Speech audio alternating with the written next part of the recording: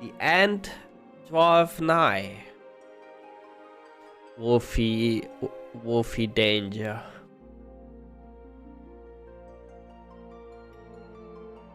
Oh, how are you?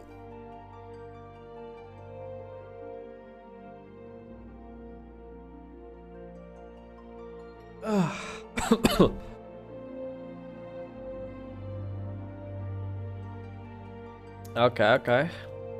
Sometimes you gotta, like, you know, take a break, reflect on the things which happen so you can appreciate them more.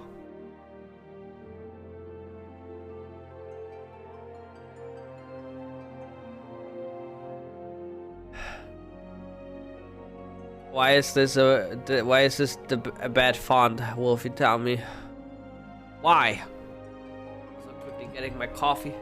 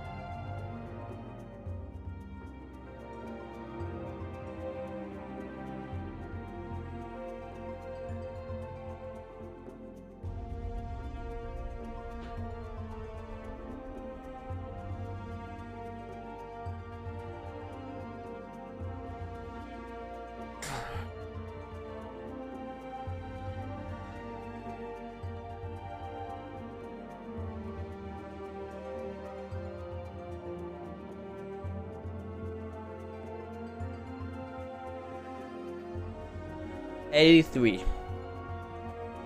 Any 83s in chat?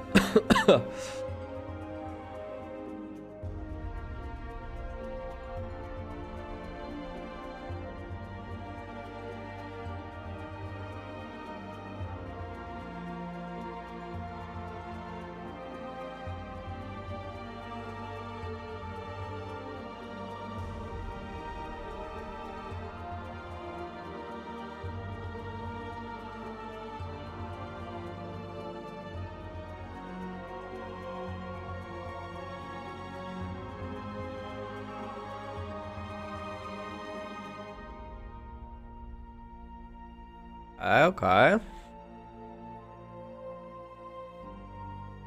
Cancelled. Bam. Kidding. Just kidding.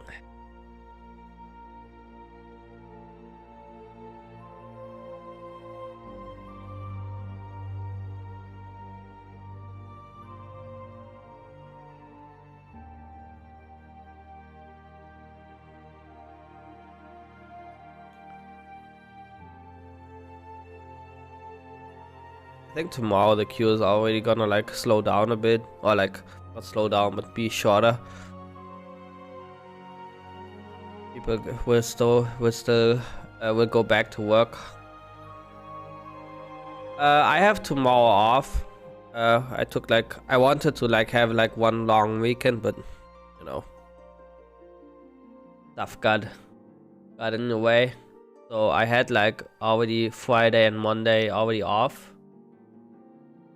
theoretically.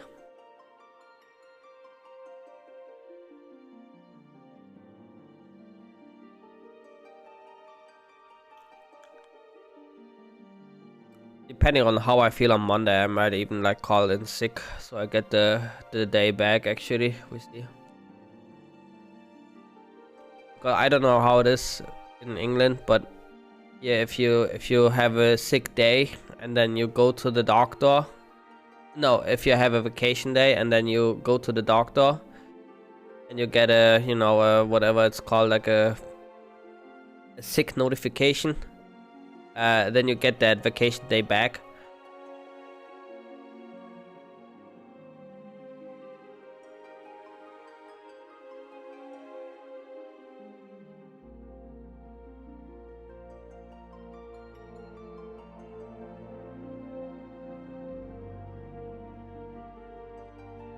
Oh, okay, yeah.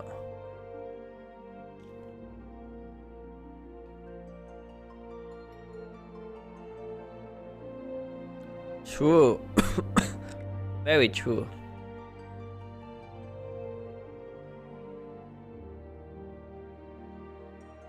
Are you going back to the office, or are you doing some kind of home office right now? Or can you even do home office in your job? That's the right question, I guess. Yeah, I know that you actually have off. I'm a bit jealous. I could take the week off as well, but it's fine. And wanted to spend all my vacation days.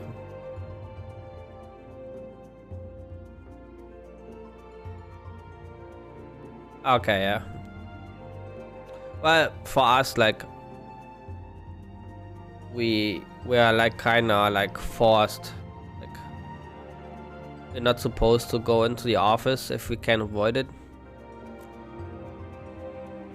Once because the government says so, and second of all the company wants it that way. But I don't like home office, so I want to go back in there. At least I don't like home office to like 5 days of a week. Like that's too much. I like to have that separation of office and, you know, home.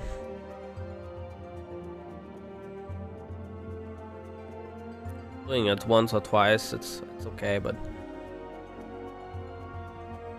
oh my god, why am I still on 83? What the hell?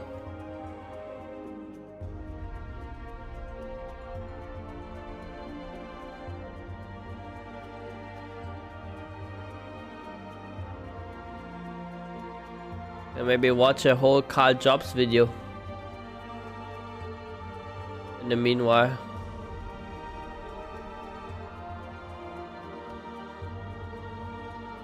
Let's go. No! Oh my god! Why? Quick! Wow.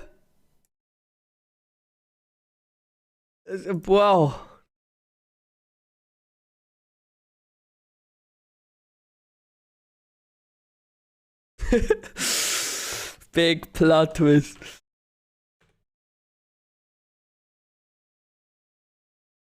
Okay, first try password. Nice. Good job. Dude, if I'm not gonna be back at 83, I gotta be pissed.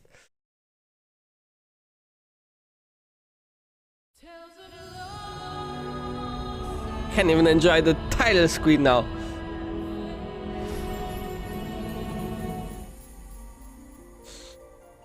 Oh.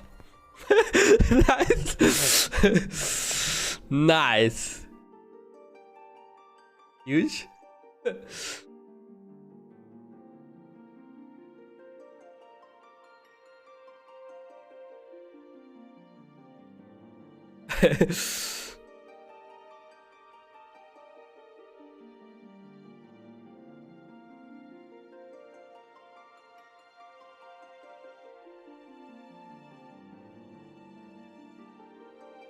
Wolfie, can you please log out? I really wanna play now.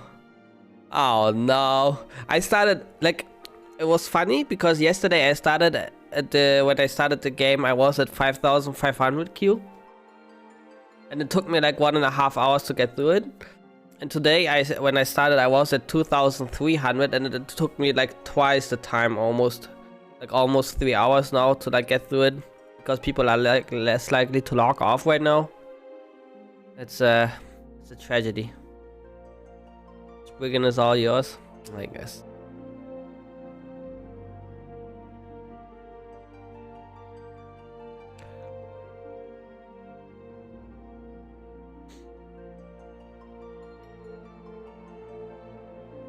Damn, I was ready to watch a Carl Jobs video, but now I'm afraid to like look away from the screen, man.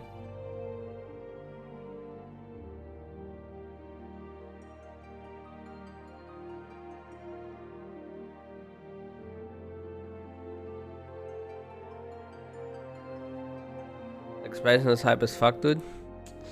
Very true. I do like watching the queue.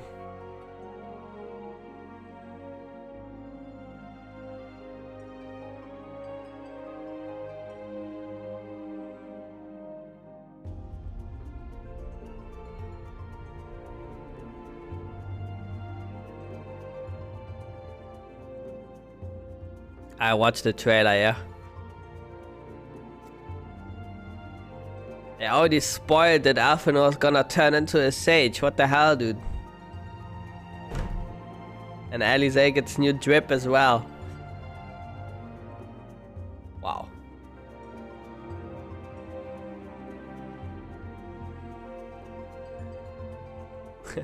Hell, neat.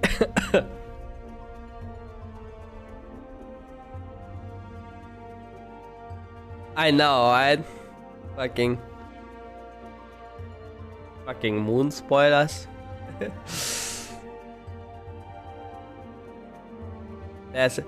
Yeah, I just had like, I was on 83 and then I got the disconnect thingy and then I logged back in quickly and now I'm at 1, but it doesn't move. It's not moving.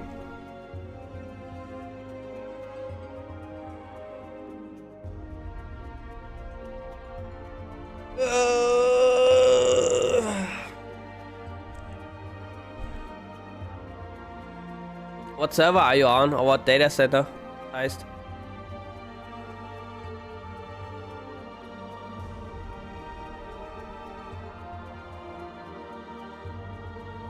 An A Primal, Zodiac.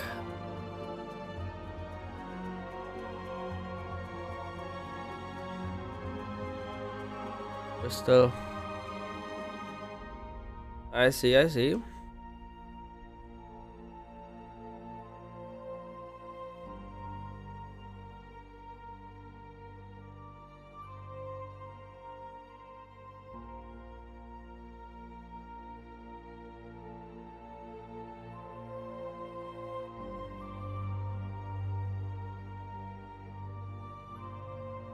Zodiac. Ooh. There we go. Is Zodiac an A as well?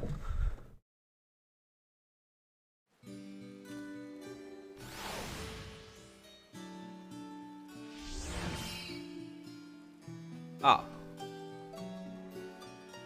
Alright, what did I say? Oh yeah, we got here to this town yesterday. And now it's time for triple triad. Just kidding. Okay. Actually, let's do 3 matches. 3 matches of triple triad.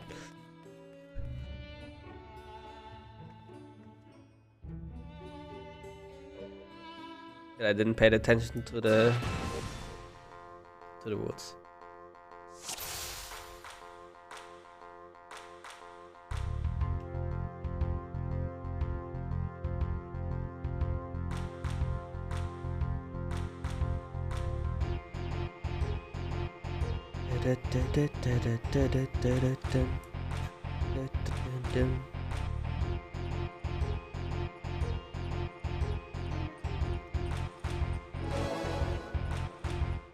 Oh, first try, tool card. There we go. Big.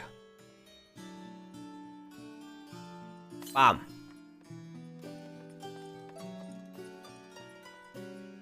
Oh no, go ahead. I don't mind.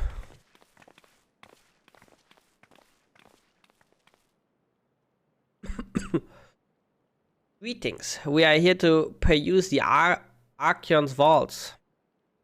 Peruse? You are clearly not cleaners then. Might I ask your affiliation? We belong to the students of Baldician, but is that relevant? I was given to believe that the vaults, those open to the public at least, were, well, open to the public. Ordinarily, yes, that would be the case. At present, however, access is restricted. Only persons directly involved in the reorganization efforts are permitted to enter. Well, if that isn't interesting. Not us then. I suppose we had better move along to another facility. This building has a lift which connects to the middle tier, yes? Might we at least make use of that? That service also has been suspended, I'm afraid. For the time being, priority has been given only to the conveyance of inventory. What? So this is as far as we can go? I apologize for the inconvenience. Please come again after our restructuring operation is concluded. By that time, it will be too late. And we were so close to getting answers. We need to rethink our approach. Let us step outside for the moment, shall we?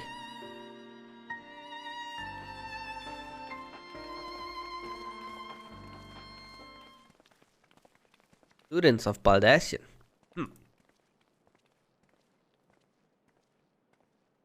Bitch ass.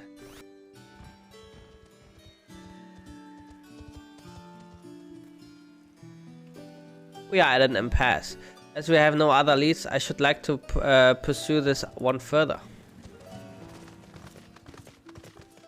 But I doubt that our stone-faced custodian will be swayed by heartfelt pleas. We must seek another means to access the lower levels.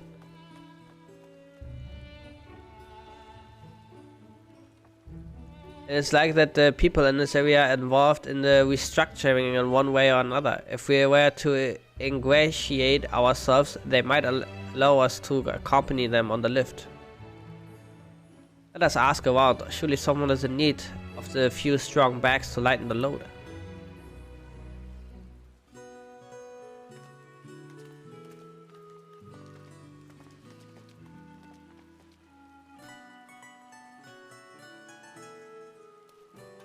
Who wants to lighten the load here, I'm at your service.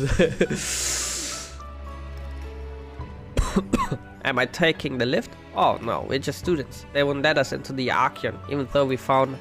Actually, we have no idea what it is we found. There's no record of such a creature anywhere, but it was running around tranquility, so we thought to donate it to the vaults.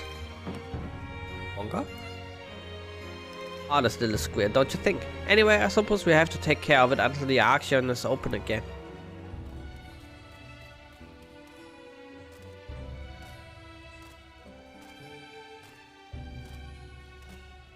Very true. Bureaucracy is a bitch. And I think I can say that proudly as a German. Oh.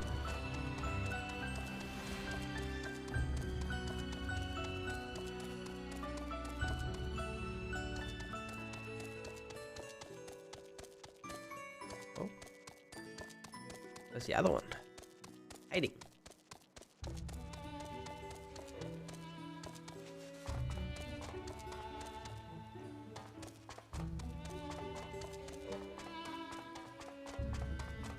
Right behind here. Oh, there he is.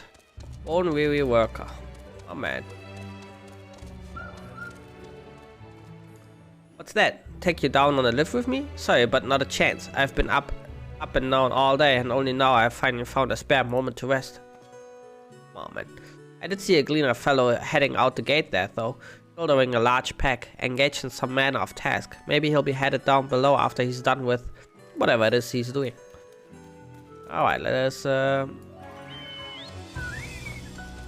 meet up with that guy.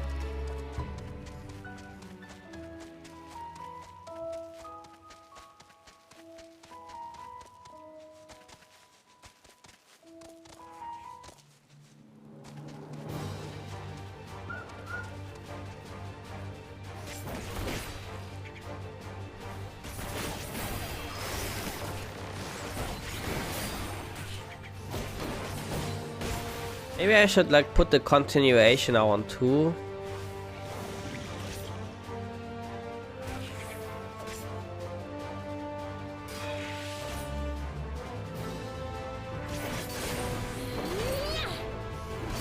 Actually, this is fine.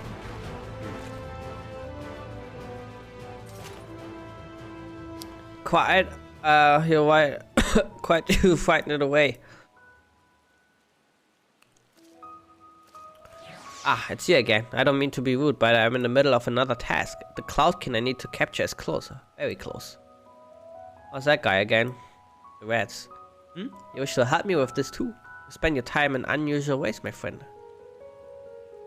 Alright, Wolfie. Enjoy your MSQ.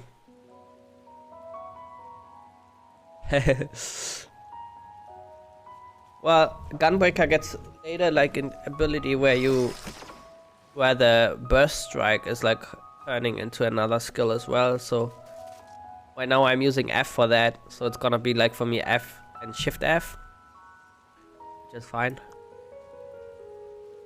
Still, 2 hunters are generally better than 1. Very well. The canal here is a common gathering spot for birds of all kinds, but the one I'm after today is the hornbill. Its feathers are green and its cry a distinctive ah! Single it out and you shoot it with a sleeping dart.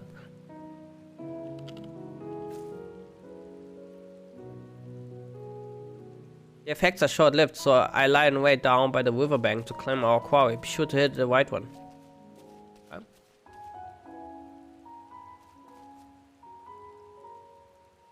Search your surroundings for the hornbill. You may move the camera as well as zoom in and out. Target the hornbill and use the blowgun with left mouse click.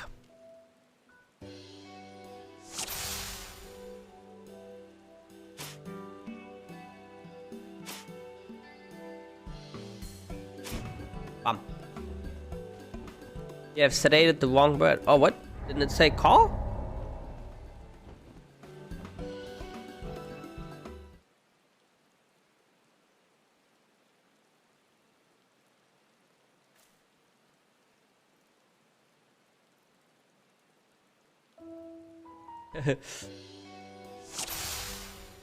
This one is cool.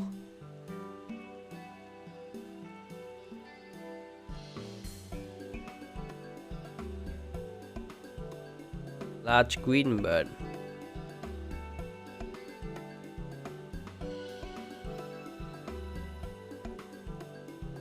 Well, I look for the green bird which caws and sedated with the. Wow. Didn't read the green. Ah.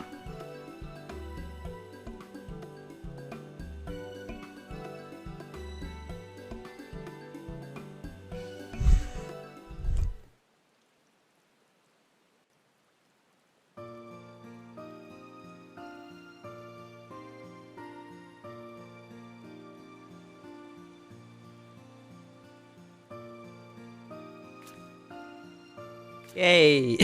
A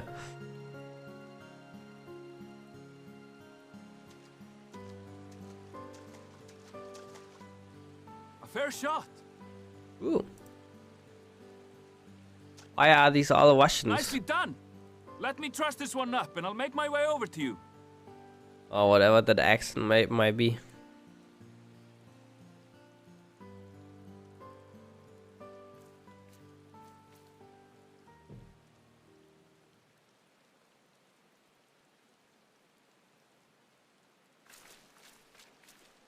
There you are. Any new revelations?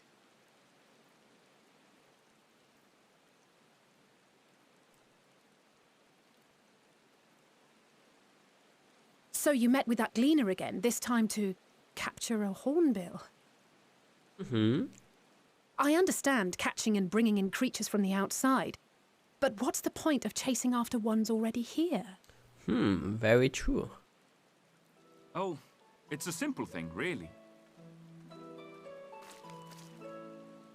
Occasionally, we remove specimens no longer needed for study, or those we've had difficulty raising. But we can't simply turn them loose. Safely returning such creatures to their native habitats is another facet of a gleaner's duties. But not in this case, I'm afraid. I've been asked to bring the bird below.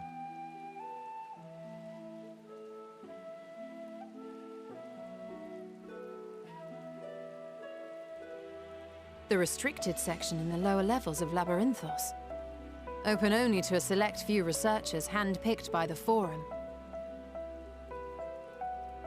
The projects down there are the subject of rumor and hearsay. Forbidden magics. Advanced technologies that can never be allowed to fall into outside hands. Even Archons are not privy to the truth. Those who are, the researchers involved in this secretive work, are not permitted to walk freely in the city, and are instead required to live in isolated quarters. What could a facility subject to such strict security protocols possibly need with a hornbill? An experiment? Possibly. I wasn't afforded an explanation. But judging by the requisition list given to me and my colleagues, I doubt it's for any kind of advanced research. I'd be more inclined to believe we were making preparations to migrate to the south. Mericidia or thereabouts. What? Why would you say that? Much of the flora and fauna we were asked to procure could serve as reliable sources of sustenance. They're comparatively hardy species too, able to endure harsh climates. And among them are specimens known to be effective in improving soil quality and purifying water. Very interesting. When you put it that way, migration does sound like a reasonable assumption. That's all it is, though. An assumption. Through our tasks, we gleaners glimpse only bits and pieces of the Forum's plans. Our prime concern is that our requisitions, be they living or otherwise, are properly preserved for the knowledge of future generations. Now, I really must be going. I regret that I cannot reward you as you deserve. Just take us with you. Come on, man.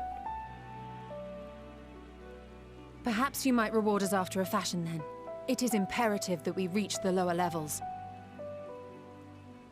And seeing as you are already set to descend with your assigned cargo, mayhap we could accompany you as your assistants. I'm afraid that won't be possible. Once the animals have been prepared for transport, we send them down separately via the lift. Just put me in the box. I will of course follow after to make my report, but I can hardly pass you off as porters when there's nothing left to carry.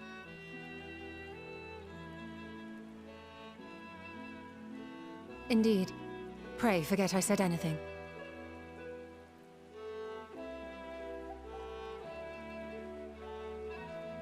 How do you feel about climbing? If you've strength and the courage to brave it, then there is another way down. Ooh. This path leads to the 33rd facet, a mine shaft excavated during one of our expansions of Labyrinthos. While I cannot guarantee that the passage is safe to traverse, it should provide access to the medial circuit below. I never even knew such a place existed. Thank you. This is the perfect solution. You're quite welcome, but consider yourselves warned. If the going proves too treacherous, you do well to turn back. I bid you good day. All right. Let's go. Well, turning back is hardly an option, not when we've come this far. Let's go and take a look at this mine shaft.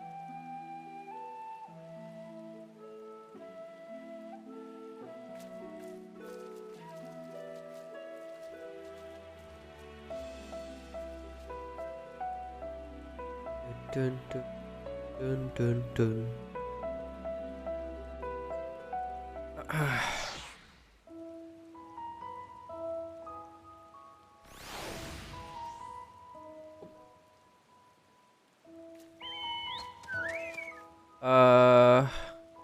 Quickly. Wait, what's the compass even saying? Southwest. I'll check that out in a moment. I just quickly want to get the mapping here done.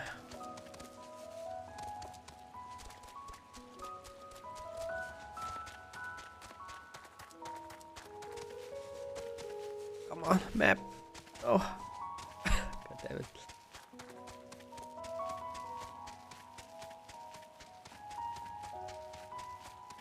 Oh, there we go.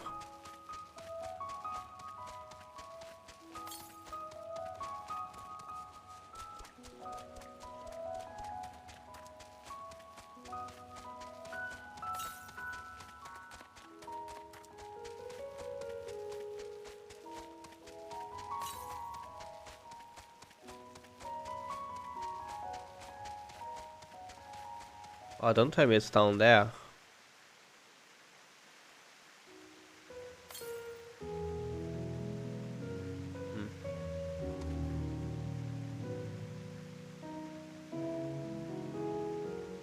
Oh no, did you disconnect?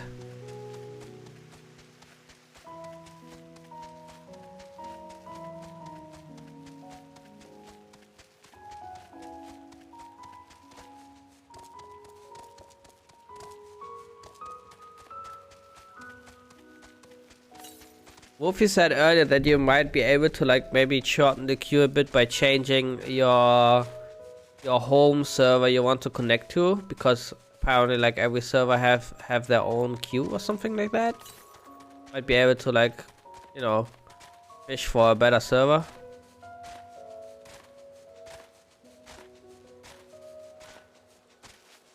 I'm not entirely sure how that works though.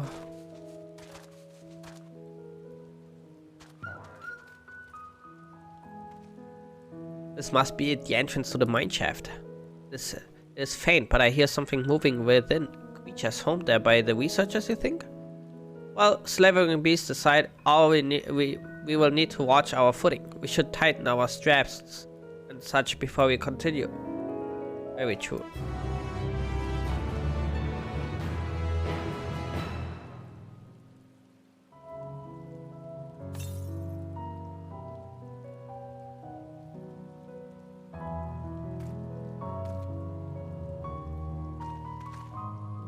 Assuming everyone's tightened the straps and checked the gear, then I say we'd head in. Given the terrain ahead, though it might be wise to leave some distance between us. We don't want to be stumbling over each other if it comes to a fight. Take it slow and don't forget to check your surroundings from time to time. We can meet up again at the other end of the tunnel.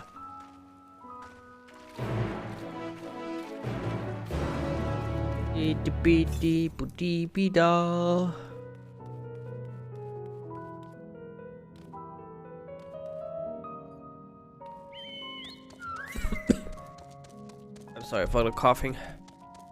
I'm a mess.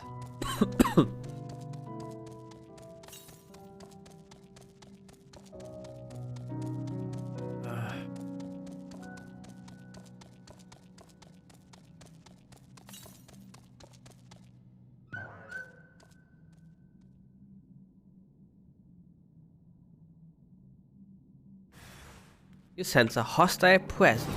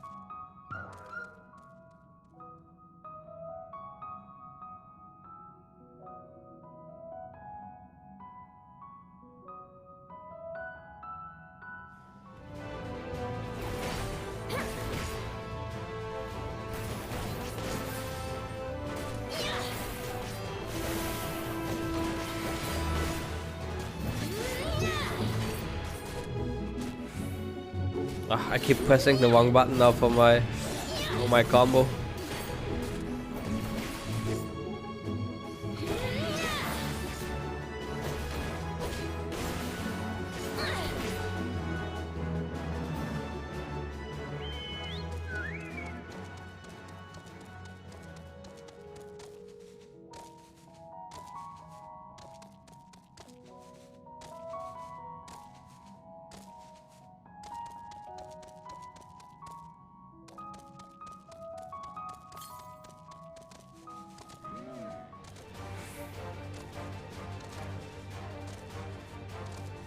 maybe? Yeah, there's one.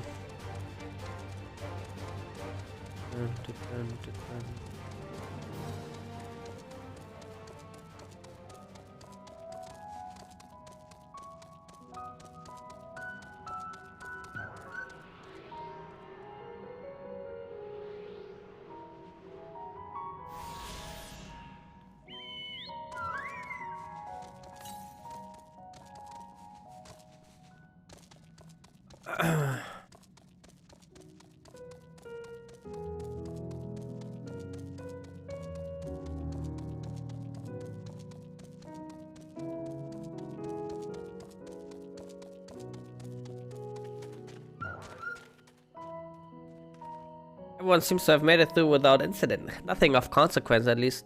And as promised, the tunnel has delivered us into the medial circuit. As I recall, this tier is where they keep a wide variety of samples for agriculture and production. If Aaronville's assumption holds true that specimens are being collected in preparation for a great migration, then we should see evidence of such plans in Aria's research projects. Let's follow the path to the nearest farming facility and see what we see. Alright.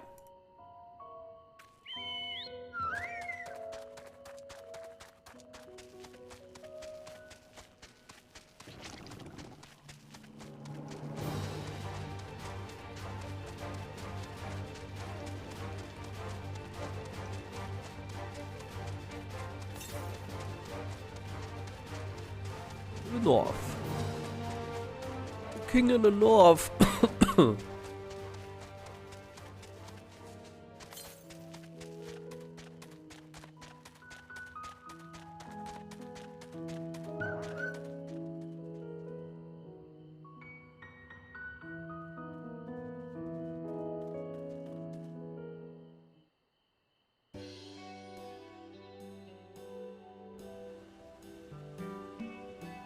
Wow.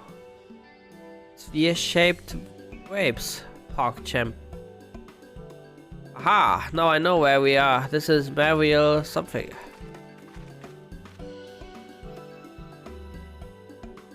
Labyrinthos is host to a wide variety of vegetations, which allow us to conduct studies on cultivation methods utilized in foreign lands. And it is this facility which coordinates and oversees those efforts. Fruits of their research go to the feed the Labyrinthos colleagues or so I hear.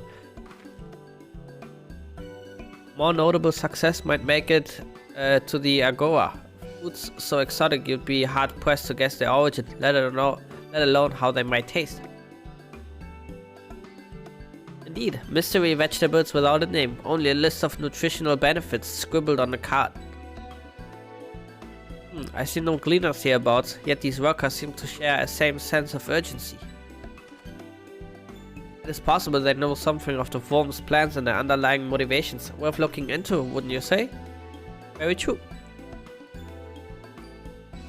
See what you can coax from the workers. The rest of us will do the same, or cast about for useful clues.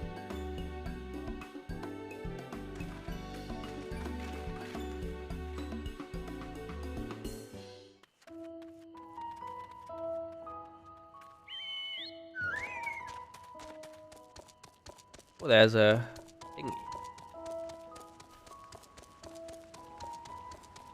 Can we climb up there? Maybe?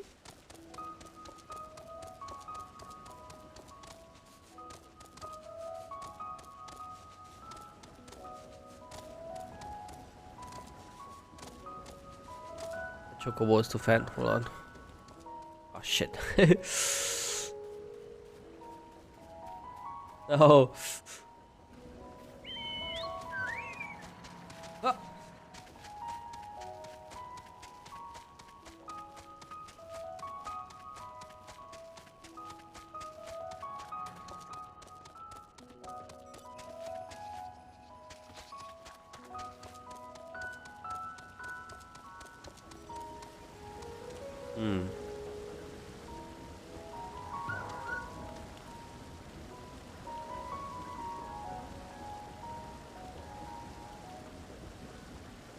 Doesn't look possible.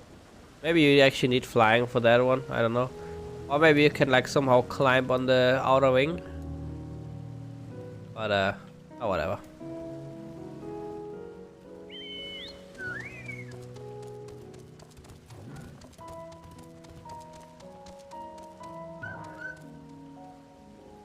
Oh, hello there. We weren't expecting visitors, not with use of the lift being restricted. How did how did you make it down here anyway?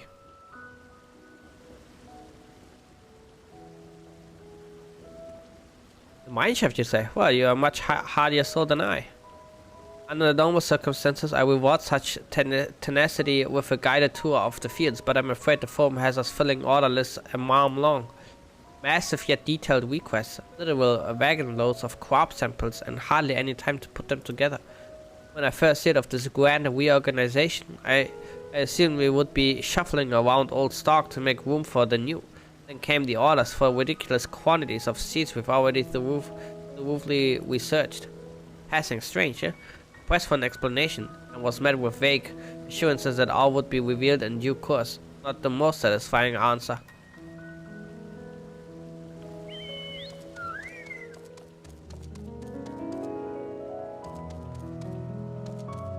There's the thingy. To the north.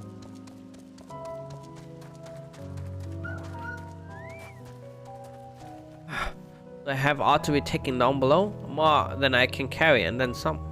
Most of our stock is sent off via the cargo lift, but some has been earmarked for aerial transport. Hence the stack of crates atop that hill over there.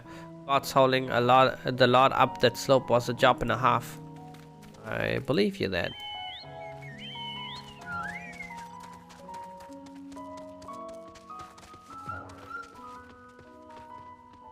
What crops are we raising? Well, as you can see, this one is a variety of grape. Only needs a good source of sunlight to grow, and the conditions here are nothing short of perfect. Hardly surprising, given that it's native to a particular local, in the very place upon which Labyrinthos was modeled, a region in the south of Ilzabad. It boasts remarkable habitat diversity, allowing for myriad flora and fauna to thrive. Chilly peaks in the north give way to swaths of temperate plains, which in turn transition into a hot, humid coastline. Such bountiful territory is ever contested, as you might expect. It used to be called Corvus before the Imperials renamed it Locus Amonis. The Forum saw it not as a prize, however, but as a research ideal environment, one whose climates we strove to recreate with the confines of Labyrinthos. It since provided a rich foundation for countless experiments and cultivation.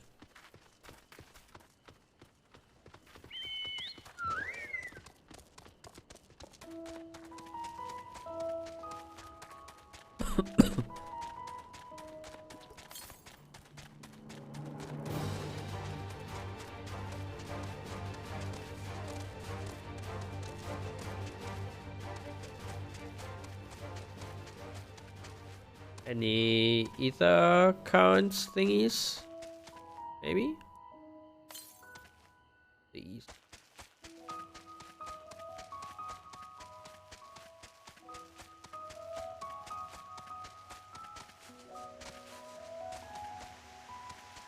Is it up there? The south. Oh, there. Never mind. Sneaky. Very sneaky.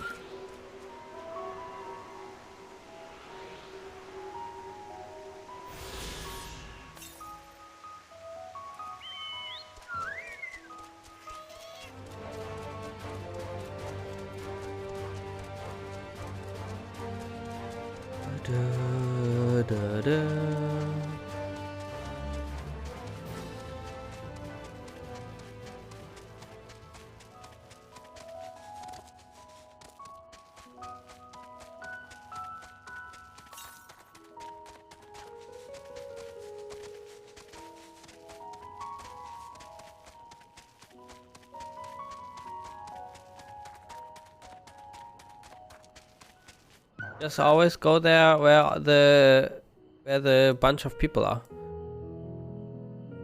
The labels on these crates tell the story of the contents. Bundles of common seeds and saplings, accompanied by sheaves of reports.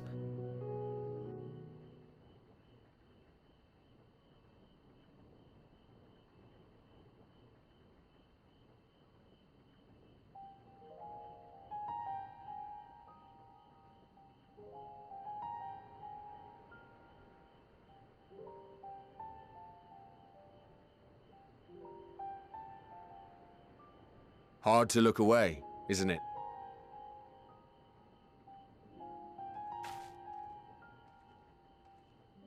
But they're more than pretty flowers. Heart blooms are attuned to ambient emotion.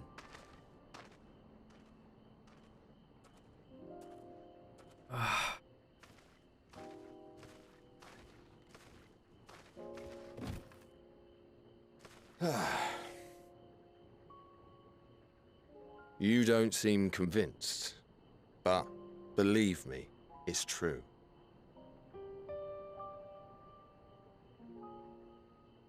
This ashen grey, for instance, it mirrors the anxiety and urgency of those working nearby as they rush to fulfill sudden orders. Intense feelings like those spur the petals to change colour. Bright glowing hues in the presence of joy, dark subdued shades for frustration or despair. Yet even with the collected wisdom of Charlian at our disposal, we've yet to identify the underlying principle of this empathic effect. And there are other mysteries besides. Although the flower is extraordinarily long-lived, its low reproductive rate has made it difficult to find younger populations growing in the wild. With too few sightings to map its distribution, and no closely related species to track, we've been unable to pinpoint its land of origin. To further complicate matters, every culture, even dimly aware of its existence, has given it a different name and mythos. Our attempts to study it via the historical record have been an exercise in frustration. As an avid botanist myself, I should one day like to unravel the Heartbloom's secrets. But I'm afraid other duties must take precedence. I will leave you to your thoughts.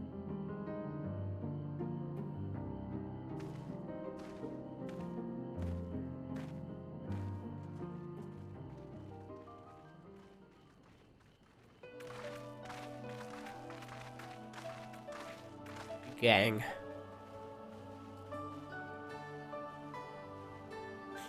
Have you learned aught of interest? Yeah, there's a cool flower here.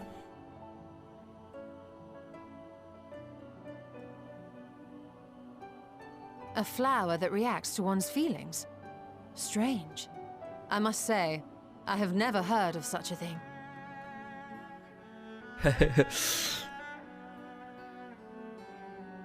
This is all very fascinating. But as it stands, we fail to gain any significant insight into the Forum's undertaking. We have to go deeper. Indeed. While there is certainly enough activity to support Erenville's supposition that a priority has been placed on improving food production, unfortunately for our investigation, these workers were never informed as to how their duties serve the master plan. If only we could interrogate the Forum members directly. Fuck 'em.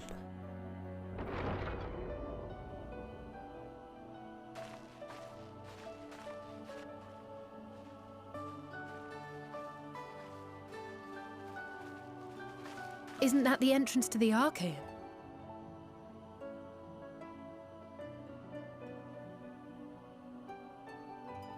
Well, if it isn't our friend.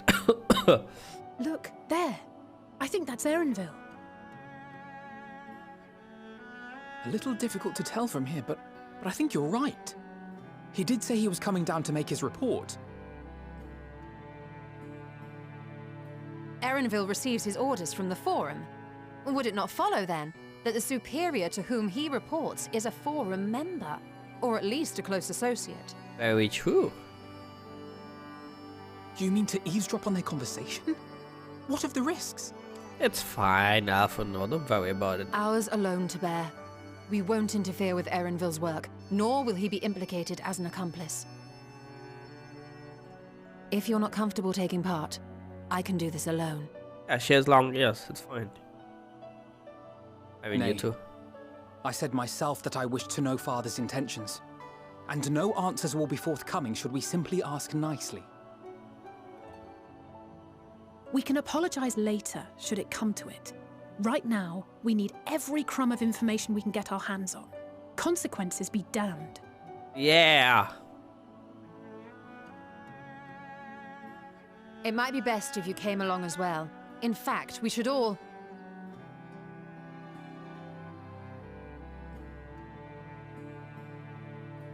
Something's wrong with Quiet. I'm not sure what though. Cryo?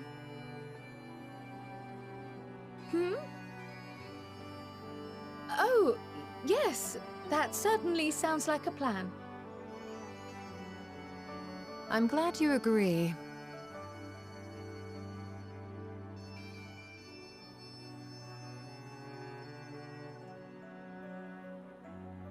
Quickly! Erenville is on the move. We need to get closer before we lose him.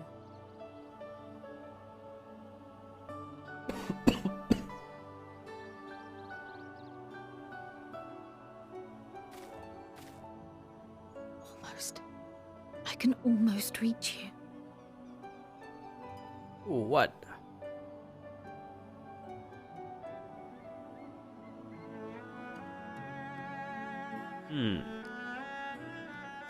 Quile is acting strange.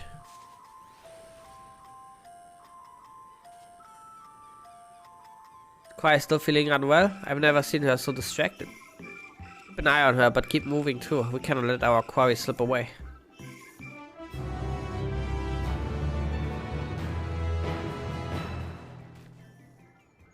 Erenville has headed westwards along the path outside the Archeon. Come, we can still catch him. Dee-ba-dee-boo-bee-bee-dee-ba.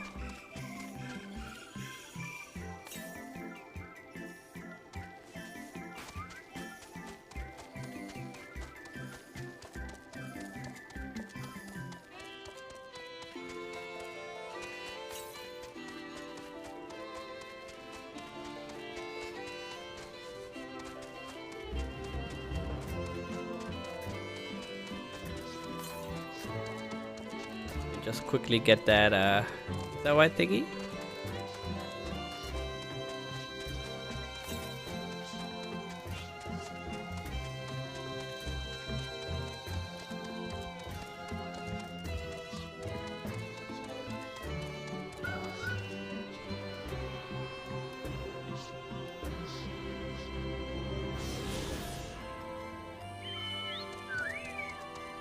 It's a really cool area, I like this. You know what this reminds me of? Of that anime called I think it was called Into the Abyss. Or In the Abyss, Into the Abyss. Where like the city is like built around like this crater thingy. I mean, it's not going as deep, but you know.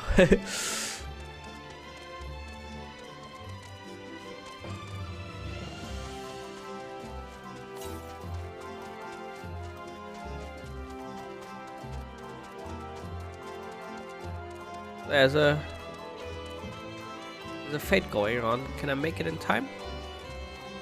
Maybe like do as many fates as I can, because you know actually there's no incentives of doing it. Side XP obviously.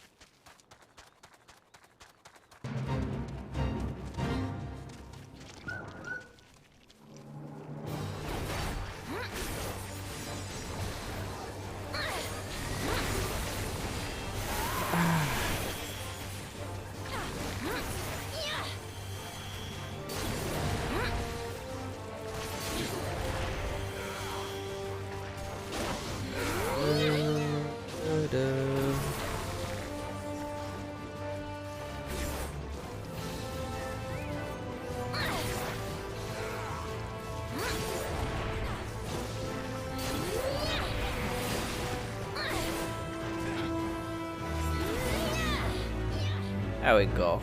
Big and 160 gil. Wow.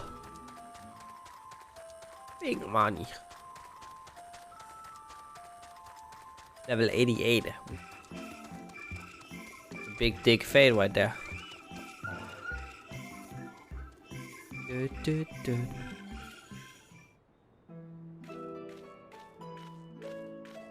Alright, I'm here. Hold a moment. I have an idea. If memory serves, that colossal wall-strike structure is Logisticon Beta, one of Labyrinthos' climate control centers. It should have its own lifts, with which one could access the upper or lower tiers. If I were an Earth agent of the foam, that would make for a convenient meeting place. But even if we happen to find Arundel in the company of said agent, we cannot expect them to reveal issues of importance as we nonchalantly stroll past. Nay, we shall have to remain undetected. If only Guaha and his vanish spell were here. Oh, but there are other ways of turning invisible. Hippity hop, my little toads. Goodness.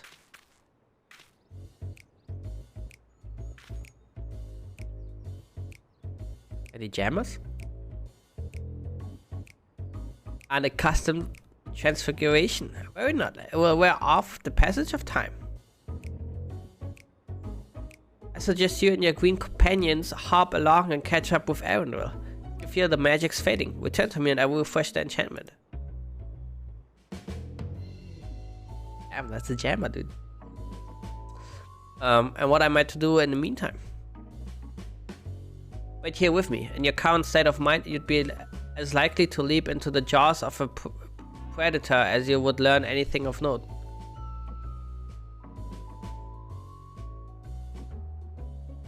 Which reminds me, where the creatures hereabouts? In that form, you are essentially defenseless.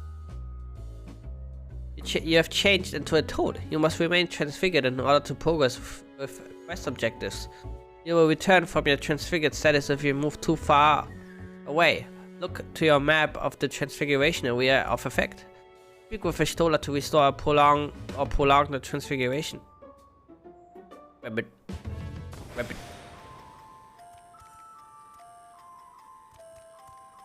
Rabbit, rabbit.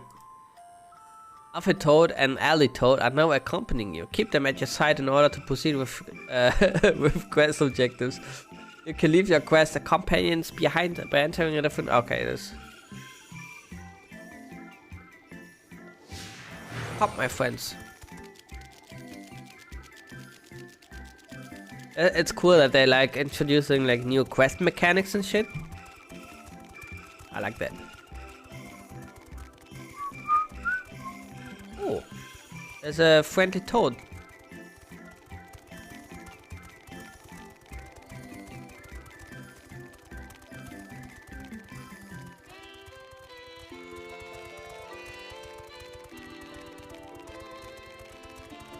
Yeah, I mean, that is true, I guess. Depends on how they make use of it, you know, and how often.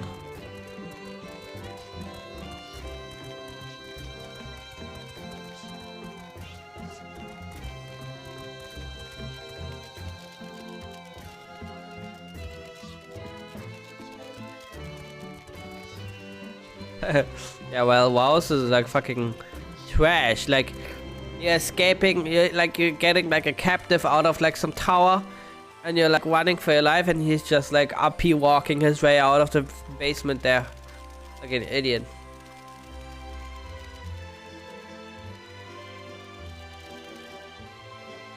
All the toads.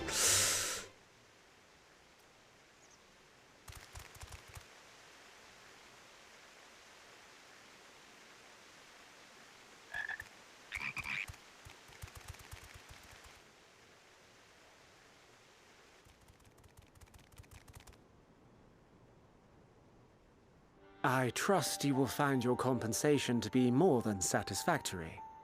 We wish to make clear that we are pleased with the efficiency and thoroughness of your work. So much so that we have come bearing new tasks in need of your competent hand.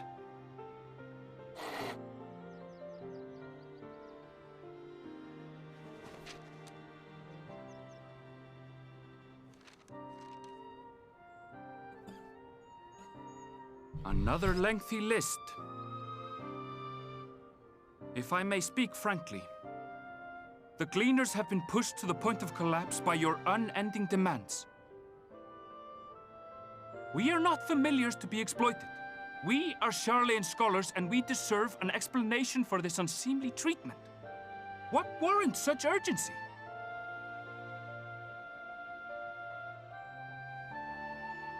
True.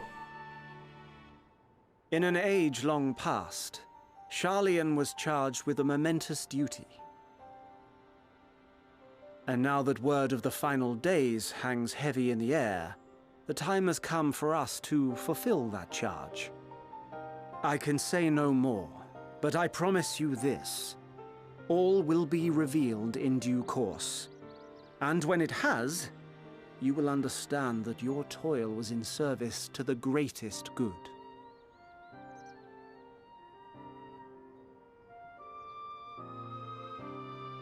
Then I will do your bidding. For now.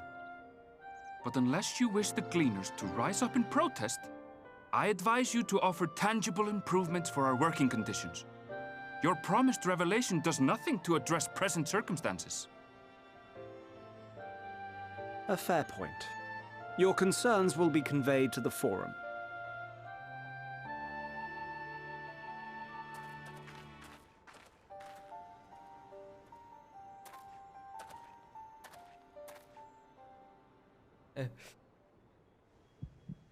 Uh-oh.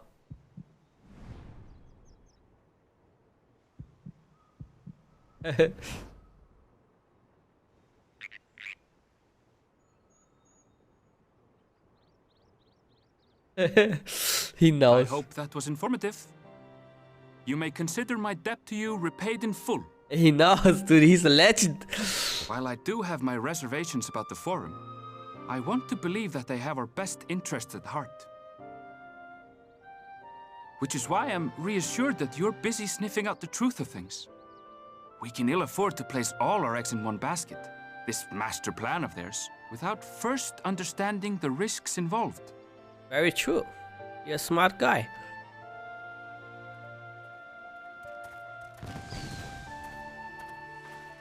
Wait! How did you know it was us? If you mean to impersonate a toad, try studying the real thing. And don't try to fool an expert. Very true.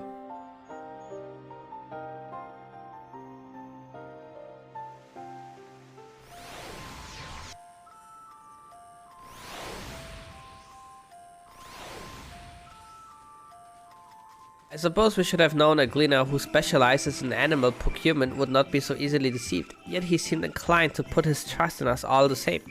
More importantly, perhaps, we've discovered a new piece of the puzzle, this momentous duty the Forum agent mentioned. Charlean has been called to action, and the Telephorise declaration was the catalyst. Whatever charge it is they hope to fulfill, they deem it of sufficient import to disrupt all of Labyrinthos, not to mention ignore Eosia's request for aid.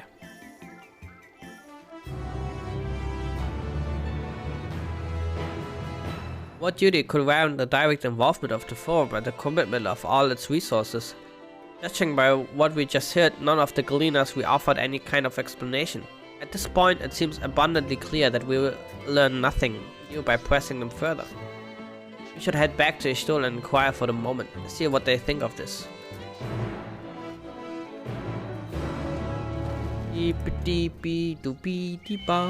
There is a thingy up. I can go up there without being able to fly. Magic.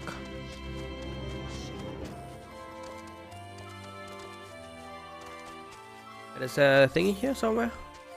The south.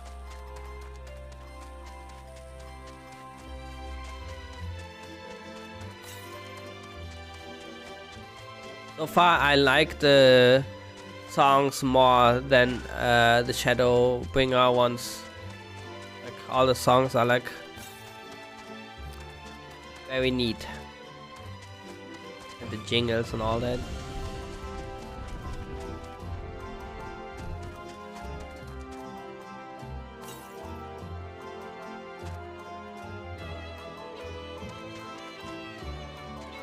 Oh, it's up there, bitches.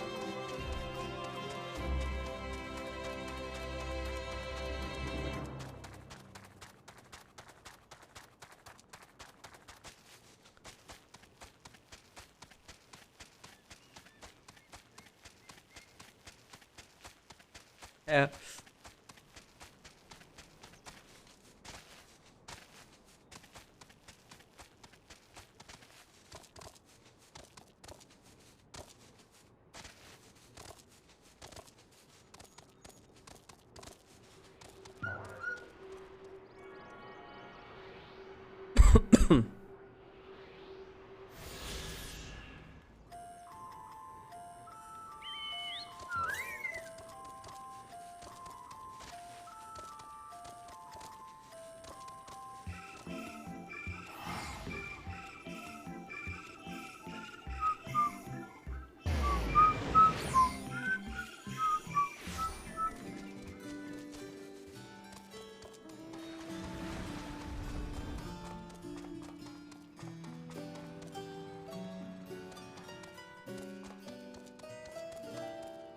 Wait, how do I get out of here again?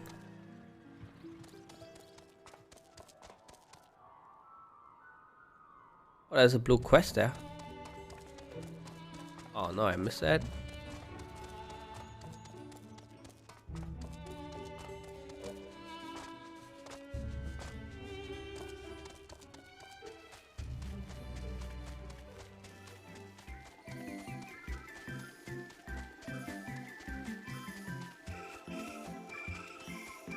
Wait, what? Let me jump down.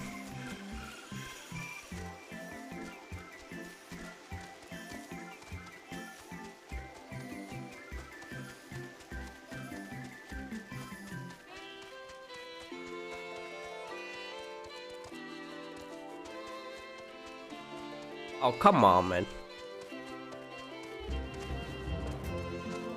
Oh, wait, I think I had to go this way. Wait, I'm already confused.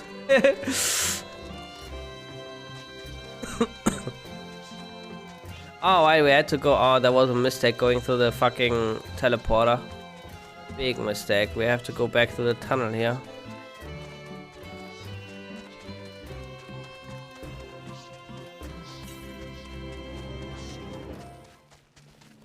Yeah, by the way. Vocal files deep.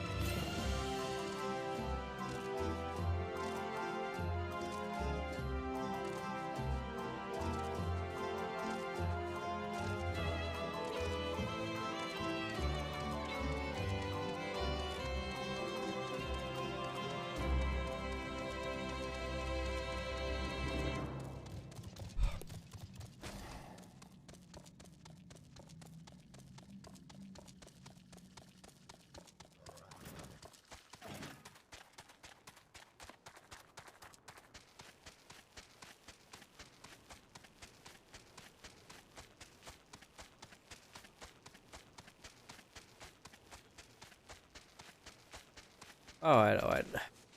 Hey, Wobby, what is up? How are you enjoying Endwalker?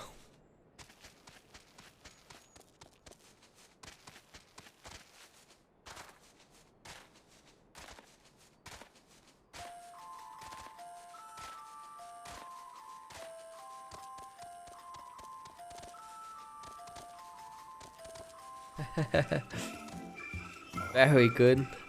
Nice. Oh, dear me.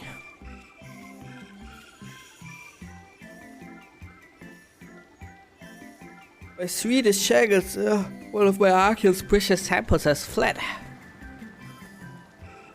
You have no idea what I'm talking about, do you? My apologies. I'm Noeli Tier, an archivist. The Archeon is home to various samples collected from all across the star, and one such specimen has just escaped. A young troll, to be specific. Oh, I hope he hasn't been set upon by the local predators. Listen, I promise to compensate you, so could you please help me retrieve the specimen? No problem. My thanks. I will continue my search of this area. I'd like you to check the 33rd facet. Once I have a comprehensive look about, please meet me at the Archeon to report your findings.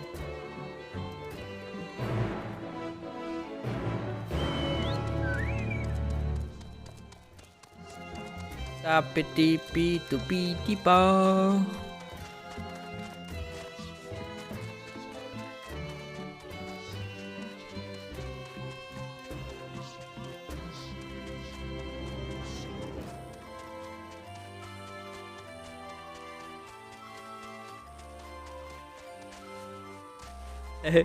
Yep.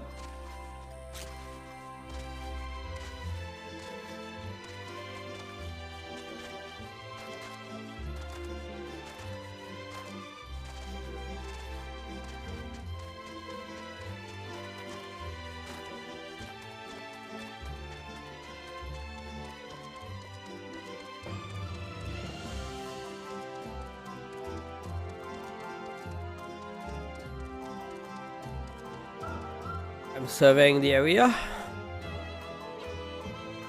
Wife check. You see no trolls, great or small. Perhaps a bit further in. Perhaps.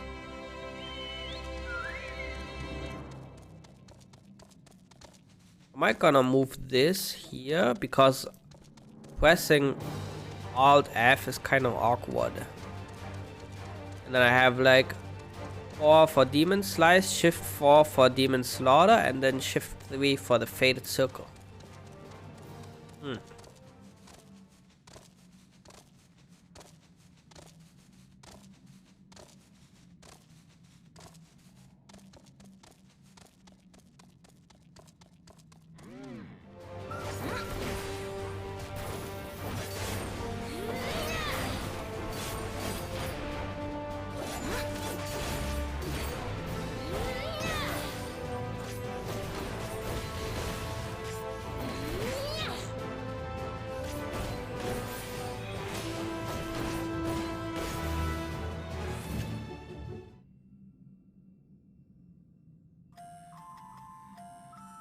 The Iron Troll is nowhere to be seen. Relatia may have had better luck.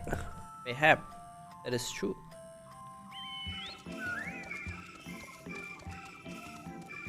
I'm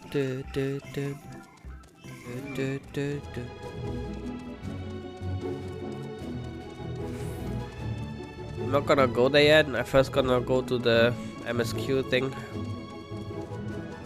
Because otherwise I have to go all the way to the fucking mine again to get down there.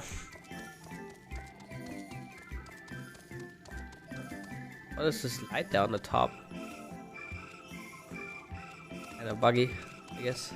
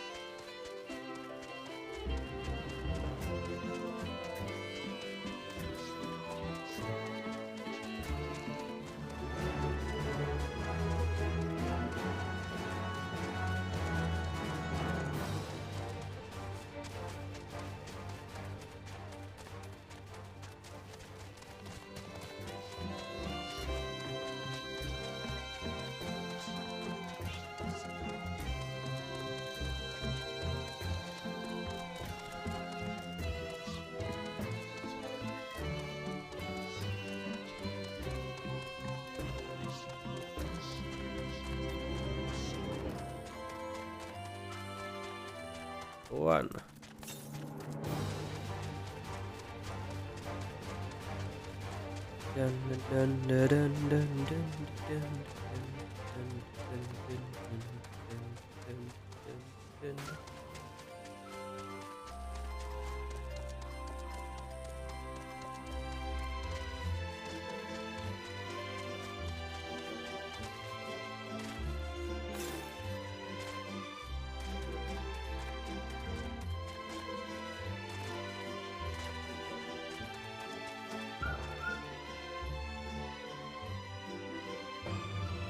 Welcome back. I trust you found Aaronville then.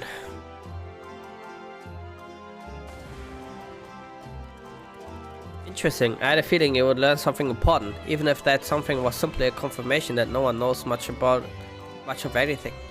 We should share this with Quire, then discuss how we'd like to proceed. Assuming we find her back at the farm, she was still behaving oddly, so I bade her return and rest there. Perhaps not the best decision in hindsight. Would you mind checking near those flowers she was so entranced by? The rest of us can survey the more distant areas, just in case she decides to wander. Why? Hold on, let me just quickly check if I missed an ether current thingy.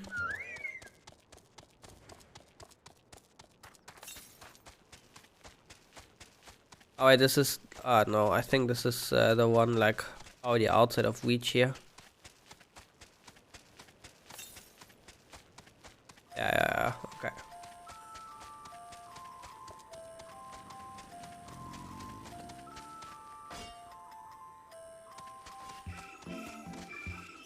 Da da da da da da da da da dun dun dun.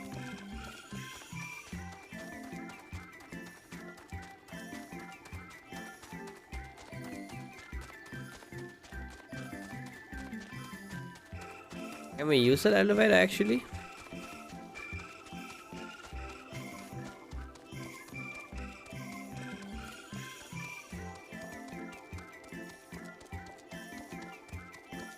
Nope. Not yet. At least.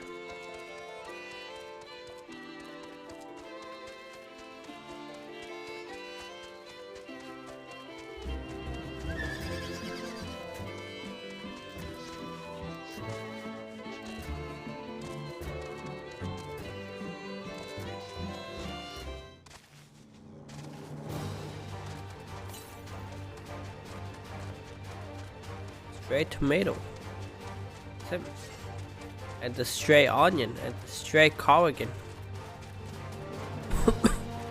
Oh, that's quite that little rascal.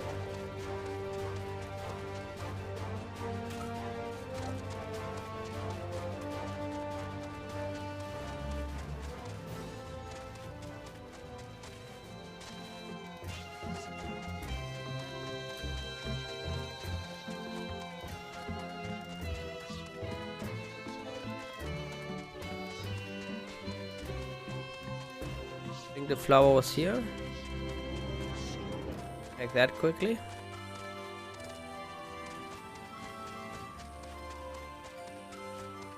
He's there somewhere. Ah, she is.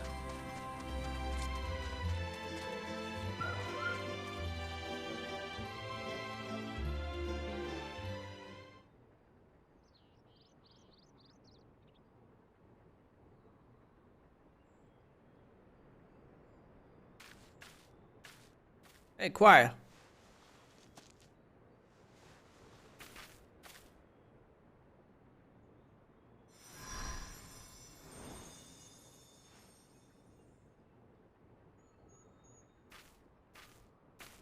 For you. The spell will keep it from wilting. She said you would need it for the journey ahead. Hmm.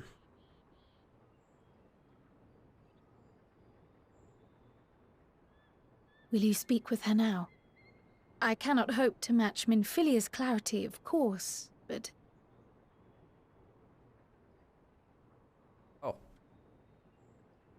What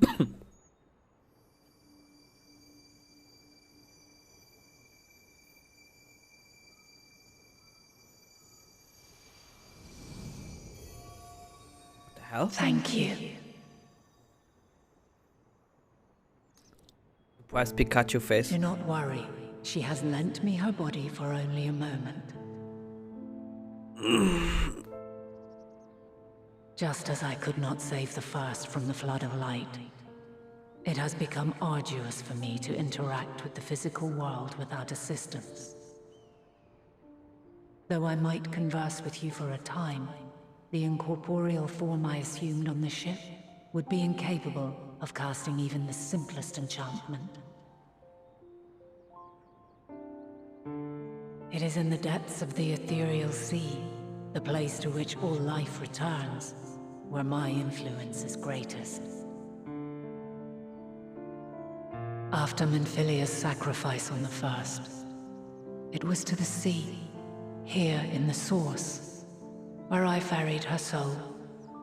I wished that gentle spirit to find rest in the world she loved so well. Her, and another who may yet have a part to play, though that will depend on you. Take the flower. Walk free.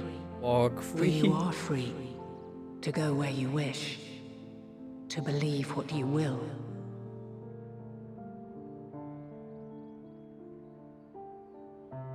That bloom will be your guide, test and proof of your conviction. In darkness, seek joy. Surrender not to sadness, and see beyond despair. Walk free, and bear the light for others to follow. Together, raise it aloft and let it shine, till the end, blinding and radiant.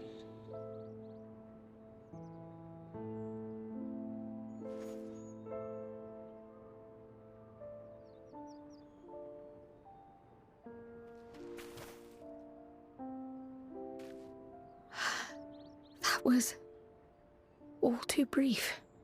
Already she seems so far away.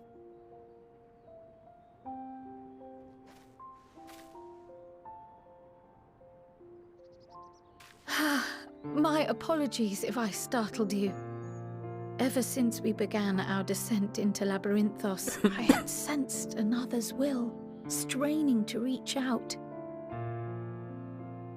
Even with my particular talents, though, I was unable to make a connection at first, so weak and tenuous it was. Once I took hold of that wispy thread, imagine my surprise to discover it was Heidelin herself. Needless to say, it seemed wise to learn what we could before letting go.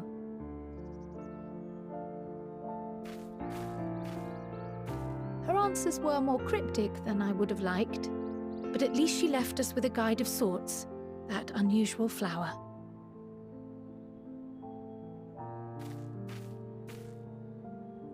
Yes, we are definitely making progress. You can't be serious! We've done nothing wrong!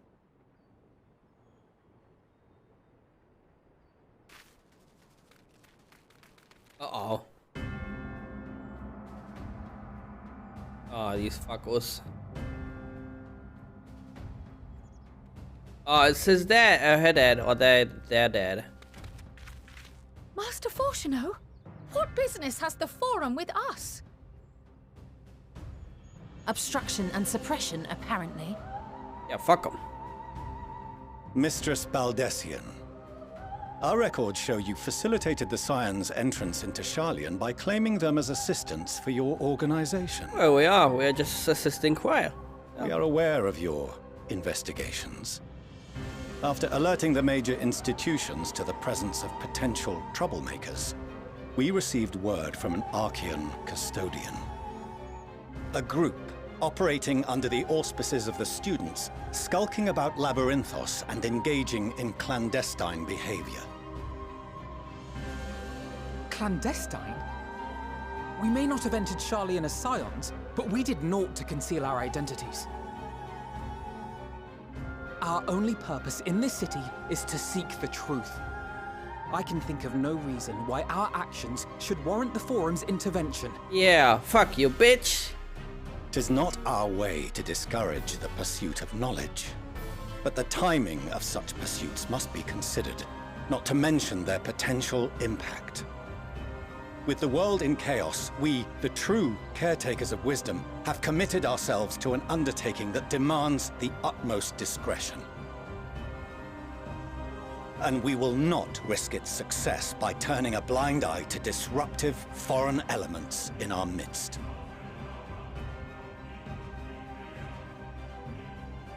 What then is to be our fate? Will you put us on a ship back to Eorzea? The Forum will convene to examine your case.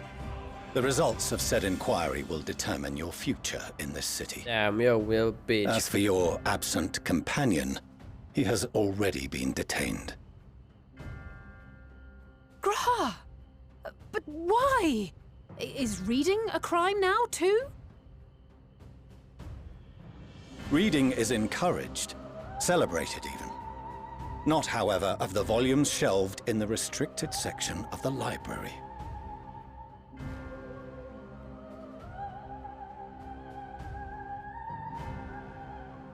Refusing to comply will only make matters worse. Let us instead treat this as an opportunity to open a dialogue with the Forum. I only speak with my fists.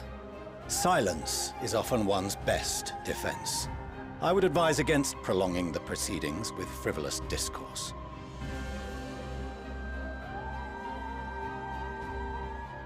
But enough. This is not the place for debate. The rostra await.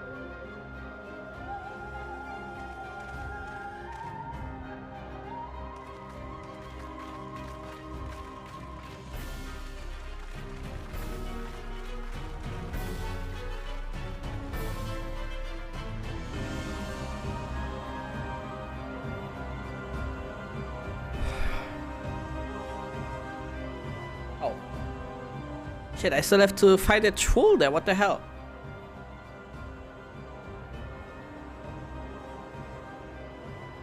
Uh-oh. Graha's getting executed, it's over.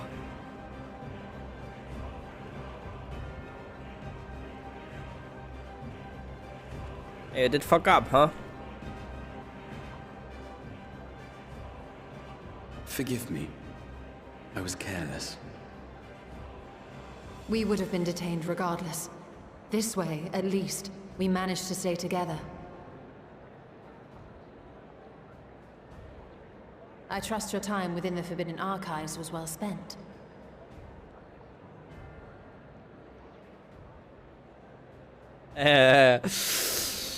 Smiley face, okay, okay. Will come to order.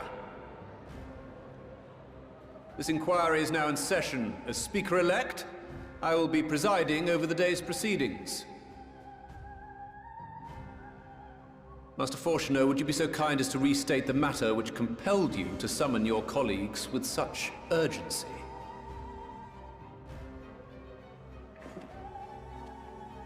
As you are all aware, we recently denied Eorzea's request for Sharlayan assistance. Since then, certain individuals dissatisfied with our decision have taken it upon themselves to interfere with our work. Yeah, we're just looking around, what the hell? They entered our nation masquerading as associates of the students of Baldessian. But these malcontents are better known as the Scions of the Seventh Dawn. These militants wield influence with both the Eorzean and Eastern alliances, and are inextricably involved with the crises presently afflicting the world at large. Loose in our city, these warmongers sought to meddle with and expose matters of state secret. What are they, if not a dire threat to be expelled?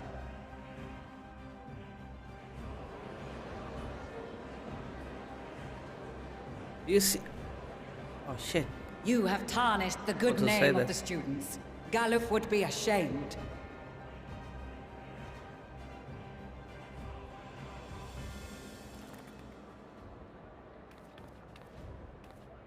Galuf Baldessian was never one to forsake his fellow man. Even if this nation closed every door and retreated from the world, he would have found a way to help the Scions, help every soul of this star fight back against the coming doom.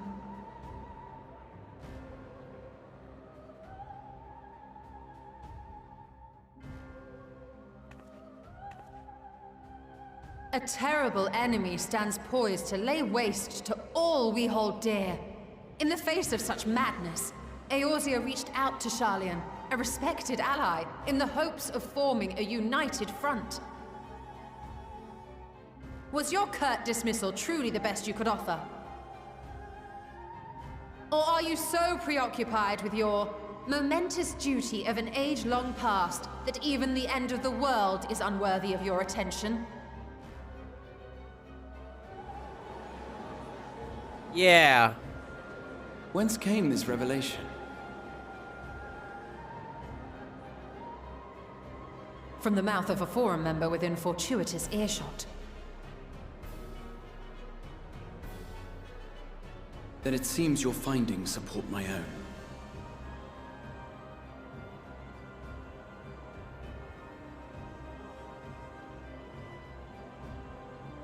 The reason I visited the restricted shelves was to study records of the Forum's policymaking process, to better understand the historical trends underlying their most major decisions. At first glance, the positions of neutrality in war and the accumulation of knowledge above all else appear constant and consistent, the unchanging pillars of Sharlayan society. And once upon a time, I might have left it at that. These days, however, I am more attuned to the subtleties of governance, and so I noticed something odd. What is that, Gwaha?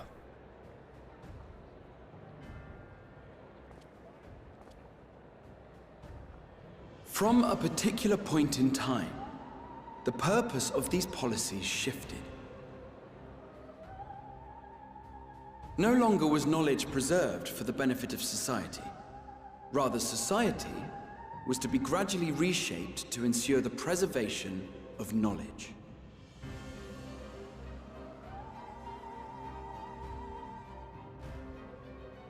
The most conspicuous and telling change was the one which befell Labyrinthos. Once little more than an oversized storehouse, an enormous allocation of funds saw it transformed into an advanced research and archival facility. I also discovered a fascinating account on the finances of our Dravanian colony. The settlement attracted students from far and wide, and the connections and tuition fees thus acquired were funneled into further improvements for the archives. Now, there is no question that our nation's progress is tied to the acquisition of wisdom. Nevertheless, the vast resources diverted for this purpose borders on the obscene. But returning to the matter of when, our change in course appears to have been made some 270 years ago.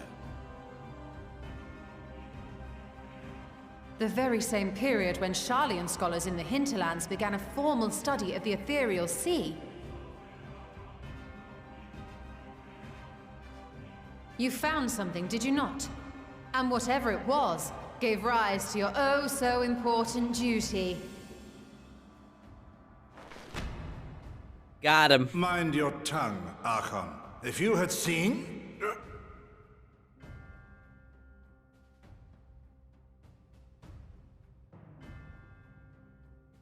Yes.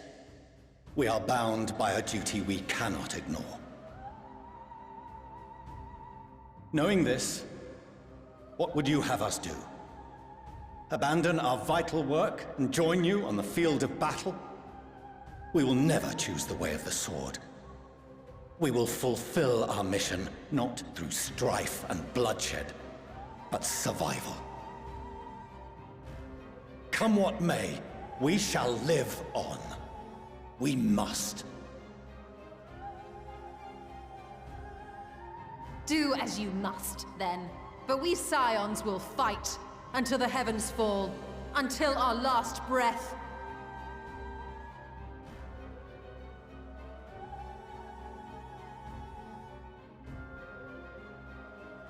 Such misguided zeal.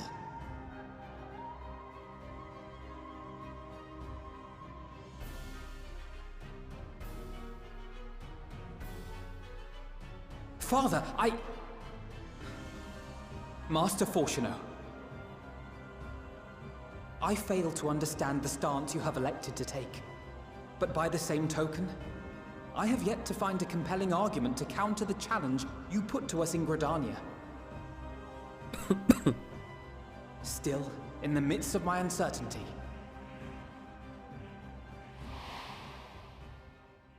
I must trust in myself to do what is right, as others have chosen to trust in me.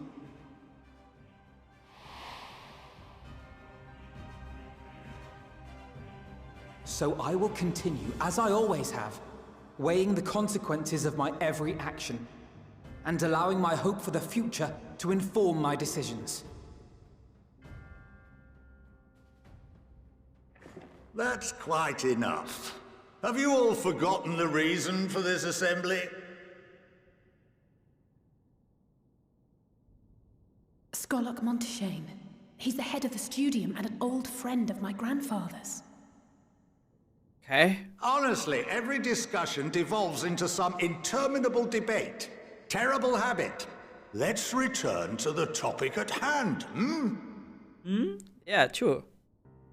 By their own admission, these scions have resolved to fight alongside the Eorzean nations against the doom which swift approaches. But there exists no evidence of an attempt to incite our citizens to do the same. True. We just want knowledge. Furthermore, while our decision may well have been the correct one, we cannot simply bull our way through these disagreements without inviting doubts or objections. Put yourselves in their place. Who among you would leave a tome unopened if an elder forbid you read it with no reason given? Exactly. Now, if we're to quell further discontent, then we must conclude this matter with a fair and even hand.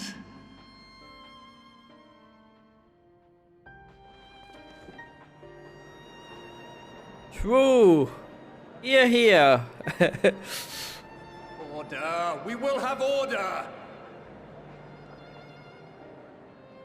Master Monteshane raises some valid points. Keeping such concerns in mind, I propose we enforce the following measures. Until further notice, the students of Baldessian are to cease any and all activities within the domain of Sharlayan. You will also refrain from any further investigation into the Forum's decisions and duties. Failure to comply with these restrictions will result in the immediate expulsion of your Scion associates.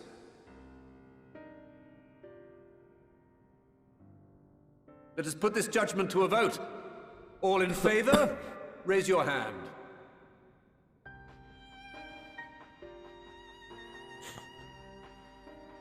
I guess.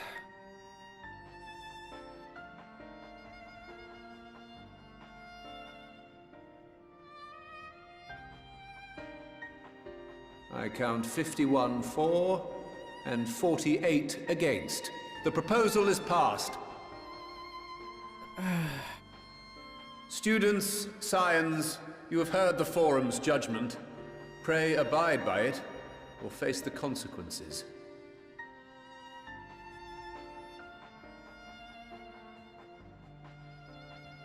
Honored members, I thank you for your time. This inquiry is concluded.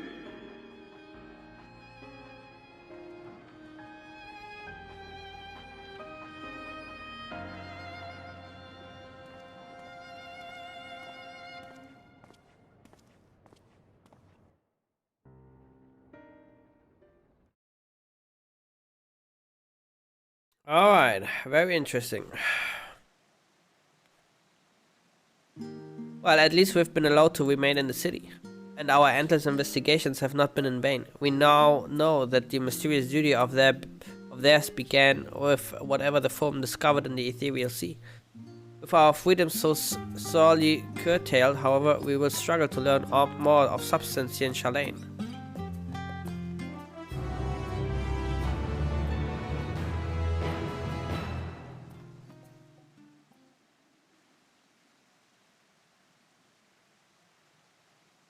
The overall picture has grown clearer, yes, but that's in spite of the forum being so maddeningly vague about this duty of theirs. Why are they so reluctant to explain their actions in plain words? Survival come what may. His father's work so vital that it takes precedence over his own family. Alpha no Alize, it is you. When I heard you'd be dragged before the forum, I came as swiftly as I could. I'm so very glad they allowed you to stay. Was that Mom? My mother? Not us. Yep, it's me.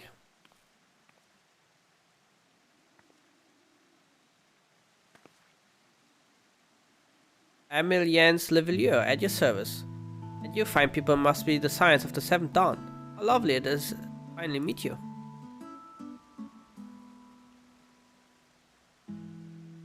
Mother, please, we don't wish to make things difficult for you. If word reaches father, then you were here.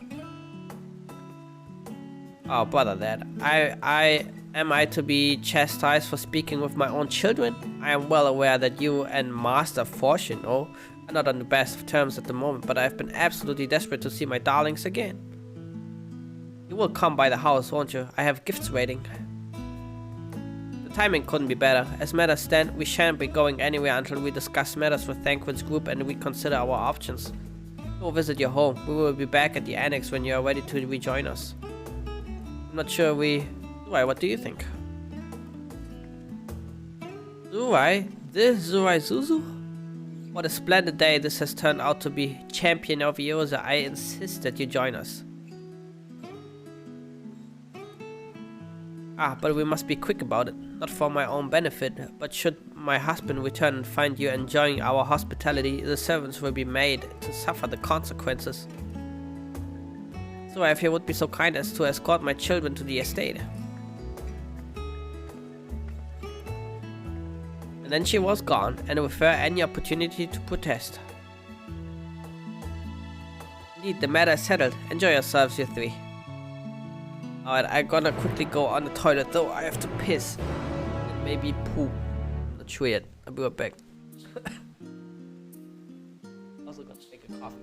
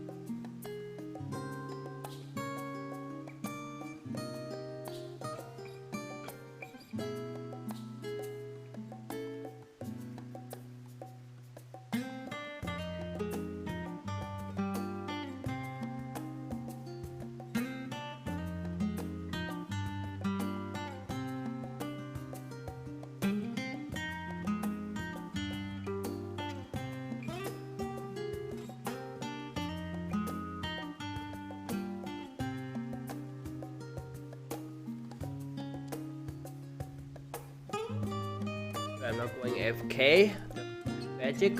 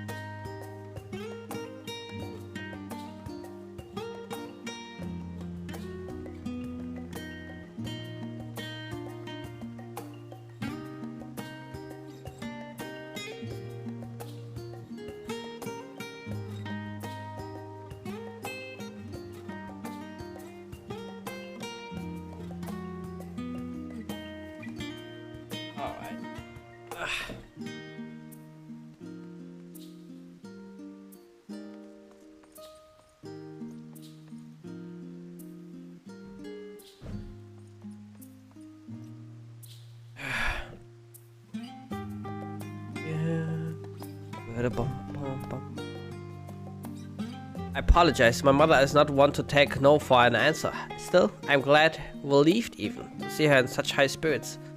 What say you, Zorai? Though it seems we shall have little enough time to enjoy it, will you accompany us on our visit home? Of course. Fine, if we're going, then let's get over with it. Let's get it over with. But be sure to stay in the entrance hall. No peeking into our private chambers. Thank you very much. Why ever not? Your room was always perfectly neat and tidy. Everyone has things they rather keep to themselves, don't they? Cherished mementos you couldn't bring yourself to throw away, childhood toys. I mean, never mind.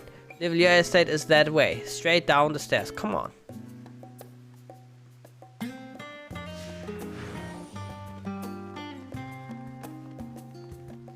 Da, da, da, da, da.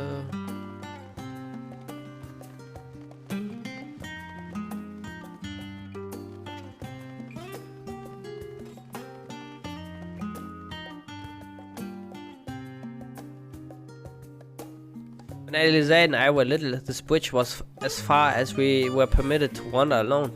I say alone, but my mother or a servant was always somewhere nearby, keeping a watchful eye. Now look at us, traveling to different continents, different worlds even. As children, Alvin and I would often wait here for our father to come home from work. It must have been a day when his meetings ran long, because I remember growing restless and leaning out over the railing to watch the water rush by. Father, of course, arrived at the exact moment. He came pounding down the path in a panic, crying out my name.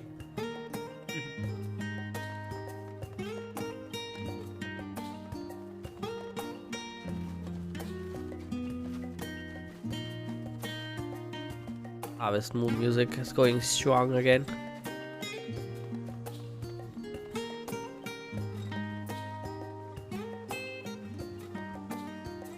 Oh yes, this is where I first practiced magic on an actual person. Elise had fallen, you see, and scraped her knee quite badly, so I tried casting the simple restorative spell I had only just learned. How she smiled when the wound closed, the joy and relief. That was, I believe, the very moment I chose the healing arts as the main subject of my studies. Respectable. We used to come here all the time with grandfather. In summer, I would dip my hands and feet in the fountain and splash about. Not Alphonse though, even back then he wasn't very fond of playing in water. He'd make any excuse to avoid it. Which would explain how I came to swim like an orc, and he sink like a stone.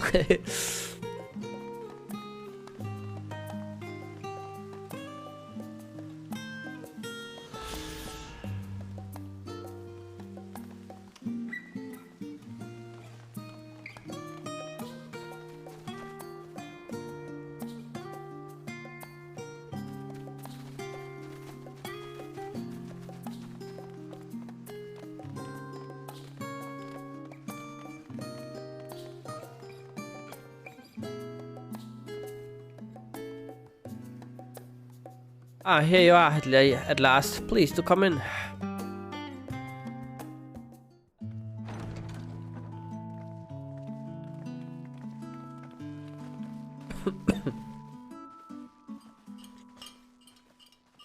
Welcome home, my lady.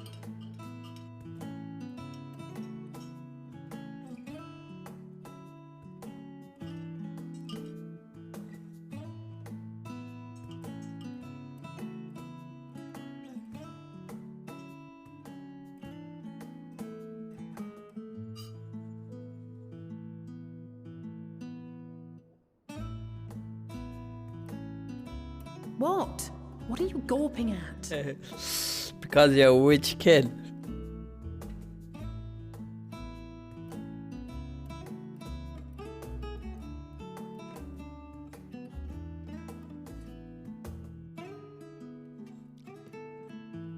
I'll have you know I'm quite fond of the Rising Stones.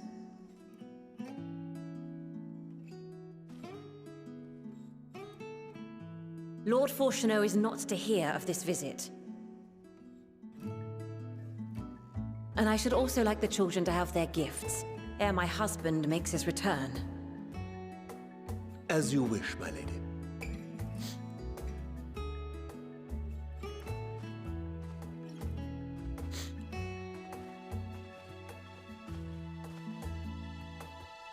Master Alphino, Mistress Alice, if you'd accompany me upstairs.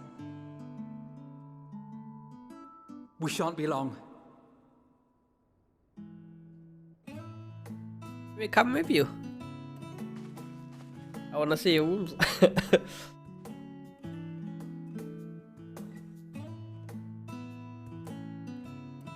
The twins have been sending letters home from time to time, recounting their latest adventures. I am sure they withhold certain details, of course, if only to keep me from worrying. You don't know what the hell we all Some have other just worries all the same. experienced. In the early days especially, I tried to support them as best I could, sending the Scion's coin and other such donations. Fortunately, they have found the strength to overcome adversity time and time again. Their words grow more confident with every letter, their depictions more vivid. The triumphs and defeats, the joys and sorrows. It is clear that they have come to find value in every experience. But of those they treasure most, it would seem that meeting you might be the most impactful. Why, since that fateful day, I do believe there has not been a single missive in which you were not mentioned by name.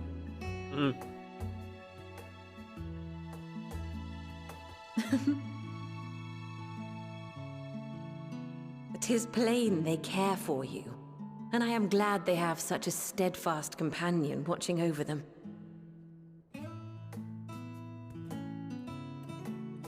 Under normal circumstances, I would offer you tea, but alas, these are anything but. In any event, why don't you keep me company whilst we await my children's return? Perhaps you might regale me with a tale or two of your exploits. Of course.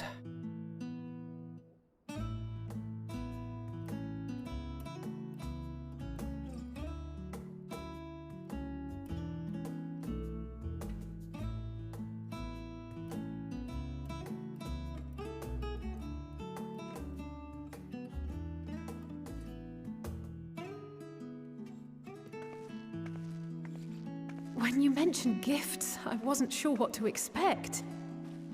Mother,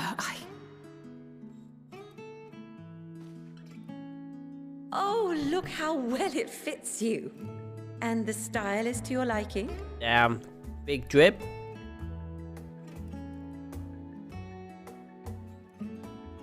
It's perfect. Exactly what I would have chosen. But please, tell me you had something different made for Alpha. Naturally. You are hardly little children anymore. And while I shall miss dressing you in those precious matching outfits, I must respect the individuals you have grown to become. See for yourself.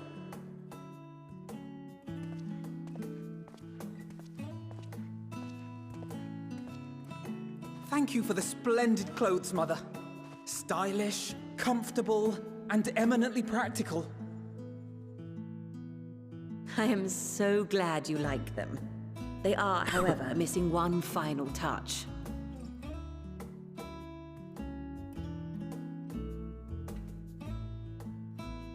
If you'd allow me, Master Alphino.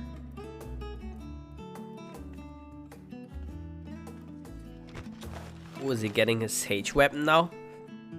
Oh shit, look at him! Didn't even have to do a class quest. Wait. Are these... A sage's tools of the trade. They belonged to your father.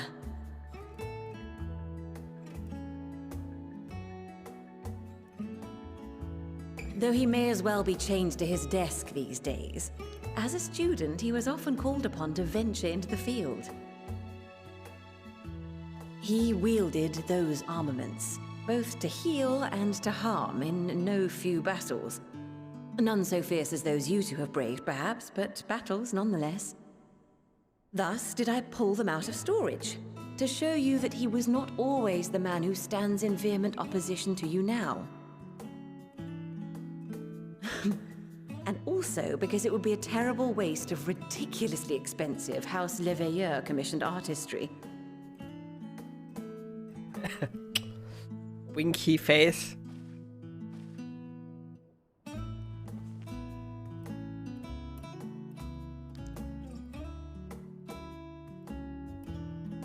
I am told these devices are quite difficult to master, but someone of your extensive experience should soon have them darting about with grace and aplomb. May the wisdom in that crystal serve you well. And please, try to find common ground with your father, that you might come and go without need for this awful subterfuge. Yes, Mom.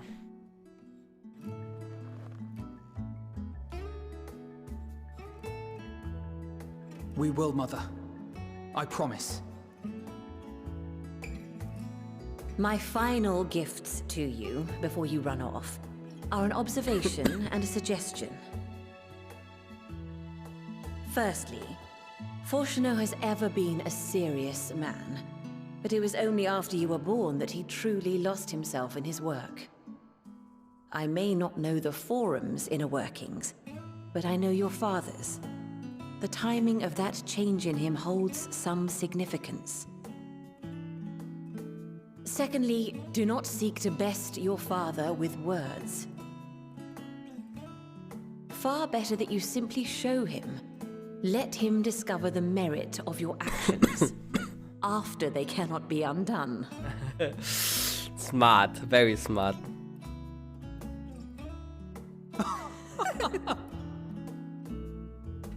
Oh, Mother. Oh, Mother. You silly rascal. We shall take your wisdom to heart. Thank you again for these gifts, and farewell for now. Safe travels, my children. Eat well, stay warm, and keep your friends close.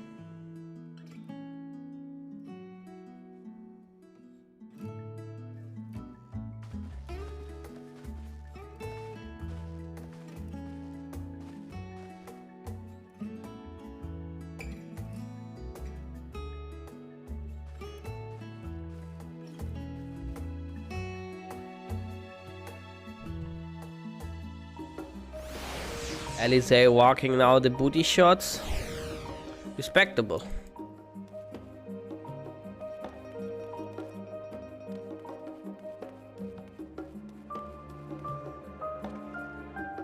Thank you for indulging Mother's request. I can see it meant a lot to her, and I shall refrain from inquiring as to the content of your private conversation. Our visit was all too brief. For now, however, it will have to suffice. As will these tokens of home that we carry with us. These gifts to help us remember who we are and whence we came. But enough sentimentality. Let us return to the annex and rejoin our companions. Alright, I guess this is where we now do the other path.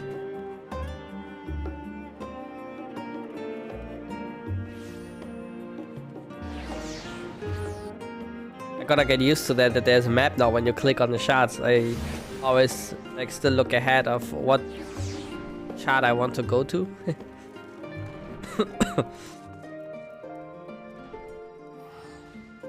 Time to spoil!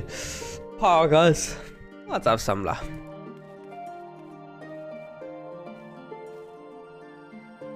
Enjoyed your time with the Liveliers, I hope? I would ask how the twins fared, but their new outfits tell the tale.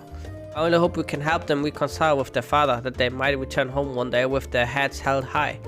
In the meantime, we edge ever closer to the secret that the Forums strive to hide.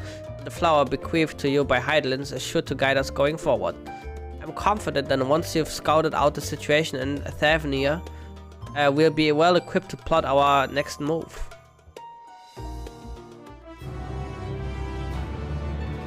Ah, shit, chilling in the queue? Ah. Yeah, like when I started queuing, I was like at 2,300. But it took like almost like 3 hours to get through it, so yeah. I mean, people are like less likely to log off right now because it's like the middle of the day. Hope it's not gonna be too bad for you. Ooh, Monka.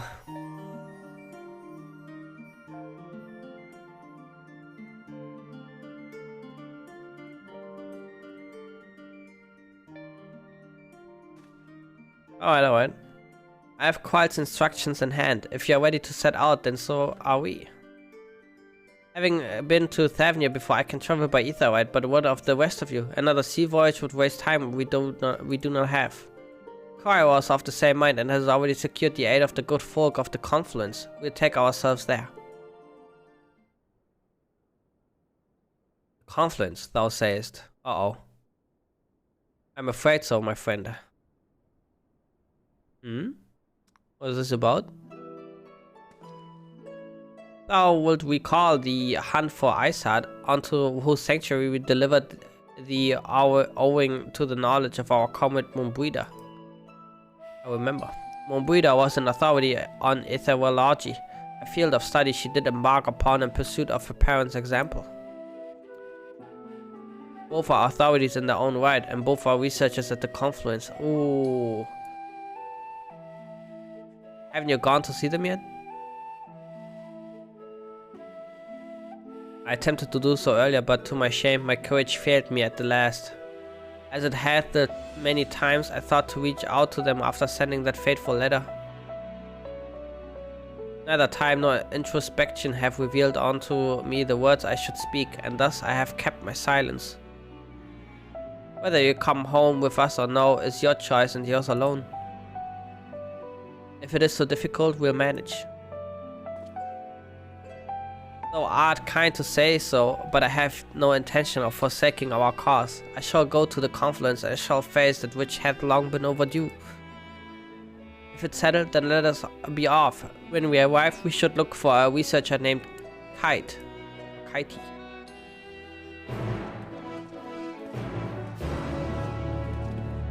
Easy cues. True. You're gonna make a bot to always like do this for you? You will never have a queue again in your life.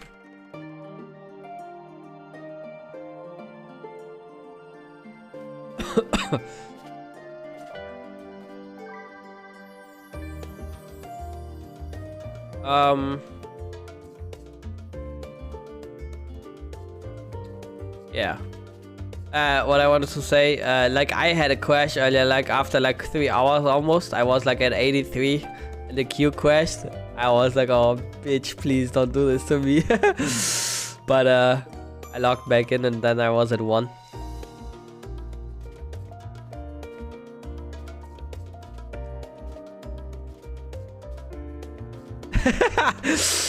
Ah, shit.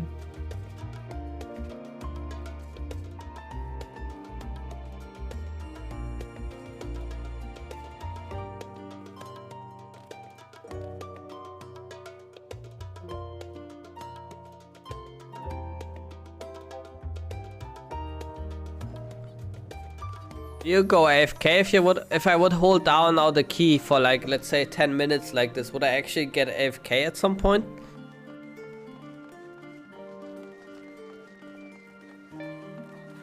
Oh shit.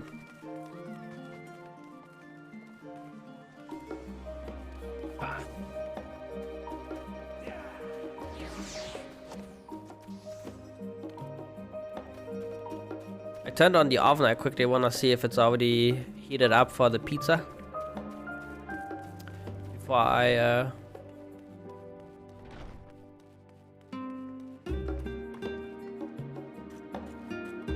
I know it.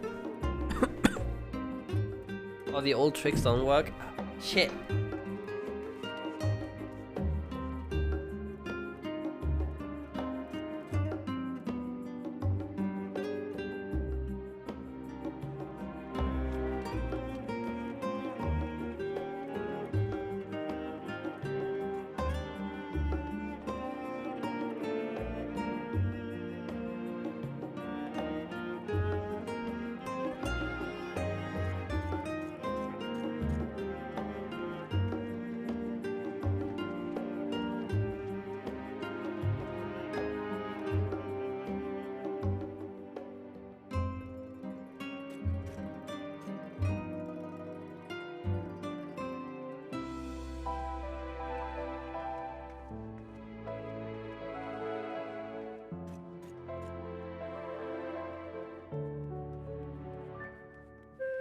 Alright, 15 minutes until my pizza is done.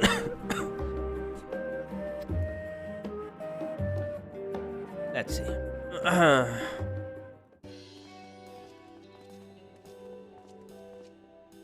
Pizza opiopi.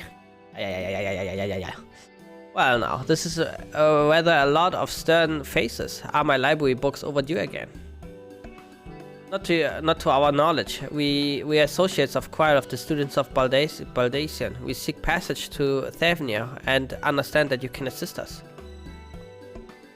Ah, the test subjects. Welcome, welcome. Uh-oh. Test subjects? Oh, you haven't heard? Well, then allow me to explain. So in order to travel to an aetheryte, you ordinarily need to be attuned to it beforehand. Otherwise, you can use it as a beacon to seek out while you are a mass of ether hurtling along the livestream. An inconvenient but uncontrovertible limitation of aetheryte teleportation. But what if I were to tell you that there's a way to travel to an aetheryte without being attuned to it? Well, we already did that. A way to teleport instantly to places you've never been.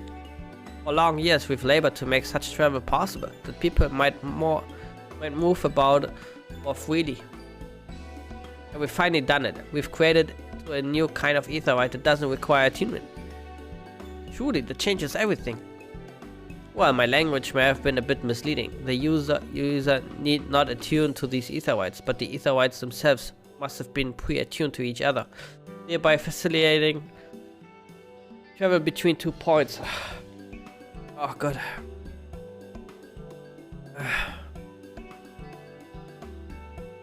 But it just so happens that of our first test pair of aetherytes, one has been installed here in Chalain and the other over in Yidlimad, a port town in Thavnia. As you may know, our nation has long maintained strong ties with Watzahan, and indeed we owe much of its breakthrough to the contributions of the alchemists.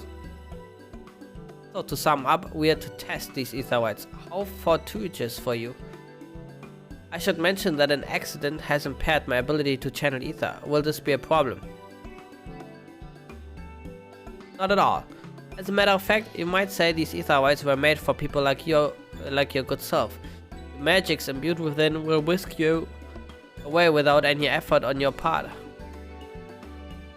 A veritable dream come true, and far be it from me to worry about such things, but do we have permission to make use of your shiny new invention? The only permission required is yours, so assuming you're willing, we're all set. It may come as a surprise, but we actually struggle to find test subjects. Most people seem to have an unreasonable fear of their souls gradually disintegrated as they drift helplessly in the livestream, and the statistically unlikely event that something goes awry. But it's plain that you aren't most people. Mistress Quiet truly knows how to pick them.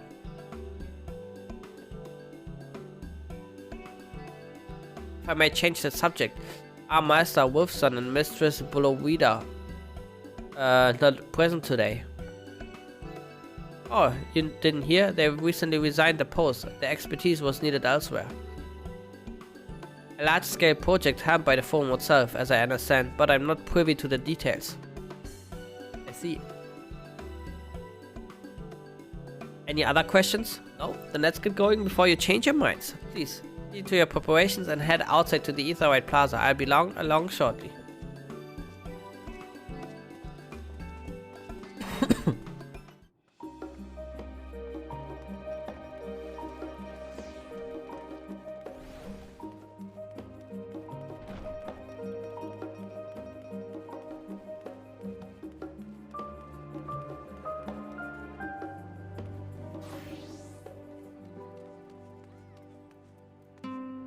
Words unsaid yet weighed heavy on my heart. I should have wrote mine on all 2 tasks in the avenue. This fucking guy sits right on this fucking thing. Bitch ass.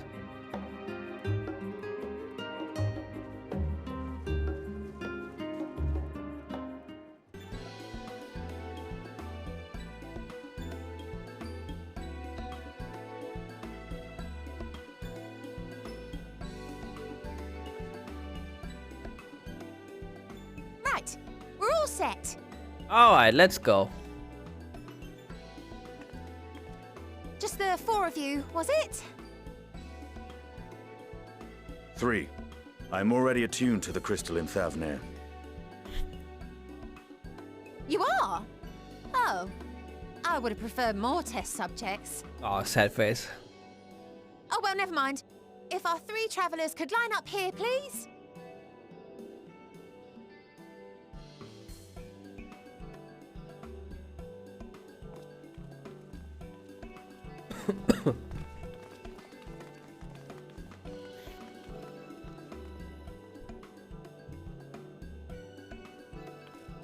Yes, right there is fine.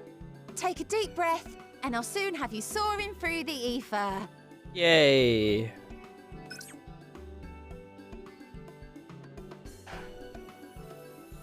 Uh-oh. Here we go. Oh, and one last thing.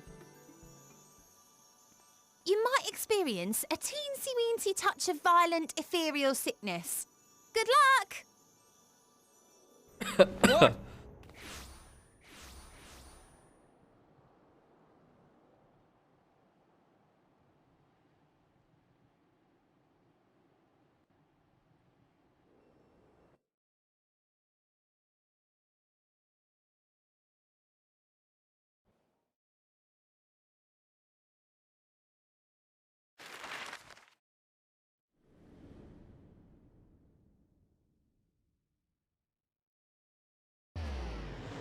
Ew. Where we are now? Ooh, that's far away. Holy shit.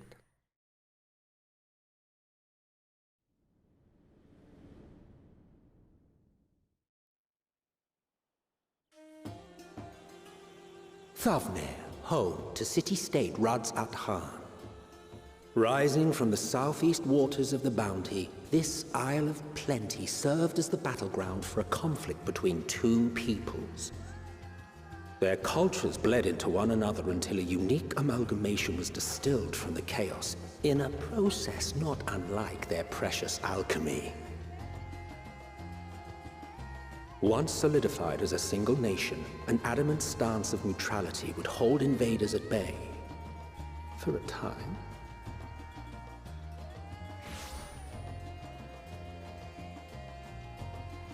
Now across this vibrant isle creeps a fog of malice. What choice do you have?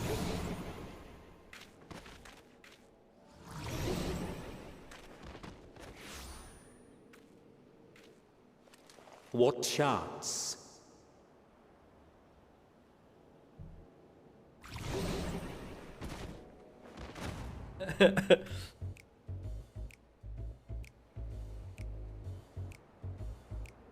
Against such an insidious foe.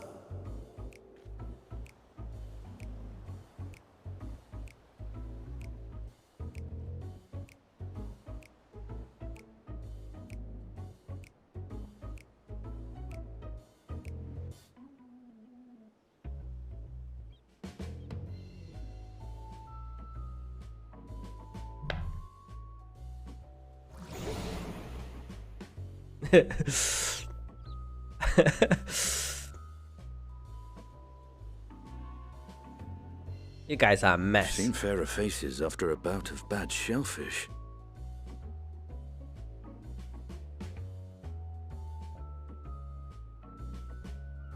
Let me bring you something to drink. That should help settle your bellies.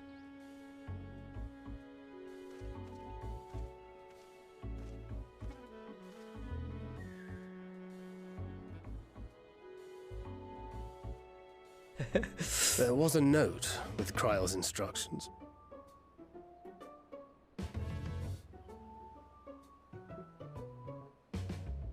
Don't let a Stinian roam the markets alone. He's alarmingly bad with coin. Oh shit.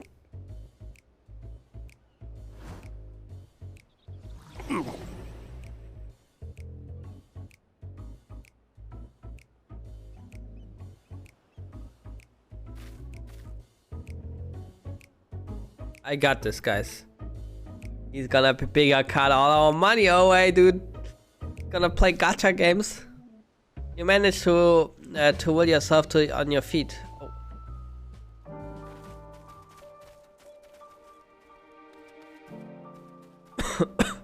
First of all, we have to like attune ourselves. Oh shit.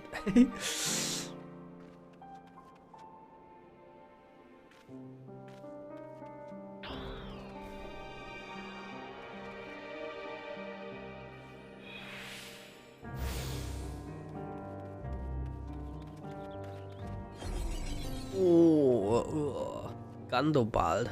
He's back. You there, I need 3 drinks, something that helps with ether sickness. By the Manusia, a traveler. Greetings. Greetings and welcome. You are wise, good sir, to come to me. A special armor lassie, made with only the finest and freshest ingredients, is famed for calming unruly bellies. By way of warm welcome to Thavnia, I am pleased to offer it to you for the low price of 19,800 gil. For not 1, not 3, not 2, but 3 bottles. A bargain amongst bargains. Price is highwood robbery, and you want to say as much to a Stinian, but you realize any words of warning you cry out would be accompanied by your last meal. You must stand before a Stinian using gestures and deny that the deal is fair.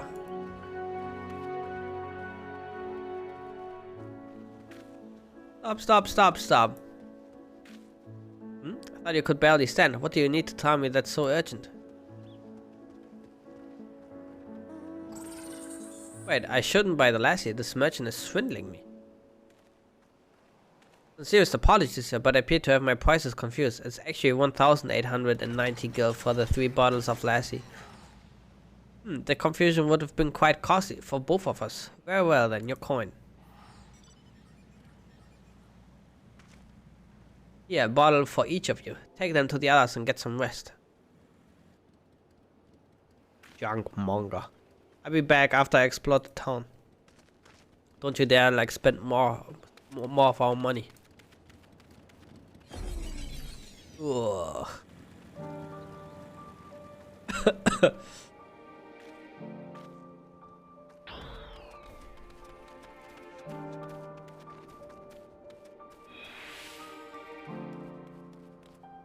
Coming, guys, don't worry.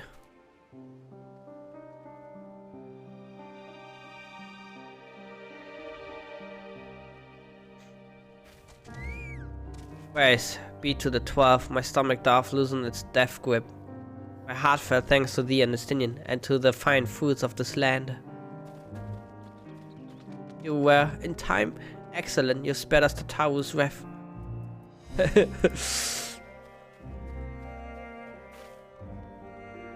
Sweet release. If you haven't already, you should have yours too.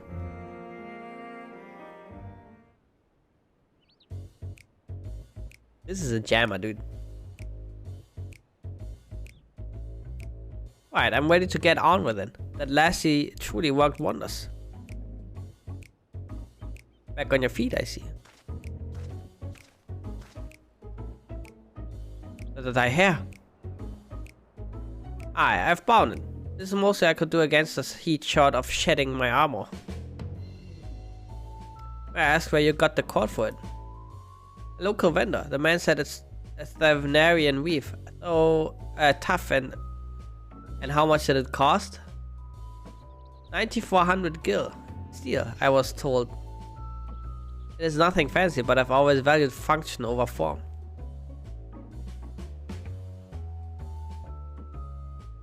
That's incredible. I dare say not even Avenor could hold a candle to you. Not uncommon for merchants to set the prices high, but doesn't it seem excessive here?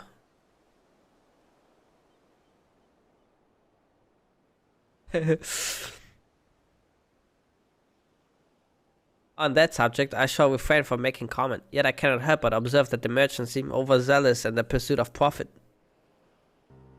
Claiming Thavnir as its dominion, the nation of Wad al-Han hath long thrived as a hub of commerce. Timer saying?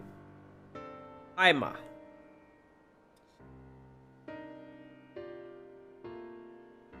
Ooh, 5, 4, 3, 2, 1, and I'll be right back.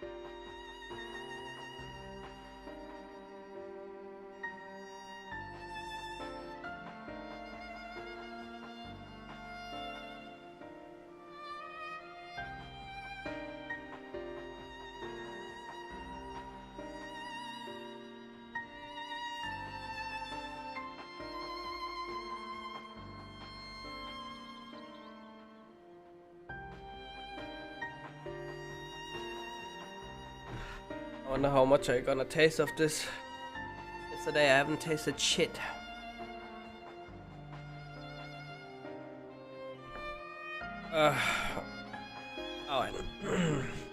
In the beginning, there were the Akasodra, a Matanga tribe indigenous to this land.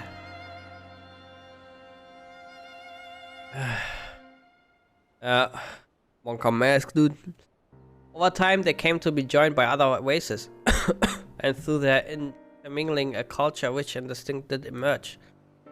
From alchemy to textiles, products of Hanish culture have come to be celebrated and coveted the world over. A development only aided by the nation's prime locations as a waypoint betwixt east and west.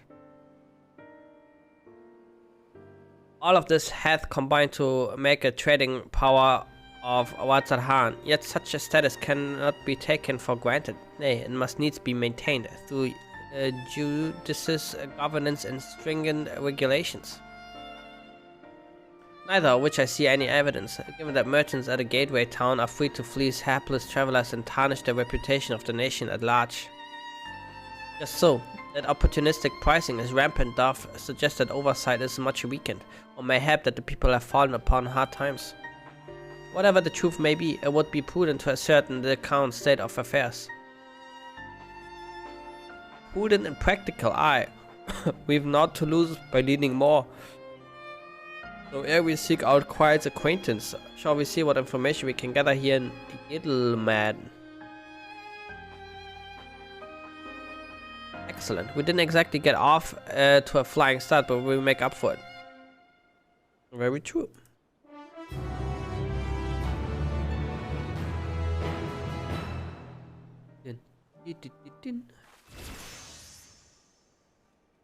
Level up. Level 81. Big.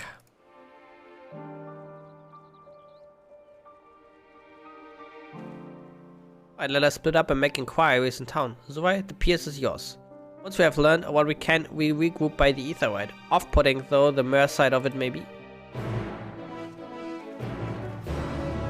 I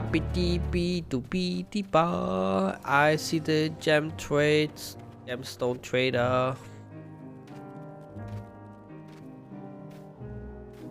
Alright, what's the news? Welcome, traveler. That's right, we're open for business again. Can't sit wallowing when there's sales to be made, am I right? So got any bicolor gemstones you're willing to part with? Ah, maybe I do. Depends on what you have. Nothing? Damn. What a disgrace. Ooh. Elegant tombstones of aphorism. Discontinued. Alright. Can I turn these into these, maybe?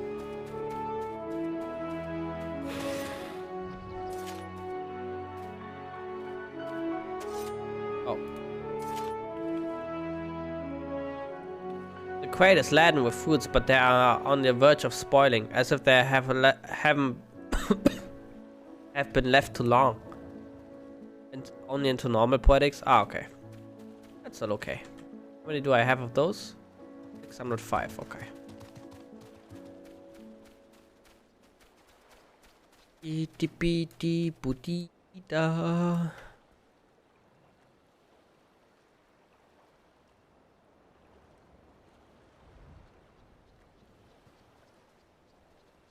Gazing out from the pier, you spy boats moored off nearby isles, with the silhouettes of larger seafaring vessels farther away. Compared to other ports you have visited in the past, there appears to be very little activity.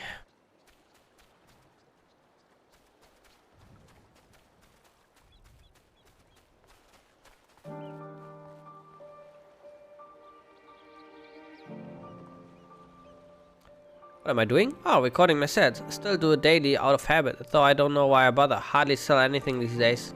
Business has never been this terrible, but I suppose things could be even worse. I could have a consortium to keep afloat, like Carl Zahl. I don't even envy his position. Better to be alone with my little operation, I've come to realize. You're a traveler by the looks of you. If you have a moment, perhaps you could pay Carl Zahl a visit. He'd be glad for tidings from aboard. Like as not, you'll find him at the Saltwind sales, the Harbor Guild building across the water from here.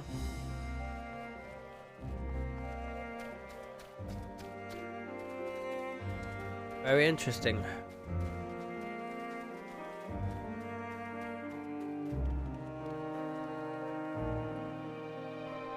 Well now, if it isn't a traveler, you're a rare sight in these unsettled times. People have been giving us a wide berth since that accursed tower suddenly appeared in Nawoon Air.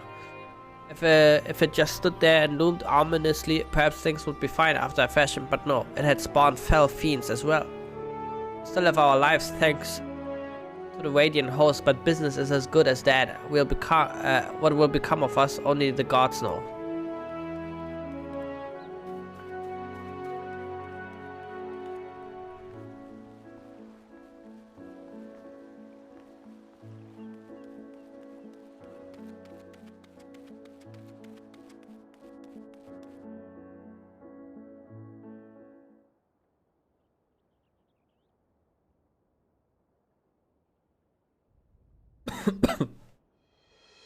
Dalmatians aren't coming? But we already have everything they ordered. What are we supposed to do with it? I don't know, but yelling at me isn't going to help. All I know is that their plans have changed, and that's that. Look, you must have known this might have happened. The Empire is at war with itself, and the provinces are in chaos. And then there's the tower sitting on our doorstep, spitting out monstrosities. The city has its defenses, but we've been afforded no protection out here. We can't blame foreigners for not wanting to take the risk. But this will be an enormous loss. It's alright, alright. Forget about the Damascus. Surely some ships are still coming. We have fresh produced handicrafts, medicines, all the perennial Hannish favorites. Our consortium works closely with merchants and artisans to supply only the finest wares. Quality is guaranteed. I know all these things, Kazal, I do. Which is why I regret to say I have nothing for you. All voyages have been cancelled or indefinitely postponed. And you are? Well, it's me, the legend. Wait, you're a foreigner, are you not? A merchant? Please tell me you're a merchant. Nope. I see, that's a shame. I'm sorry, but we're discussing important matters. If you need something, please talk to one of the others. Excuse me? Oh, that's a big boy. Well, my name is Marzia, and I'm here to see Kazal.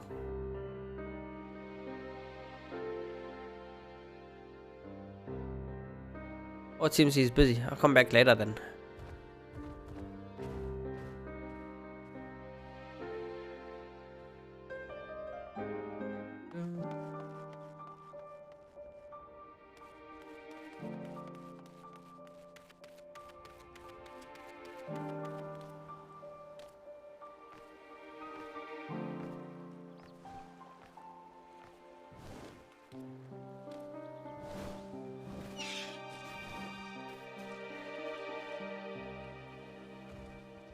Yes?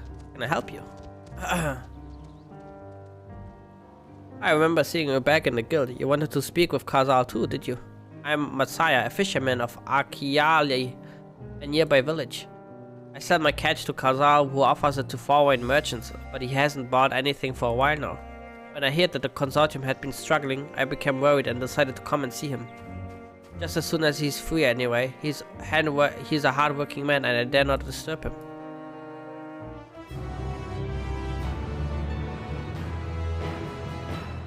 If I may ask, what is it that you do? Well, I'm just like killing primals and shit. An adventurer, you say, and you travel the world helping people. Then that must mean you're great at dealing with strangers. Please, won't you teach me to be like you? See, I've bought some fresh fish with me, the portion I couldn't preserve, and I want to sell them. The problem is I'm terrible with people. I've ever only dealt with Kazal, and I can't talk to customers without getting my tongue in a twist. So please, as silly as it might sound, will you not peddle the fish in my stead and show me how it's done? If you're willing, please let me know, and we can begin at once. The events to follow cannot be skipped. You may wish to cancel any pending duty fighter registration. Alright?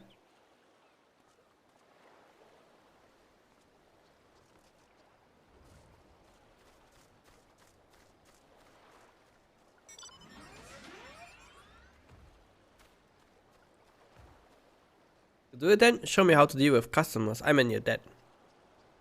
Right, please try peddling my fish to, shall we say, 3 people here in Yedlimat. I will observe you and learn. Matzia is now accompanying you. Keep him at your side in order to proceed with quest objectives. Alright, follow me. I show you how it's done. Right.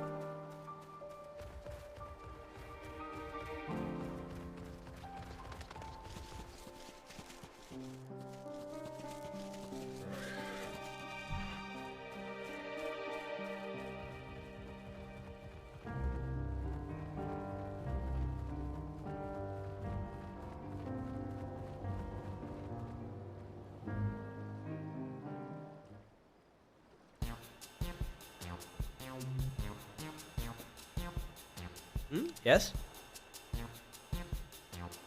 Fish, I got fish here. Fresh fish, straight from the sea's bottom to your mouth.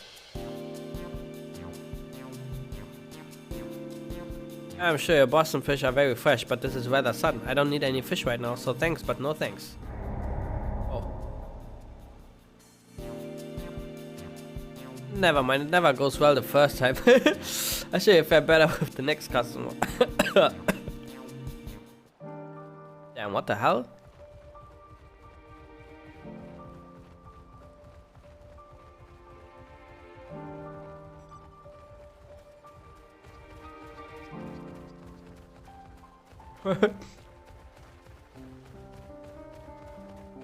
Next one for sure.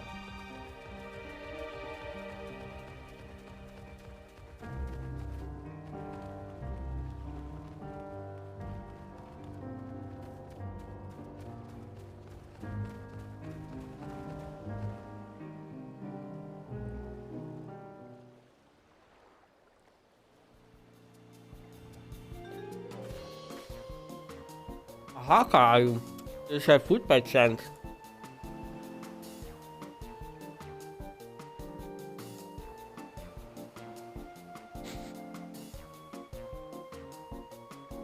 Wash mama, my fresh fish is the only thing.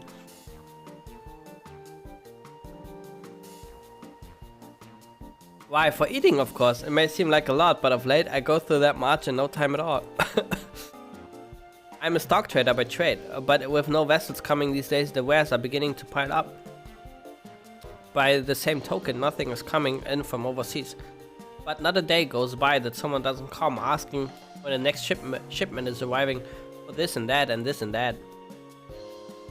All of it wears me down and I find myself feeling constantly hungry.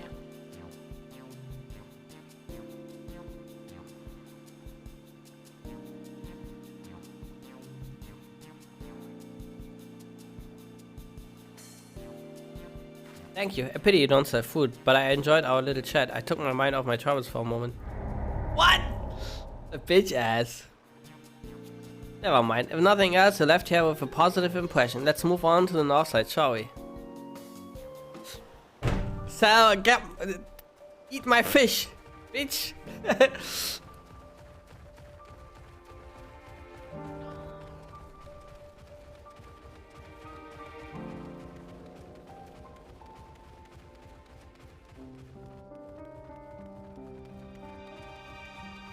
Alright, next one for sure.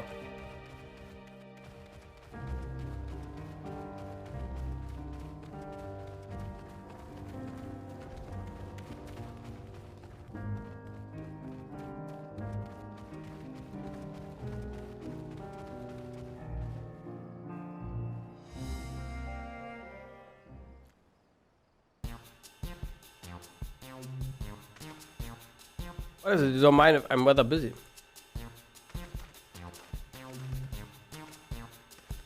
Oh. Is that sickness? No, nothing so unusual. In my hurry to get back to work, I just ate a little too quickly.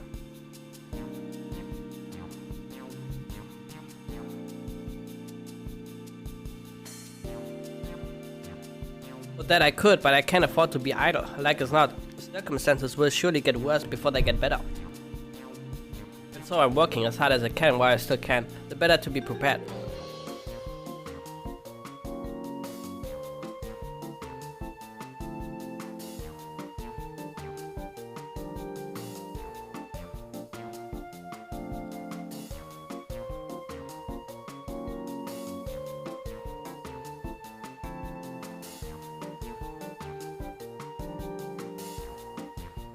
Well, fish wouldn't be bad, but I don't want to go through the hassle of preserving them myself. I'd rather buy that's already to store. I'm afraid I have to pass on your fish now. If you excuse me, I must be getting... Oh, bad ending.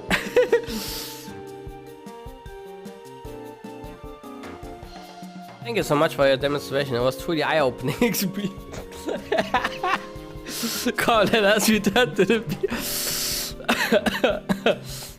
Alright, I did my best.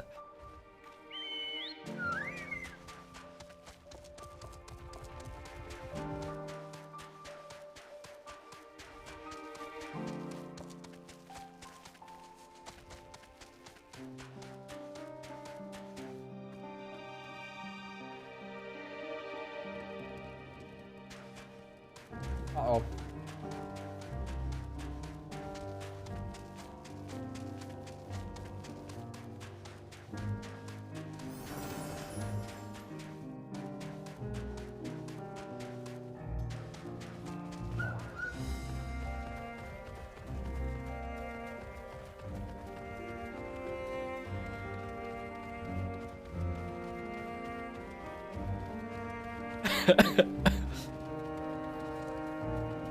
Disappointed.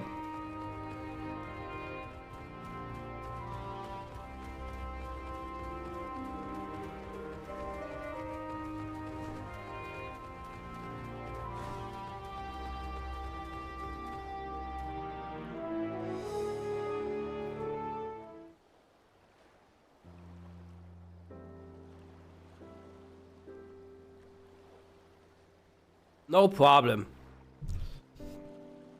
No, you didn't manage to sell any fish in the end, but the way you fearlessly approached strangers gave me the courage.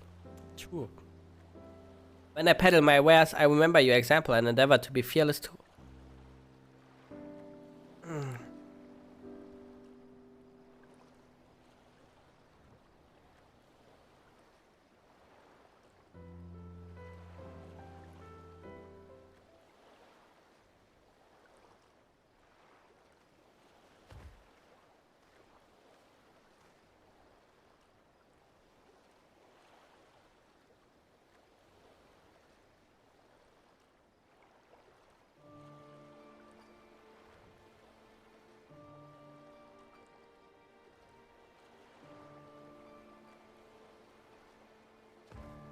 That's tragic.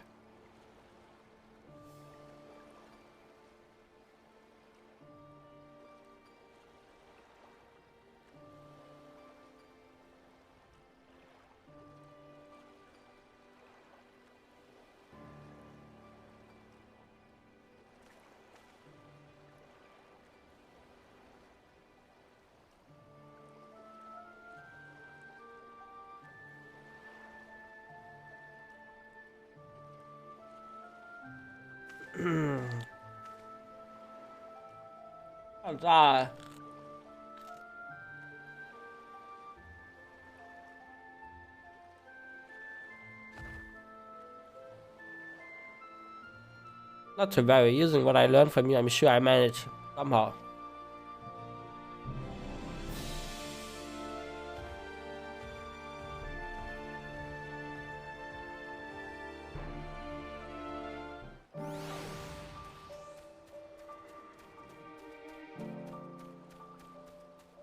Well, it is what it is.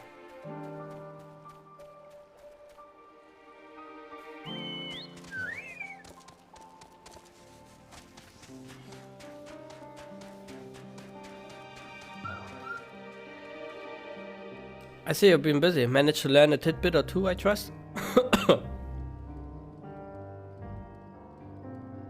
see, we also heard that the tower is affecting many local livelihoods. But to think that would be to such an extent? Another notable, if not wholly unexpected discovery, disappearances and kidnappings are disturbingly commonplace. As before, the culprits are almost certainly tempered Imperial soldiers. And as before, they mean to use the faith of their helpless thralls to call forth the lunar primer. Business as usual for the Telophoi.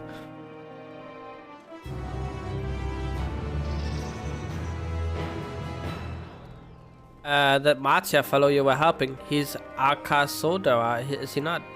Apparently, it is almost exclusively his people that are being kidnapped. Should he be traveling alone? If summoning is the perpetrator's aim, it doth stand to reason that Arkasodra would be the primary targets. For it is the faith of their ancestors which prevaileth in these lands, and many are devout adherents still. We better go after him. Arkiala lies to the west, as I recall, the same direction as Quirrell's acquaintance, incidentally. Settle then, keep your eyes peeled while we make for the village.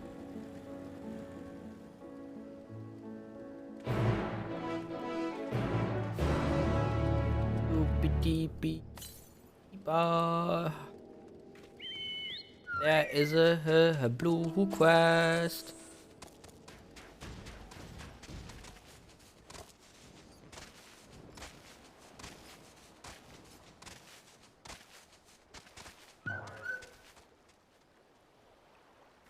Why are there matanga everywhere? Has this town fallen? Ah, your face. It is known to me. You were the warrior who fought for the mole in the Nadam. I'm Ogul of the Katain. It was your bravery and skill which inspired me to embark upon my own hero's journey. Yet now I have foolishly blundered into a den of matanga. Why do these others walk without fear? Do they not care if they are slaughtered?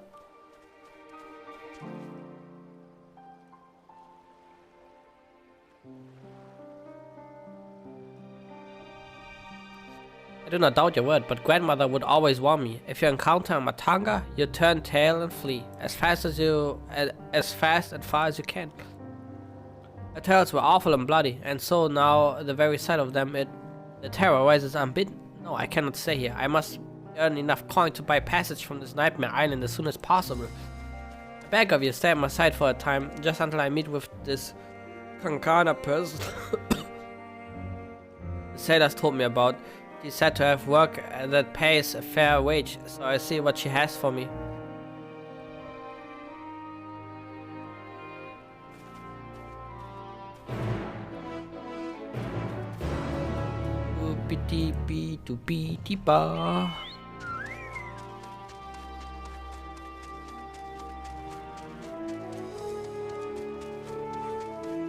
Fucking Penny.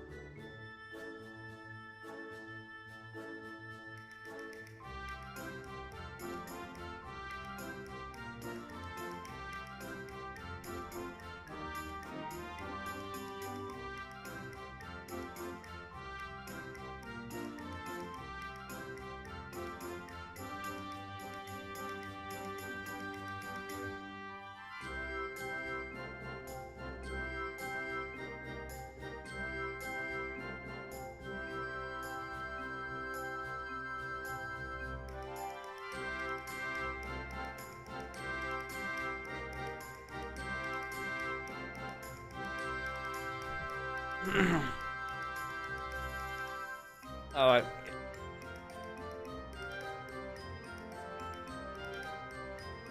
Why don't we start you out on an escort duty, then a group of artisans set off to harvest materials, and ask that I send any prospective protector there should I happen to enlist any. What, they already set off? Is our duty not to escort them? There has to be a ritual dance performed in Kardiaya's footsteps. They need incense and costumes for the dancers and such. The entire thing was decided with us suddenly, so there was no time to waste.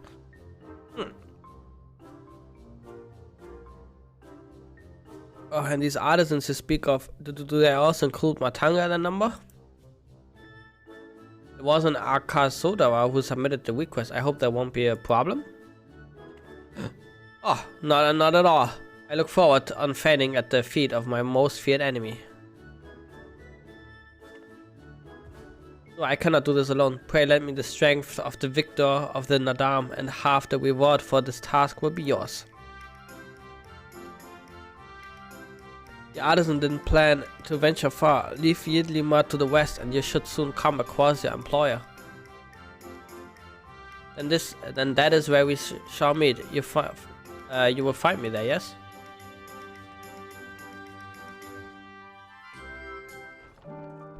Alright. Well, let me quickly open the window for a moment.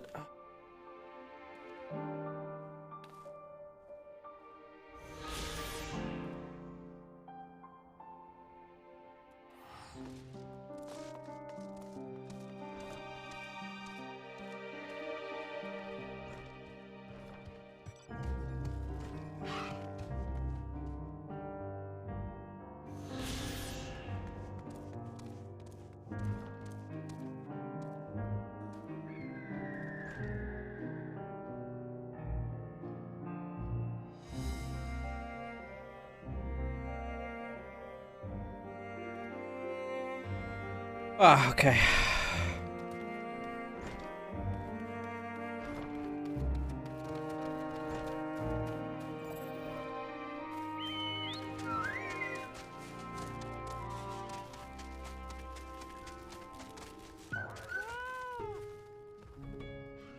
Oh, you must be our belated escort, yes? Glad to have such courageous, The companion not well. She seems a touch shaky.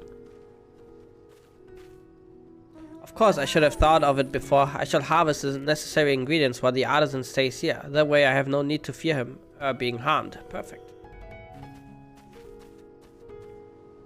I must say this is less than ideal. My people are already scattered across the wilds and I wanted someone to roam around and ensure they were safe from attack. Is your friend perhaps frightened by Arca Sodora? I have met such travelers before. Well, no matter. If you could patrol the area as I asked, I must attend to my own harvesting. Ogul has run off into the wilds alone. Keep an eye out for her as you continue your patrol.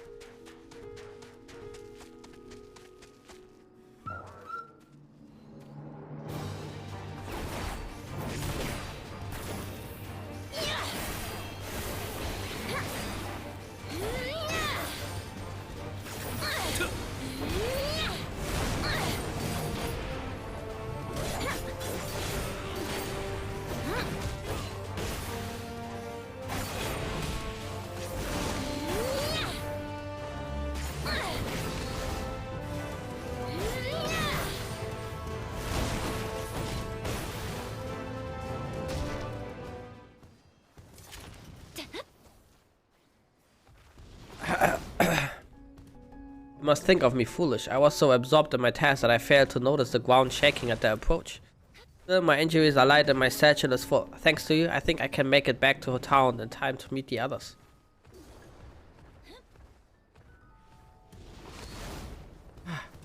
What happened? Did you slay the beast? That was a near thing. I took the first one by surprise, but the second, knowing Matanga stood at my back, my mind froze and my body refused to obey. Grandmother taught that we should let fear wash over us like water, but to my shame, I could not have failed her more thoroughly. Not to sound ungrateful, but why did you follow me? We were to patrol. Forgive me, I should have waited for orders instead of running off alone and putting lives in peril. Come, we should return to our employer. I want to be sure that the wounded man reached safety. Alright, I have to close the window again. Getting too cold.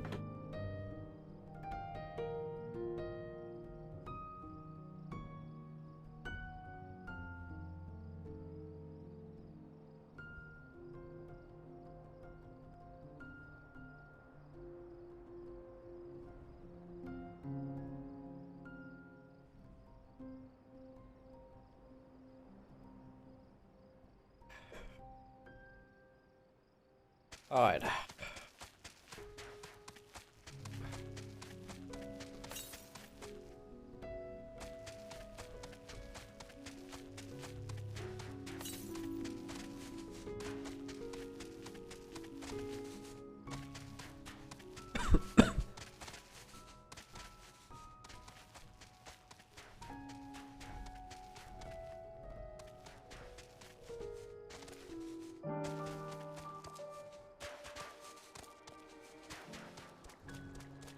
Oh, there's another one there.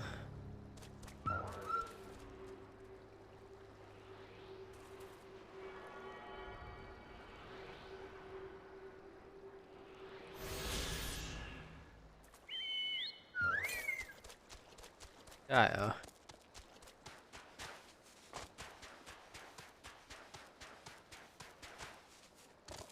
Oh. Too thick. Ooh, big jump.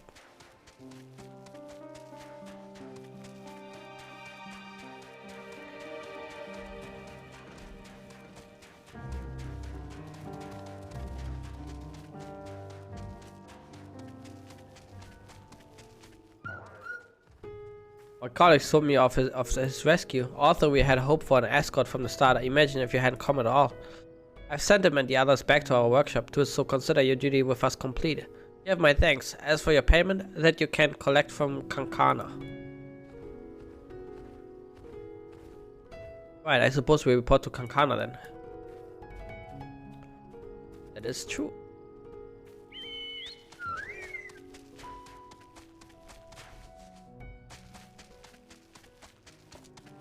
That is very, very true.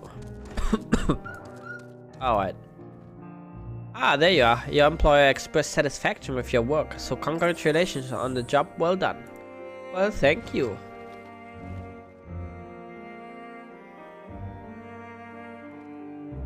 As a response to the recent chaos, the upcoming ritual was hastily planned, to say the least.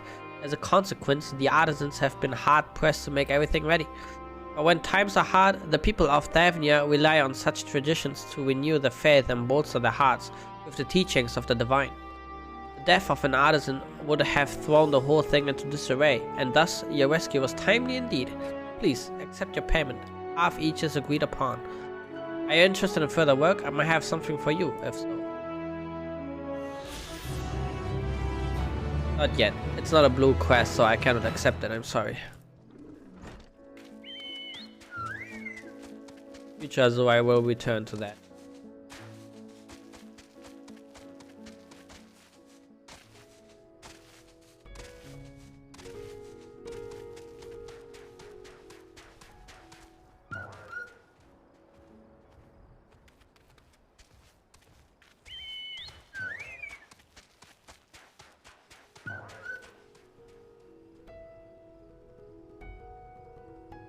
Very ominous. Do not see Marcia nearby, but the elevated ground up ahead may provide a better vantage point. Alright.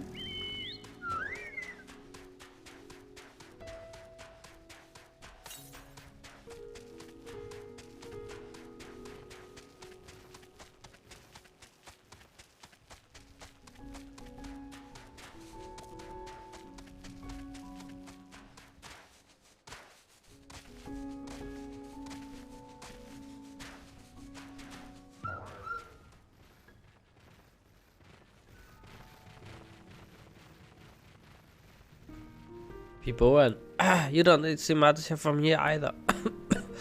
No, leave me alone. Help! Somebody help! Marcia's voice, and it came from the north. Quick! Quickity, quick! Ah, yeah. Oh. I like the better song, like more than Endwalker. I was not a fan of the one in it'll bring us.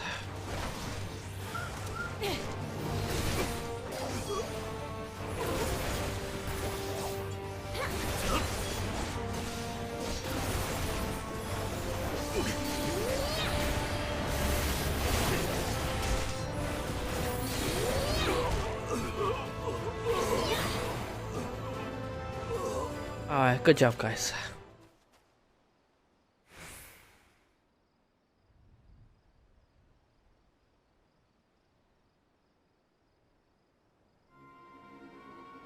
Huh?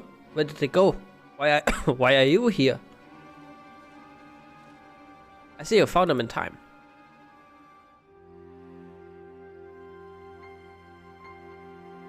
You and your friends came to look for me? I don't know how to thank you. On my way home, I took a moment to stop and rest, think about what to do about, well, everything. And then those men came. Kidnappers. We heard that the Arka Sodra were being targeted. You have as well. Perhaps it's best to take refuge in the city. We've considered it, me and the others, but fishing is all we know, the ocean all we have. I see, that's your decision to make, but you should take care not to travel alone. A question, if I may. It is our understanding that strange fiends have emerged from the tower. What canst thou tell us of these beings? Not much, I'm afraid. I have no idea what they are. But I've heard that some bear an unsettling resemblance to our divinities. Uh-oh.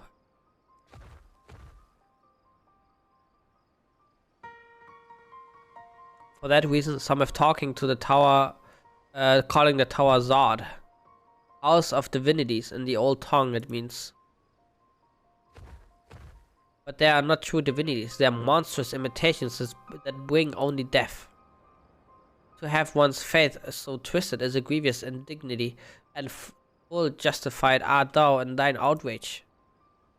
Know that it is for no other purpose but to neutralize the tower that we have journeyed to this land. In time we may be forced to contend with these false gods, and thus we would learn all we may about them.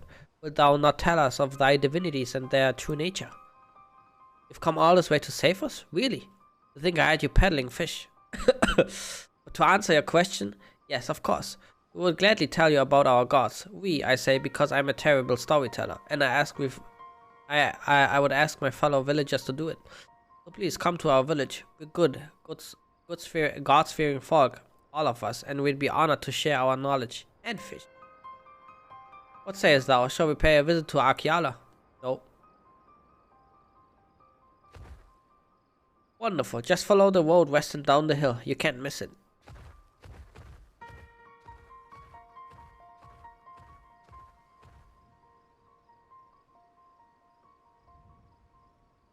So it is the simulacra of the Thavnarian gods that are being summoned. If any doubt existed before, there can be none now. The kidnapped Hanish are imprisoned in the tower. I pray that we will be able to save them. So indeed, saving them will come confronting the false gods, like as not. Aye, as you said, we do well to study their religious traditions to Arkiali. To Arkiali!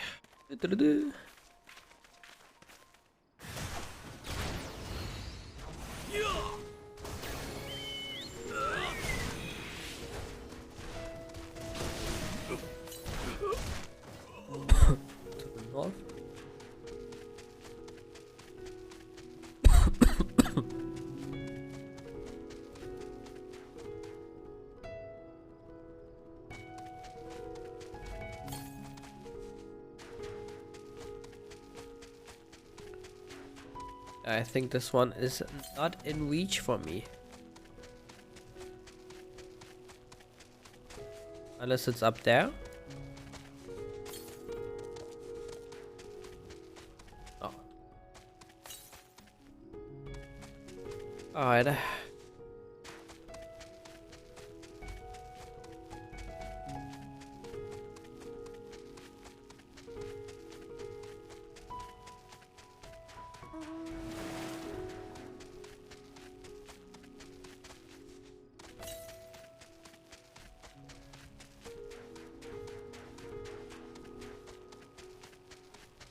Salt means welcome.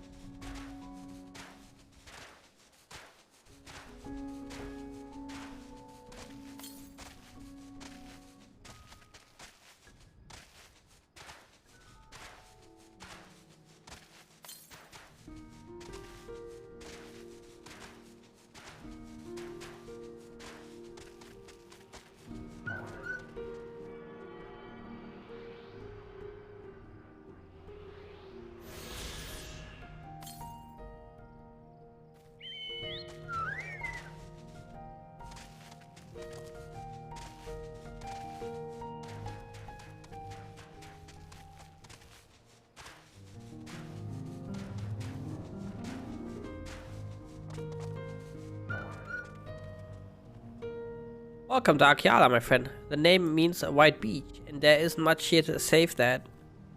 But please make yourself at home. Your companions have already begun talking to everyone. Feel free to show yourself around and do the same. Any one of us can tell you about our gods, but you could do worse than to start with Kanga and old Hasveda. They are free at the moment as it happens. What up, Kanga?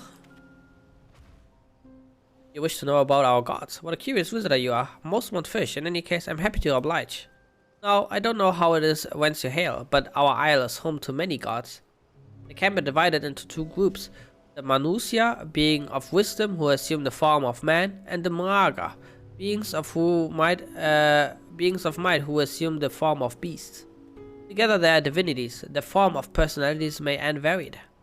Some are kind and gentle, others stern and temperamental, just like we mortals can be. All are possessed of great insight and experience, and by heeding their teachings, we strive to be better people and live better lives.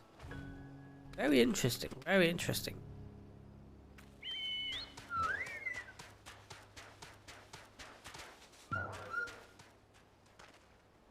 Interested in learning about our gods, you say? Huh, that's what I like to hear. Pick up your ears then and listen. In ancient times, the Manusia and the Muaga deities, who look like man and beast respectively, were locked in conflict. Eventually, seeking the wisdom of the Manusia, the Muaga cast aside their own heads and took up those of their foes. Likewise, the Manusia coveted the might of the Muaga, and so they too resolved to trade heads. Thus were born new gods possessed of both might and wisdom, and they ushered in an age of harmony between the two factions. From then on, as a sign of their esteem for one another, the Manusia have worn animal faces and the Muaga the limbs of man. They sound kinda scary.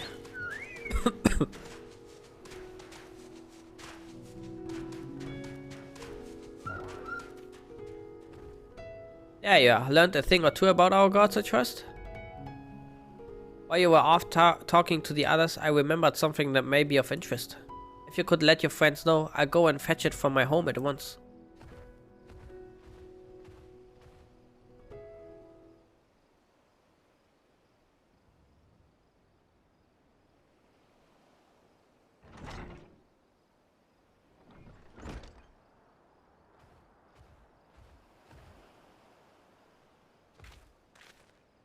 Apologies for the wait. I wish to show you this hanging scroll which depicts 3 of our most revered deities.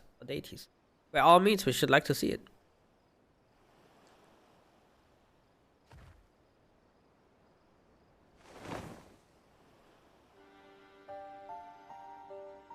Uh-oh.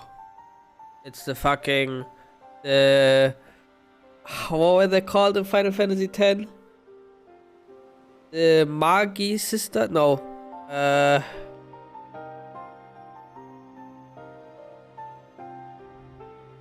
Agnes sister? No, fuck. What was it called? Final Fantasy X? Sisters. Margo sisters. Yeah, okay. Actually called Margo sisters.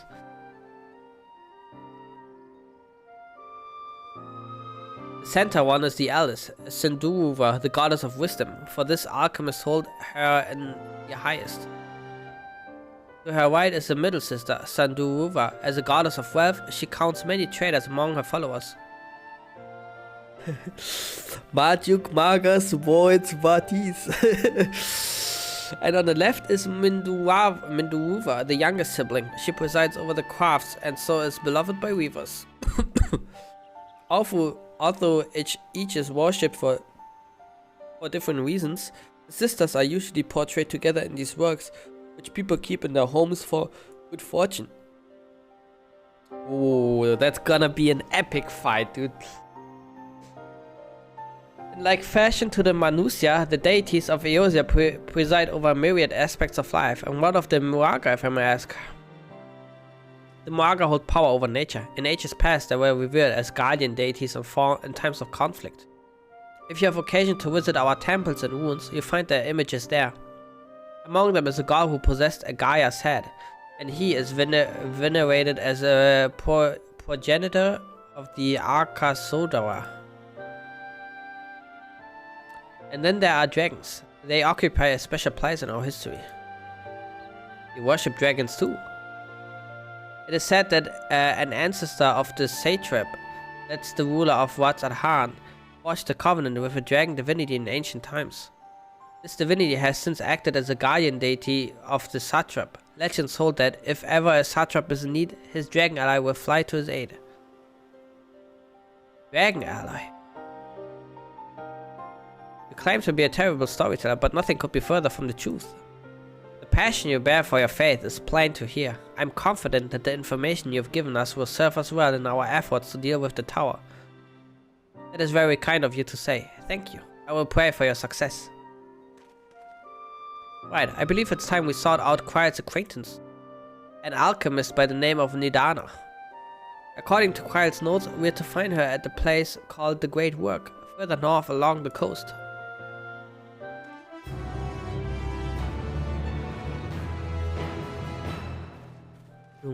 Baribirun.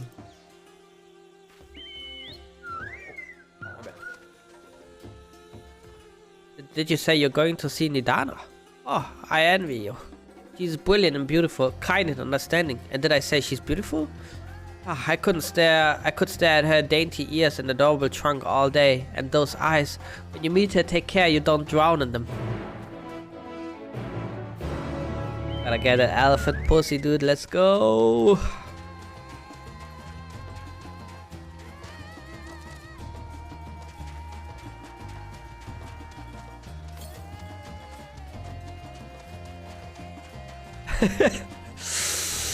Oh shit, man.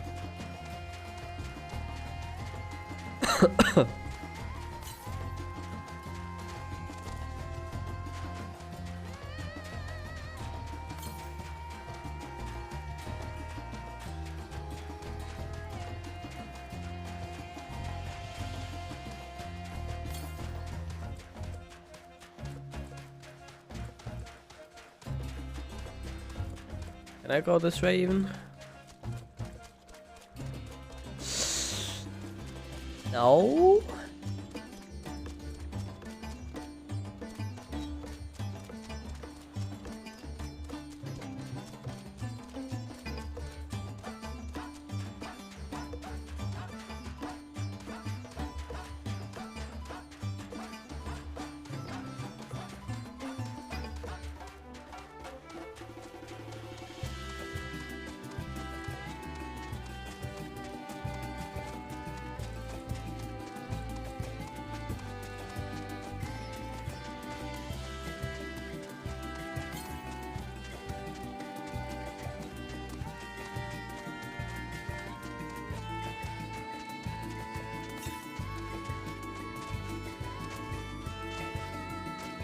Come on, lock on to another etherite, Jesus Christ.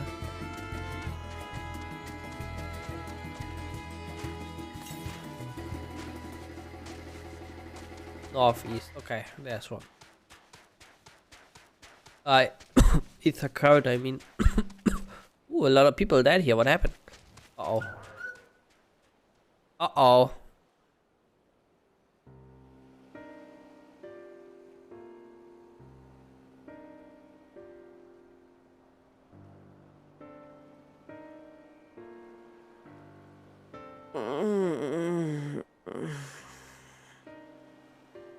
What happened here?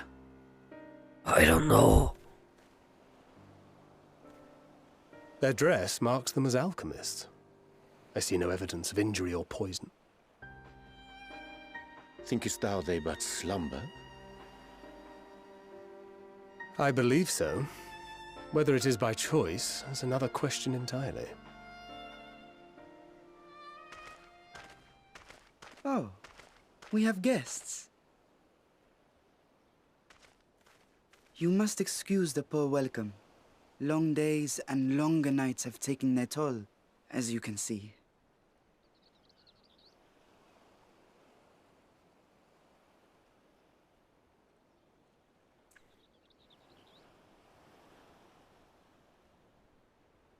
I am Vashan, servant to the satrap.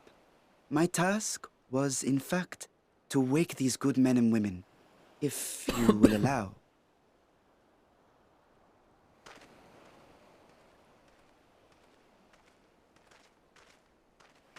People of the great work, I come bearing new scales. Scales? We have new scales? Okay. Wife check? Yes, my friends. Gather round. I have them right here.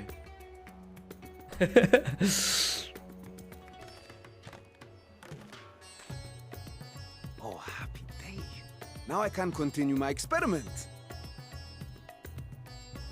Many thanks. One for me. Those are dragon scales. Yes, such materials are vital to their most pressing research.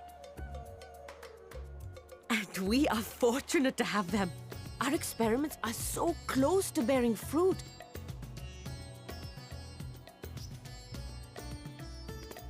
Soon we will have a talisman capable of nullifying the etheric emissions from that accursed tower. Yay. Did I say something wrong? Are you not here with Varshan? Wait, who are you people? Who are you? Huh? Of course. You're the one Kryl sent. The warrior of light we've been waiting for. That's right, I'm the legend. Oh, this is a day of celebration. Praise be to Cinderova! The winds have shifted. I feel it. The end to our toil is near. I feel it too. My head hasn't been this clear in days. Ah, the Indian accent is great. Tell me, how did you acquire those scales? Curious that it concerns you so. But worry not. They were freely given by the dragon with whom our satrap has forged a lawful pact.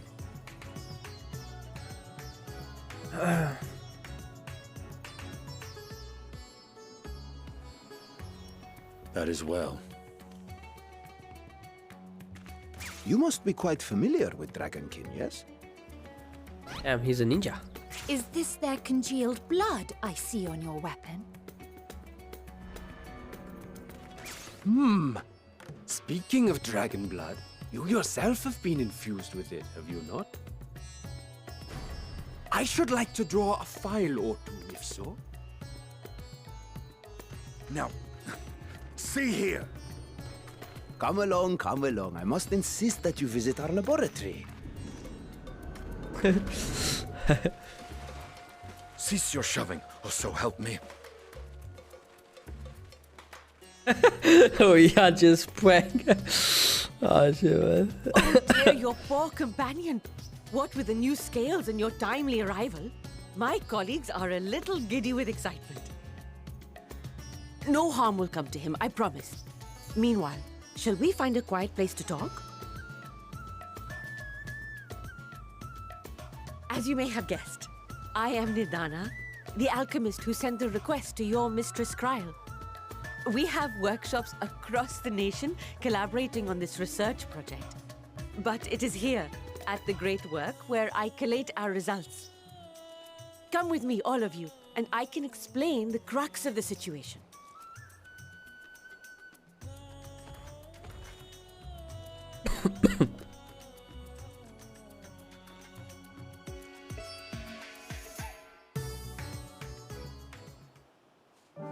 Damn, Sambla's still stuck in Q. He started I wanna make her. That's a desperate move. Well, Metro, I might interest you in the Chocobo Porter. Ah, do not tell me. This is your first visit to the shop.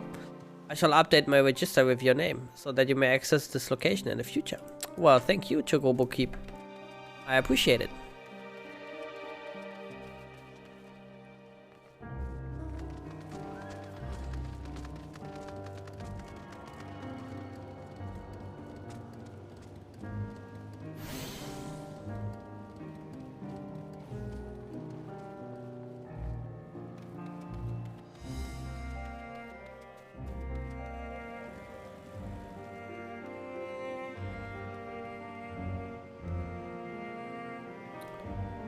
Christ.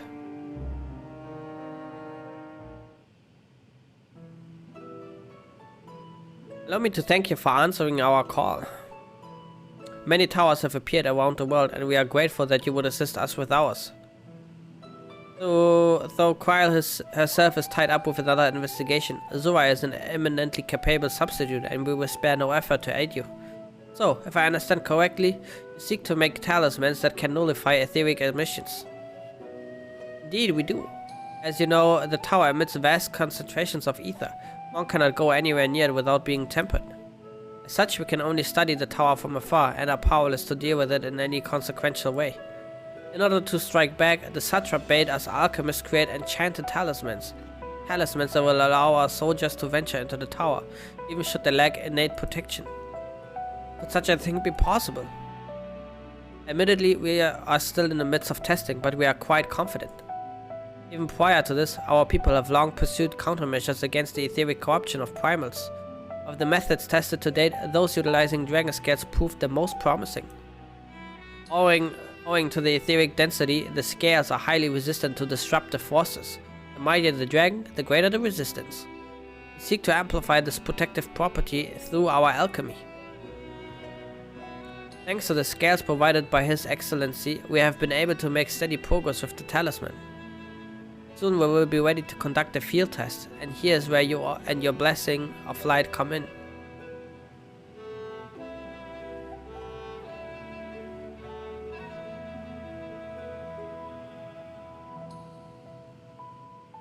Nothing complicated, I assure you. We ask only that you serve as an escort. I will explain in greater detail later, but you will be venturing into the tower's field of influence. And so, for our own safety, I would first test how well your blessing shields you, with your permission, of course. In that case, Urianja and I will find other ways to make ourselves useful. Seeing as you all work to the point of collapse, I suspect you could do with more hands. We would be grateful for any assistance you can provide.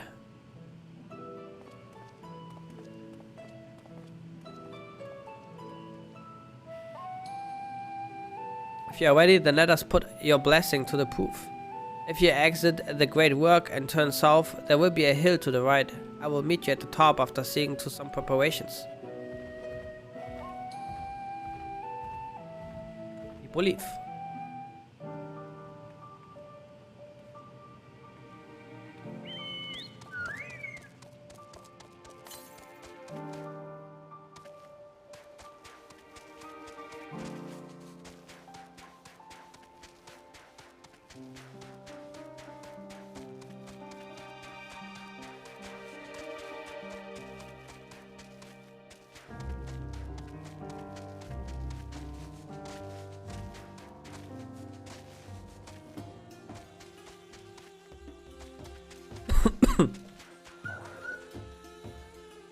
I hope you didn't have trouble finding this place or climbing the hill. Not all are accustomed to the physical strain.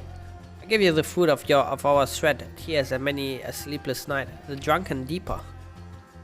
A Deeper is a lantern presented to the gods as an offering. Taking inspiration from the tradition, we created this device to test the talisman's efficacy. Upon activation, I will move a certain distance before emitting a powerful blast of ether. In lieu of corruption, those lacking sufficient protection will experience severe ether sickness. For your test, you will be exposed 4 times. That should be enough to ascertain your blessing's protective capability. Please begin whenever you're ready. I shall be observing from a safe distance. Commencing etheric exposure testing. Repeat, commencing etheric exposure testing. Retreat to a safe distance if you are not the subject. Follow the drunken Deeper's lead and try not to fall behind.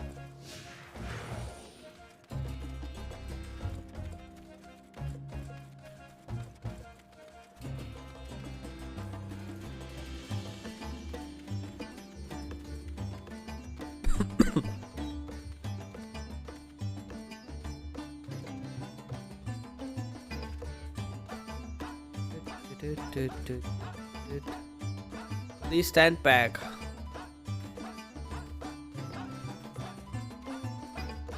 Warning, discharging ether.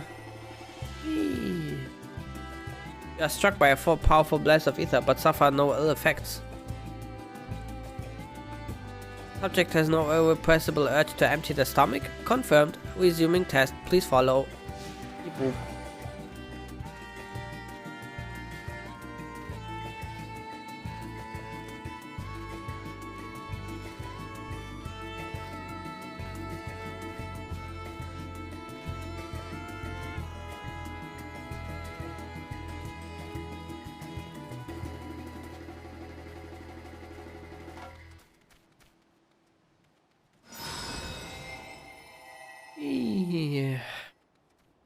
You are struck by another powerful blast of ether, but suffer no ill effects.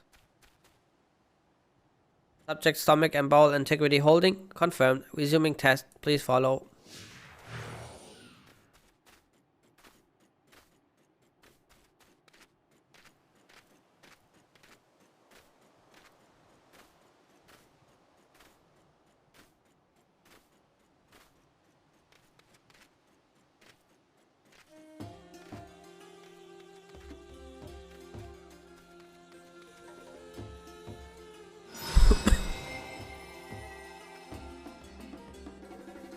You are struck by yet another powerful blast of ether, but suffer no ill effects. The blessing of light appears to be keeping you safe from harm.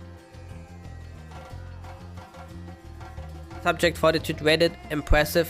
No irregularities confirmed. Resuming test. Please follow and brace for final discharge.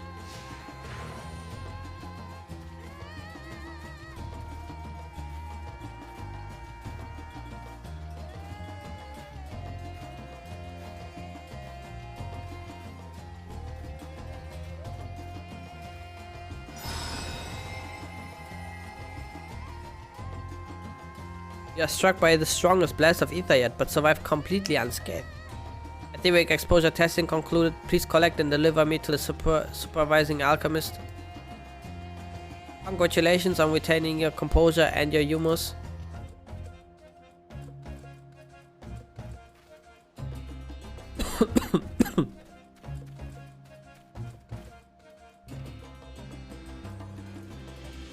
Ah, you've returned, and not on your knees. A promising sign, but come, let me take the deeper off your hands.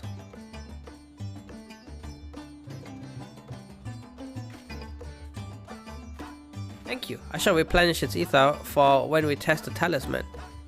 Any Q, boys? Oh shit, you're still in? Which place are you in right now?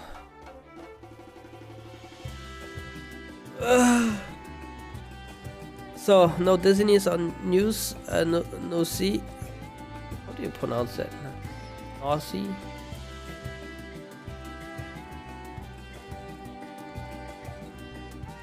Nausea.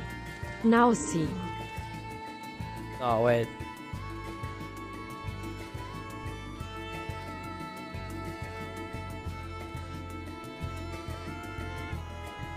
Nausea. Nausea. Oh. Nausea.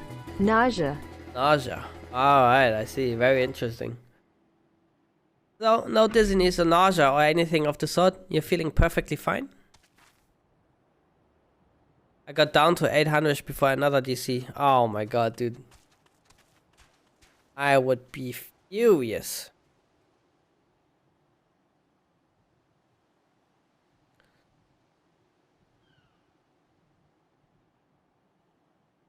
Then the strength of your blessing is beyond doubt. There's no risk that the tower will corrupt your ether. With this, we can request your aid for the task ahead with easy hearts.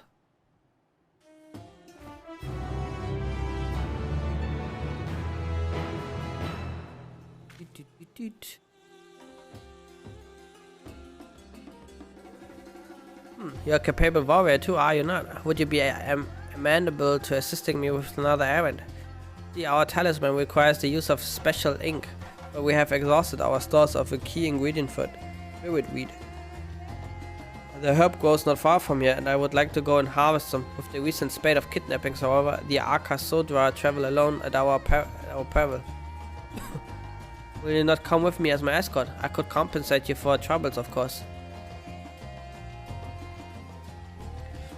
I mean, you're dead. Without further ado, let us head to Kadyaya's footsteps. It is situated on the road which runs east to the Great Work.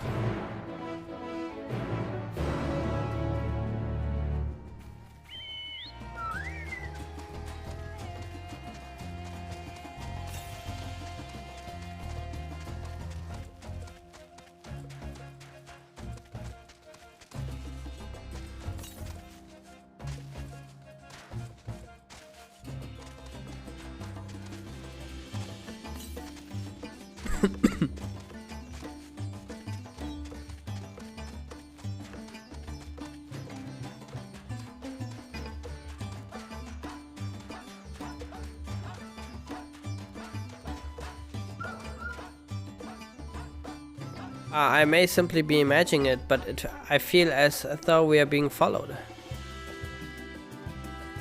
Look out, Zoe.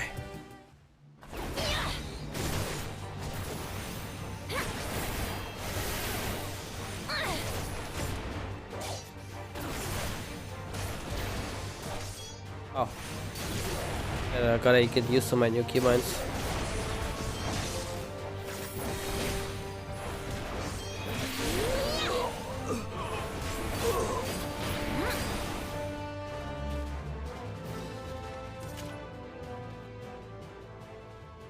Gods, but that gave me a fright to think that the moment I ventured outside the safety of the work.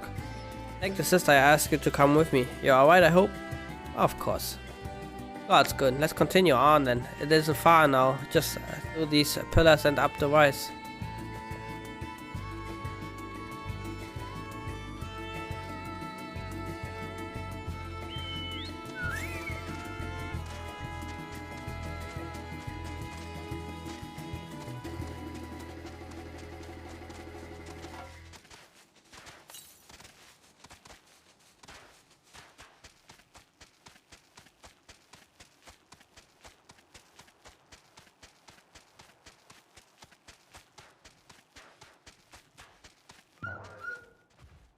And here we are, Kajaya's footsteps.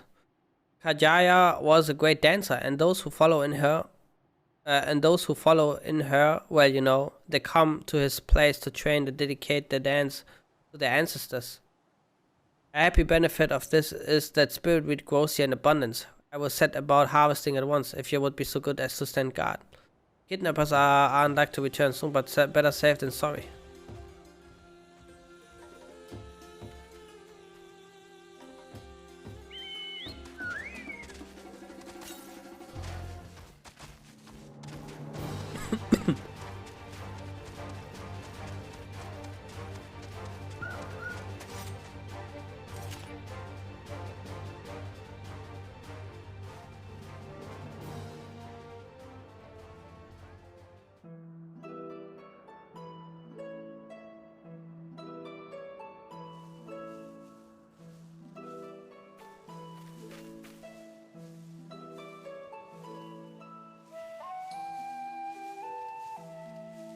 Yes, that would be Radzad Khan. Hardly anyone has been allowed in or out since our troubles with the tower began.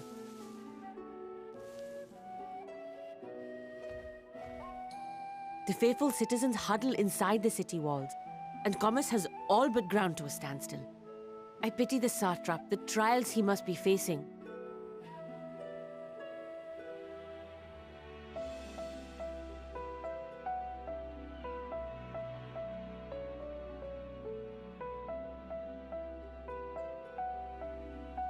Completely! Without the satrap and his line, Radzad Khan would not exist. Long ago, this island was home to two tribes of Matanga, the Gajasura and the Arkasodra. When the Aura came to these shores, it was the Arkasodra with whom they joined forces.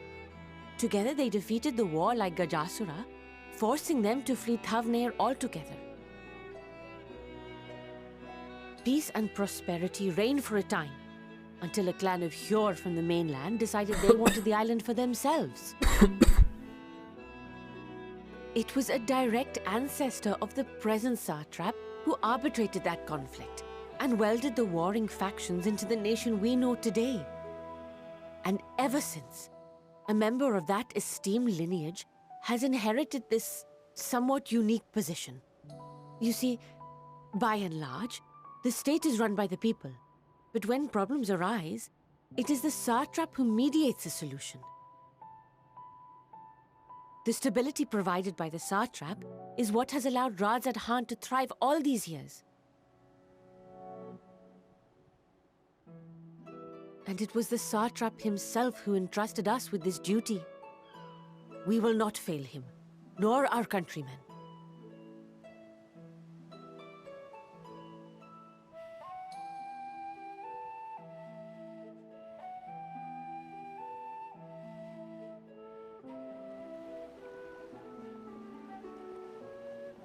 What is the delay with the vessel? I told you I need to adjust those ratios.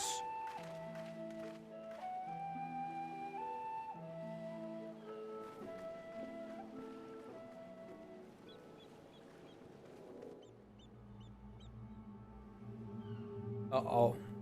Crazy guy. I come all this way to admire one of my splendid towers, and what do I find? Fools attempting to ward off its tempering influence with magic trinkets. I seem to recall a similar experiment in ages past. What was that man's name? Oh, something. Owen? Another body, another time. Who could be expected to remember every trivial detail? Allowing them to construct such handy talismans would be counterproductive to my plans. And yet, I find myself deathly curious. How will they manage this feat with the limited knowledge and resources at their disposal? Complications be damned, for we cannot escape the nature of our souls. And I, as ever, am my own worst enemy. Did the voice actor just change mid cutscene? Monka ass.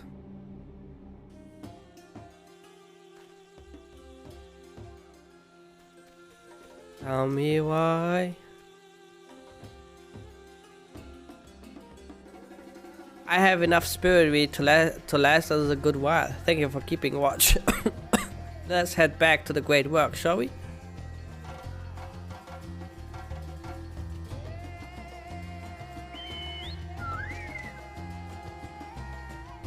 I cannot jump off.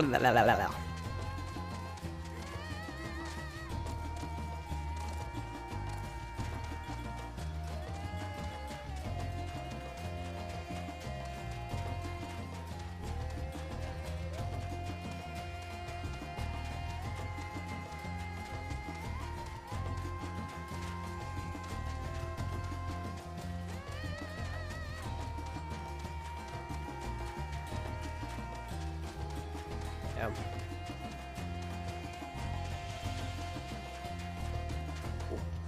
Got him.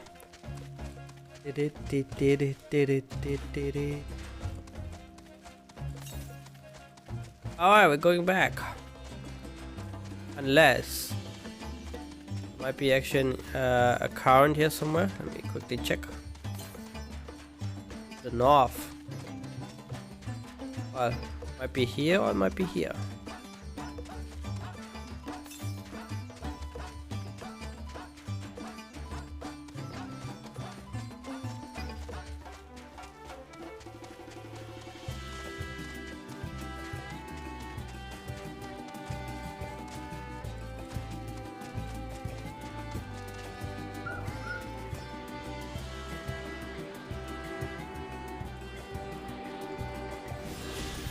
Cheating with the ether count allows it to be on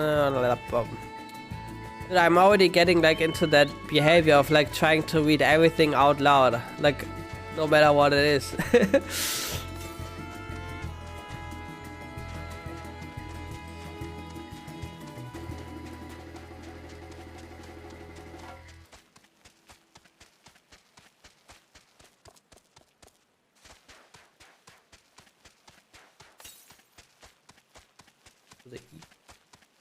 What is it?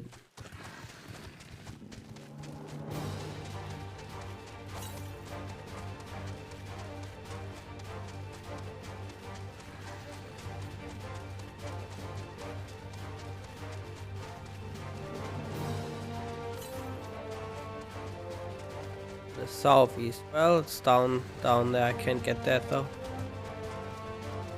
We go over the bridge. I'm curious. Hold on. Well, okay, he has an Omega Mount.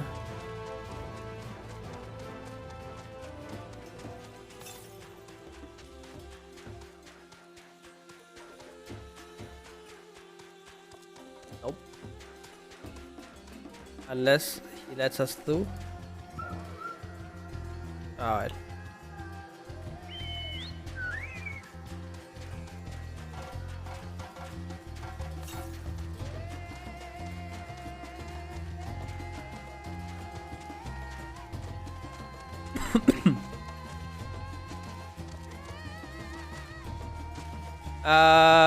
We did the last trial of Stormbringers, Stormblood, where you like the 4 lords, you know, the spices or whatever they're called. Snake boss.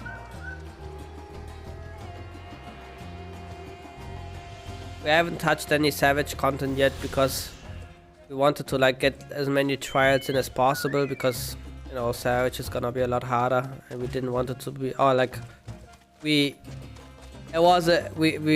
voted, and it was like a 4-4 split of what to do, and then we rolled the dice and I won, so I decided to like to do trials instead of savage content.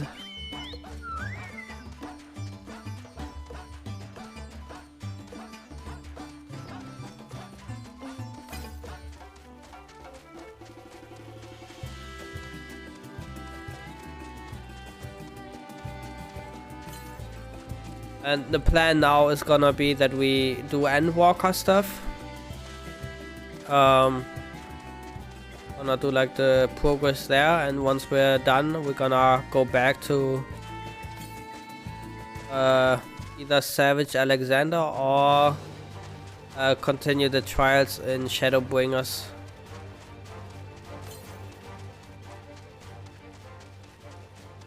Right to the west.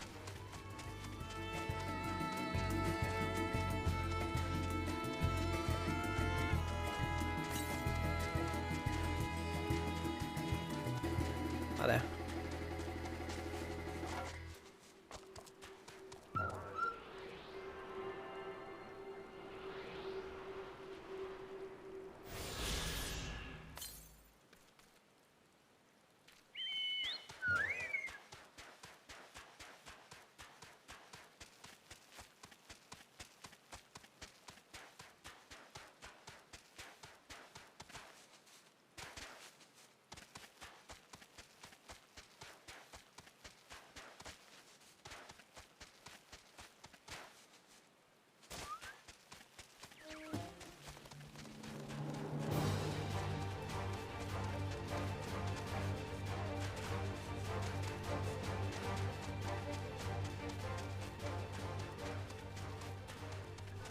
Dun, dun, dun, dun, dun.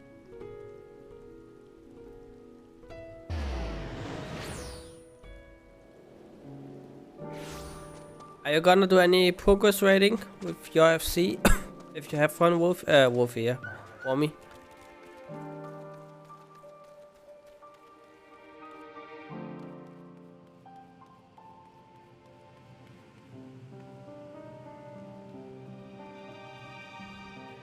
Zurai, my thanks again for your assistance. With your help, we are that little bit closer to completing our talisman. This isn't much, but please accept it as a token of my gratitude.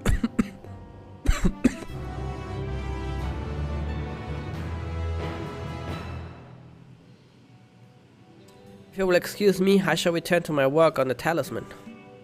Ah, you're both back. Excellent.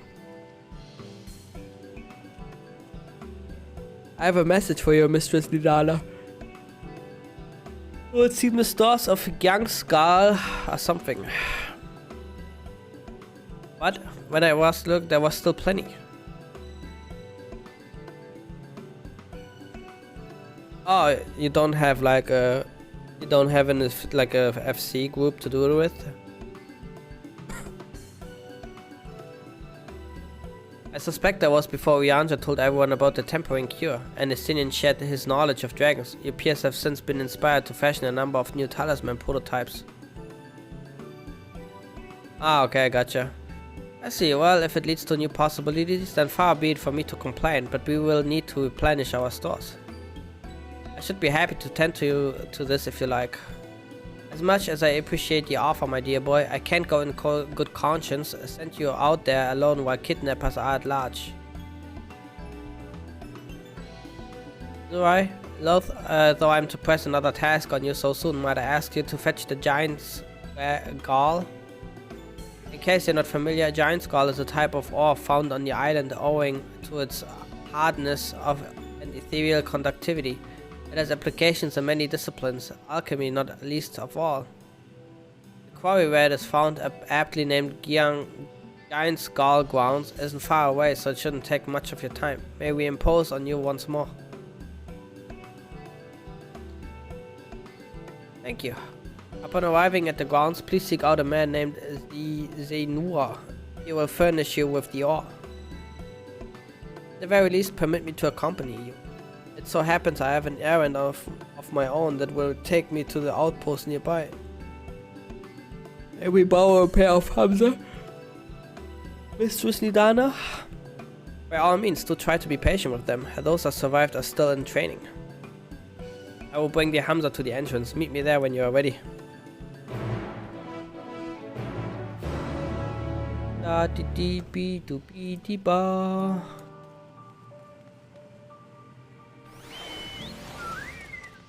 There's a blue quest.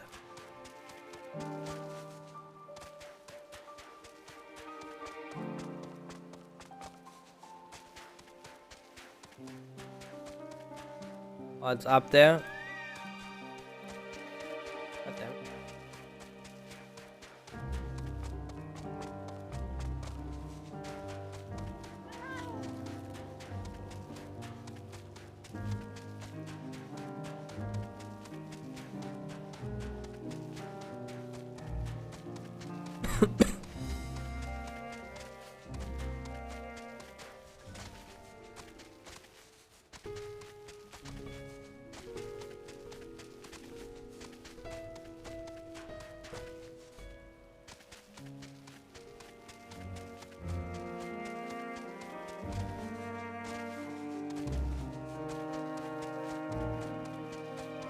Wait, what the hell?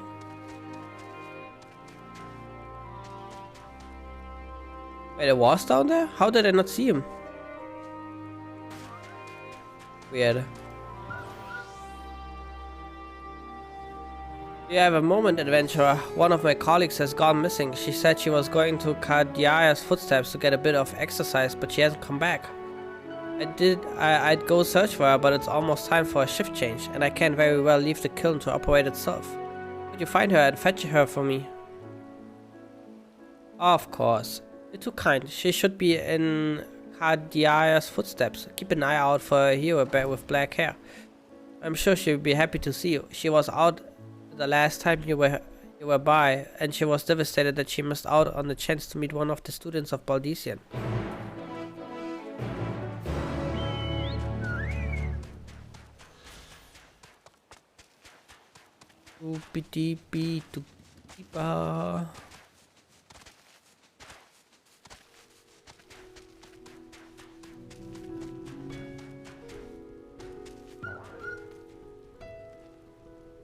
Here you are, Hamza.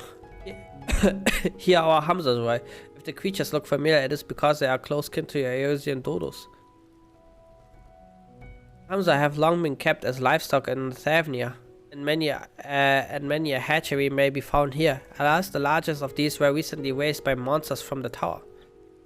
On account of such hatchery being situated near the tower, the Radiant host repurposed its remnants as an outpost. That is where my errand takes me, and our own destination is but a stone's throw away.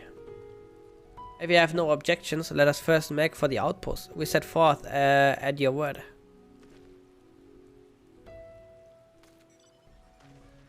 You're ready? Then let us depart. You need only ride and relax. My bird I will take the lead for yours to follow. Let us be off. If you haven't been within dodos before, be warned that they have a wobbling gait.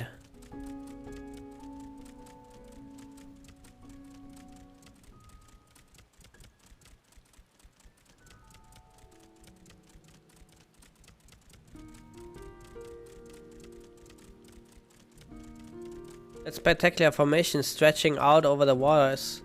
The sword Legend Souls was wielded by Manuisa against the Moraga before it was cast down at conflict's end.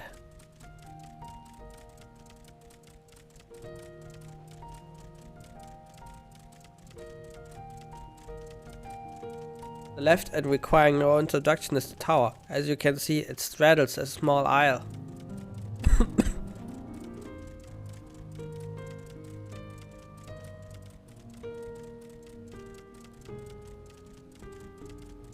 Almost there, though the main part of the hatchery is atop the cliff, the outpost itself is on the beach.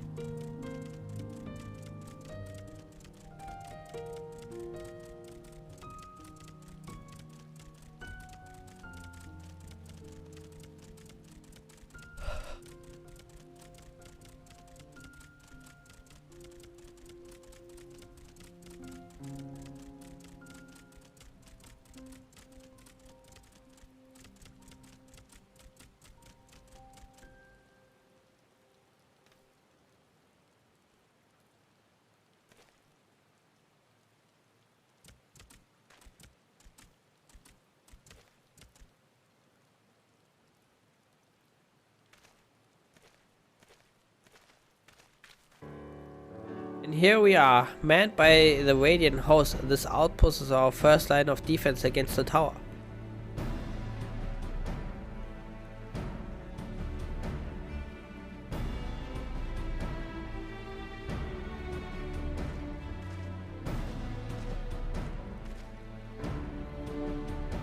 Well, who should it be but young Varshan, on an errand for the satrap? I am. His Excellency bade me come to collect your report. He also wished to express his heartfelt gratitude to the brave men and women of the Radiant host for their unflagging dedication. We simply do our duty, but we are honored to receive His Excellency's regard. And yet, for his boundless benevolence, his treatment of one so young could be regarded as callous. Though we have enjoyed relatively peace and calm these past few days, this remains the front line of battle, no place for children. Your predecessors too often traveled alone. It's been, what, 2 years now since you took over? I wonder how the fellow is faring. Like those before him, he went on to represent the satrap in foreign lands. Whether he may now be, I'm certain he is well. As for myself, I assure you that all I do for my own volition, and gladly I pray you do not think ill of His Excellency. Certainly not, lad. Whatever happens, my faith in the satrap is unwavering, but still I worry for you. We would be overcome with sadness if something were to befall you, for you are as a little brother to us all. Take care, do you hear? I will, Nabed. Thank you. And who might this be? Not Hanish by the look of her. Permit me to introduce Zuai Zuzu of the Eosian contingent, coming to assist in the making of the talisman.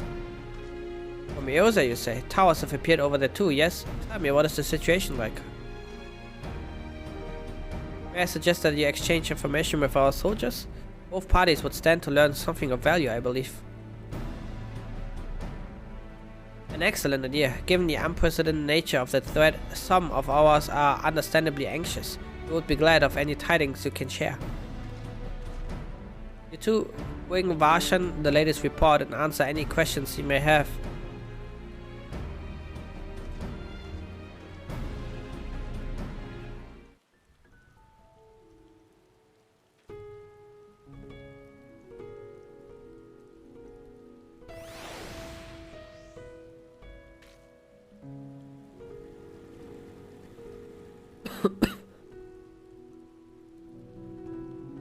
And people are fighting the good fight with the queues.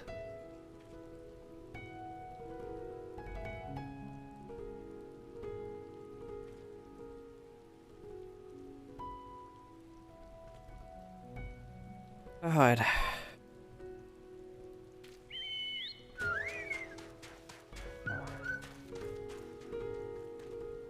I've heard about you, the visitor from Eosa. Is there anything you can tell us about the Telophoroi?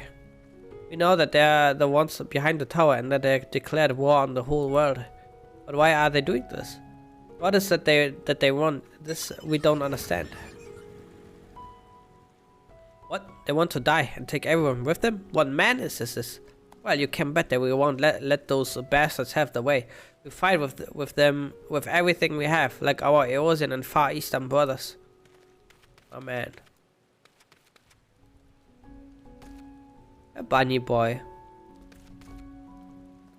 Almost looks like a girl though.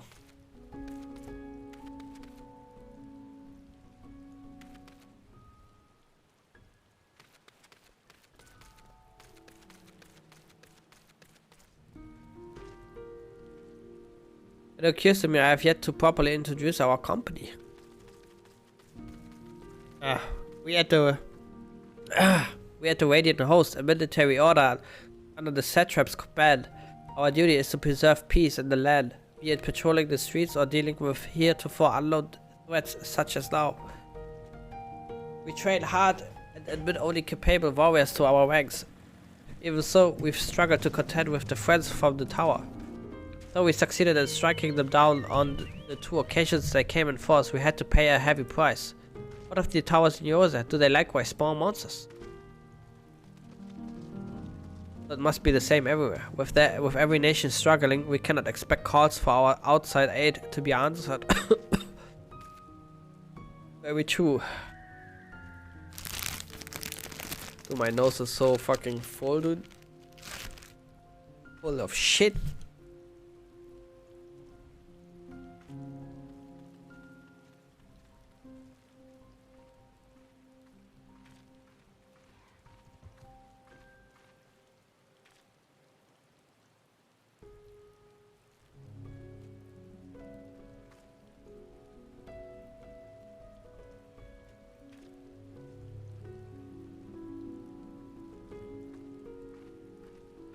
Jesus Christ, dude.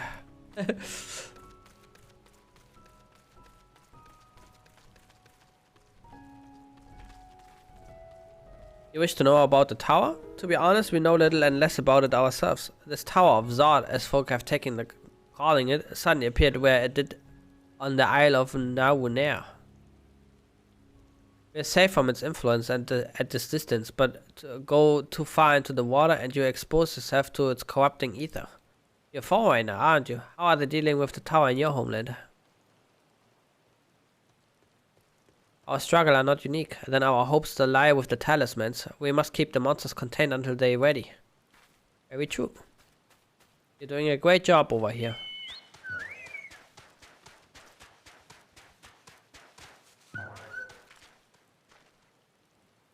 Finished speaking with the soldiers, have you? I hope it was as enlightening for you as it was for them.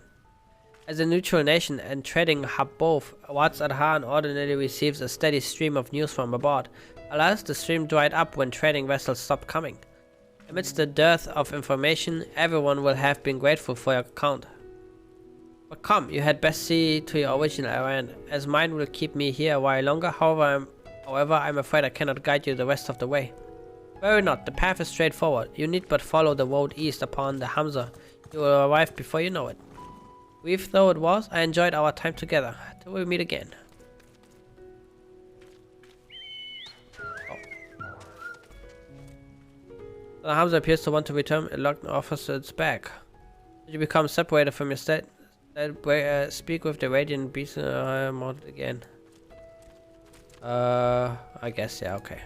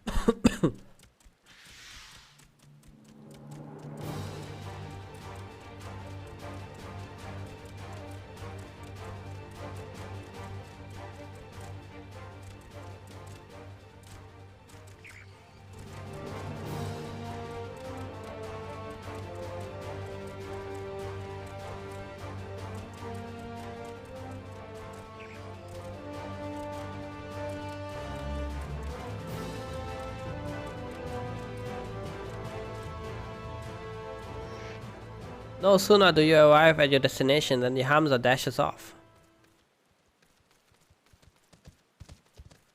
Alright, what's going on here? Aye, this is indeed the giant scale grounds and I am Zinua. Is there something you require? Giant skull for the alchemist, you say? But of course I shall have it. They labor tirelessly to deal with the tower, and it is the least we can do to provide them with the materials they need. It's okay. So far. Nothing like too special, I feel like. At least up to this point. Maybe it's gonna look a bit different on the other side. Once we can go there. No one can be angry with me if it's only a short break. Come on, let's play around. Alright, one card. I didn't pay attention to the rules again. Sudden death, chaos, or sudden death. Imagine, yeah. And same was... Okay. Chaos. I fucking hate chaos. Chaos.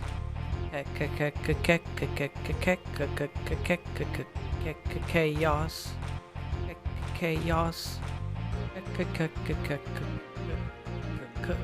Chaos.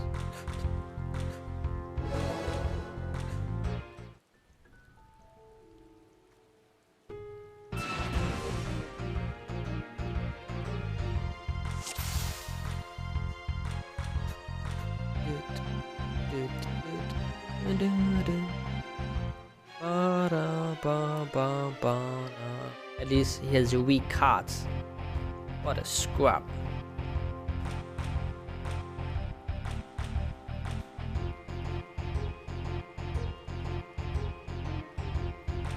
Oh, the perfect win. Bam.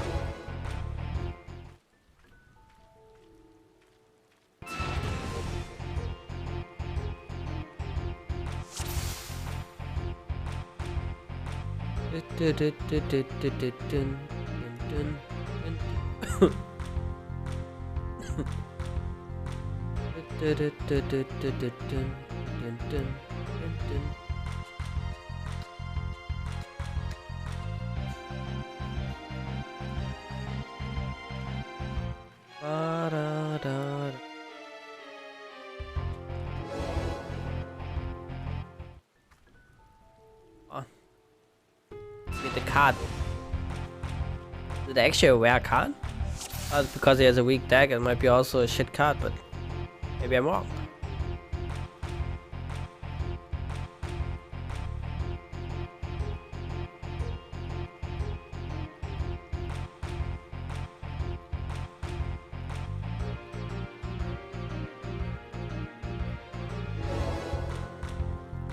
Oh, it is a shit card. Okay. I forgot to check the hands.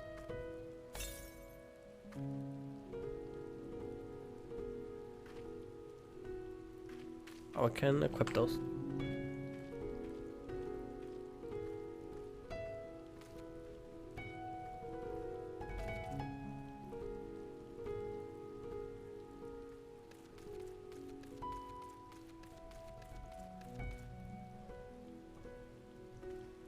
Yeah, a sack of purest giant scale. We always set some aside for our alchemist friends.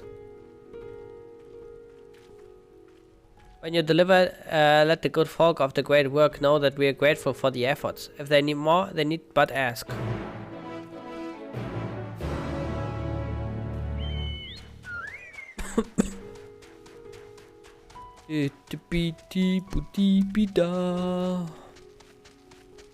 What's a long boy?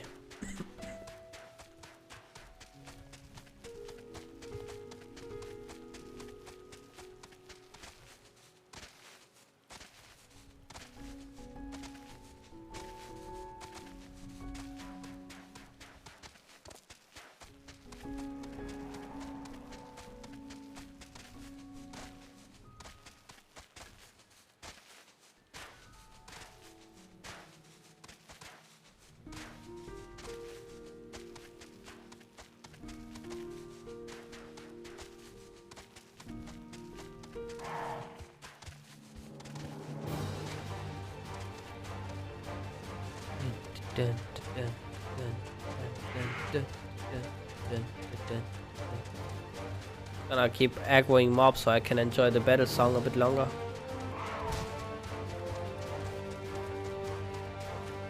Do enemies actually have like a line of sight? So you have to like kind of walk in front of them so they see you?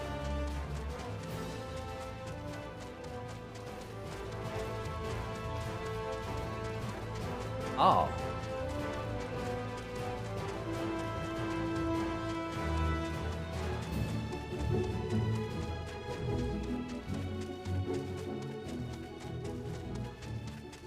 Interesting.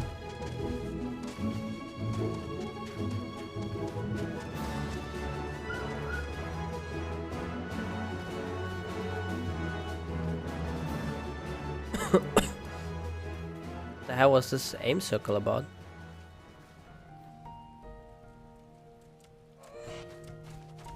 What do you mean? I need to get back to work? Oh, have I really been out that long? I should really go. But I was hoping to get a better look at the stage before I left. I'm sure you're busy, but but could you assist me for a moment? Thank you. I inspect the walls so you could make sure the stage is in order.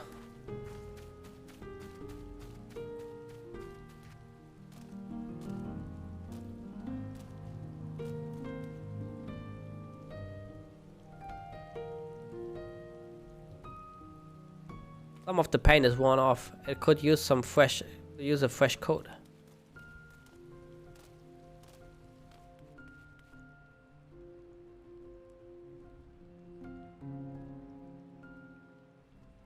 The cloth wavers exquisitely in the wind. No problem here.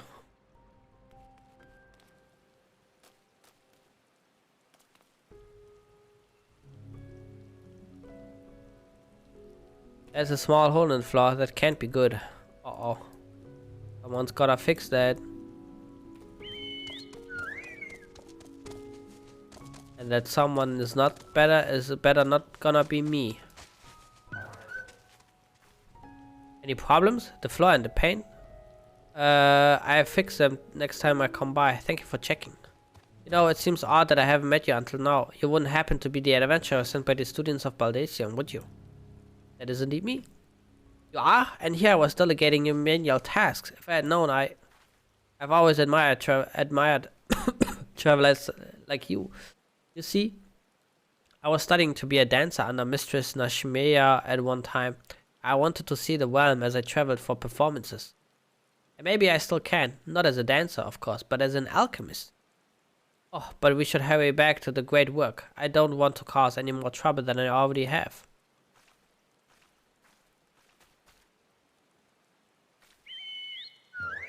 Alright, now we can teleport back.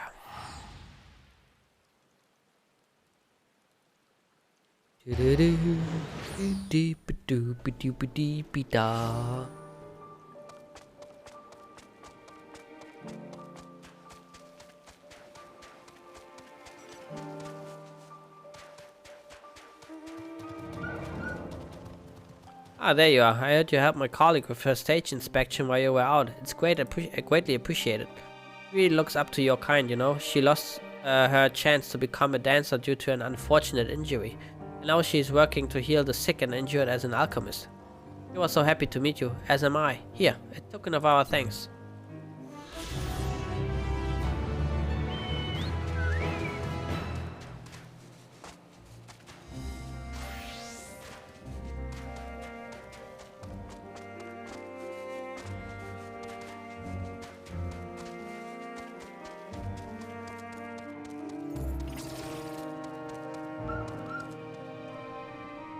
Ah, welcome back, Zoraid. I hope you have the giant scale. Of course. Oh my, such fine specimens. Thank you so much for bringing these. We now have everything we need to make our next prototype. One that should be capable of passing our most rigorous tests. When it is ready, it will be time for the true test, so please take your ease while you can.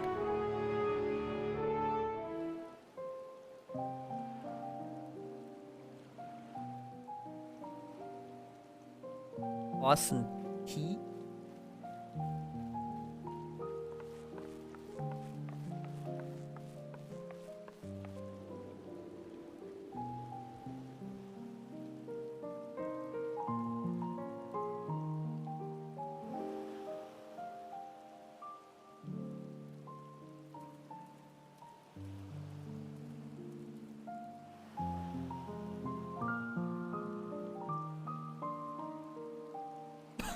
I see our taskmasters have allowed you a moment's respite as well.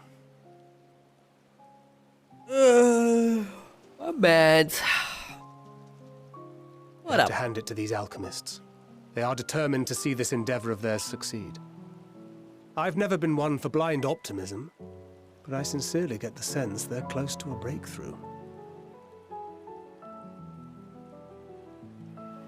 They had better be, or all this effort was for naught. Oh, what have I done to you? The peoples of Eorzea, of the Far East, of Thavner, children of this star united in common cause against a dire threat. Yet ere they succumbed to suicidal madness, were not the Telophoroi born of her body as were we? They who cling to life and the promise of the morrow's dawn, against they who desire death and an ending of their own orchestration. The victors of this war alone will hold the right to answer the question of existence, of its meaning, and its worth. Poetic and ominous to a fault. That said, if it's an existential debate in nature, then our arguments might not be as persuasive as you'd think. Fandaniel wants to die and take everyone with him in an orgy of pain and suffering. An utterly vile and unforgivable idea.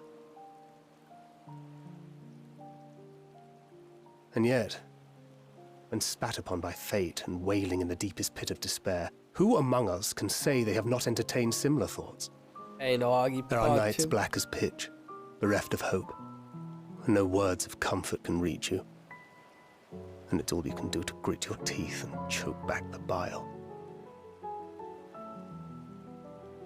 The more you see and suffer life's injustices, the more difficult they become to bear. Vengeance is nurtured in similar soil. Though your anger has a broader focus, the sentiment is much the same. A fervent desire to destroy others, to see them drown in torment, as you have. That about sums it up. The will to endure is not always as strong as the urge to burn it all down and salt the earth. Survival be damned. It's a struggle, often close and brutal. Indeed. Well, I, for one, shall pray survival proveth more appealing in the end. As will I. Besides, our chances are much improved when we've the company of others committed to the cause of life. Our vengeful dragoon here is proof of that.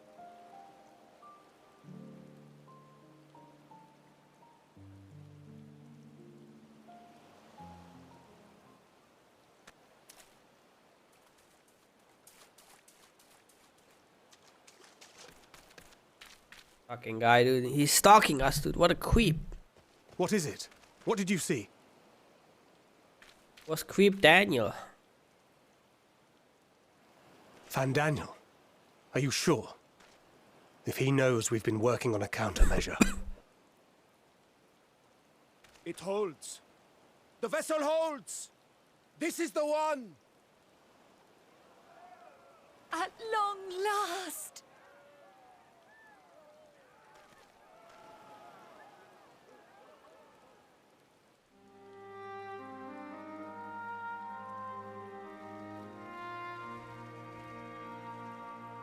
Look!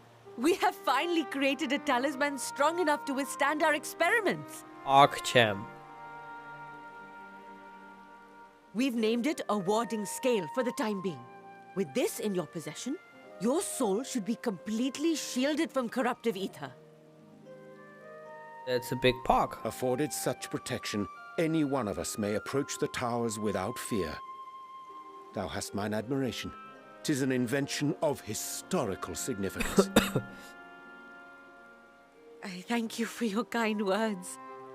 But I would prefer you keep them unsaid until we test the talisman's efficacy in the field. Efficacy, I was right earlier. It is for the next stage of our plan that we summoned you in the first place. To accompany me to the Tower of Zot. Alright, let's go. Finally a dungeon. Should the scale prove effective, as I very much hope it will, then you'll have little to do. But should the effect be weaker than anticipated, I must ask that you restrain me, or knock me senseless. I will kill you.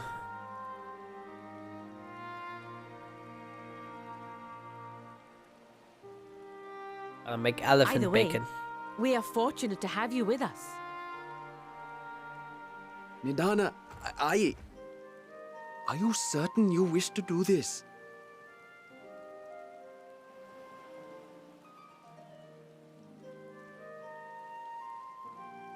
If others are to trust our creations, then we must have faith in them first.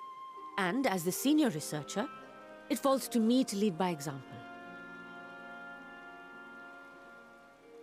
But should I fail to return, then learn what you can from this attempt and apply it to the next. Our work must continue. Is that clear?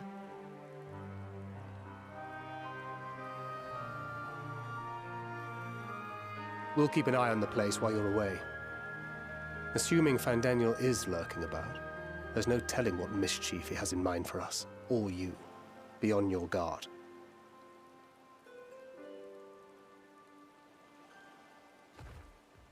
Shall we be on our way? I'll have one of the soldiers at the hatchery prepare us a boat, and we can set out from the northern shore. I'll see you there. Alright, I'm first gonna go on the toilet though. I'll be right there.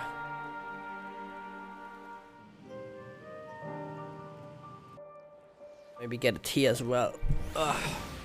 I'll be right back, chat. Ugh.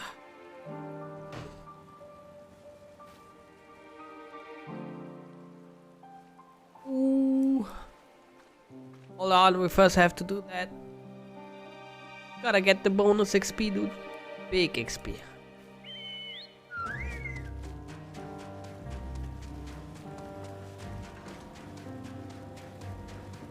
No, she's faster than I am.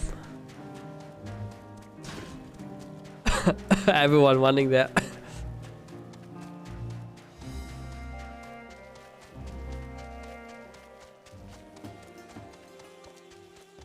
Already at 20%? Are you kidding me? Wait. Quicker, you fat chocobo!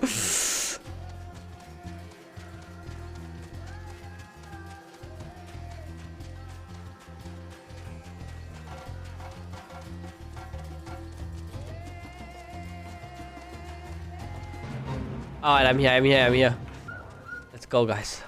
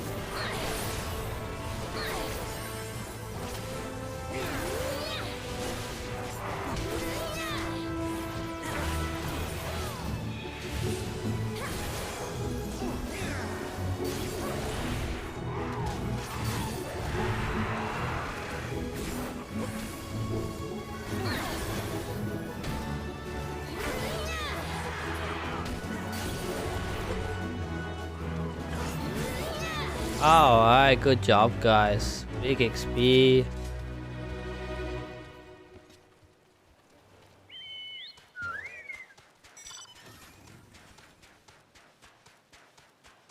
Risk of fate experience and fate is dramatically increased.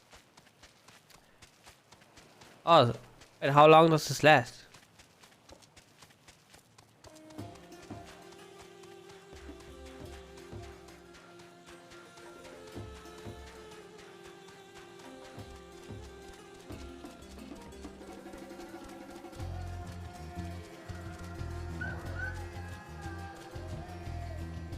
This is a rather finer board than I expected, but I wouldn't complain.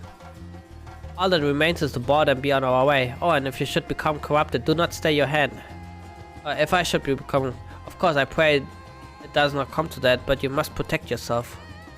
Other alchemists can fulfill my role, but you and your blessing are one of a kind, and perhaps our only hope of toppling this tower. For all our sake, do not hesitate to do what must be done, whatever that may be. Well, the longer I draw this out, the more nervous I become. Let's be off.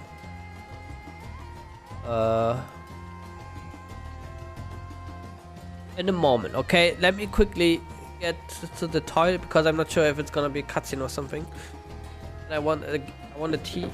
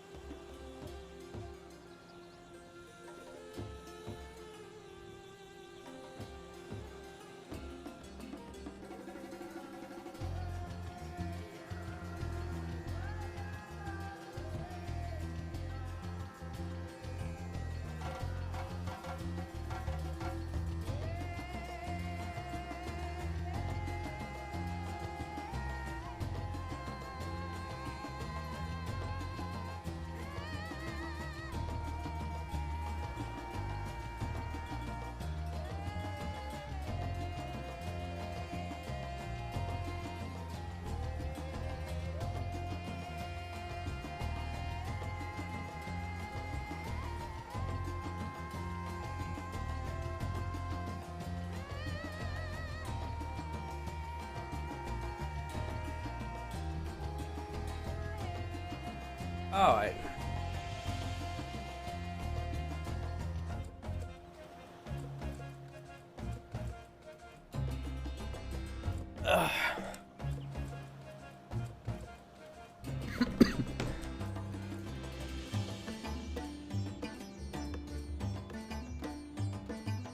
Going in.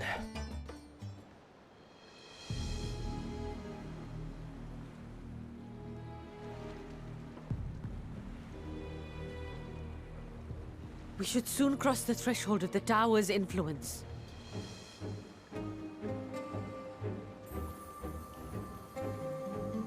Any moment now.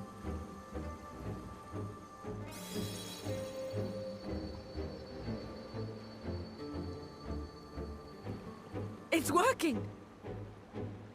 Park. And you are still yourself? Then I'd like to see how it fares closer to the tower if we could.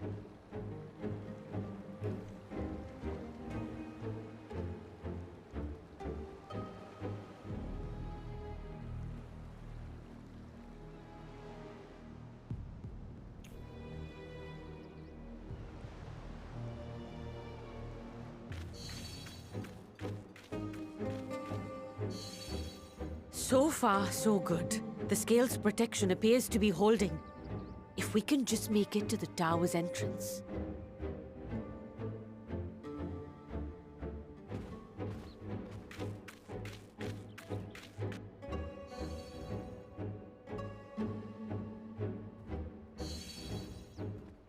A few more steps. Uh-oh.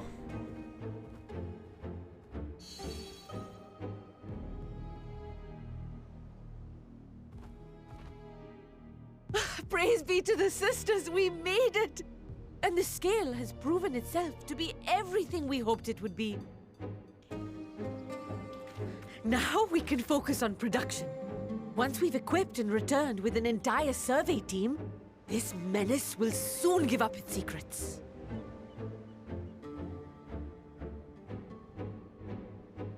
What?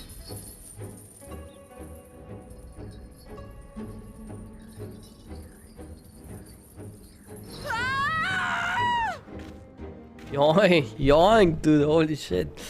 Yoink that elephant.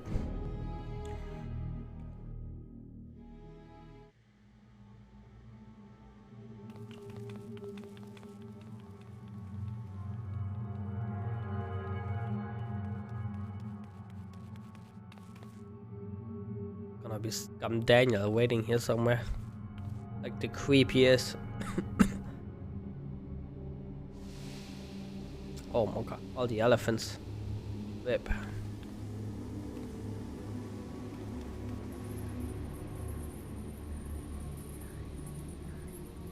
Oh, let me go! Oh, let me go! Oh!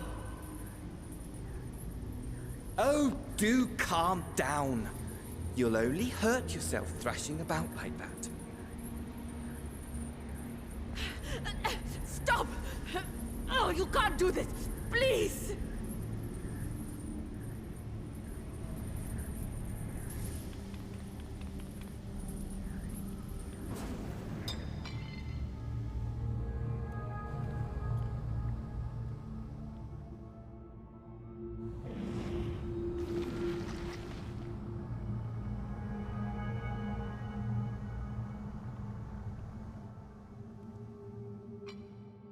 A little late for heroics, I'm afraid. The similarities are striking. My! Such hostility! Never before has my artistry so displeased. My patrons of old would have positively squealed in delight, though, between you and me, I find gushing praise exhausting.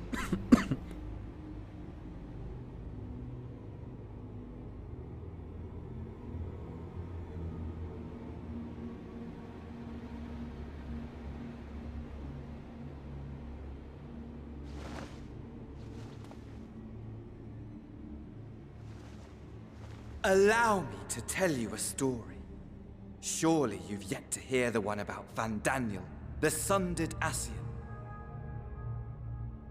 I inherited the position and the soul of the Fandaniel who sat on the convocation in the time of the final days, theoretically speaking.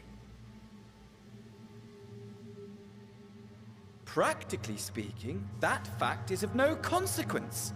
I was born and lived as, well, me.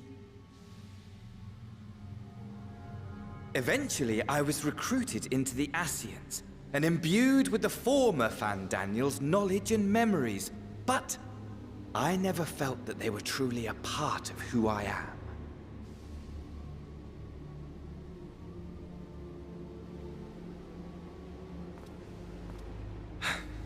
How to explain?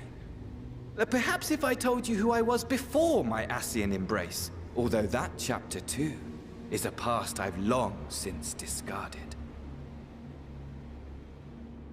I have it on good authority you've poked your nose into an Allegan ruin or two. Yes? Then I expect you've heard of me. The old me. He's succeed. At your service.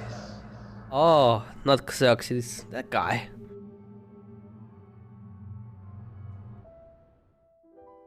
Imagine a nation of unbridled prosperity.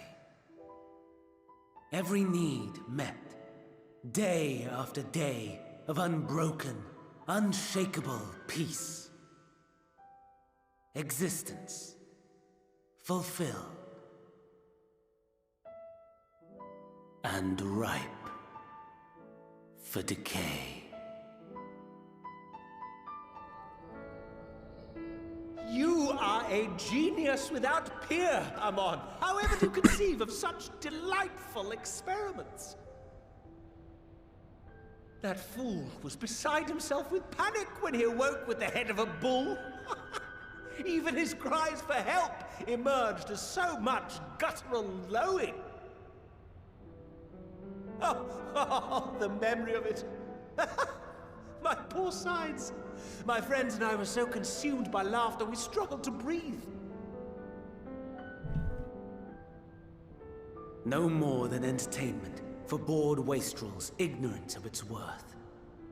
My all-consuming work. But it was not their only indulgence.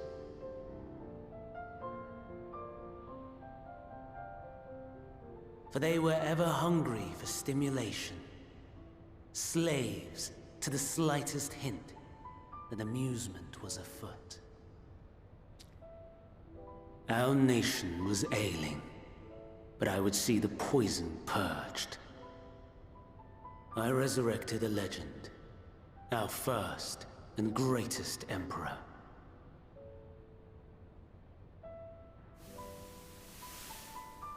And just as I had planned, he set our wayward empire back on the path of conquest. An inexhaustible ambition carried us onwards, always onwards. Yet, he who delivered to us such glory was not to be satisfied. Heed me, Amon.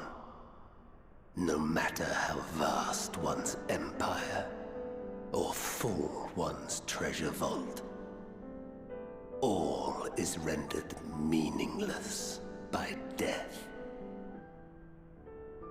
In the end, all is lost.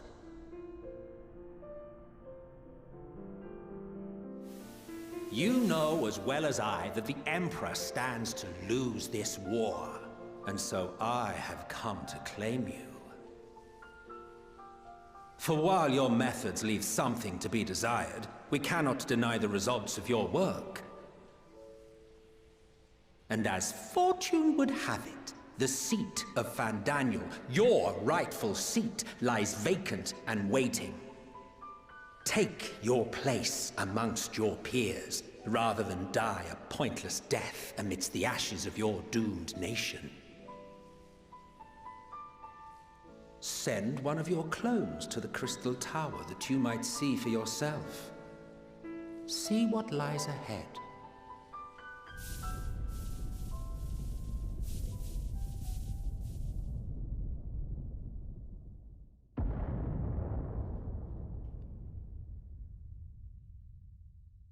The fall of the Empire affirmed the truth.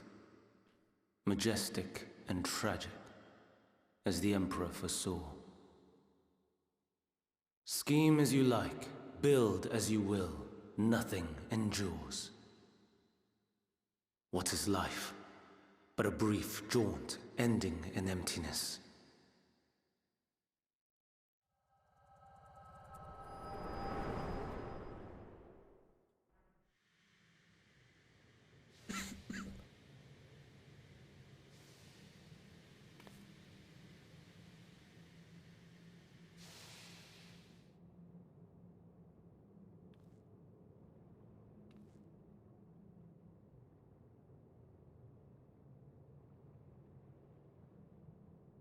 So easily distracted. Why, I almost left without saying farewell.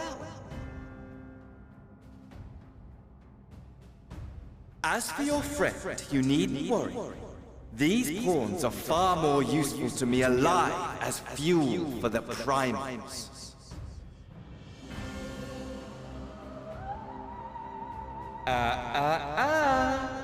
If you attempt to pull them free, they will die. So, enjoy tackling that conundrum with your comrades. We shall meet again! Not in one of these minor spires, oh no, but somewhere more suitably grandiose. Your favorite playmate is ever so eager to see.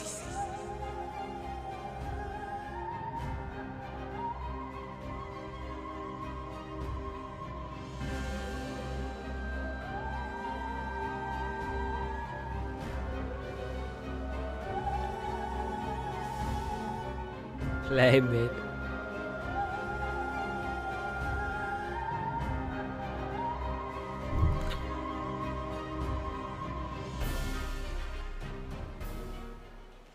Alright, very interesting, very interesting. Ah, you are returned, but where's Mistress Nidana? Manusia Preserve, just when we had succeeded in making the talisman. I must report this at once. Meanwhile, please return to the great work.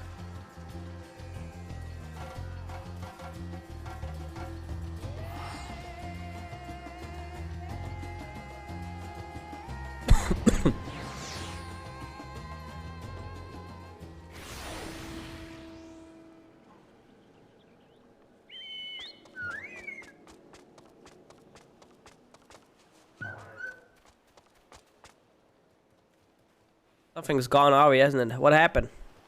Accidents. So it was for Daniel after all. Damn that bastard. I'm sure I wanted to do more, but you were right to return here first. We must treat warily, lest we endanger Nidana and the other captives. First we must inform everyone of the situation, Nidana's colleagues included. I called them together for a gathering, but I think it would be best if you were the one to explain. Alright.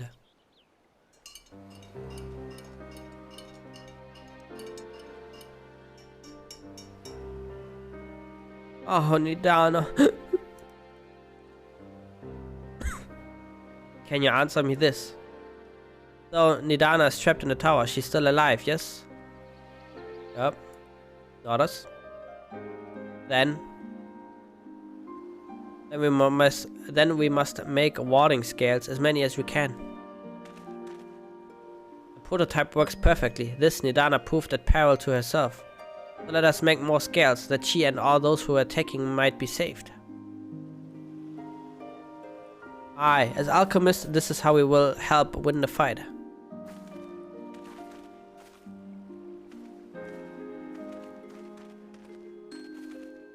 Friends, the Satrap has been made aware of the tragedy. He offers his heartfelt condolences and reiterates his pledge to provide you with all that you require, so that end, he bade me give you this link pearl, that he might personally discuss the production of the warding scales with you. And for our Eosian visitors, I bear an invitation. In her report, Mistress Nidana noted that your vital contributions to the talisman's creation. This fact came to the satrap's attention, and in recognition of your deeds, he wishes to meet you. In addition to thanking you in person, he would also discuss further avenues of collaboration. And so, if it is agreeable, will you not accompany me to Wad Zarhan for an audience with His Excellency? You should be honored, of course. Closer cooperation between our lands can only be to the benefit of all. Then it is settled. Please come to the gates east of the Giant Skull grounds, and I will show you into the city.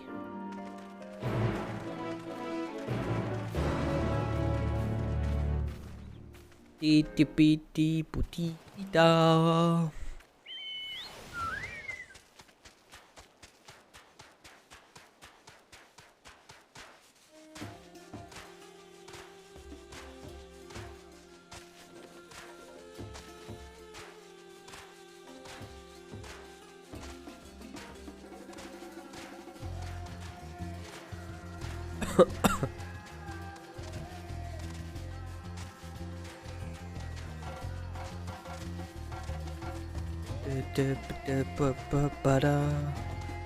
Wanna quickly do this one here. Lifted buff, Twist of Fate. Experience earn of Fate is dramatically increased. Big park.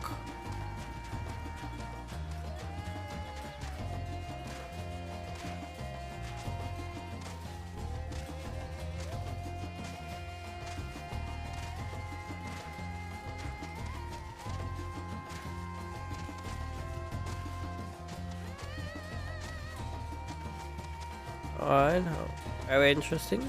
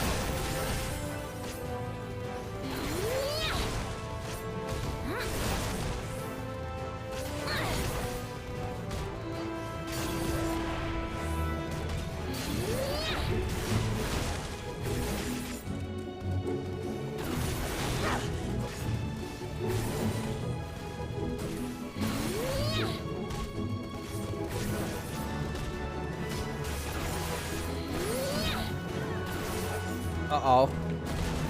That's too much, dude! No!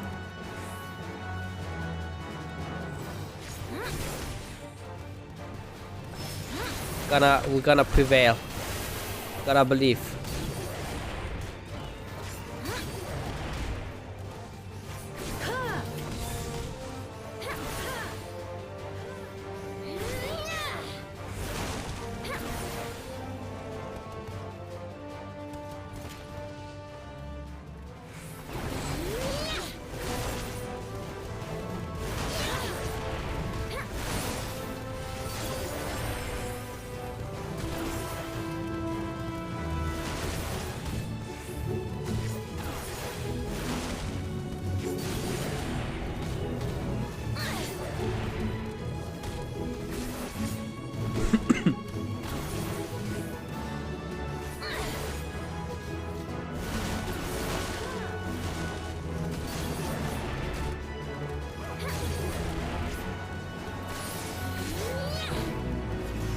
Alright, big XP, 605,000.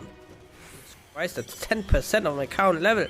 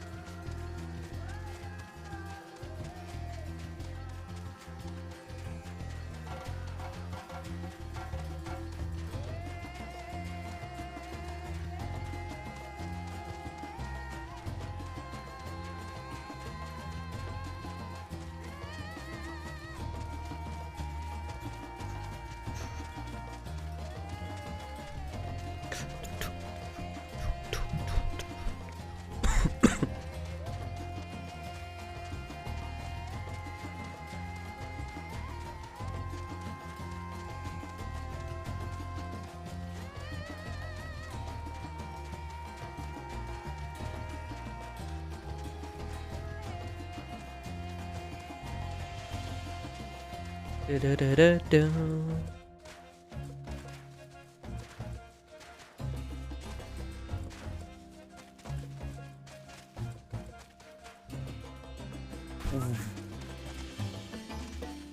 Big boy coming in.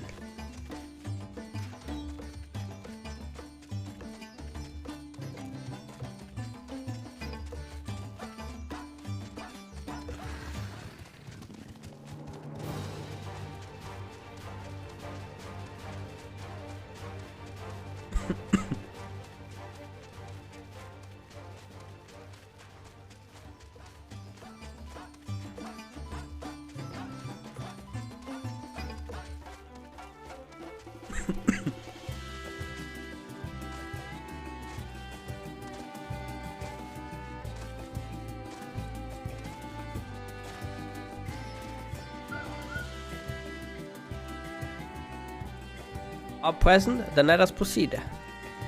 Owing to the threat of the tower, the city is currently in a state of high alert, and strict restrictions are in place for entry.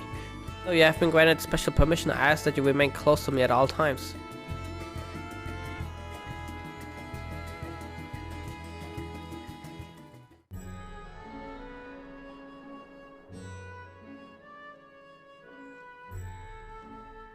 A vast rock squats upon Favnir, and to its stony surface clings the city of Ruds at Han.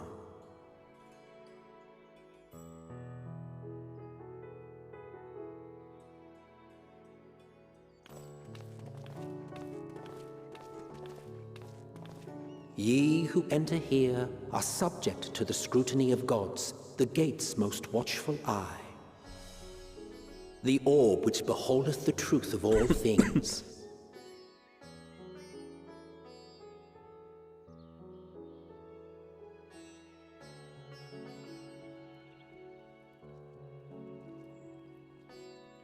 Pass beneath its hot and piercing gaze, bearing down like a second midday sun.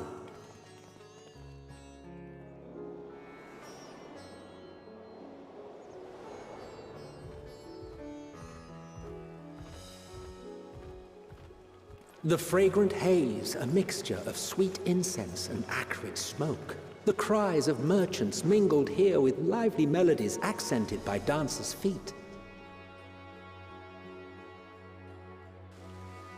Travelers seduced by vivid sound and colors were once swallowed up by patchwork streets.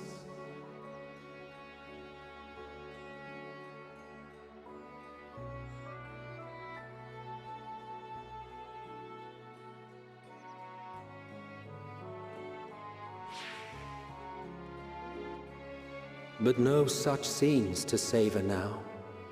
To what somber present does that divine eye bear witness?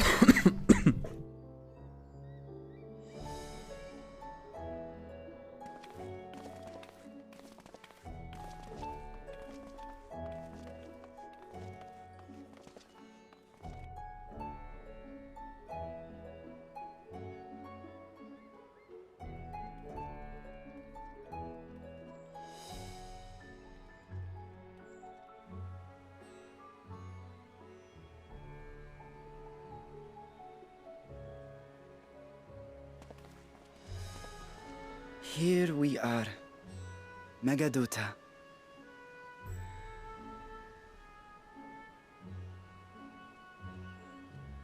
It seems a shame to bring you here directly.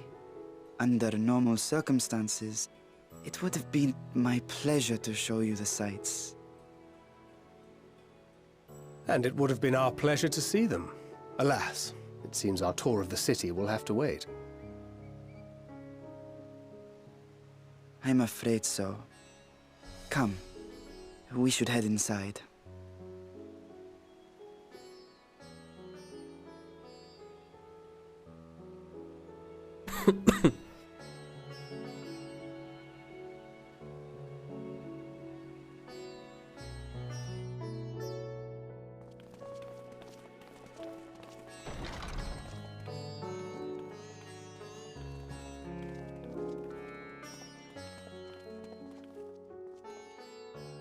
Your Excellency, may I present our honored visitors?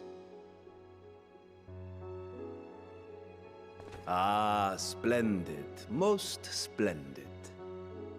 Allow me to introduce myself. I am Ahawan, satrap of Radzat-Han. Our alchemists tell me your assistance was invaluable in the creation of the warding scale. Such deeds ought to be recognized in person. Thus did I have young Varshan convey you here forthwith. On behalf of my people, may I express to you our sincere gratitude. No problem.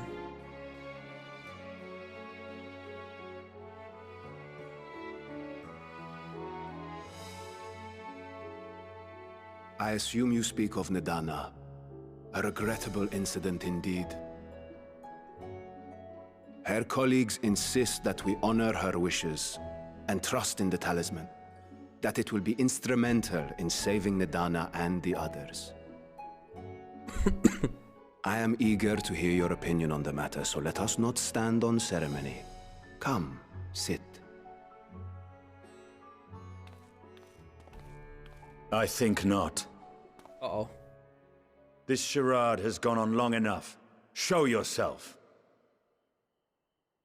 Forgive me, but were you expecting musicians, perhaps? There are no performers waiting in the wings at present, but arrangements could be made if you'd prefer. Nay, he hath the right of it. The time for artifice is past. Raise the curtain. Okay. As you wish.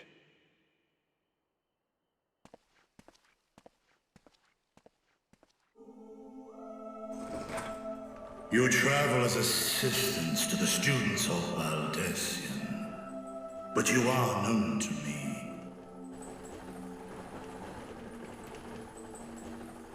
Even here have we heard of the scions of the Seventh Dawn.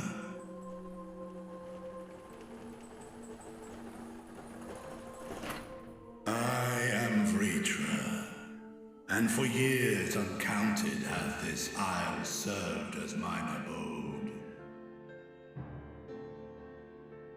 Vritra, of the first brood, sibling to Hraesvelga and Nidhogg. I, mine elder brothers, of Midgard Sorma's spawn, I was last to hatch. Well, isn't this a surprise? We were told Radzat-Han had an alliance with the dragon. Not that a great worm sat in the satrap's own hall. A necessary subterfuge, as the true tale of our nation history illustrates most effectively. In the beginning, the rock upon which our city is built was home to Vitra, and Vitra alone. In time, the ancestors of the Matanga came to the island and established a foothold. But never did they dare disturb the worm's lair. Next to arrive were the Aura. Adopting the example of their Akasodra allies, they too treated Vitra with reverence and respect. And for many years, an understanding between our forefathers and the Great Worm endured. Until marauding heroes from the mainland came, threatening to shatter our peace and tranquility. When it seemed all would be drowned in blood, Vitra himself came forth and quelled the rising conflict. A peaceful accord was reached, and oaths sworn in Vitra's name. Thus began the dragon's governance of the fledgling state, which was to grow into Radzat-Han. But if Vritra is still here, then your position as satrap is just... He's just a puppet of the dragon. A charade, yes. And one which my family has performed faithfully for generations. Many envy the great worms their power. Were it known that I ruled here, then the fires of war would burn without end. I just realized that he's not talking in the dragon language, but like in the normal language. common tongue. I would not be the flame which consumeth my people. Those few who joined me in laying our country's foundations were, perforce, sworn to secrecy. Your eye. It was taken. Uh-oh. 'Tis here, buried within the semblance of flesh. The body before thee is but a simulacrum, constructed by the finest artisans of Razathan. With mine eye nestled within, it doth serve as an inconspicuous vessel for my will. Ah, that would explain why I felt the presence of a dragon upon our first meeting. I am woven with words fashioned to deceive such arcane senses. Though 'twas short-lived, it seemeth thy fusion with my brother hath left thee much altered. Estinian warm blood.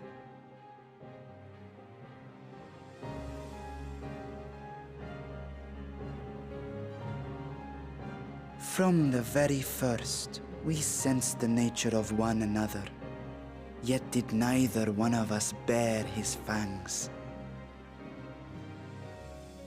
That is all I need know of thee for now.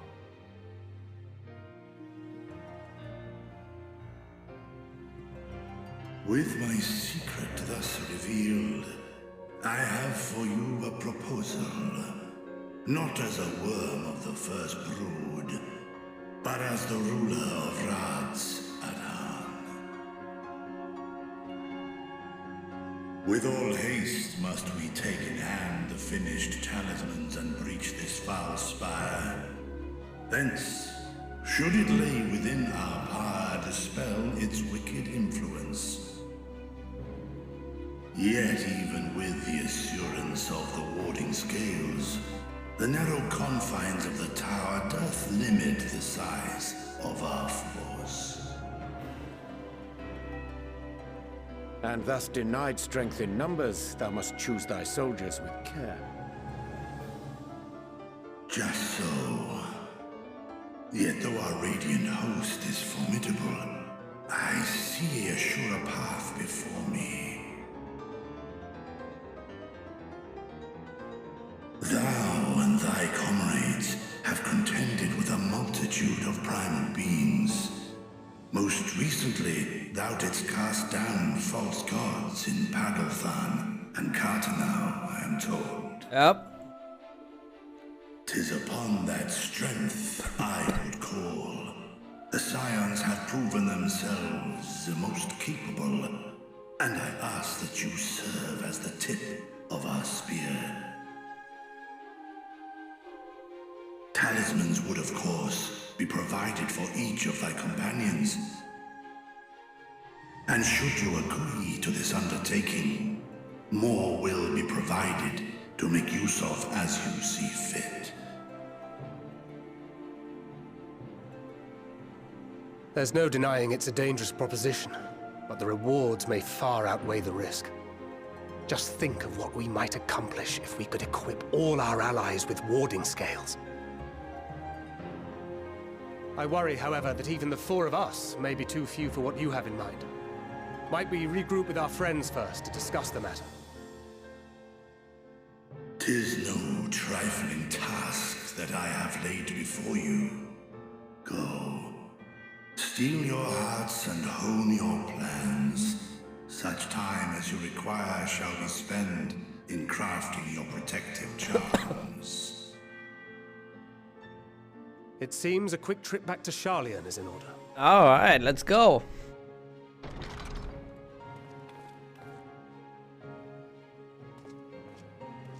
Wilt thou not lend thine aid? Estinian already wants to head back. We don't have time. Quick. Whether your request be made as a great worm or the ruler of Razathan, I see no reason to refuse, nor will I.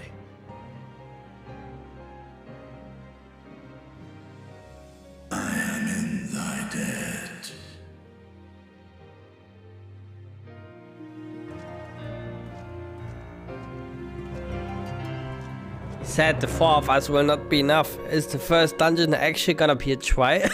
Park Jim? That meeting took a rather unexpected turn, but we now have a clear objective ahead of us.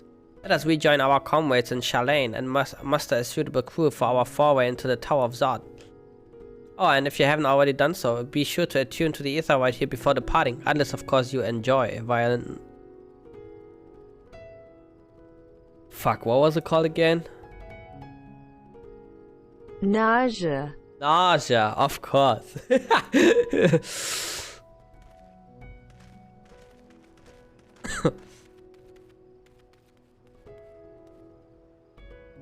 Oh, let's see.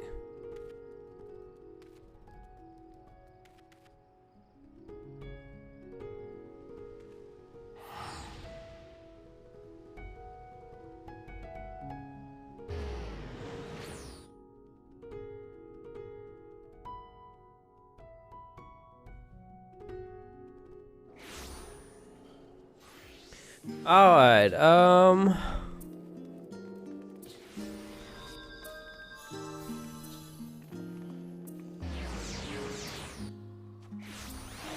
Harvest Moon music coming in strong again.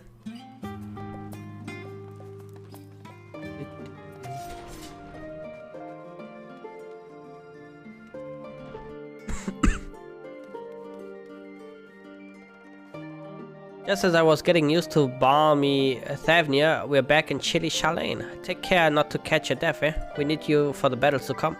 Now then, everyone appears to be here, so let us take stock of all the developments and discoveries. Alright. Since there has been progress on both investigations, shall we share the findings from our respective locals? Or localies.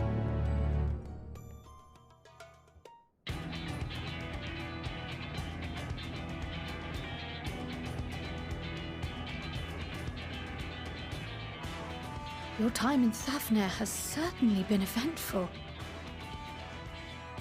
In my opinion, carrying out Vitra's request and assaulting the Tower of Zot should be our highest priority. Okay. I agree. While I still have questions concerning the Forum and their grand undertaking, we have all but exhausted our avenues of investigation.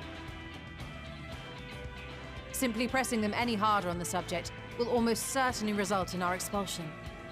Therefore, I suggest we explore the ethereal sea connection by way of a letter to Master Matoya, then make our way to Thavner.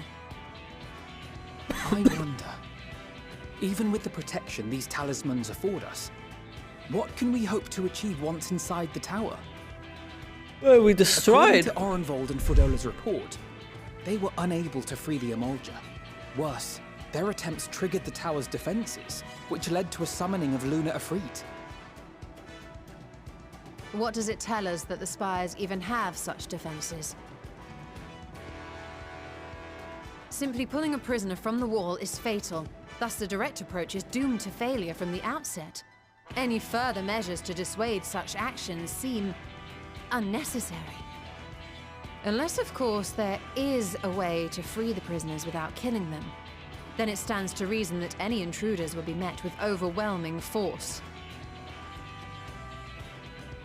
The towers appeared throughout the world in but the twinkling of an eye.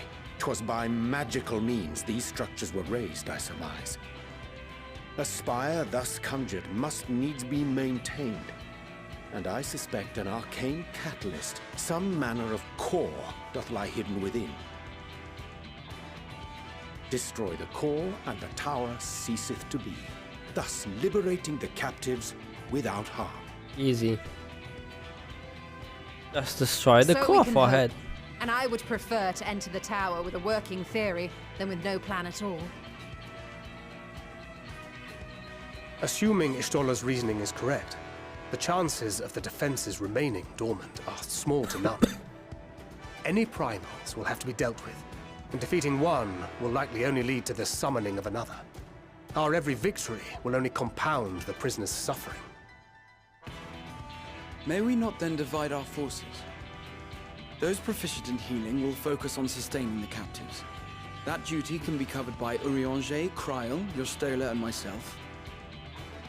The remaining Scions will proceed with the search for the core.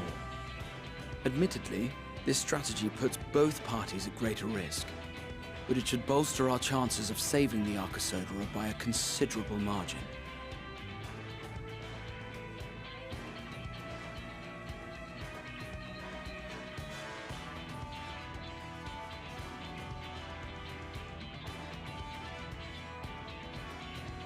If you're to fight primals, then you'd best have at least one healer with you. And I am more than happy to fulfill that role. I found wielding a sage's armament to be rather intuitive, and look forward to testing them against a more challenging foe. It seems we have a plan. All that remains is to carry it out. I will inform Rads at Han of our movements, so let us make our preparations and regroup near the tower. Okay. We're going in, Chad. The military post in what's left of the Hamsa hatchery should serve as a convenient staging point. That sounds perfect. And remember, the experimental aetherite at the confluence is there for those who need it, so there's no excuse for being late. Just get your drinks ready afterwards. Oh, the gang is setting out. Look at them.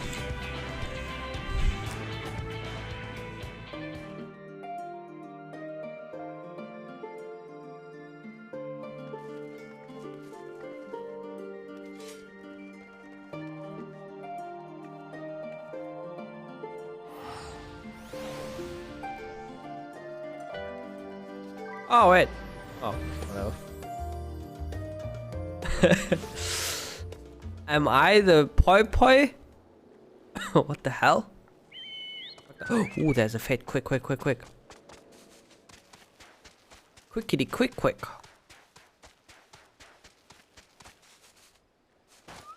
Oh, shit. This is not quick, Chad. Not quick at all. Oh, no. How do I get out of here? Oh.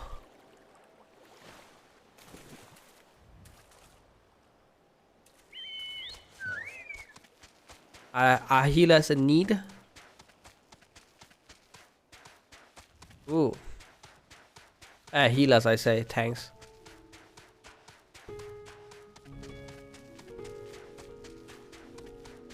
I guess the wallets, yeah, it's all it's all tank. Down.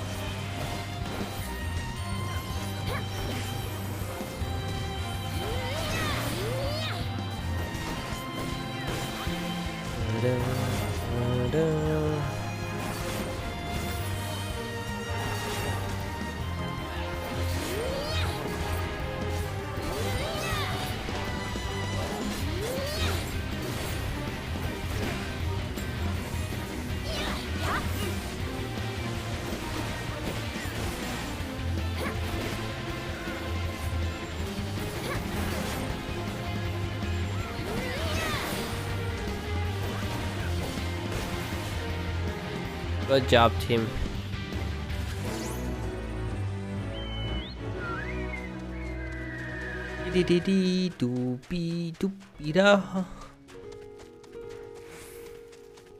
Experience on fates is dramatically increased. Dramatically. There is no fate inside I can go to.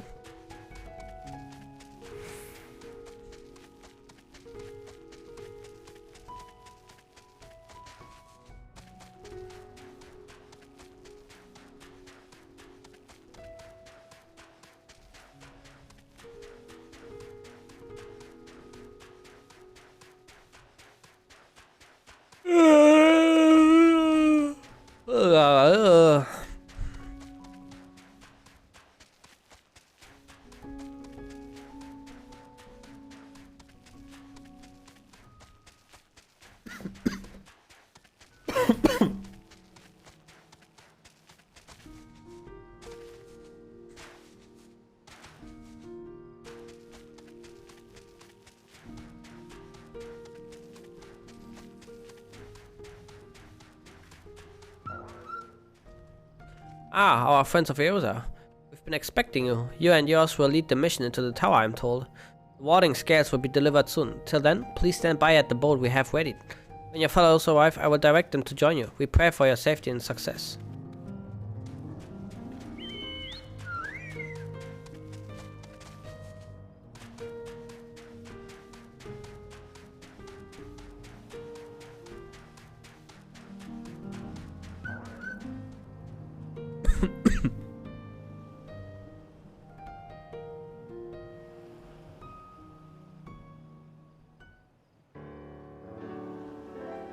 Dun da da da dun dun da da da dun dun da da dun dun da dun.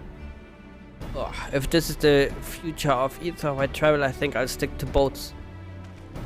Aye, no warning, however empathetic, could have prepared me for that. Empathetic. On account of which we are a little late, but fighting fit, mostly.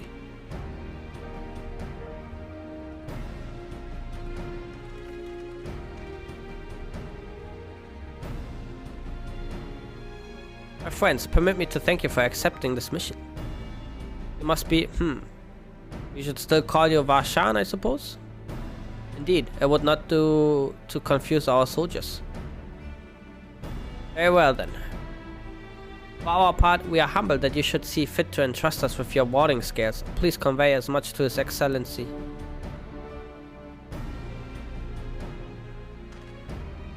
One for each of you. Please accept them with my blessings. Our thanks. With these we can go anywhere those with the blessing of flight can go.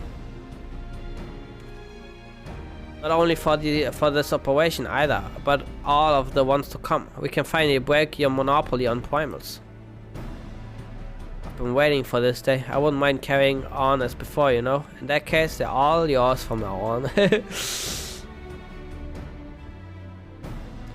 But I'm afraid we can't let you retire just yet. You're the science's brightest star after all.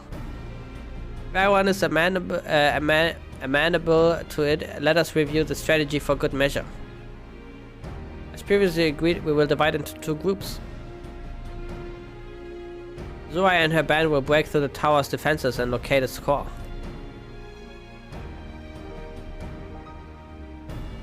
Meanwhile, the rest of us will tend to the prisoners who will doubtless want for healing due to the duress of repeated summonings.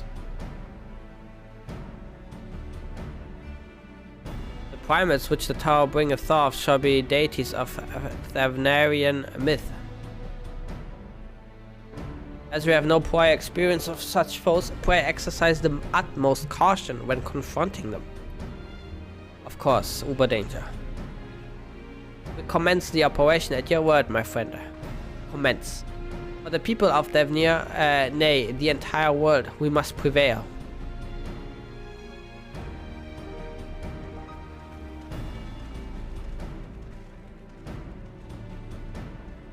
The Tower of Zod, now accessible.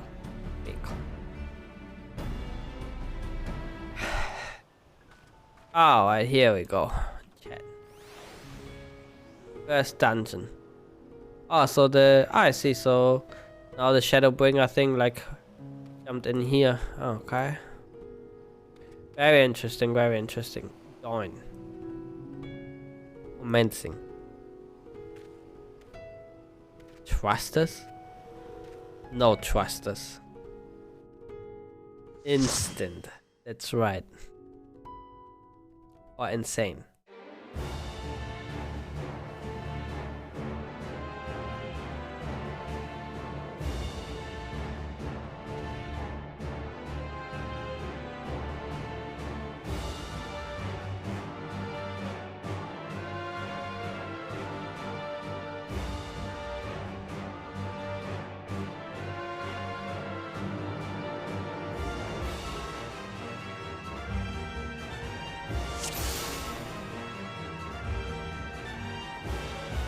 Lagging, or the healer is lagging.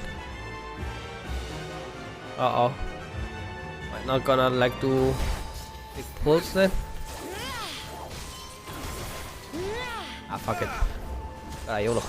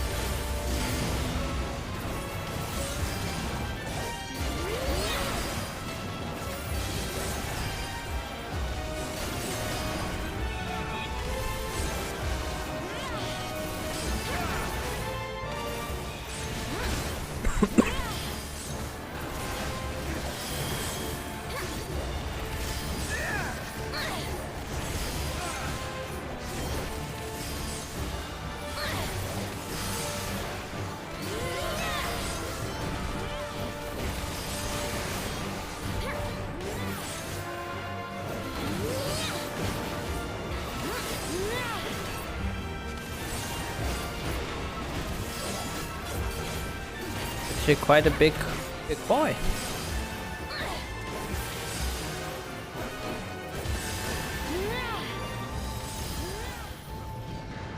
That's a great surge of ether, as if a summoning hath begun. Oh no, the Marcus sisters.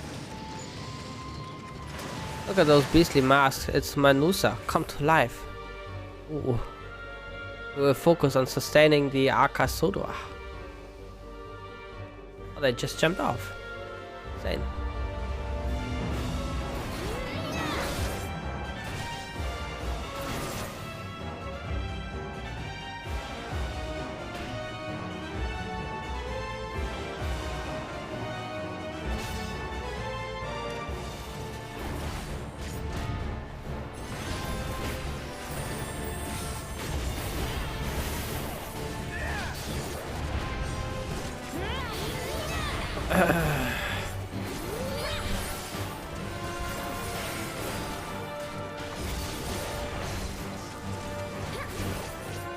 Okay, good stun. I don't think that was intended, but I appreciate it.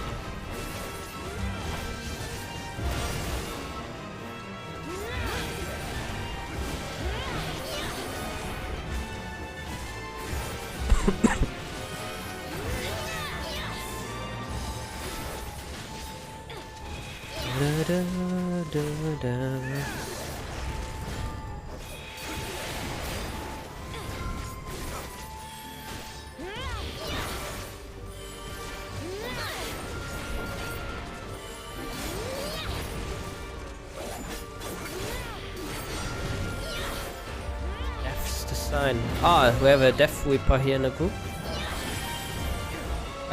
Or Reaper, or whatever it's called.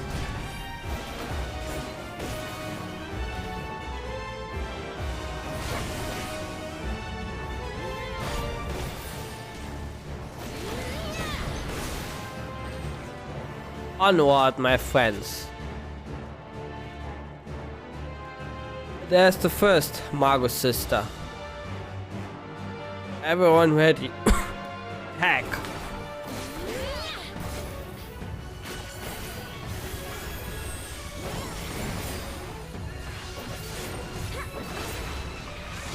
Oi.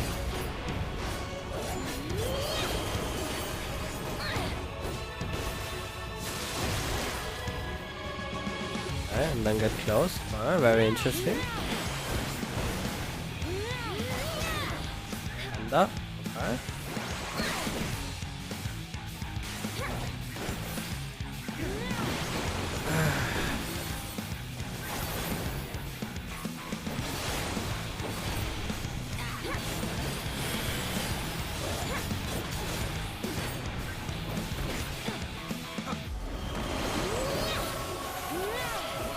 Oh, I see.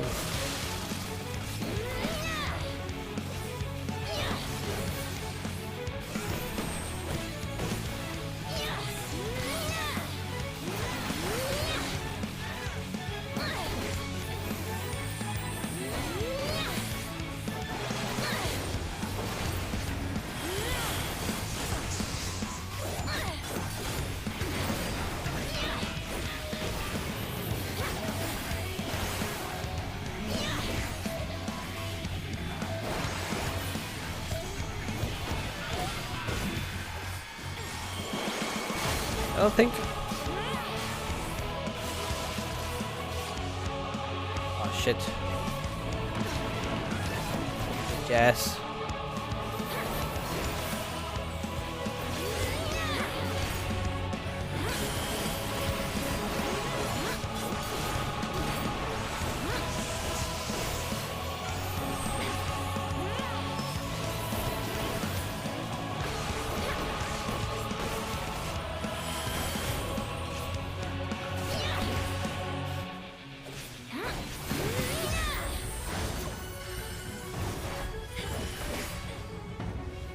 Mute fire.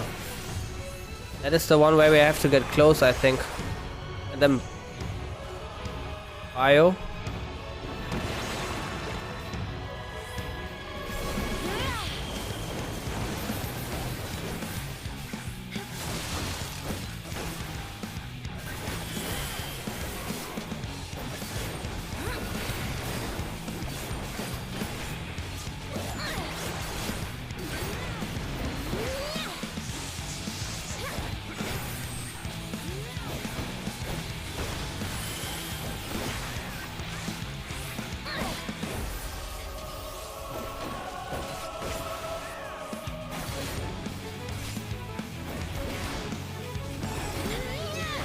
Thunder.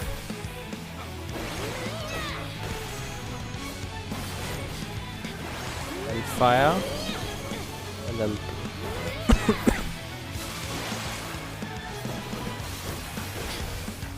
oh.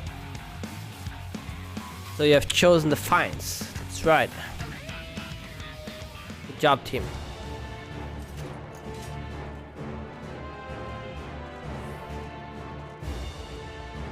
What item level was it? 520.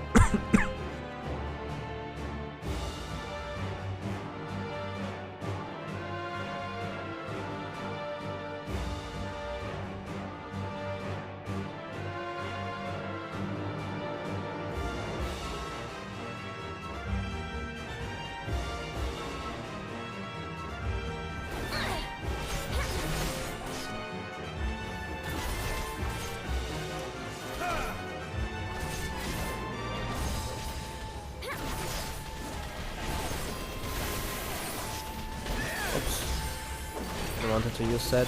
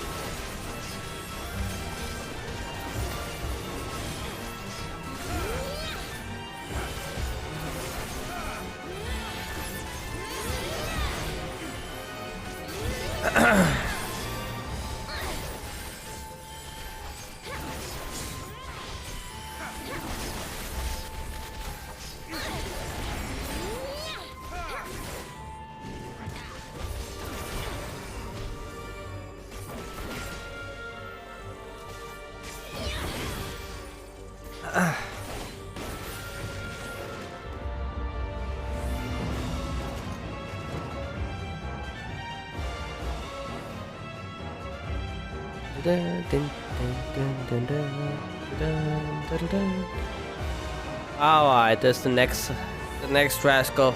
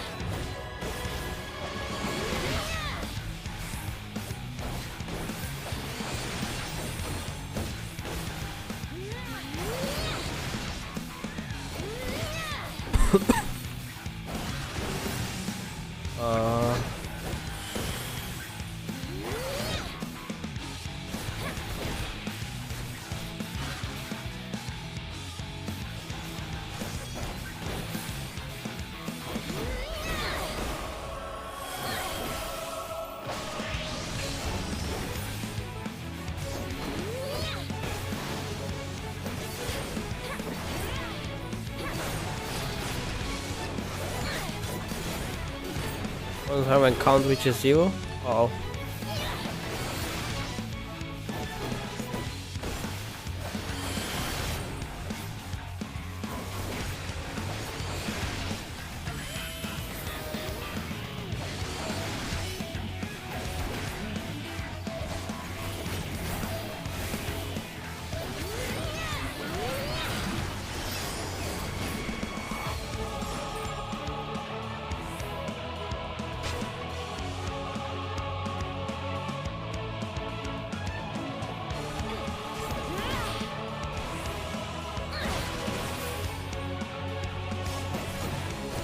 How did he not die? What the hell? Oh, what is this? Is it a Reaper thing?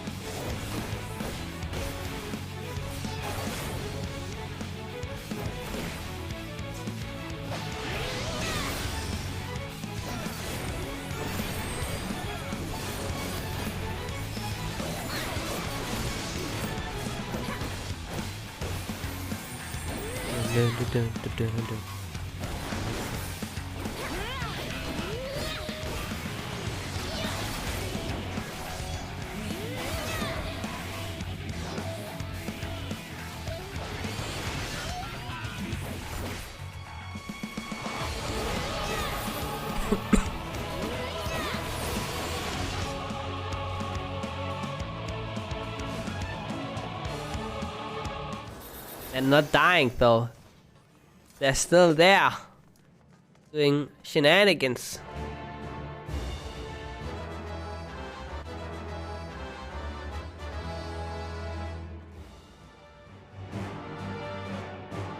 Big looter.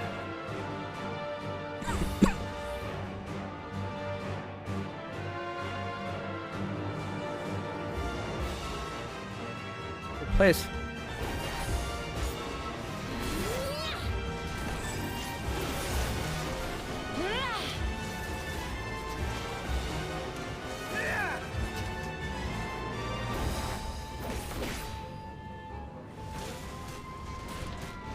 I'm a bit scared to go further, but gotta trust in the healer, right? Alright, healer, I'm trusting you.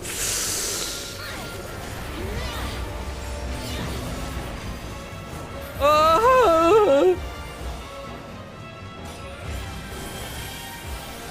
Oh, my bow light is almost okay. My bow light is also ready. Oh shit, that was close. Oh,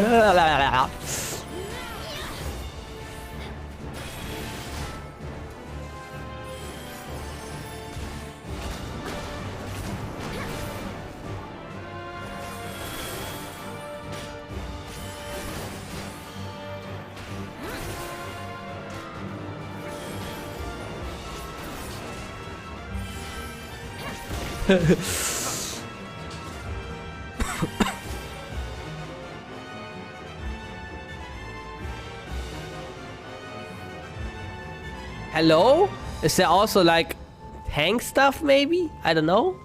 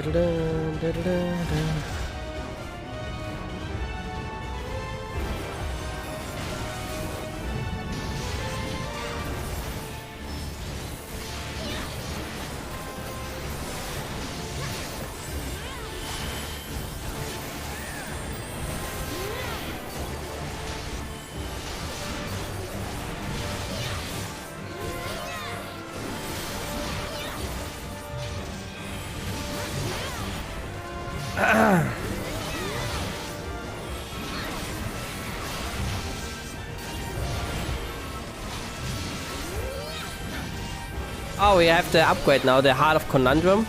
That's OP, dude. Actually OP skill.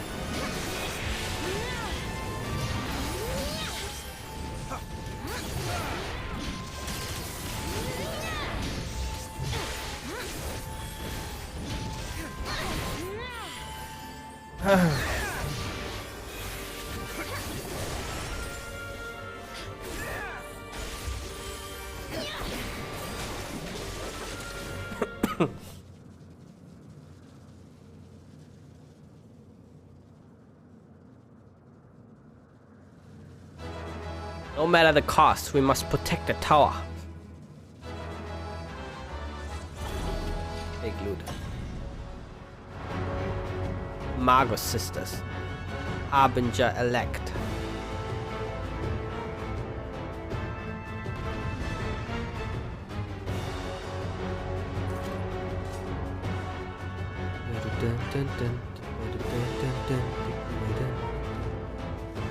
I only know the Magus Sisters from FF10.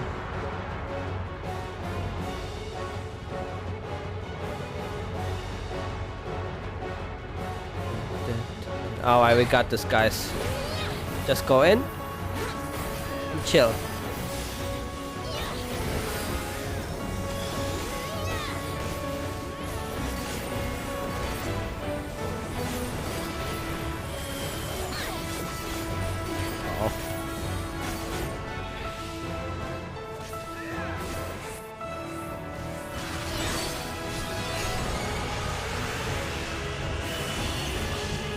I don't say. Huh?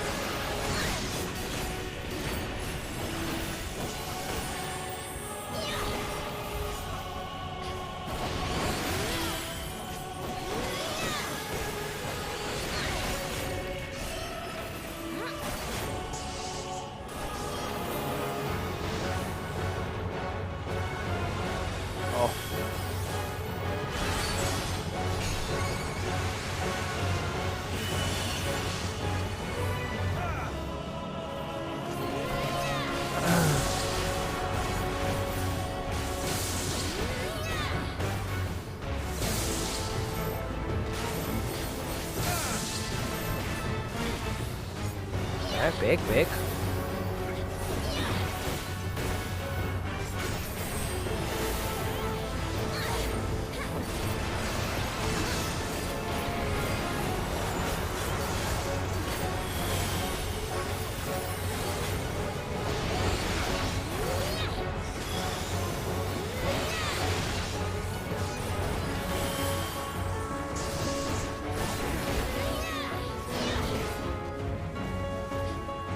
So yeah, Manuya's Reflect.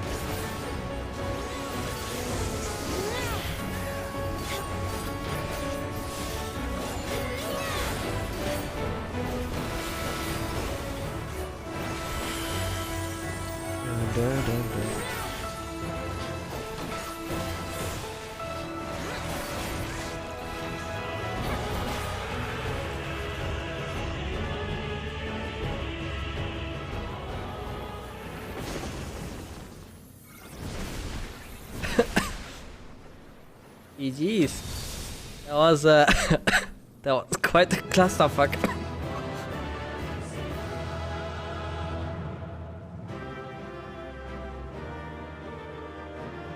Ba beep boop beep ba.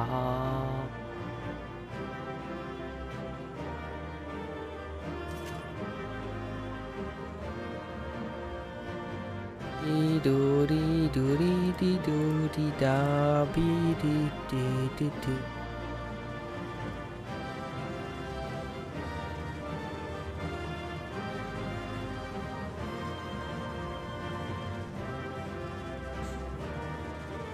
I didn't die, yeah. It's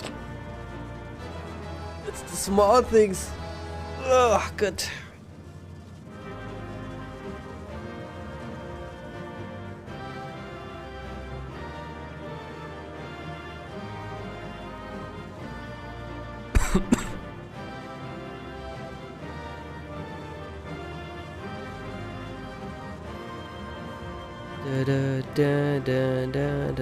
Alright.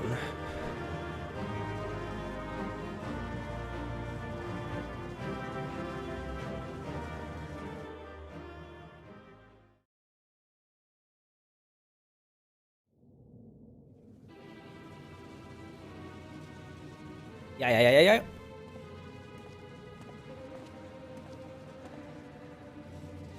Is everyone all right? Of course. We fortified the captives with what magics we could. Have the defenses been disabled? All appears quiet for the moment.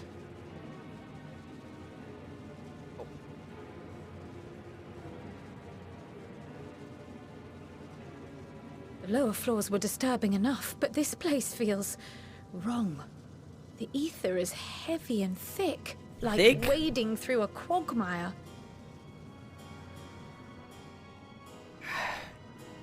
I believe we stand in the tower's beating heart.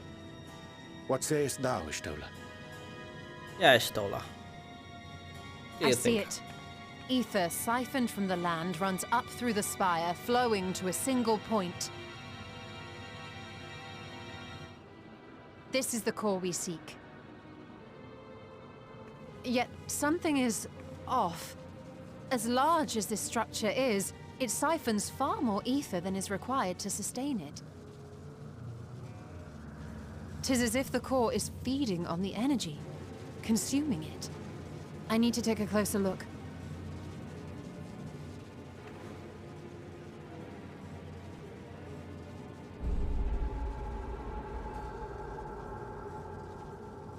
Curious. There is something there embedded inside the core. Oh, Monka? A man's limb. This is what we came to destroy? Yes, if you would be so kind. Maybe it's for that other primal god there.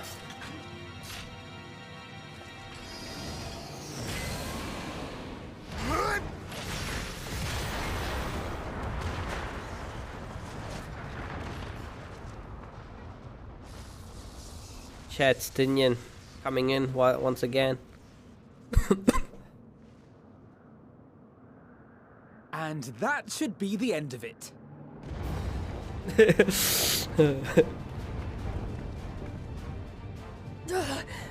What now? My theory that the tower might come crashing down following the core's destruction doth appear to be correct. Thank you, Huyancha, for your Bully assessment. for you! And how are we supposed to survive the fall?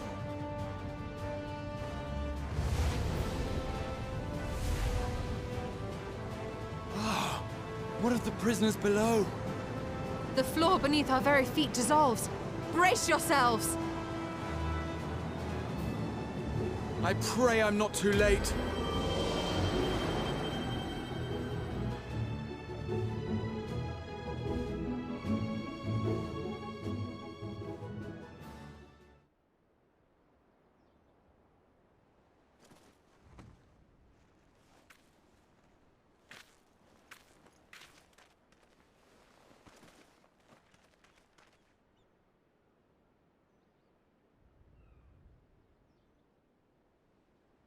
Oh, what happened?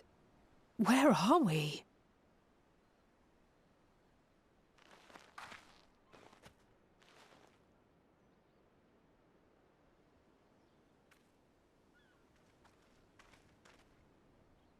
By my reckoning, we're still on the island where the tower stood. But 'tis as if it never existed. Crazy. Hardly a scratch. But how?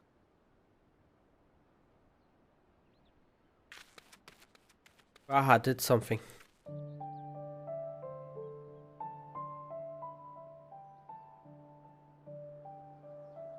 Graha wove a levitation spell at the last moment. Large enough to catch everyone, it would seem. Damn, what a legend.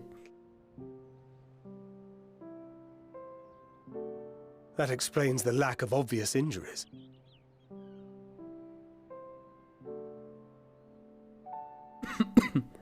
The expenditure of so much ether has taken its toll. He will need plenty of rest, but should otherwise be none the worse for wear.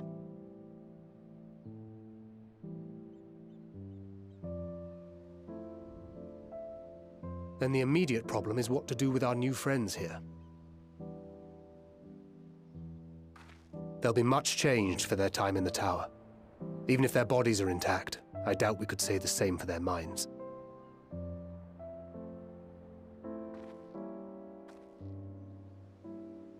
Angelo and I will take care of that. I have every faith in you, Alize, but there are just too many for you to treat alone.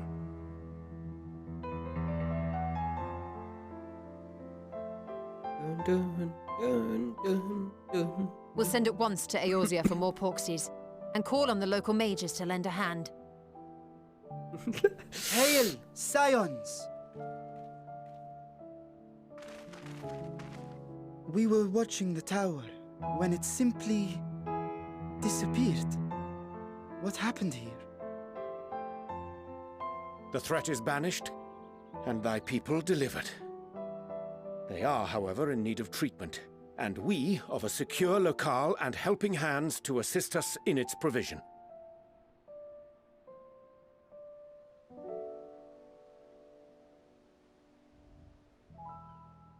You shall have all this and more. Come, let us convey these unfortunate souls to the city.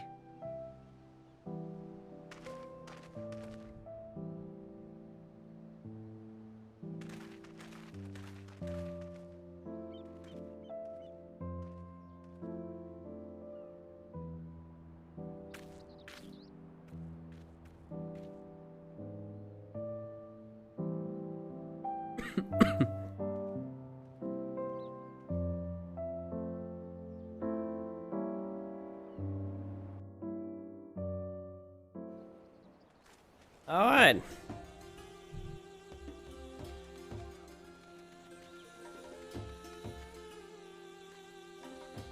The liberated prisoners are being transported to Ras Al-Han for treatment.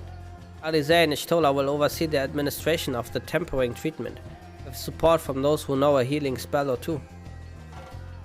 We'll go and join them in the city once you've had a moment to catch your breath.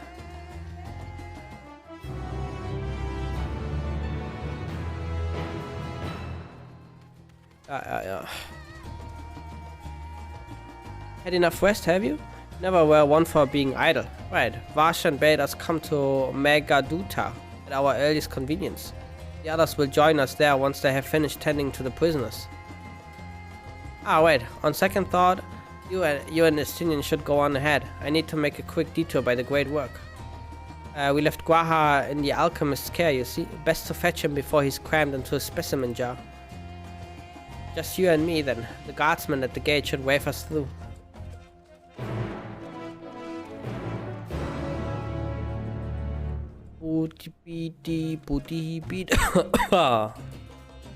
Ooh, there's a thing.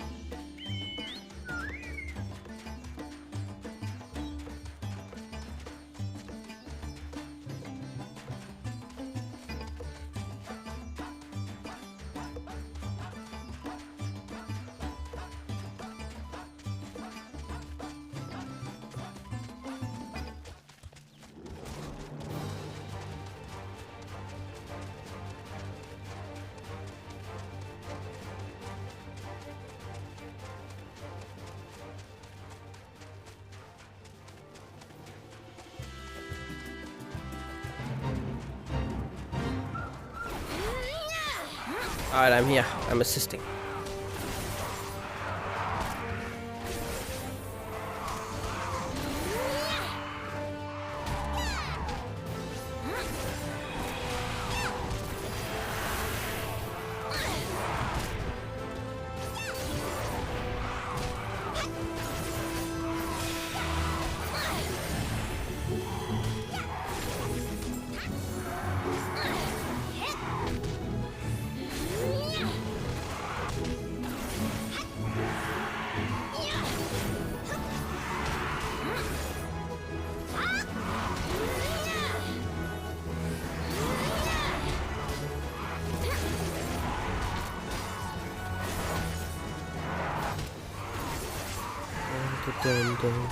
Wow!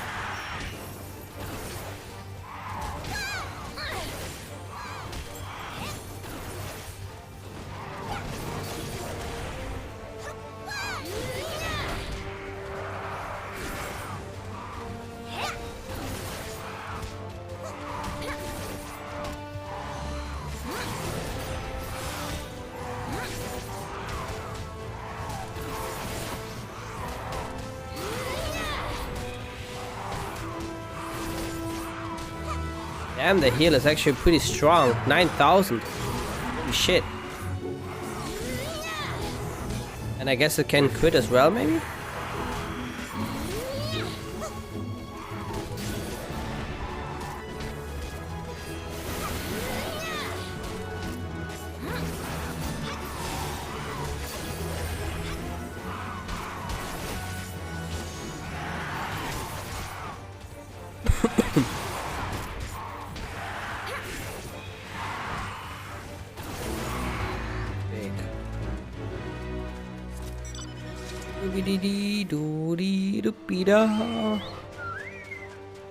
Alright, let's read through this one more time. Heart of Conundrum. No, wait, not Conundrum. Corundum. It uses damage taken by a party member or self by 15%. Okay, that's how it was before as well. Additional effect. When targeting a party member while under the effect of Brutal Shell, that effect is also granted to the target. Okay, that's still the same. Additional effect grants clarity of corundum to target. Clarity of corundum effect reduces damage taken by 15%. Additional 15%. Damn. For 4 seconds. Grants catharsis of a corundum to target. Catharsis of corundum effect restores HP when HP falls below 50% or upon effect duration expiration. Here potency 900. What's the potency of this? 200. Holy shit.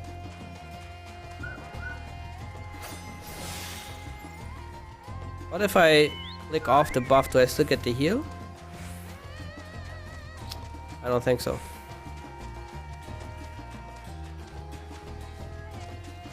Oh.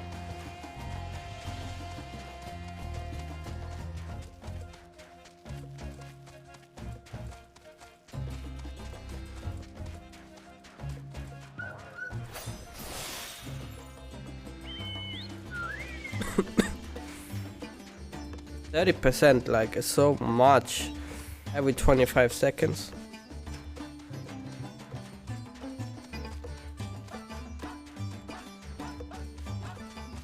I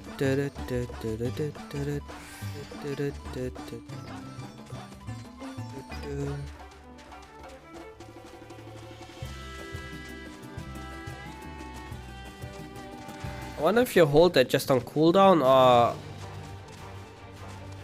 use it for actual tank busters.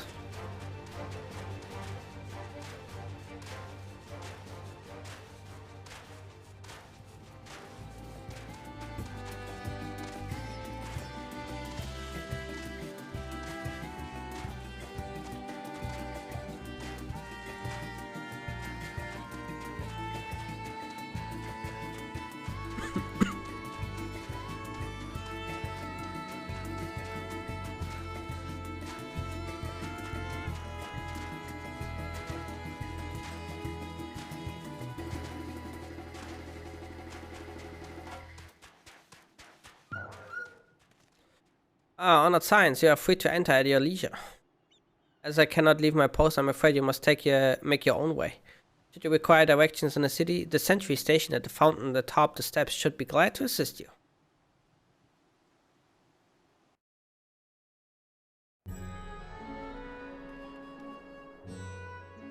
So I have been to What's at Harm before. This place is a veritable maze. Rather than risk getting lost, we had best ask for directions from the sentry at the fountain. Lead the way and don't expect me to act as your tour guide like certain others. Stinian is now accompanying you. Oh, come, you little rascal.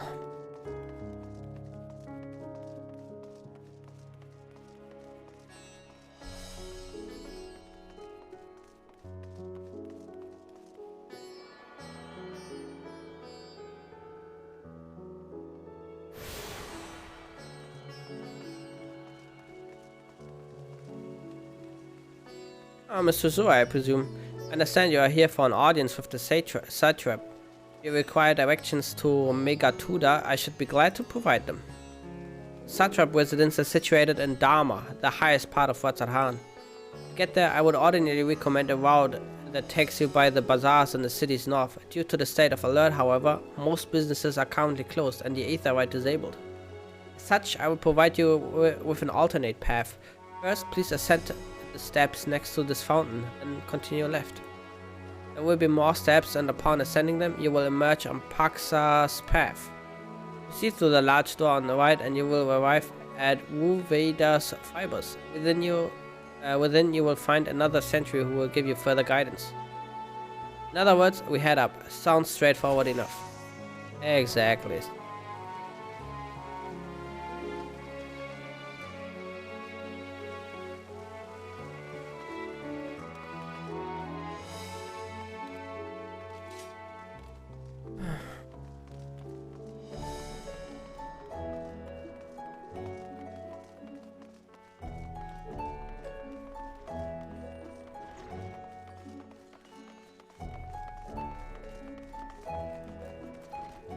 Heading to Megatuda, are you? In that case, please follow this hallway to my right and go through the door at the top of the stairs.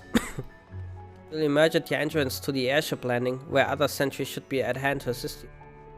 Incidentally, if you ascend the steps to either side of me, you'll find the workshops of Uveda's fibers. Though you're free to observe the artisans, take care not to lose your way. Let me first go to the left to like get the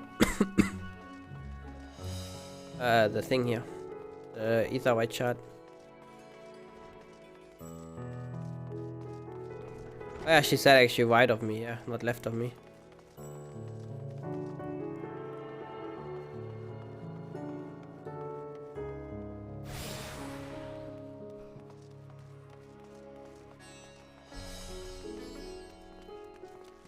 If you are here for an airship, I'm afraid all flights have been suspended until further notice.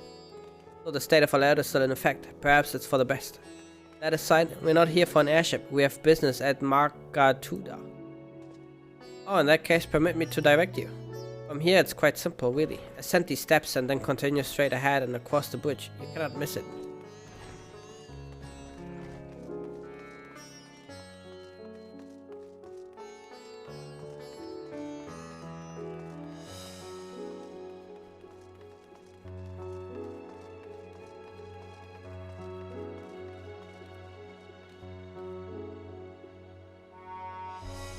I remember passing by here with Varshan. The situation being as it was, he regretted not being able to show us the sights. Life has yet to return to normal here, but when it does, you ought to pay another visit. Though the city is confusing, the food is quite good. I'm partial to Hamza myself, and the meat's surprisingly tender and flavorful. Squawk, squawk.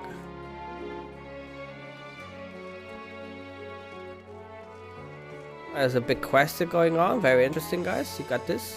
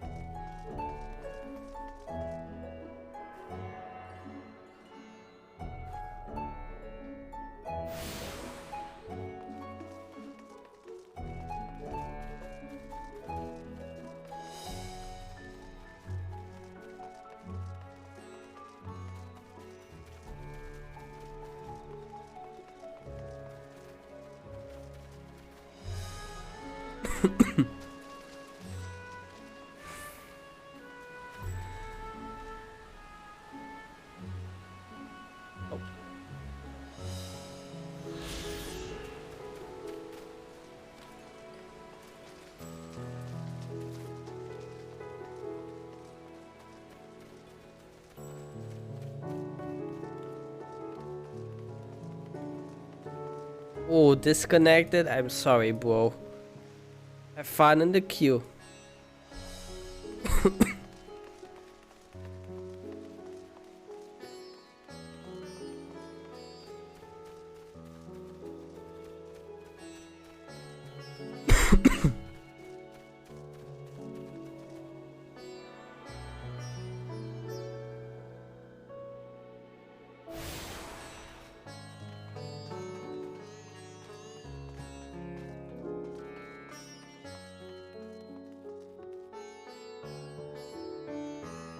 Greetings and welcome to Megatuda. May I inquire after your business? We are members of the Science of the Seventh Dawn, come at the invitation of His Excellency. Of course, we have been expecting you. I will show you into the audience chamber if you would please follow me.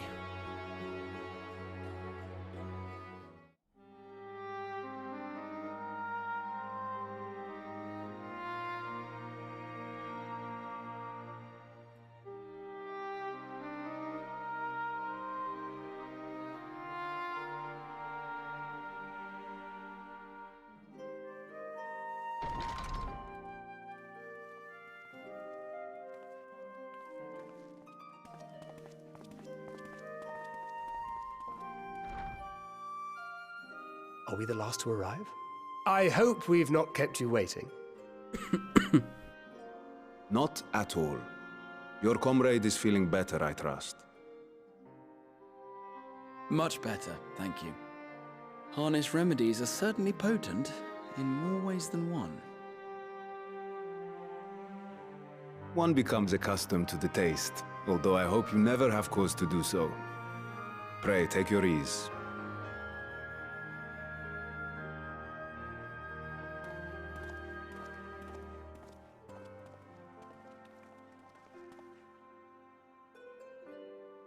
Full glad I am to see you all unharmed.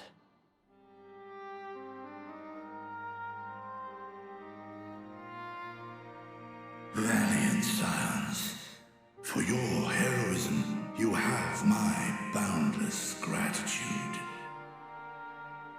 You cast down that dire tower and set free its hapless captives. You cleanse their souls of its corrupting influence. No words of thanks will suffice. In place of platitudes, I offer a bounty of warding scales. Pray accept your due reward, along with the goodwill of Radzathan. Alchemists throughout the land were put to work in the forging of your talismans. The finished ones have been collected, and now await you at the High Crucible of Alchemia. Present this letter when you are ready to take them into your possession.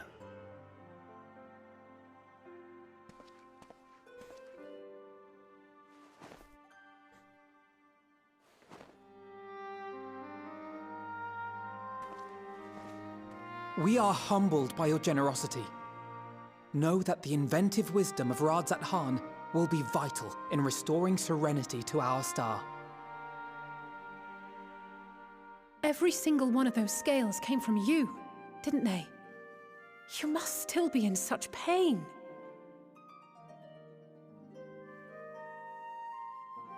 Oh. 'Tis of no moment. A mere annoyance compared to the dreadful suffering inflicted upon this land and its people.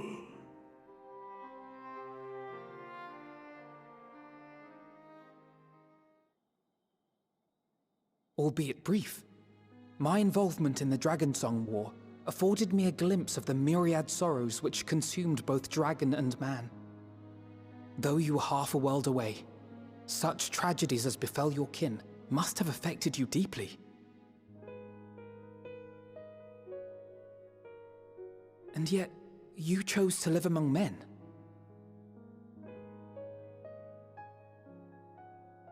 In the age when that conflict first bloomed, my choice had already been made.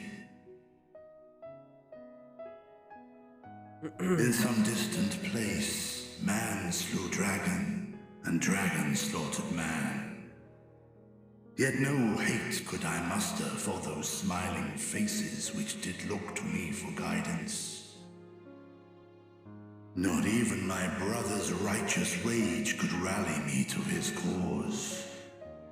I huddled here, secret and still, hoping against hope that which I had built would remain untouched by the chaos and carnage.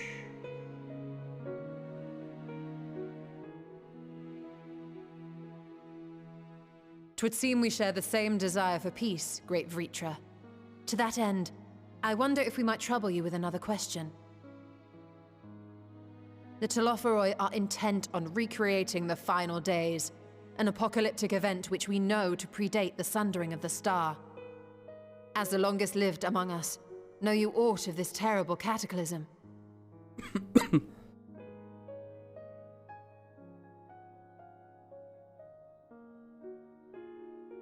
Nay. When war and strife drove my sire from his home, he crossed the great expanse with only our unhatched eggs as company. He alighted upon a shattered source, its 13 reflections long since scattered beyond the rift. Remember when I asked last time if they came like from another shard or from like something completely else? I guess that answers that, huh? So the dragons actually hail like from another like galaxy or something, I don't know.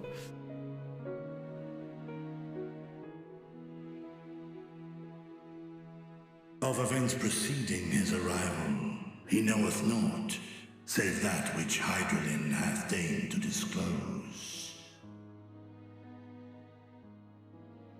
I see. So again, 'tis the inscrutable Hydaelyn to whom you must look for answers.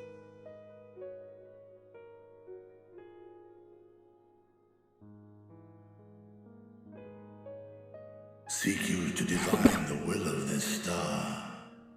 If so, I have a tale which may afford you some small comfort.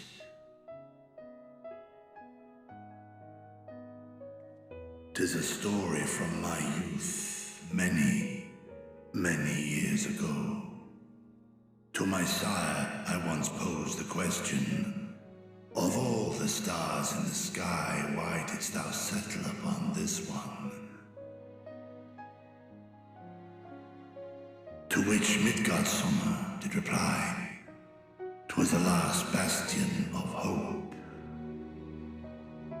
He believed so long as Hydaelyn endured, so too might dragonkind. Solemn and portentous were his words. What deeper meaning they held, I could not, dared not pursue. 'Tis a stone I've left unturned ever since. Yet take you solace in the knowledge that whatsoever Hydaelyn does strive towards, 'tis an ideal which hath earned my sire's conviction.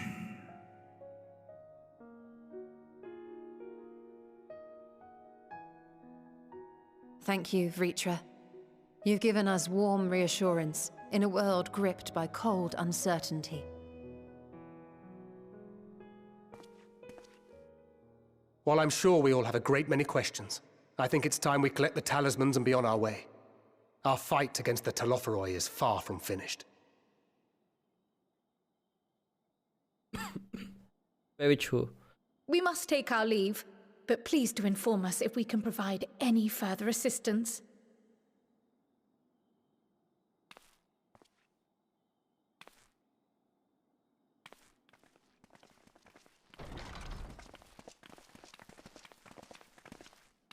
Prithee, a moment.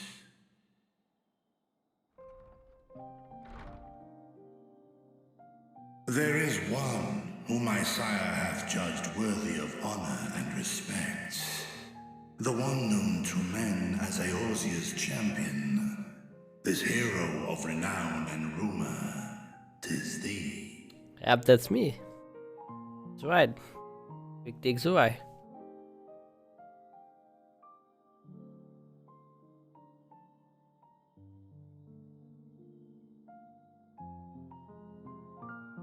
I know of his clash with Omega, and the long slumber which was his price. Yet even closed in sleep, my father's eyes are far from blind. He is watching over thee, watching over this world.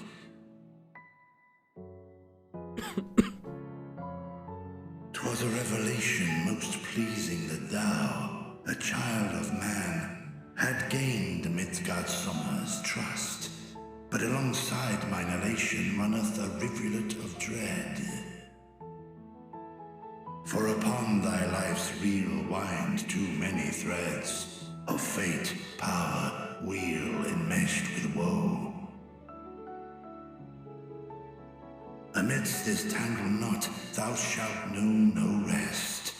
'Tis an endless confluence of forces, a struggle without surcease.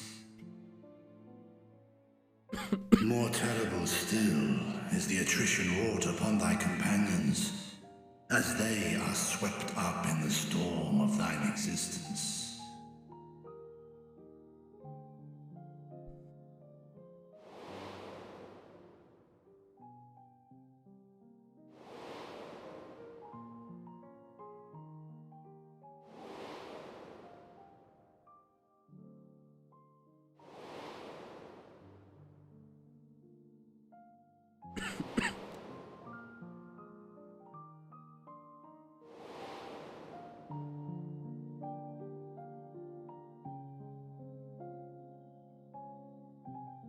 Take heart and protect them well. They will be your strength and your salvation.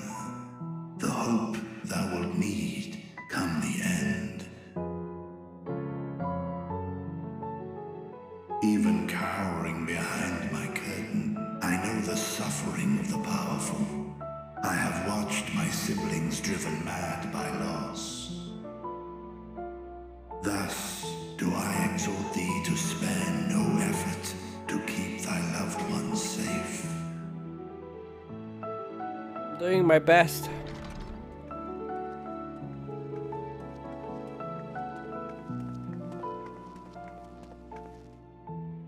Apologies. We hadn't meant to interrupt.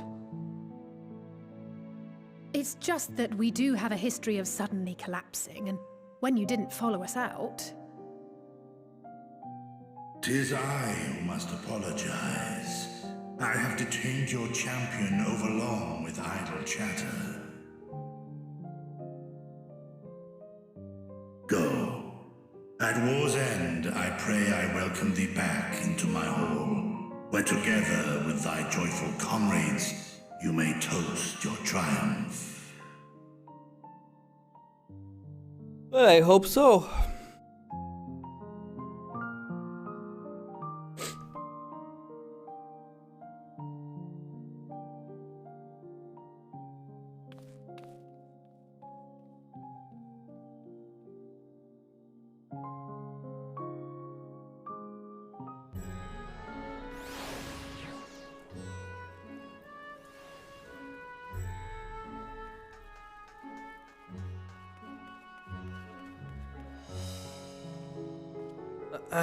So, what were you...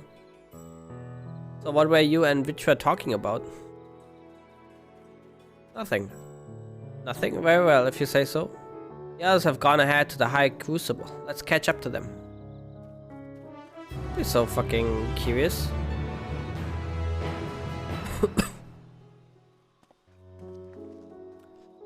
The attendant was kind enough to give me directions to the High Crucible. First, let us return to the Mulberry Orchard. Doobie-dee-bee, doobie-dee-ba.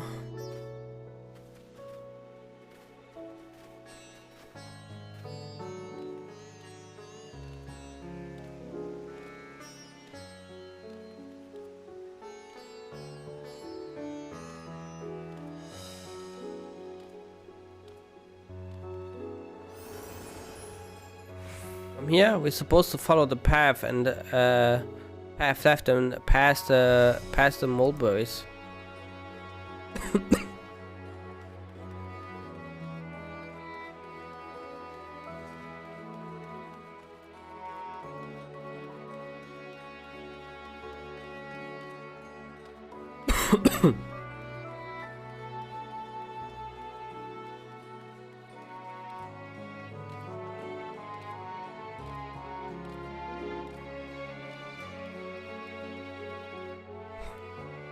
Where the street turns, enter the door straight ahead, then descend the steps. I thought the Crystarium was confusing, but it doesn't compare to Wats Adhan. The architecture and decorations make it even harder to get your bearings. Anyway, let's see where this door takes us. I'll be right there. Let me just quickly cross this bridge here so I can attune to the Karma.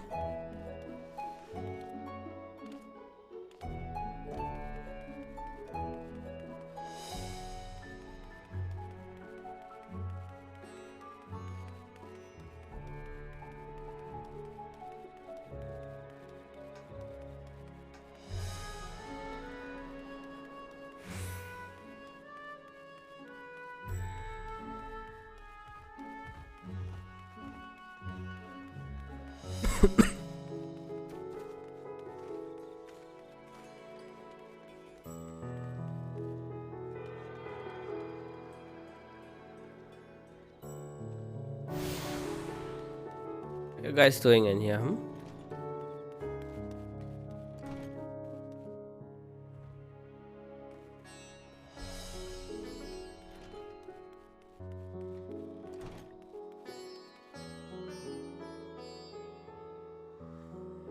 Actually, no.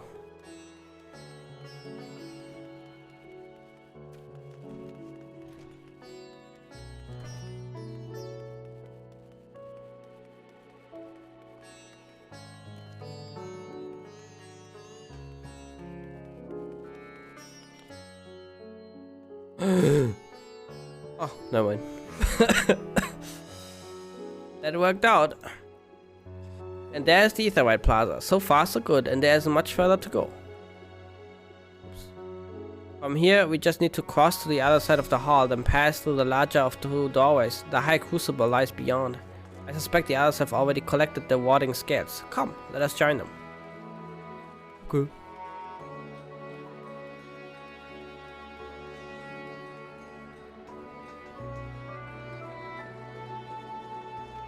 Oh. That.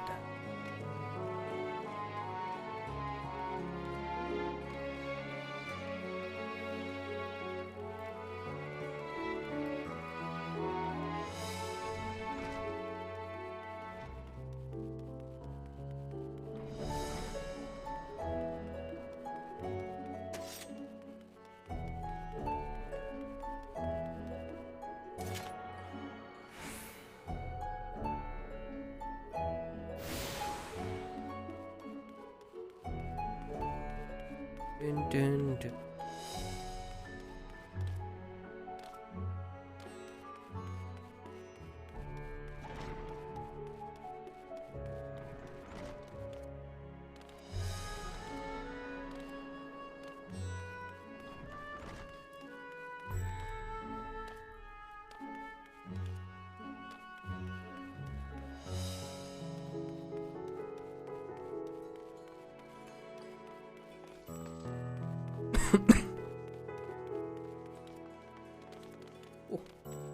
Jumping puzzle, let's go. Down, bam, done.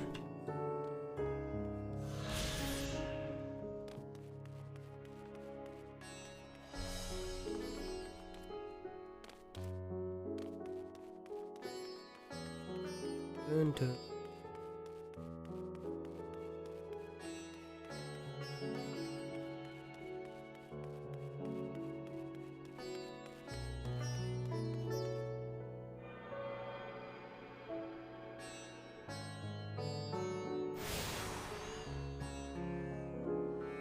Ever tuned to yourself to all the thyroid charts at once at hand?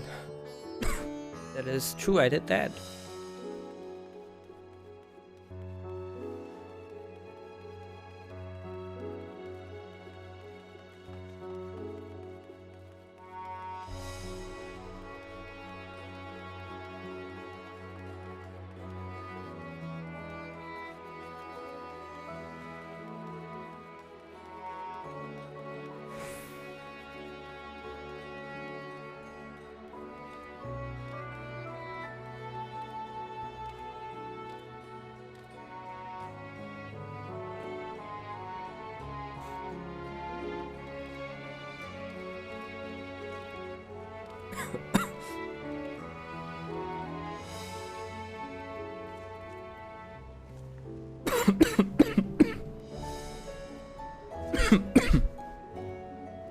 Well, we're last, of course, but at least we found the place.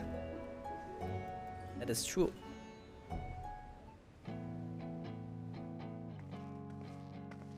These are the talismans we were promised. Yes, and I made a quick count. There are far more than we could have hoped for. Enough to outfit an entire company of soldiers, in fact. Considering the involved process, that they were able to manufacture so many in such a short span of time is nothing short of a miracle. Well, let's see what's at hand. Artisans for you. Once we have distributed them to our allies in Eorzea and the Far East, we'll have a fighting chance to bring down the other spires, just as we did with the Tower of Zot. Or we could use them to invade Garlemald proper, and strike directly at the Telophoroid's base of operations. True. Now we are talking.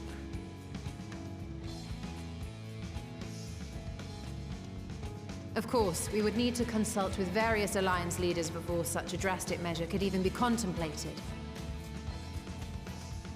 To which end, I could set out forthwith and present the idea to each of our allies in person. Pray allow me to undertake some few of those journeys. I find myself restless and in need of purposeful duties. I can head eastward. Bosnia and Dalmasca are just a short hop from here. And Doma's shinobi network should come in handy for passing on the word. We shall share the burden then. Meanwhile, I think it best that you and the others take the talismans back to the Baldessian Annex.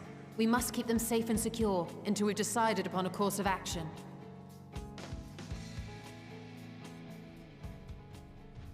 Please, I must speak with you.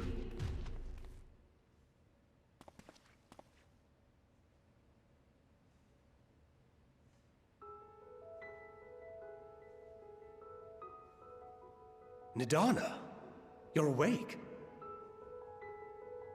Yes.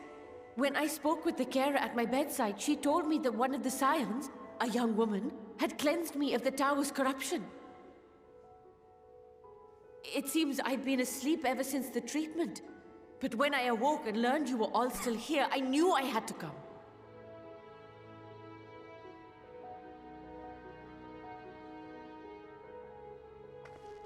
As you said, Nidana was captured only recently. Such a brief exposure is swiftly cured, so I tended to her before we gathered at Megaduta. And I am truly grateful that you did. I cannot thank you enough.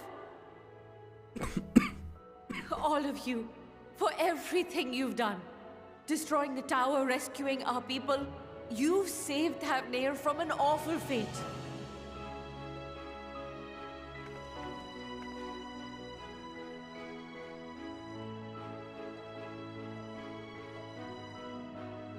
Yet who hath truly saved whom? Due in no small part to thine inspirational courage, the alchemists were successful in reproducing warding scales of proven efficacy. Replications of thy work now stand ready to travel across the seas, unto the hands of those who might wield them against this rising evil. The talisman? Is this true?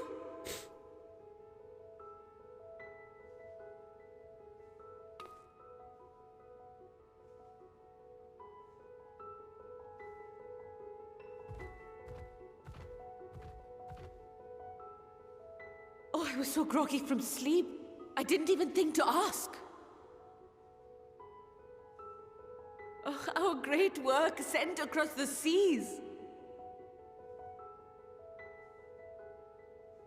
It was worth it. Oh, it was all worth it.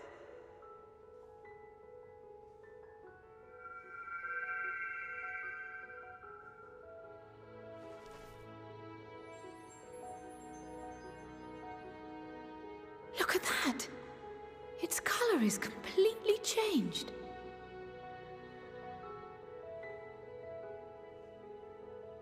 What do you have there?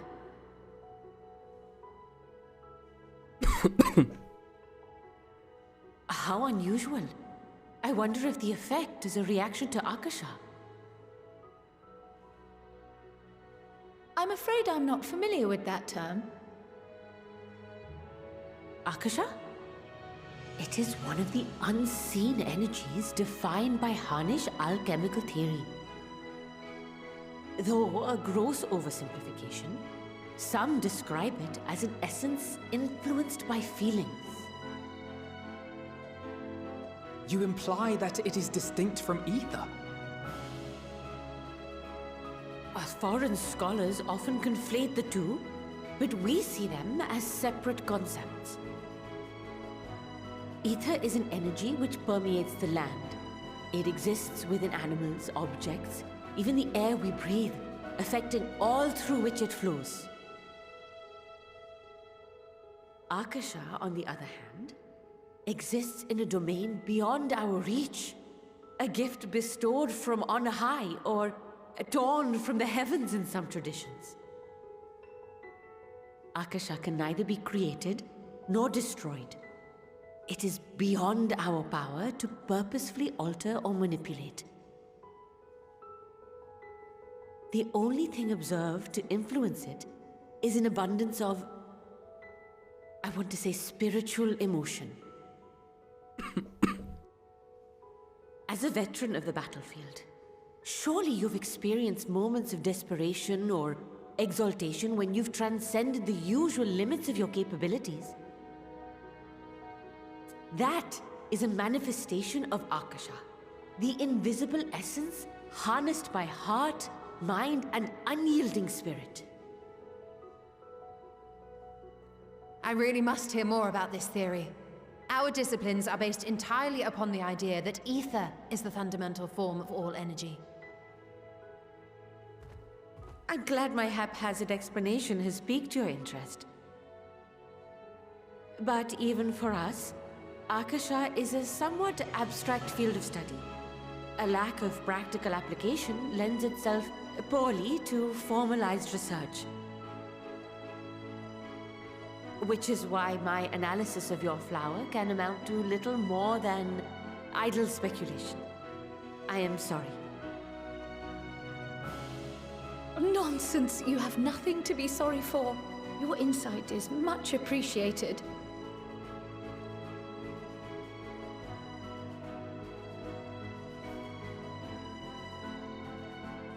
Shall we depart for Charlian then? I will see to it that the talismans arrive at the Annex. And we will be in touch once our talks are concluded. I suggest you rest while you can. From here onward, sleep is bound to be in short supply.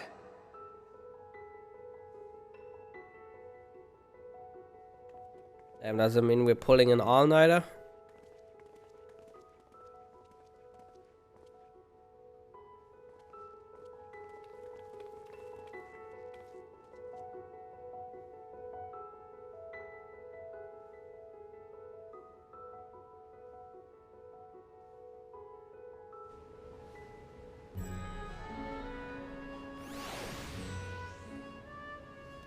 Very interesting. Akasha. I guess I still can't click on that ether right here.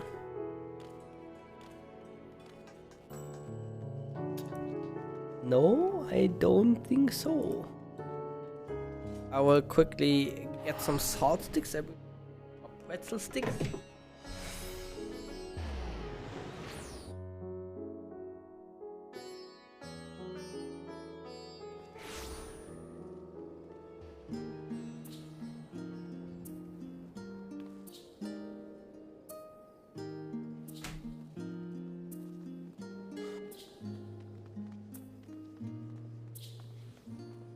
Alright.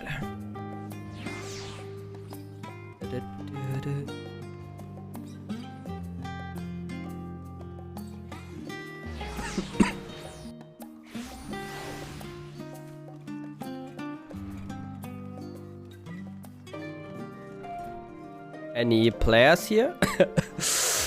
So many people, holy shit. It's good to be back and with the fruit of our labor safely in storage. For now, we have but to wait for the others to return from their respective meetings with the Alliance leaders. As Thancred suggested, you should get some rest in the meantime. Welcome back, Zura. Quite surprised me of the recent accomplishments. What an amazing feat to eliminate a tower and pave the way to deal with the rest. While it isn't much, I've changed your sheets and plumped up your pillow.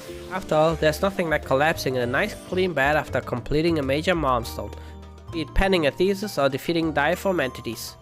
So would you like to take a look at your new improved lodgings now? Yes. Maybe you get visited by Artbird again.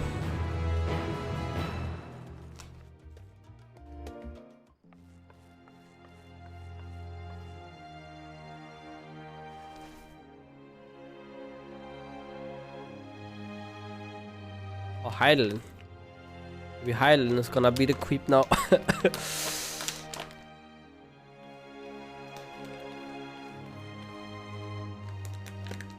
Take heart and protect them well.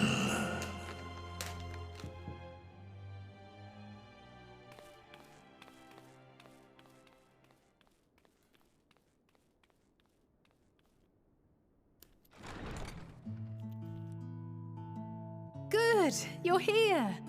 You haven't eaten yet, have you? We've bought quite a spread if you're interested. Only the finest dining from the last Did you bring us some burgers?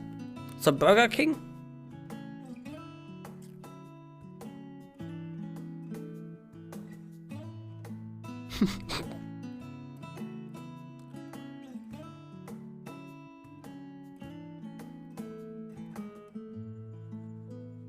Oh my god.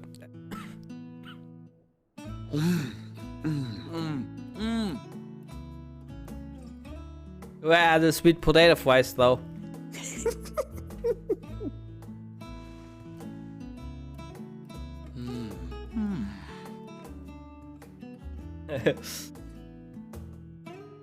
Lest you wonder, we invited Estinian as well. But he refused with a rather grim-faced, "No, thank you." I suspect Charlian cuisine is not to his liking. Oh, I don't know about that. Perhaps our lone wolf just needed some time apart.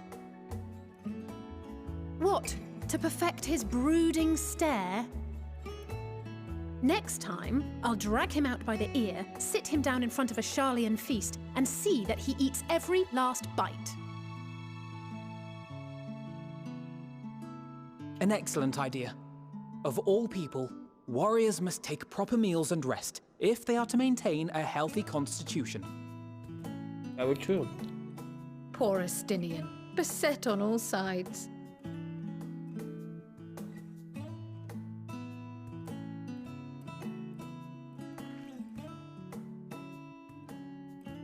Speaking of one's physical condition, Mistress Kryl, I hear you recently played literal host to Heidelin herself.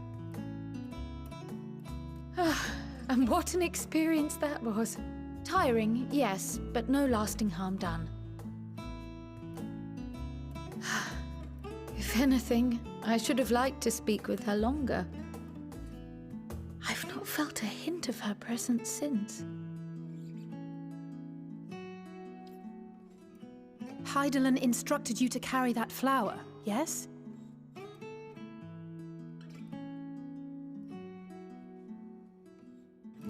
Twill be your guide, test and proof of your conviction.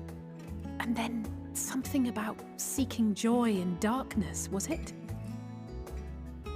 Come to think of it, isn't that what happened with Nidana back in Radz at Han? The flower did seem to radiate a joyful glow, as if reflecting the elation we all felt, the relief of a people with renewed hope. Indeed, and in turn, I felt buoyed by that radiance. 'Twas akin to spotting a beacon and knowing we were on the right path. I know we've not yet triumphed over the Telophoroi, or learned the full breadth of the Forum's plans. But even within the midst of our struggles, we find small moments of joy to sustain us. Rare and hard-won perhaps, but it is this pursuit of happiness that gives us the strength to carry on day after day.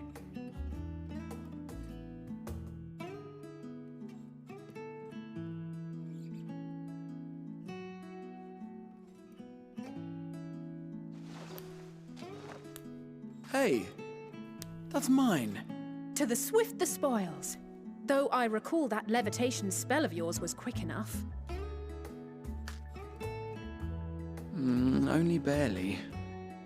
And even at my best, I'm still too slow to wield it effectively in battle. Mayhap I simply require more practice with this new magic. You unearthed it from the depths of Numenon, I presume? Aye, and from a veritable mountain of arcane tomes at that. 'Twas necessary to facilitate my solitary explorations. Or, to put it simply, you used it to sneak around the Forbidden Archives. Yes, well, after a fashion.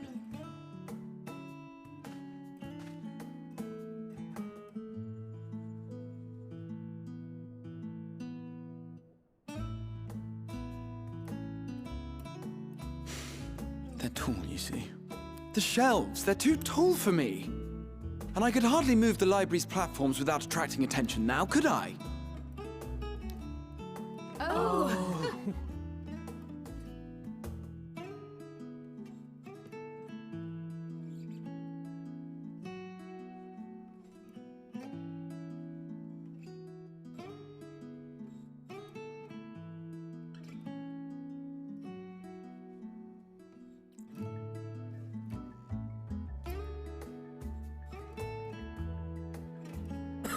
The moon.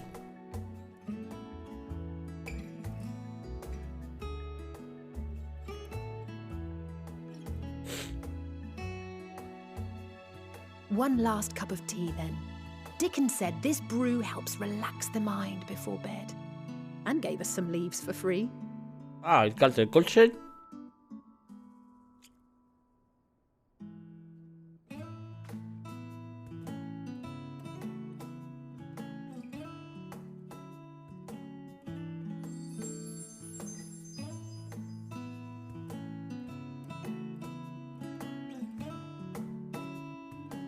Now it's green. Fuck.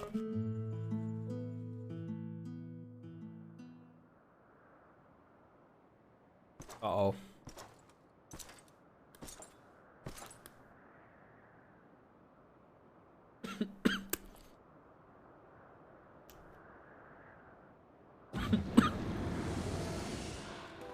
Ah! Enjoying the bracing cold, I see.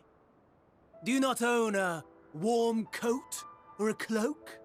Something in fur? Or fashioned from the skins of your enemies? Or... well, never mind that. I come to you once more as the bearer of bad news. Our tower in Thavnir has been toppled, and I need not tell you by whom. Given how many we have at our disposal, the loss of a single spire is hardly fatal to our plans. It does, however, slow the rate at which we siphon the ether. If they continue to preoccupy themselves with the towers, then all will be well. But should our foe prove bold enough to strike at us here, then the timing becomes questionable.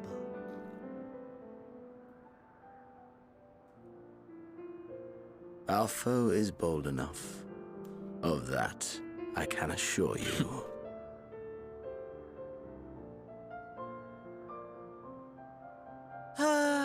Yes, very well then. I suppose I must prepare a proper welcome. Honestly, talk of your nemesis is the only thing you seem to enjoy. Does nothing else spark your interest? We're playmates. No. All else is... equal. Equally tedious. Equally disappointing. The world is a tepid bog into which we sink, too weak to thrash as the mud clings to our eyes and fills our throats till we blissfully choke.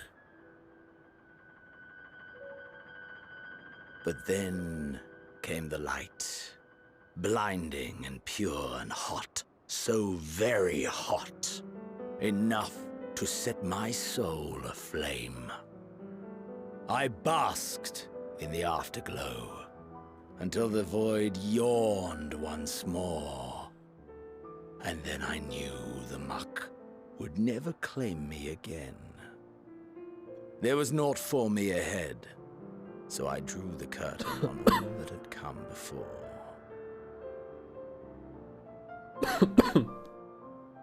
Burn. Burn. Let the whole star burn. I will have my contest. I will reclaim my moment.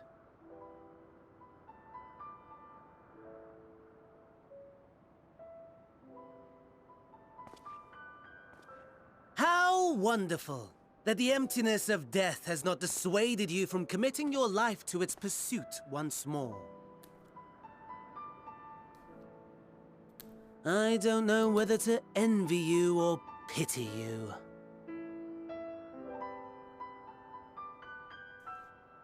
You question my disinterest, but what of yours?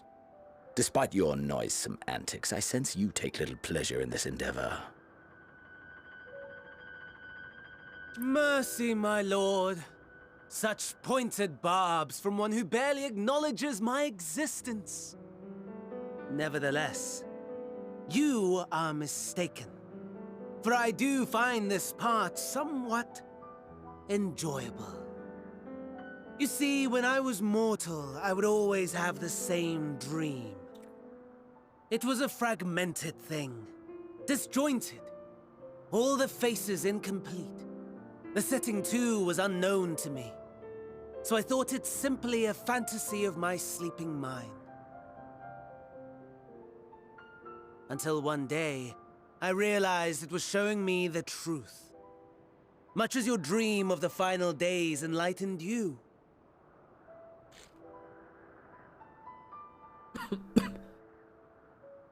And soon, very soon, the rest of the world will see the truth of my dream too.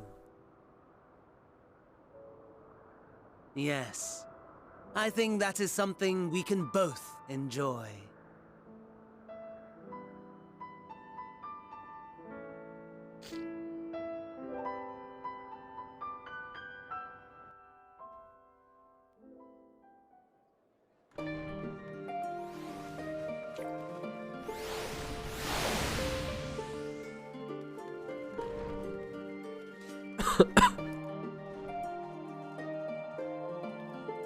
Oh, there you are, feeling refreshed, I hope? I was about to make my way to the studio as it happens. What the hell is this guy? Big challenge.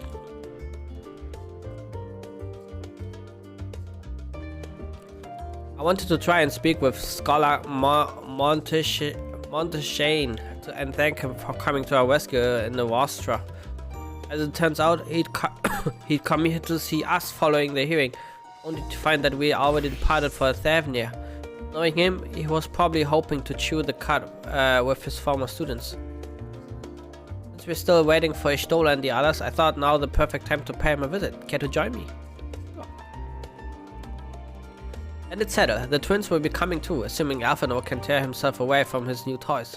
I'll let you rally the troops while I go on ahead. Phenomenon. I'm sorry, dude.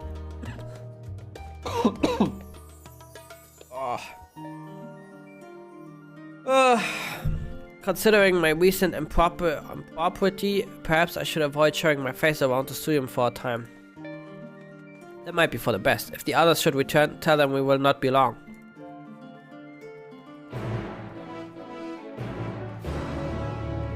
Doobie-dee-bee-doobie-dee-ba.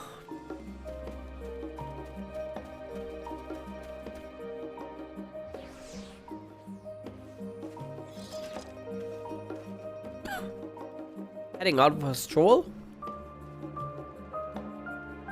The scholar himself was here. In that case, what are we waiting for? I too am eager to see him, though I somewhat dread the thought of visiting the studio. I dare say our notoriety precedes us. Ivan, of all people, worrying over his reputation, and at our alma mater, no less, will wonders never cease. You understand soon enough. Off we go.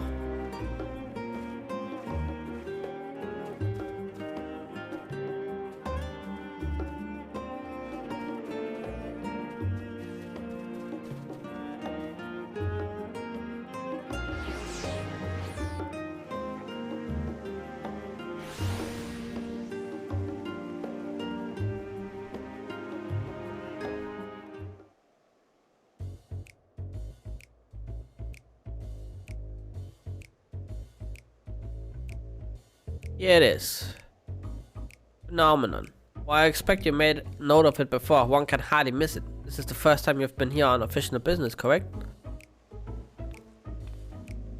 Well, most of the space is taken up by the expensive auditoriums. It also houses numerous laboratories, testing grounds for experimental magics,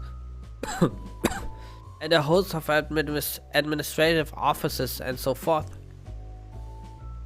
As the center of what would later become the studio, it was established to promote the study of ethereological phenomena, hence the name. So, with ether being a fundamental aspect of nature, its scope expanded to include every conceivable facet of life and even the universe itself. And then, in the 432nd year of the 6th Astral Era, Phenomenon was decreed a complete, and the stadium officially opened as a place of learning. With a long and storied history, it is without question the world's leading authority in ethereology, the arcane, the occult, astromancy, and countless other fields, standing proud as Chalane's foremost educational institute. Boy, you always did enjoy giving the grand tour to new students. Indeed, I've long since lost track of how many times he has recited that same foppish speech, such as his undying love for his old stamping ground. He was in top form back then, youngest to enter the studium, graduated with highest honors in magical arts and ethereology, undisputed champion of the debating chamber. Hold on, you both joined the studium at the same age, yes? And from where I stand, you're equally prodigious scholars. Nice of you to say, but Alphonse actually entered half a year before me, nor did I do well enough to graduate with honors. I am certainly not the studium's most notorious master debater. In all respect, have I ever been in his shadow? In all respects, have I ever been in his shadow? If nothing else, just remember that this was where the legend of Alphonse Levilleur began. We should expect everyone to be fully aware of our recent escapades. Hopefully, we'll be somewhat more welcome here than we were at the last stand. I know better than anyone the adoration the student body has for Alphonse, and with a bit of luck, it might work to our advantage. Well, there's no time like the present. First things first, let's look for Scholar Monteshane.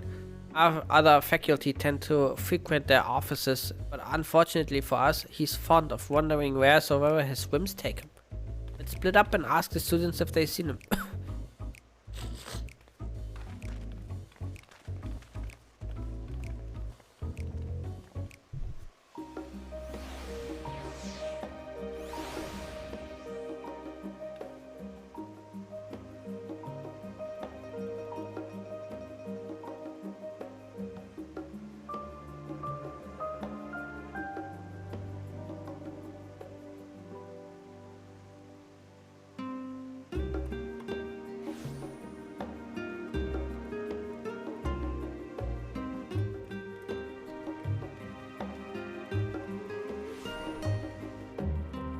Alright. There was Alphonse Levilleur, wasn't it? The Alphonse Levilleur. And he's with his sister and Master Baldician's granddaughter. This can only mean one thing. An event of epoch-shattering proportions is fast approaching. Spread the word. Oh, sorry, you said you're looking for the scholar, yes? Knowing him, he could be anywhere, but Miss Alia Poe should have a better idea.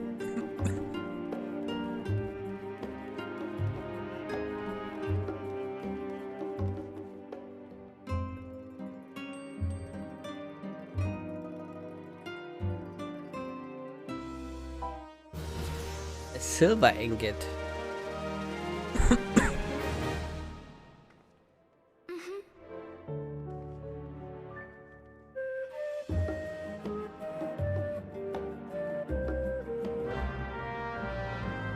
Very well, if you insist. Should probably make more retainers, huh? I'm a bit lazy, to be honest.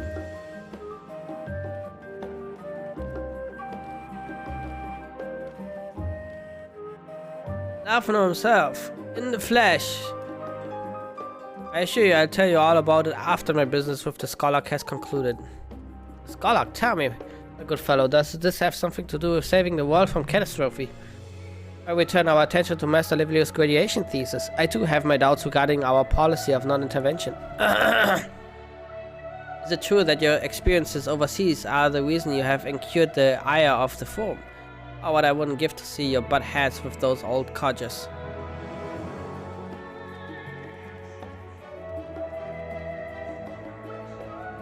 Things were bad enough during our school days, and Alphonse's time abroad has only heightened his fame, or should that be infamy? He had his rivals and detractors, of course, though most of them gave up after his adoring fans set upon them like ravenous dogs. Alphonse, on the other hand, never paid them much notice. They were simply beneath him.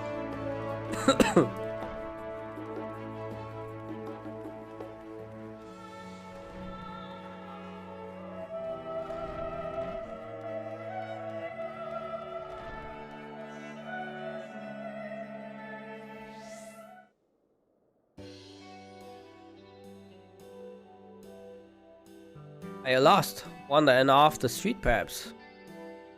Wait, don't tell me. You're a training gleaner fresh off the guild ship. Am I right, aren't I? Oh, how silly of me. An orientation is in order. Allow me to bid you a warm welcome to Searcher's Meet. Let me start with a question. What is the most important thing you'll find in the studio? That's right, books. And what's the second most important? Why, that's simple. Everything else. That's what we deal in here at Searcher's Meet. Whenever the students or tutors find themselves in need of equipment or materials, they come to us. If we don't have it in our stores, we send the gleaners off to find it. Honestly, you wouldn't believe some of the requests we get. Eye of Pisces, this, tongue of Gigantode, that. It's enough to make your hair stand on end. Which is possibly what some of our students are trying to accomplish, this being a school of magic and all. As our newest cleaner, you have your work cut out for you, but I think you'll find it quite rewarding. The only I'm gleaning is information on the Skylark's area.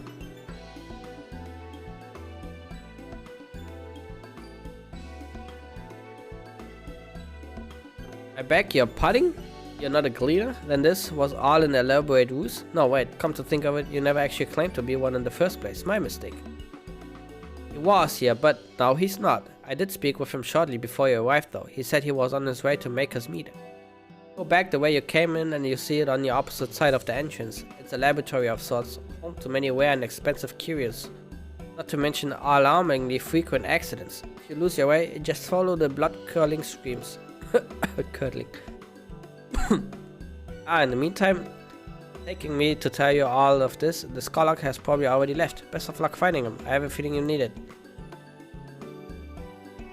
Oh, thanks for nothing.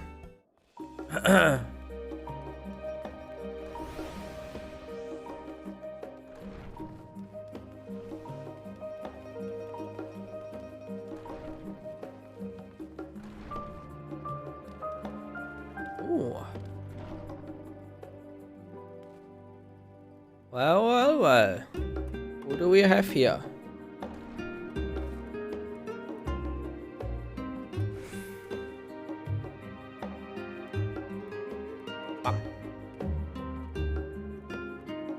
Yes, the scholar was here a short while ago. He offered me advice on my current research project. Though we spoke at length, I don't recall him mentioning where he was planning to go next. When we parted ways, he went down the corridor, perhaps to one of the auditoriums. Perhaps.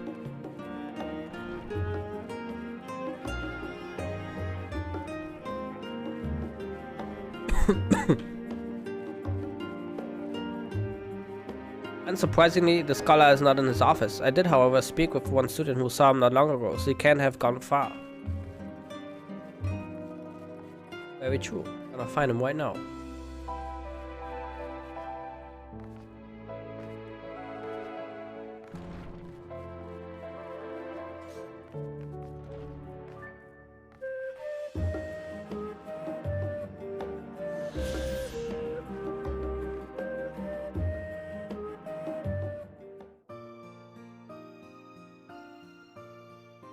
Ah, I remember you. Oh, good. I pray we have not caught you at an inopportune moment. We wanted to offer our thanks for your kind words in the forum.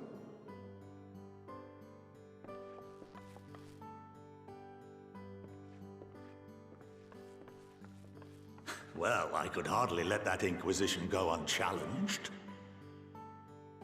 I've always believed that curiosity should be nurtured, not stifled. Thankfully, a majority of my colleagues agreed. A slender majority, aye, but a majority nonetheless. Had the vote not gone our way, we would be having a very different conversation, if any at all. Though I'd like to think you would have not given up on our cause. I'm told you paid a visit to the annex afterwards. Yes, that's right. I was hoping to speak with the grandchildren of my dearly departed friends Galuf and Louisois in a less dour setting. But it seems I just missed you.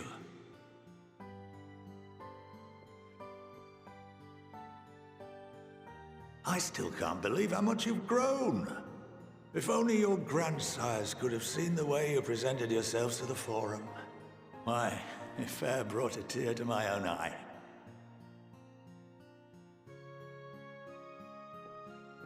You must have the patience of a saint, putting up with this lot and their antics. Never mind Montoya's prize student. Luckily, I know a thing or two about managing unruly younglings. If you ever need advice, don't hesitate to ask. Wicked face.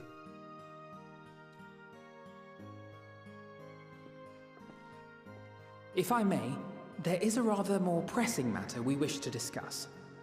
What can you tell us of this duty that the Forum must fulfill? Nothing, I'm afraid. Like all humble servants of the Forum, I am sworn to secrecy.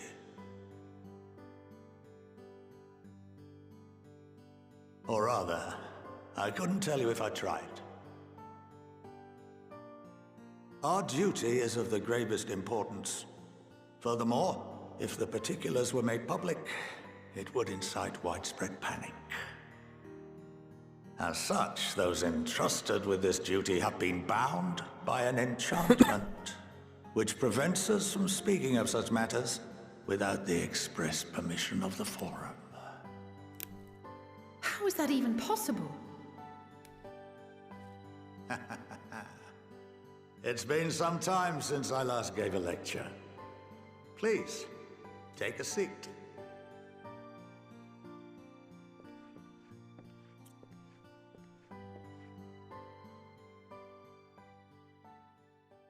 Yeah, school time.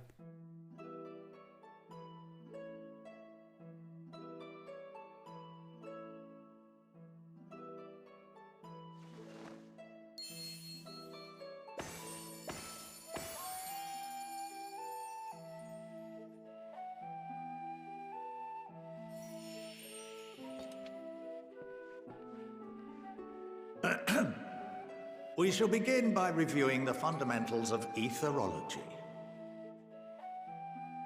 The ether, which imbues us with life, can be categorized into three forms. Two are of the incorporeal sort, the soul and the memory. Can anyone tell me the third?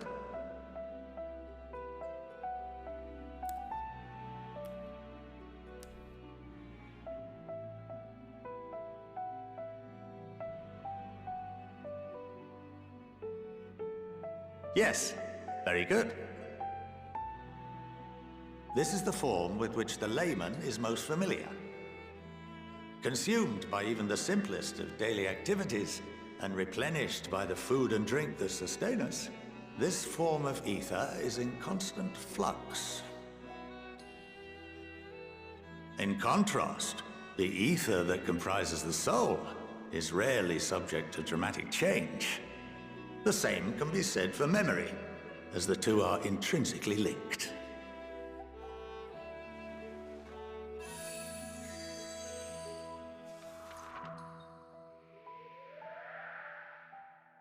Picture the soul as paper, and memories as words written upon it. Now, what would happen if that paper was doused with ink? The same type of ether as comprises the memories.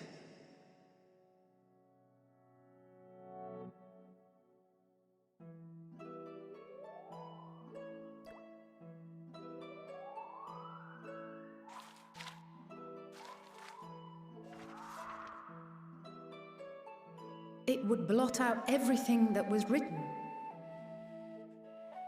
Precisely. We would be unable to recall the memories, and any activities that depend upon them would be hindered as well. In fact, this exact phenomenon was observed on a vast scale not so long ago. And what might that have been? Calamity. The seventh Umbral Calamity. That's right. I'm a lawmaster. The people of Eorzea vividly recall Bahamut breaking free of the Lesser Moon and raining hellfire down upon the realm. But no one could seem to remember the events that followed immediately afterwards. Because the servers were down, Indeed. Jesus Christ. To this day, we have yet to determine whether it was an unintended consequence or a deliberate act. The enchantment which binds me and the rest of the Forum is based on a similar principle. And yes, it is a contravention of the Sharlayan prohibition against the practice of memory manipulation. Only when a new member is inducted and told of our great duty are they subjected to the process. A necessary evil. You have my word that it would never be used to manipulate the populace? I should hope not. But can this enchantment be dispelled and your memories restored? If 9/10 of our members give their approval, then the process may be reversed. Then, and only then, would we be able to speak freely to others of our sacred duty. Barring that, we must wait until we return to the ethereal sea.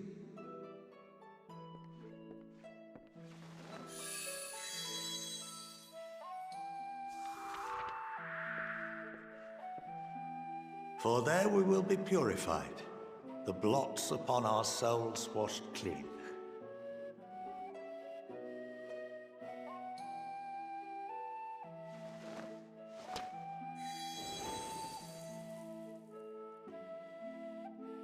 And our memories drift apart and dissolve, rather defeating the purpose, I suppose.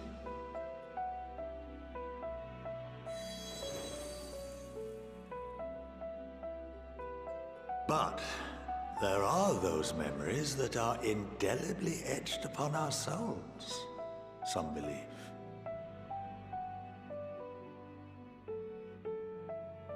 What happens after that? We are reduced to pure ether, coalesce with that of others, and create souls anew. Alternative schools of thought assert souls remain whole and return to the corporeal world, reborn into another form. Both theories have their proponents. Personally, I consider each equally probable.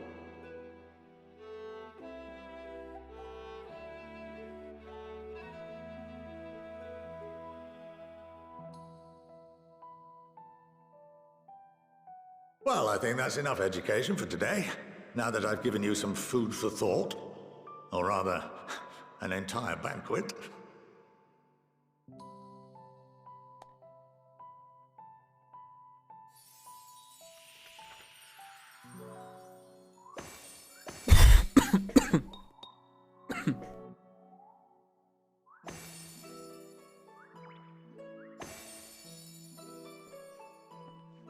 I would remind you that although I'm unable to assist you with certain matters, the resources at my disposal may still be of use to you. I'll arrange for you all to be given the run of Phenomenon. Of course, as associate to our alumni and the students of Baldessian, this privilege is extended to you as well, my friend. Oh, and I suggest you speak with Ki Aliapo. She's well known among the artisans of Sharlayan, and her network of contacts may prove useful in your search for knowledge. I wish you all the best in your pursuits, wheresoever they may take you. Is she associated with the Aliapo from Edelshire?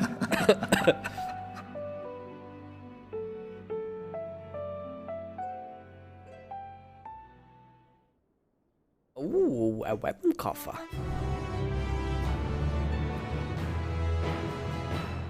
You have been granted the one of Phenomenon. If you are your game Alipo would what? Oh.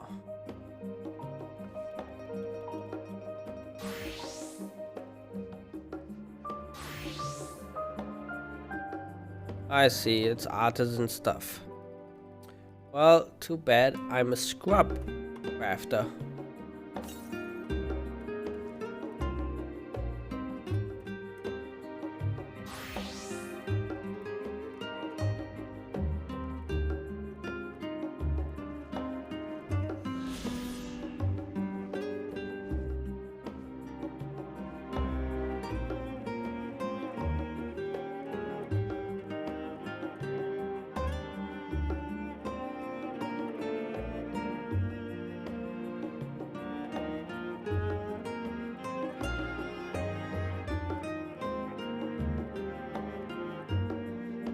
Well,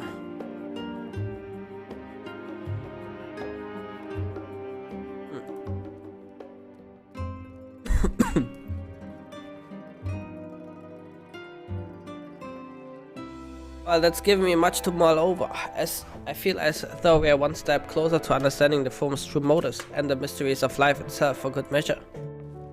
It's funny, I came here with the intent of expressing my gratitude, only to leave more indebted than before. I have a feeling his friendship and support will be a great boon to us in days to come. And on that note, let's head back to the annex. Perhaps on the way, you could better acquaint yourself with Kialiapo, as the scholar suggested, while I share our findings with Raha. Sorry, I can't do that because I'm a scrub. Damn, this guy is looking like a beast. Holy shit.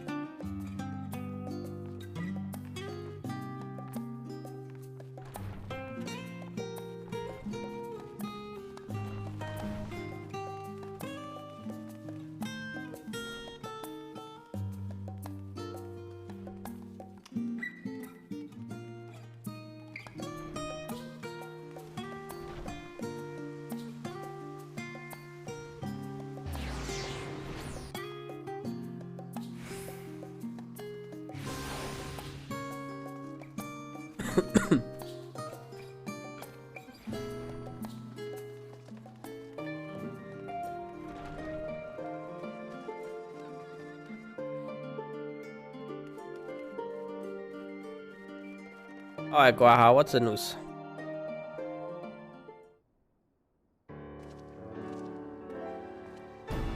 Oh, welcome back. From what I hear, your trip to the studio proved most educational. That's true. While you were away, I received word from our fellow Science. As expected, news of the warding scales was met with much joy. Preparations are now underway to bring the leadership of the Grand Company of Eosa and the Eastern Alliance together to determine a way forward. Our friends have asked that we bring the scales in our possession to Limsa Lominsa. So the time has come for us to go on the offensive. Too early to say for certain, but that does seem to be the way the winds are blowing. I for one can think of no reason to oppose such a plan, but let us see what awaits us in Vilbrand. Let's start by getting the scales out of storage. Give me a hand, would you, Estinian?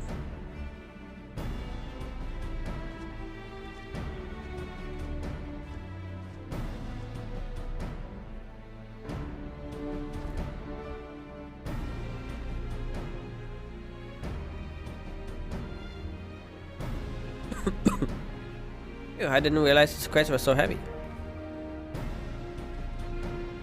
I shouldn't complain though. Rita and the alchemists of the great work put their heart and soul into each of and every of these scales, so you must treat them with the utmost care.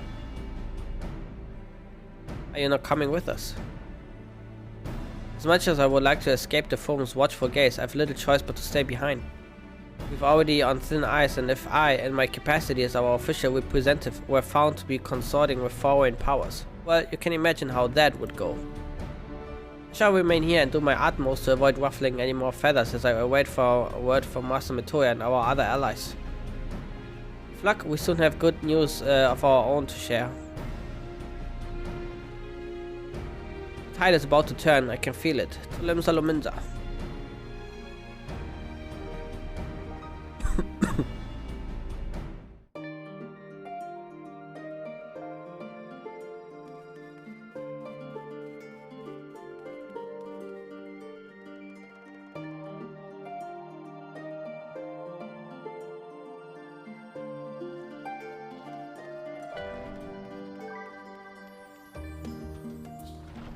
Alright, Limsa.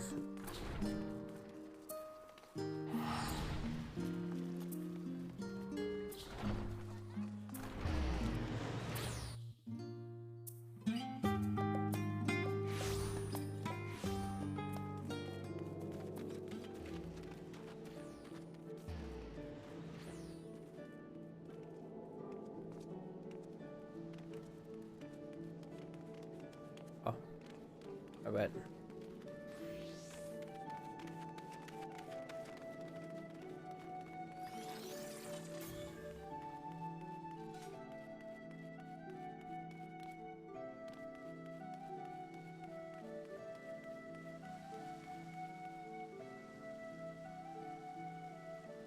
As you may not be aware, the Admiral is at present entertaining the Elder Sitsia and the Sultana, three of the most powerful women in the world in one room. Do you need a moment to prepare, or shall I show you? Bitch, please. I'm the most powerful woman in the realm, okay?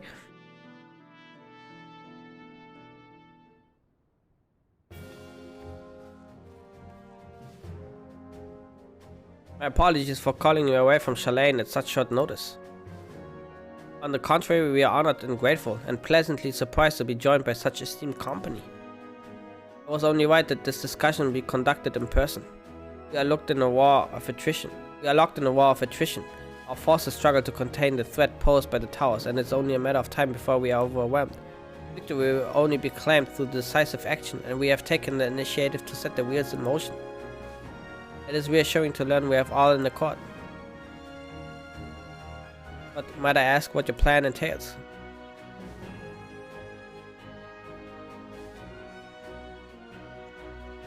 It hinges entirely on the warding scales and our ability to utilize the potential to the fullest.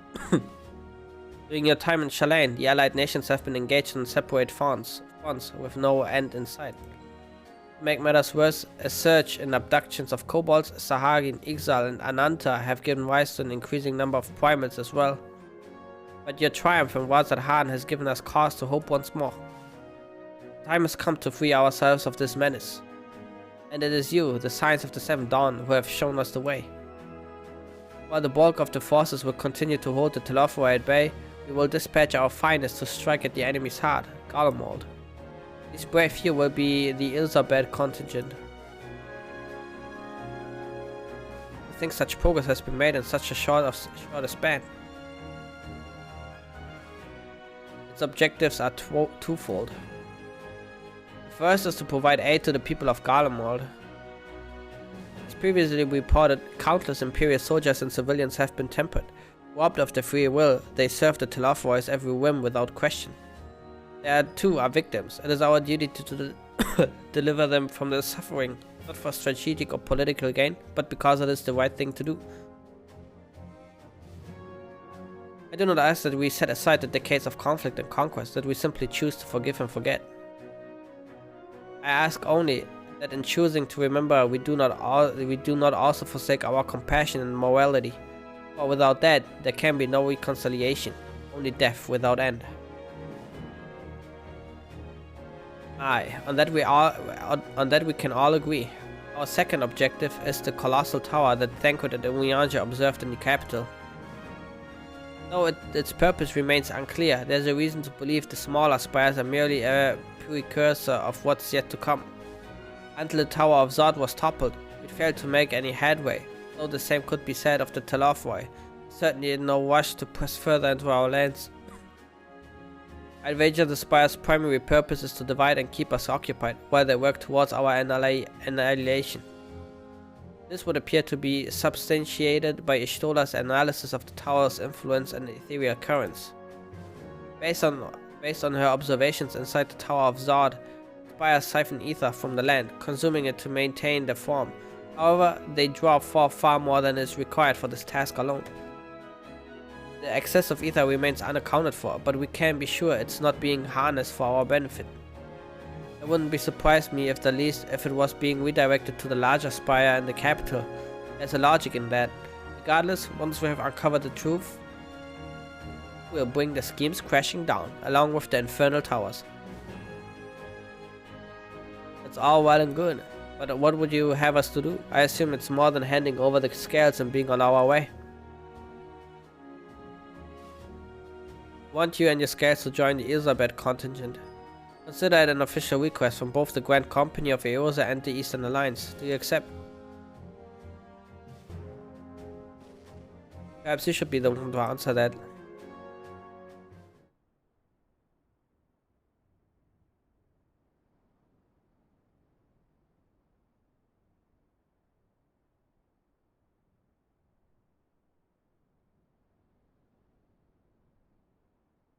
honor and glory.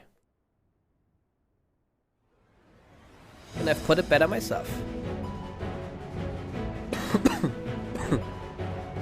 Stola, Thangred, and Urianger have already pledged their support and are on their way to meet the rest of the contingent. They are positive you would come to the same decision as they did. Luckily, for all involved, the prediction was correct.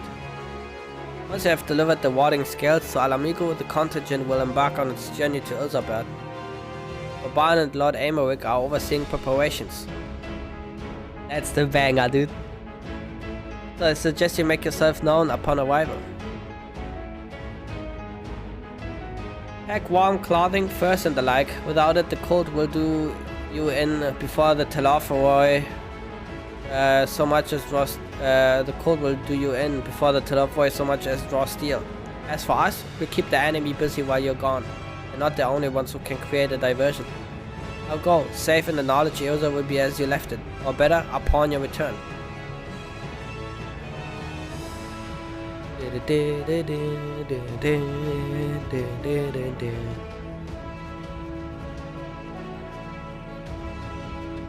Alright. Fix it.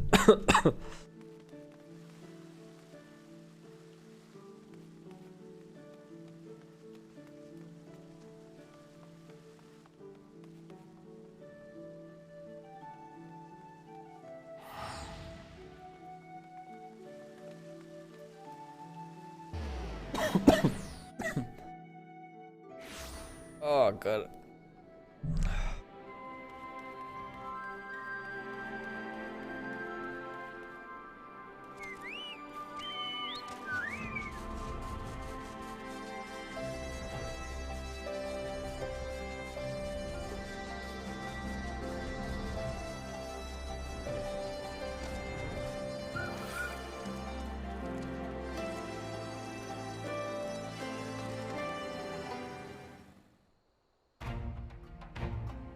Ah, the Wanderer's return. You've been busy bringing down the tower and producing the keys to destroying the rest of them.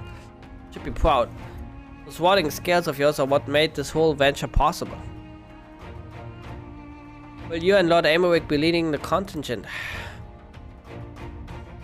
Regrettably, no. Our role is to organize the various delegations into a cohesive unit. Once we have seen you all off, it's back to our respective posts. We dare not neglect our duties for too long, lest our defensive efforts fall into disarray. And just between us, there was a fair amount of opposition to the formation of Ilzabad contingent. The very suggestion that we send out some of our finest troops behind enemy lines to render aid onto the Guardians has made me rather unpopular in certain quarters. Can't please them all. Sadly not, though I do my best. Truth be told, I'd much rather be at your side, charging into the fray. Alas, I have battles of my own to fight, where words may serve me better than any blade. I hate to say it, but Lord Aymeric struggles mirror mine own. For the time being, the best we can offer you is the peace of mind from knowing yours is in safe hands. As you fight the good fight in Ilzabad, I and the other commanders will do what we can to convince the naysayers that our cause is just. Thank you, both of you. We meet again. Aw, look at this guy. It's the Shadow Hunter. Much has occurred since we parted ways in Verlet. From what I gather, the protective talisman you obtained led to the formation of this expeditionary force. My contribution on this occasion is but a minor one, that being the information I have shared with Maxima. For the sake of the people of Garlemald, may the fates be on your side. You're not coming with us. Strange, I thought you have a stake in this. I do. The Telophoroi have laid waste to my homeland and enslaved my people. But though every mode of my being cries for vengeance, I cannot be the one to deliver it. My presence alone would place the entire mission in jeopardy. I stand accused of murdering Emperor Varys and plunging Garlemald into chaos. Were I to travel with the Ilzabad contingent, I would give my countrymen ample cause to question our motives. Conversely, those who believe me innocent may instead celebrate the return of a former legatus and attempt to raise me to a position of leadership, further destabilizing the region and complicating the contingent's mission. Whether I am branded a villain or hailed as a hero, I would only hinder your efforts. We will deliver your people from harm in your stead.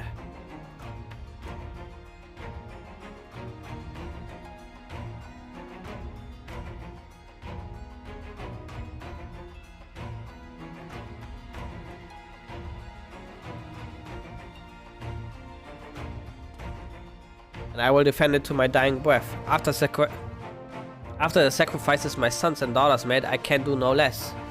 Oh, I'm surprised they mentioned this because it's like optional content, right? Actually cool. I've played everything. Everything makes sense.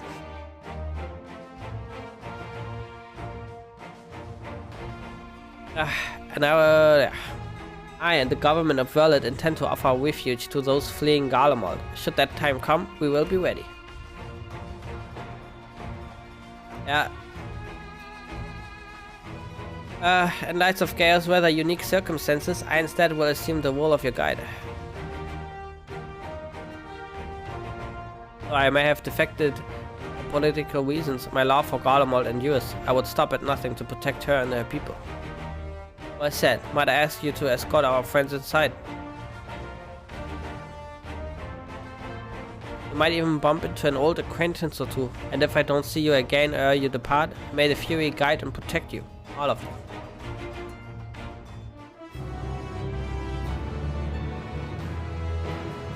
Fury will always protect me, because the Fury is actually my guardian.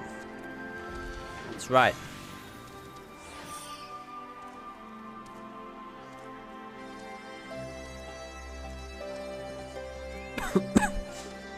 The other members of the Ilzabad contingent are gathered in the royal palace. I shall inform them of your arrival, so please make your way inside as soon as you are ready.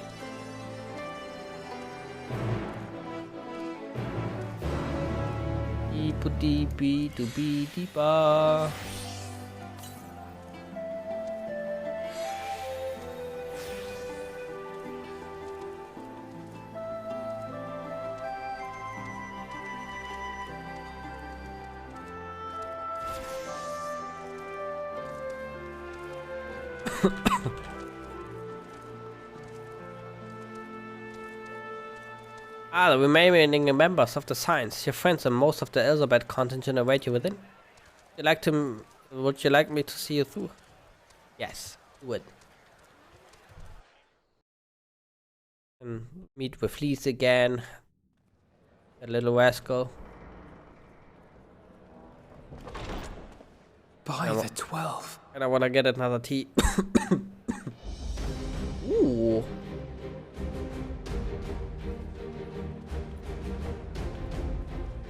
Why even that fucking pirate guy is there? Glad you could join us. I hope you don't mind, but we went ahead and started without you. As you can imagine, our traveling companions were eager to become acquainted. 'Tis a rare thing indeed to see such a diverse and talented group of individuals assembled for a single purpose. I feel like there's gonna be a lot of people dying in this We fight not mission. only for the sake of Eorzea, but for the entire world, including the people of Garlemald. Much rides on the efforts of the Ilzabad contingent.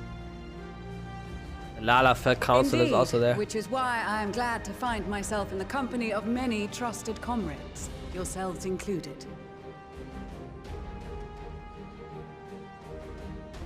Lucia! I have come at the behest of Lord Emmerich, who has honored me with the role of Ishgard's representative. And for the good of all nations, not least my former homeland, I am determined to see this mission through to its end. We have a hard road ahead of us, but walk it we shall, together. True. Very true. We too welcome this opportunity to work together once more. I have faith that if there is a way to resolve this conflict, we will find it. Allow me to introduce you to the rest of our company. Everyone! If I may have your attention. Attention, please.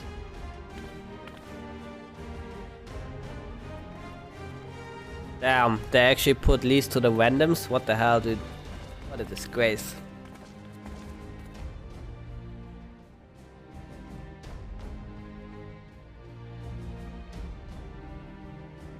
Might I ask you to speak first?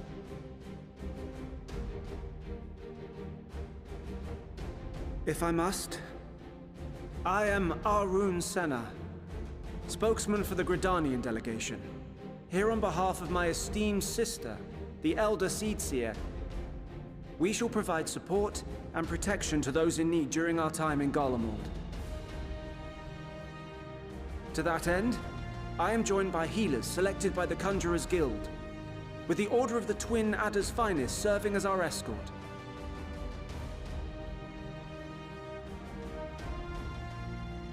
Suppose I'd better say my piece. Wait, I know you. The name's Sicard, in case you've forgotten. Truth be told, I'd rather you had forgotten. Any road, the Admiral asked Captain Hillfear to send his best, and for whatever reason, he picked me.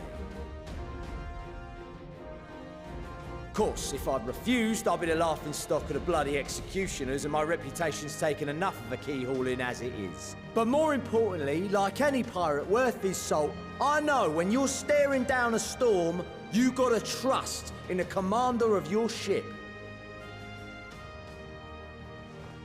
So if the Admiral wants us to go to Garlemald, not for plunder and glory, but a promise of peace in our time, then that's what we'll do. Ooh. Since we all know how much the Empire loves its steel, we thought we'd bring along a few smiths to make the most of it. Give them a pile of scrap and they'll cobble together anything you fancy. Of course, just like the Gridanians, we got fighters of our own. We might have come with a more constructive purpose in mind. Oh, these again. But we're more than capable of cracking skulls, believe you me. Well, you're certainly raring to go. But then again, so are we. Ah, okay. The most dependable warriors of Uldar and Alamigo have assembled at the Sultana and General Aldin's behest.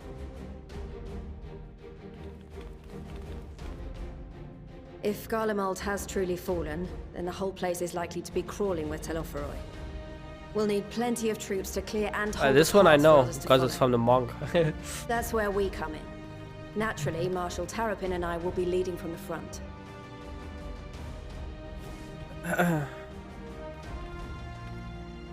It's been some time since I last saw you in your element on the battlefield. From what I've heard, you've become pretty fearsome yourself. Master Matoya, the avatar of destruction.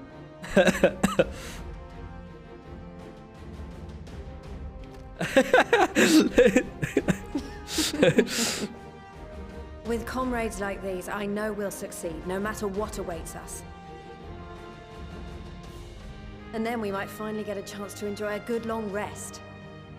But until then, let's give it our all.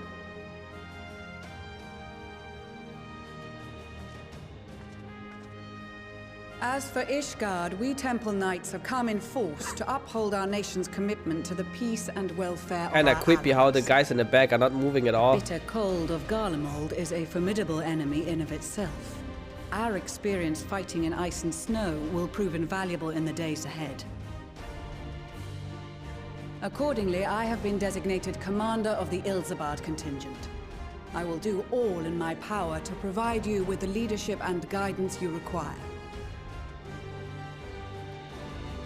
The four high houses, House Hylinart foremost among them, have arranged for a host of machinists to join us on our mission. Their knowledge of Imperial Magitech is sure to be a great boon. They will address any problems of a technical nature, together with the smiths of Limpsa Lomitsa. That's you. Is that one of your homies? There is another awaiting introduction. Lord Emanolaine! Ah, yes. Emanolaine de Forton, at your service. This fucking guy, dude. You better not fuck up. Lest there be any misunderstanding, I should stress that I've not become a fearsome warrior while you were away. Rather, far from it, actually. My brother, in his infinite wisdom, decided this would be an excellent chance to make something of myself. Oh, and fight for world peace and all that.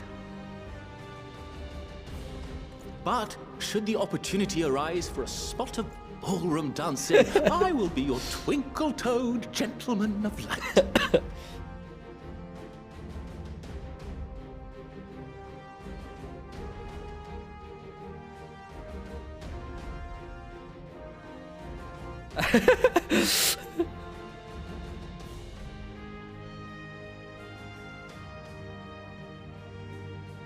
Huzzah! I cannot wait to regale Honoroa with my tales of daring do. I believe that concludes introductions for the Grand Company of Eorzea. Our allies from the Eastern Alliance were due to arrive some time ago, but it would appear they have been delayed. Oh. Would that be the shinobi of Doma?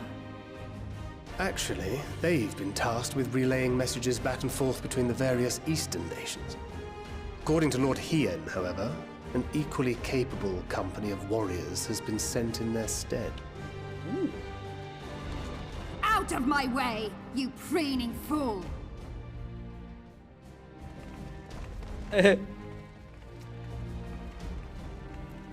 Step gang.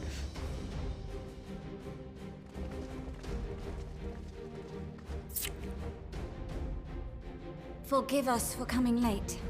We are the delegates of the Eastern Alliance. Cyrena, and you've brought company. For battle and blood we come, as the steppe is sorely lacking in both. No towers befoul our lands, so we marched on those of Doma, only to find them beyond our reach. But now our thirst for slaughter will be slaked. No quarter to the enemy! Jesus Christ. Sadu Hatun, no. We go to make peace with the Iron Men, not war. Warriors of the steppe, we've heard many tales of your bravery. We welcome you as allies.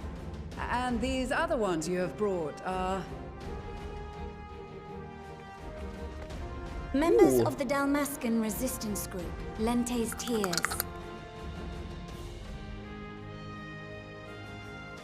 And the Bosnian resistance. Between them, they have a wealth of experience in espionage, and are particularly adept at infiltrating Imperial facilities. Which is fortuitous, since Garlemald's domain is so vast that I could never hope to handle reconnaissance duties all by myself. Dalmasca, Bosnia, Alamigo. All lands which have suffered the tyranny of the Empire. I would never presume to question your motives.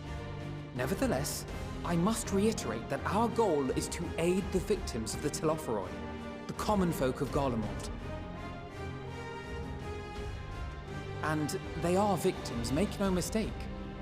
Though I understand that many may struggle to see them as such. You're more right than you know. For every one of us that answered the call, there were a dozen that refused. Not only in Alamigo, but everywhere we went.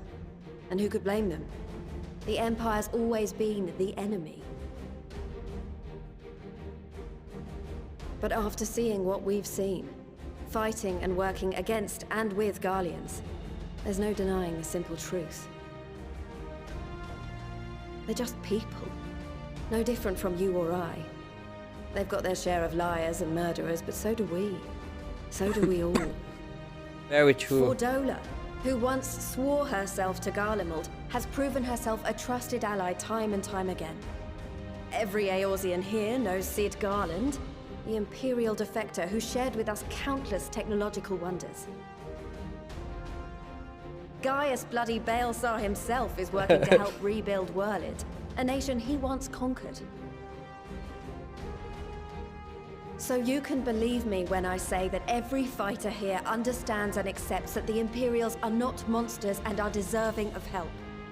Or at least that they were able to put aside their feelings for the greater good. It won't be easy. But we're all determined to make this world a better place. Ooh, the bunny girls. Can I go with the bunny girls, please? What lingering concerns I may have had were clearly unwarranted. I agree with everything you said wholeheartedly.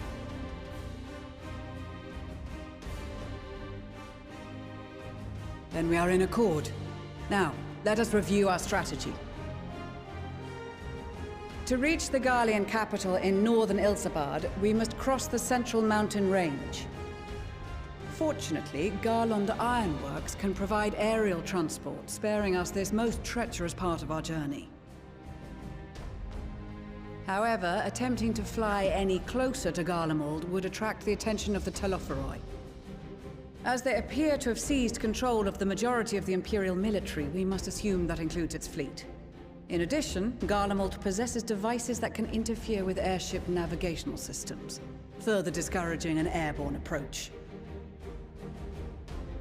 Given the circumstances, the closest we dare deploy our contingent is an area between the range and the capital, the Magna Glaciers. From there, we must travel the rest of the way on foot. We will also need to bring the airships with us to ensure we can withdraw with haste. Although much of the terrain will be blanketed in snow, we should be able to make use of local roads and shipping facilities. Okay. The vast ice field will afford us an unobstructed view of the surrounding area. On the other hand, it will also allow others to easily spot us, so it is imperative that we only make camp in positions where we can easily defend ourselves. And the airships, which must be kept safe at all costs. We cannot account for every possibility, so we must be prepared to think on our feet. We will be tested. Sorely tested, I expect. But for our homes and for our people, and a people not our own but in need, we will succeed. Spare no effort in your preparations. Once we depart, there is no turning back.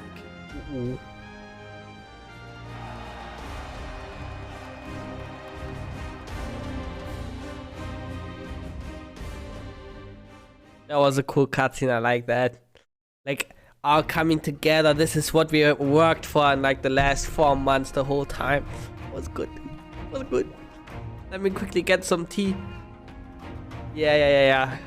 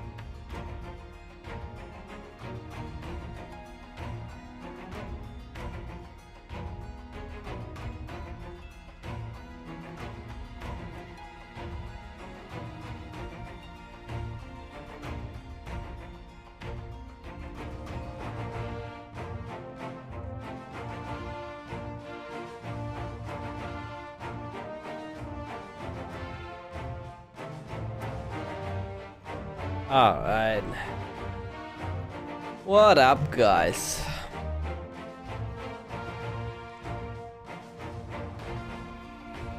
Besides the delegates assembled here, the Amalja and several other tribes offered to send troops of their own.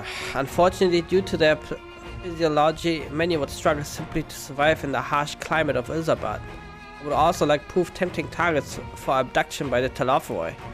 All things considered, they can better aid the cause by bolstering our defenses in Eorzea, though their eagerness to do more has been noted. Few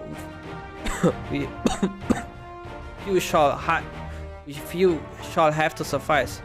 Ere we embark, we must distribute the warding scales to our comrades. Care to do the honors? Of course.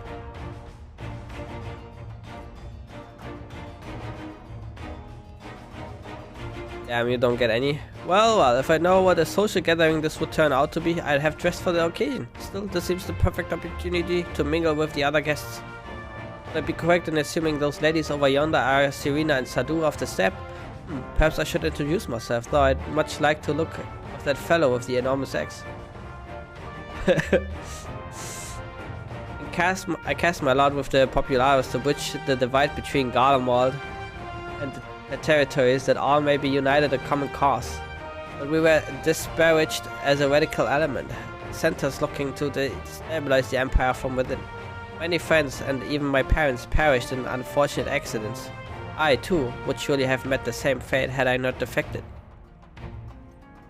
Nevertheless, I still dream of equality and peace for us all. As the world itself stands on the brink of collapse, I hold out hope that one day the dream will become reality.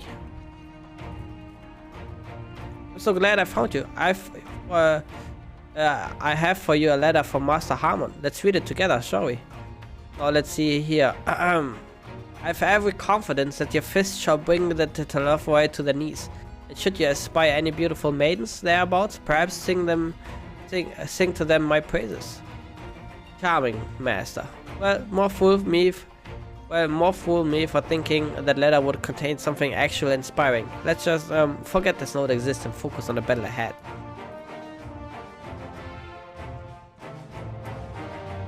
Warding scales for this guiding delegation, I take it? Yeah, just one though. Gotta decide who's the worthy securing. Many thanks. These talismans may prove to be the deciding factor in the battles to come. Uh-oh. I find myself conflicted by this foray into Garlemald, sent by the Empire to infiltrate Ishgard, only to throw in my lot with those whose secrets I was supposed to be stealing. And now I lead a mission to save the countrymen I betrayed. But that is doubtless why I was chosen by Lord Aymeric. He would have me put my extensive knowledge and former ties to good use. I would not disappoint him. Ooh. Damn, imagine getting nabbed into the queue.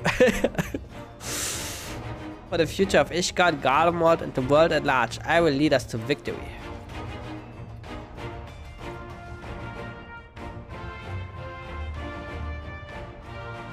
At a set of wonder scales I spy, not that I would know what they look like.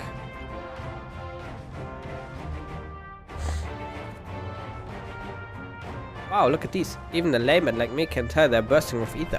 All the better to fend off the tempering waves, is that the right term? Anyway, these will give us one less thing to worry about, which just leaves the other mountain of whatever else is waiting for us in Garlemald.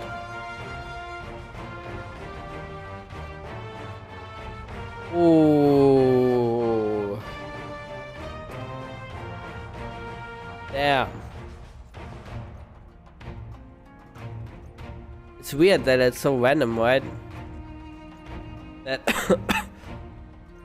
like, even though you like logged back in, like it just like didn't like save your spot.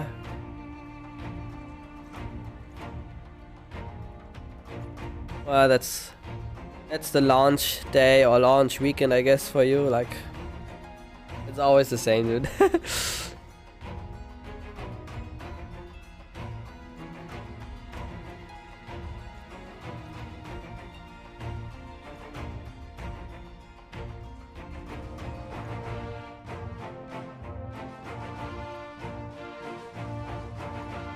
Uh-huh.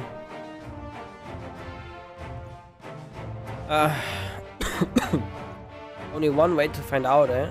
Nervous or not, I'd march through all 7 hells if it gave me a chance to put Xenos back in the grave where he belongs. True. Often has father told me of the struggles faced by Alamigo in the days of the occupation, and I too have crossed swords with the Empire on many occasions. Though Garlemald has long been our bitter enemy, Her Grace has elected to bolster the Elizabeth contingent of members of the Immortal Flames. As representatives of the Sultanate, we are one in our commitment to the cause.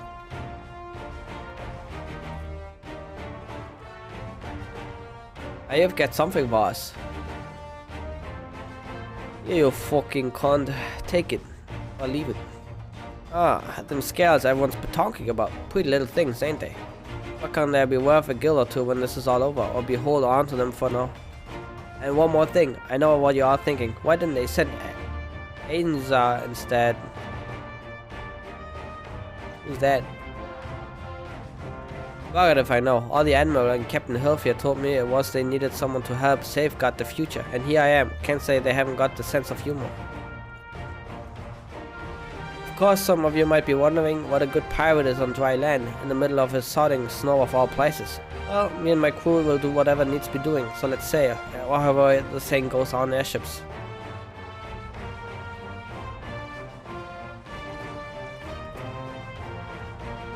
Yes? Yes? Here, take this, bitch. These are famed warding scales, enough for me and my men, I see. Under normal circumstances, I would not be allowed to travel outside of the 12th Wood. The LCC, however, has granted me special permission. Frest has completed adventure, my man. He has bid me lend my magics to the people of Garlemald while learning all I can of their ways. So doing, I will come closer to understanding myself and my place in the world, or so she says. I say, it is past time our allies benefited from the power at the Seedseer's disposal. Some bemoan that we hide our light under a bushel, and I intend to address that criticism. That's the vocal? No, I don't think that's the vocal. I mean, maybe they are also the vocal, I don't know, but they're like from the 5.5 quest or something, where you like go on a journey with the Admiral.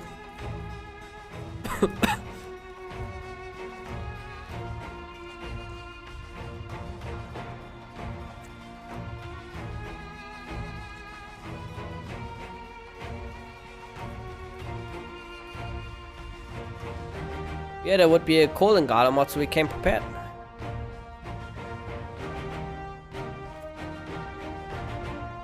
Ah, the talismans. We are to keep them close at all times, yes? I will see that no one misplaces theirs. Before I forget, I have a message from Hien.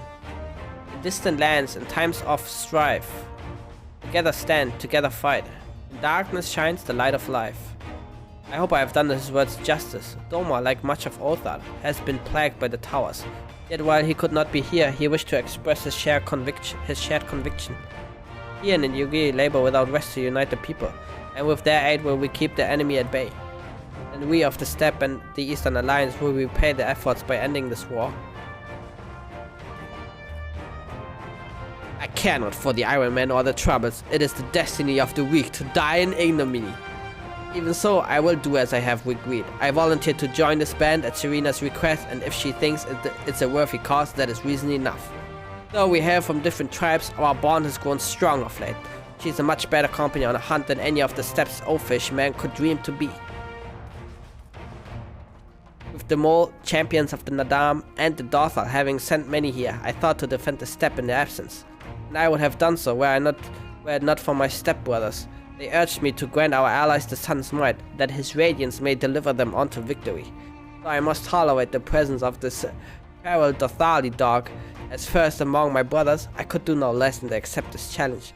My deeds will become the stuff of legends.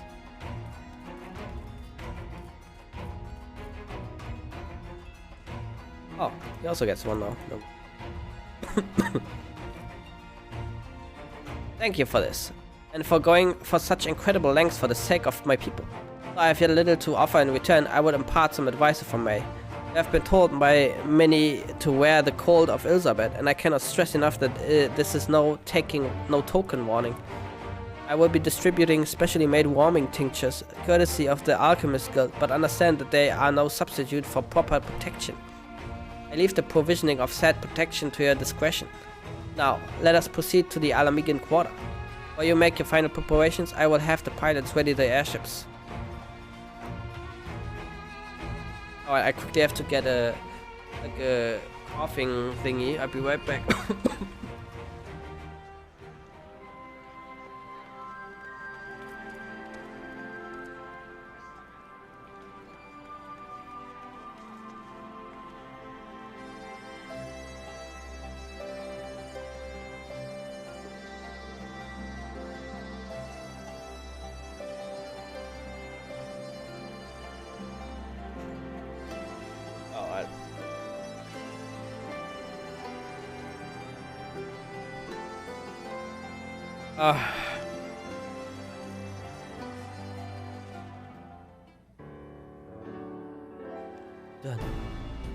Done. This is our last chance to make something. To make ready before we set forth. You needn't worry about Urianger and I. We still have what we were in Garlemald before. Estinian claims to be quite warm and toasty beneath his armor, and since he spent a fair bit of time up north recently as well, I have no reason to doubt his words. Most of the others will be borrowing Grand Company stock. The rest of you could do likewise, I suppose, provided you are not overly concerned with style. Not to put too fine a point on it, but I wouldn't be seen dead in one of those ridiculous overcoats. If only I had time to find something to my liking. Is that the cry of science in need of a tailor I hear? Or if that isn't a Tau.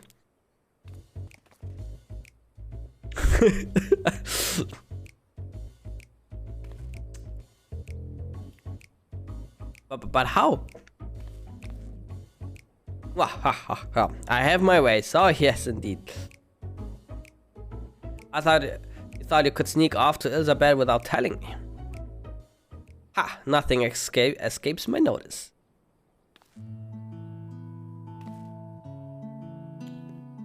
Now you will wear these garments I've made for you, whether you like it or not.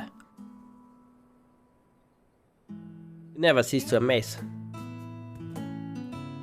But why do you need a new outfit as well? Wait, are you coming with us? What? No, of course not, silly. It's all in the name of fashion.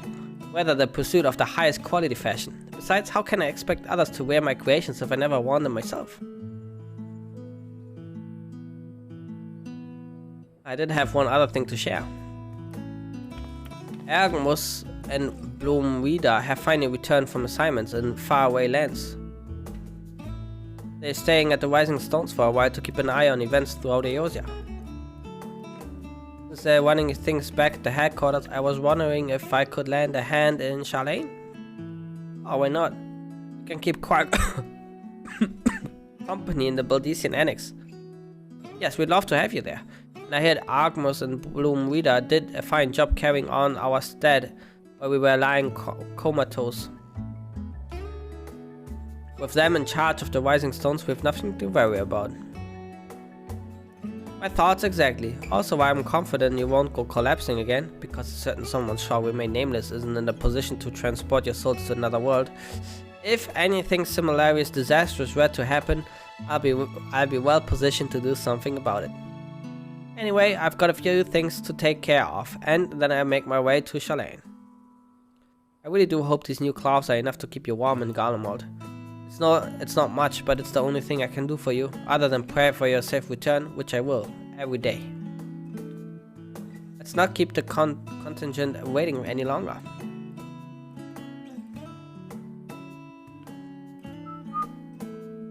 Yeah, your winter woolies, handcrafted by yours truly. North Sea Code.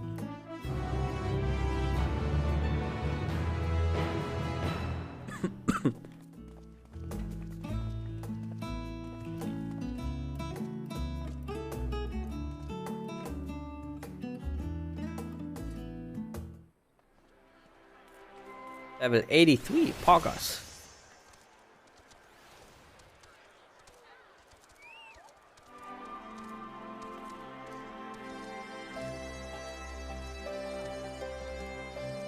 Oh, it looks so comfy.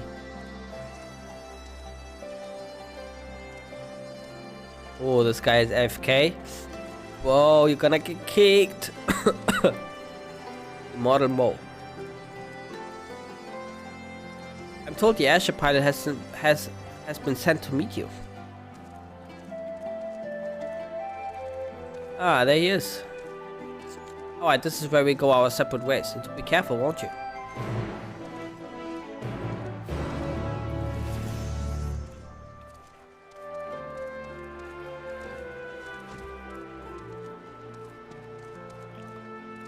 It's an honor to finally meet you. We of the Garland Ironworks will be ferrying you and your contingent across the mountains and into Garlemald.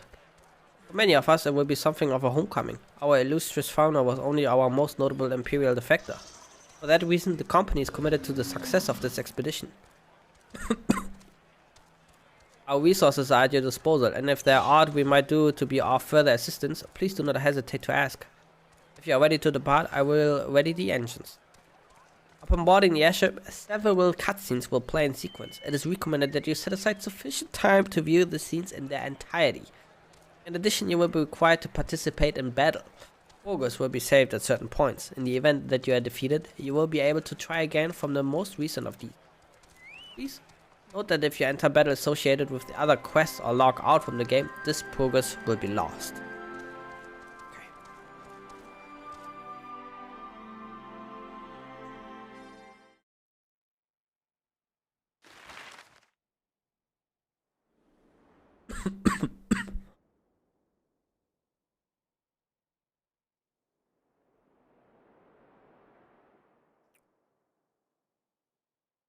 Ilsabard, divided in twain by a vast mountain range. Those who would traverse its jagged peaks face peril at every step. But why go by foot when one can simply fly? Ooh.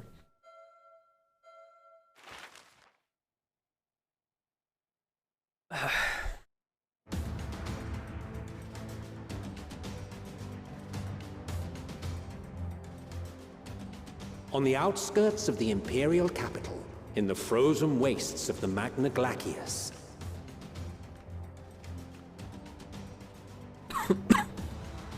The winds howl in icy protest, as if to warn against further trespass.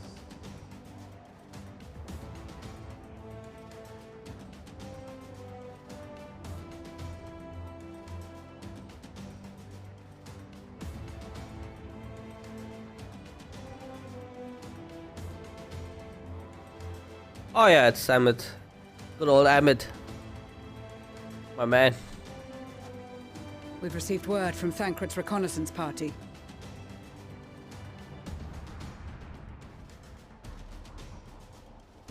They've sighted a detachment of heavily armed Imperials. Oh, I will kill them, don't worry. Survivors of the Civil War, perhaps? Perhaps, but there is more to it than that. Maxima reports that they're led by Vergilia, legatus of the 3rd Legion, which comprises the bulk of their number. However, they are also joined by several members of the 1st. From what I recall, the 3rd Legion fought for Nerva in the War of Succession following Varus's death. The 1st, on the other hand, were under the direct command of the Emperor and rejected Nerva's claim to the throne. These legions were enemies. Indeed. In fact, our sources claim that it was a conflict between them that sparked the Civil War. Yet now, these former foes cooperate to defend a ruined Garlemald from invasion. You're tempered? Then it is all but certain they have been tempered. So, what's the plan? If me and my crew is out reaving, we charge straight in, no messing about. But that ain't what we're here for.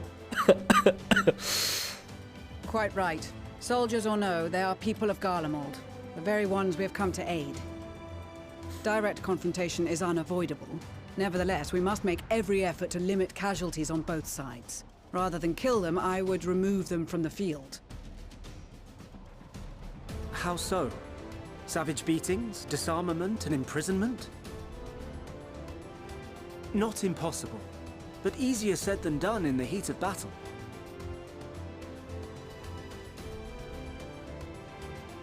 Having observed the opposition, I imagine Thancred had something to suggest? He did. He and the other scouts have already infiltrated a supply depot some distance beyond the Imperial detachment's current position. Stored within is a stockpile of Magitech armaments, and once we give the signal, Thancred's team will destroy them all. In so doing, we will deprive frontline troops of materiel, and likely force the detachment to send men to investigate. Divide and conquer. Not a bad idea.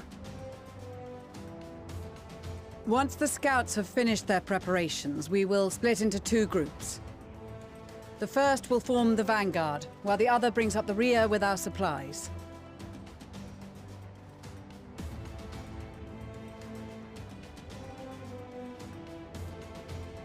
As for the Scions, I ask that you lend your assistance where you deem it needed most. I would prefer, however, that you accompany the rearguard and be prepared to join the van at a moment's notice. Kept in reserve as our trump card, so to speak.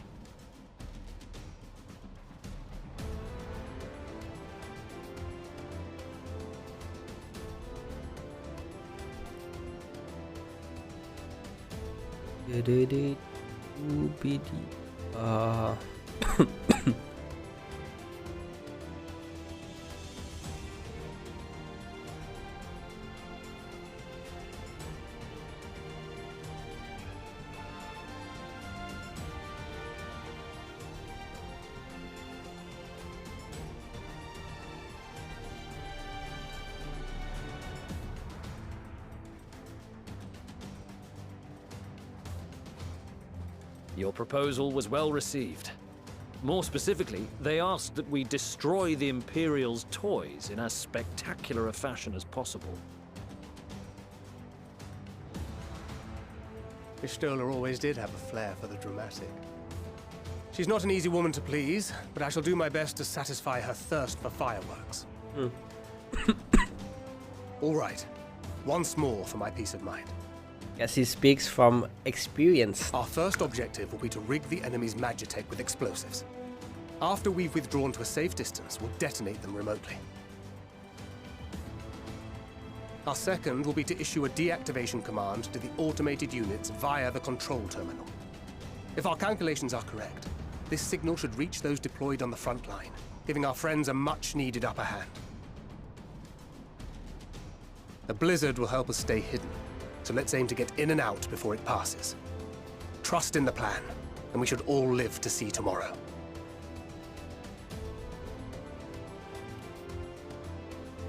In the meantime, I will relay messages back and forth as the situation unfolds. You'll forgive me if I ask again, but are you certain you wish to play the lone wolf? Wouldn't have it any other way. Call it foolish and reckless if you like, but I'll get the job done. I always do. Very well. I wish you the best of luck.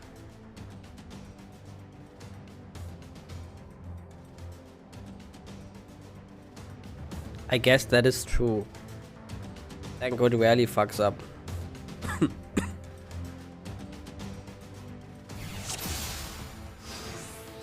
Alright, what am I supposed to do? In the coming battle you fight as Thancred. Alright. Interesting. Assuming there's nothing else you wish to confirm, we may commence the mission as soon as you're ready.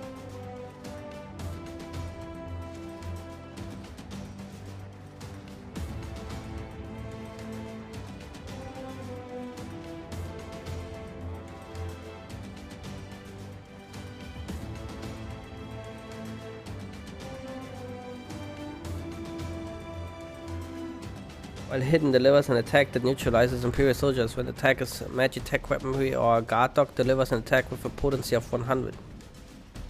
Well, 100 is not a lot.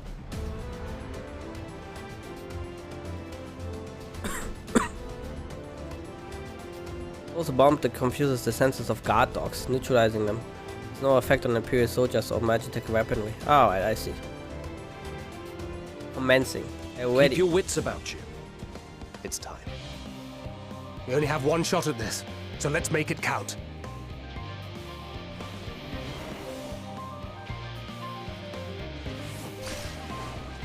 Damn, spotted.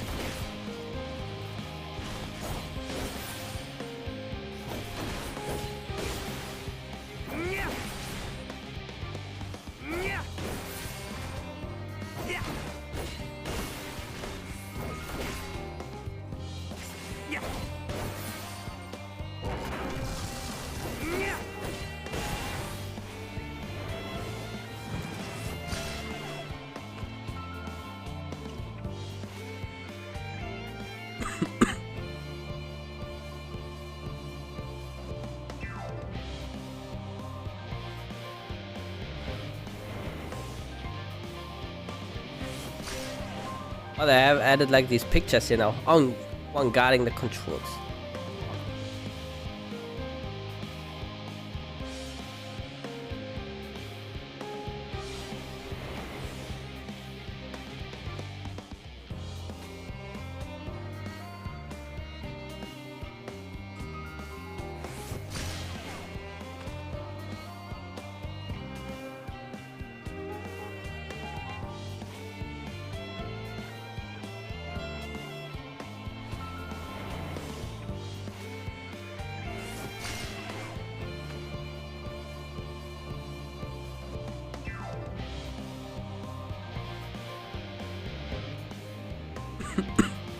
Red awareness to 20. Uh-oh.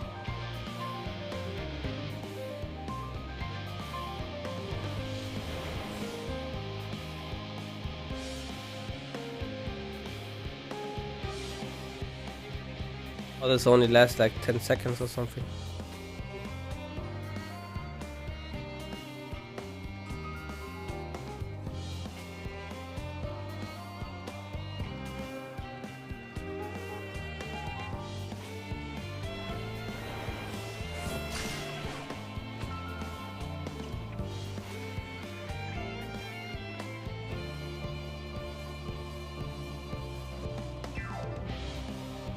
I got guard dogs here, no using hiding, they'll soon sniff me out, luckily I've come prepared. Very true.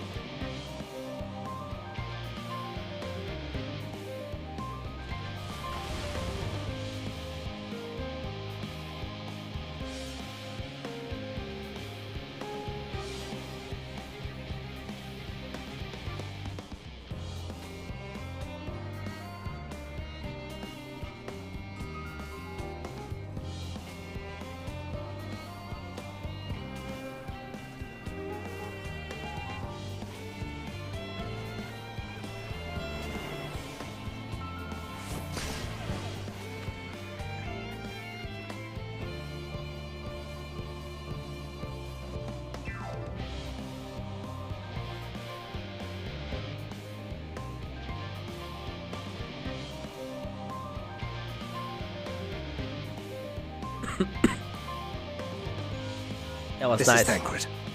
The explosives are in place. Very good. Yes. All is proceeding as planned. Head to the control terminal. It should be to the northwest. Understood. Have the others wait at the rendezvous point.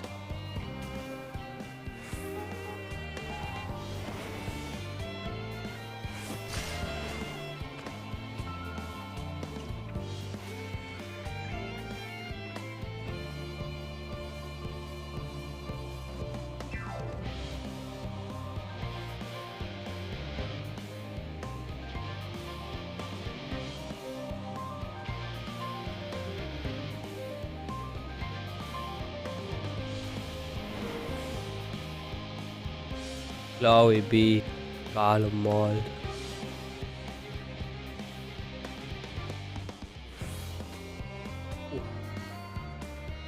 I'm actually a ninja. Uh oh.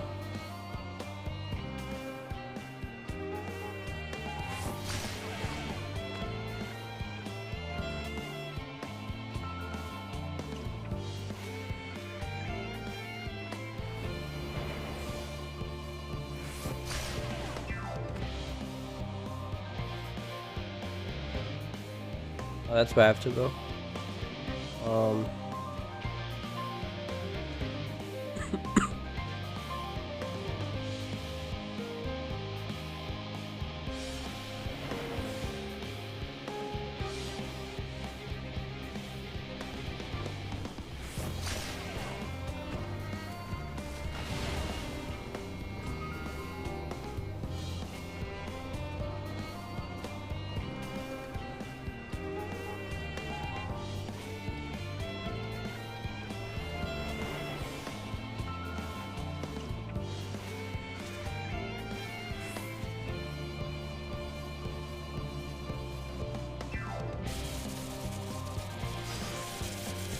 I did it. Banquet over here. Okay.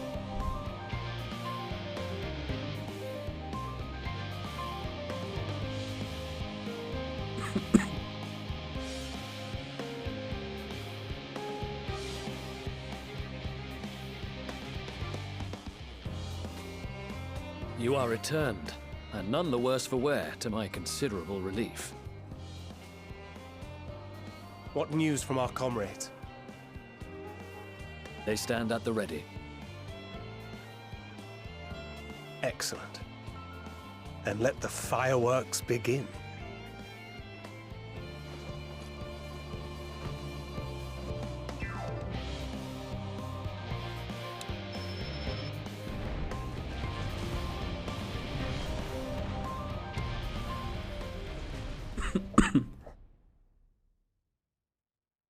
A few moments later, at the rear of the Elizabeth contingent supply caravan.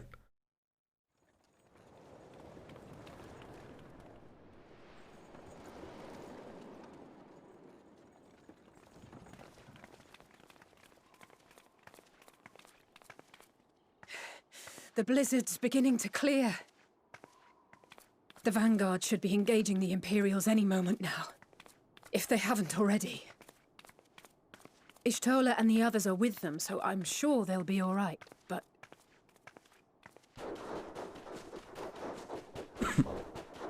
Monka? Wait! Something's coming! Oh, shit.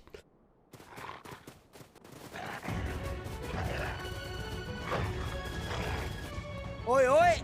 Looks Oi, like oi. we ain't the only ones who sent out scouts. Keep them away from the carriages! We lose those, and we're as good as dead! Oi, oi, mate. Walking Imperials.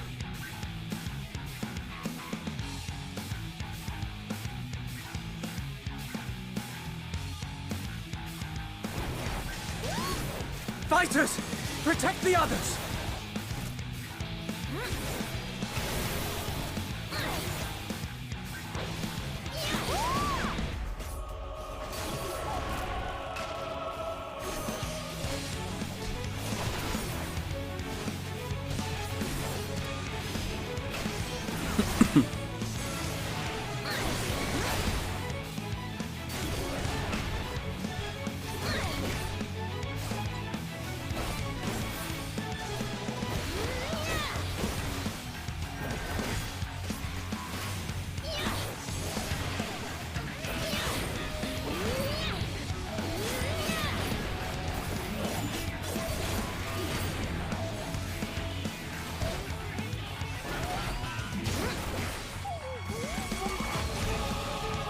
A brief respite, but stay alert.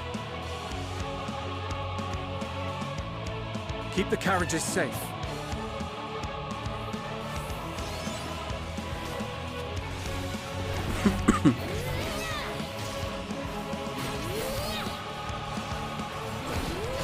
What impeccable timing! Fear not, friends! The savior of Ishgard is here!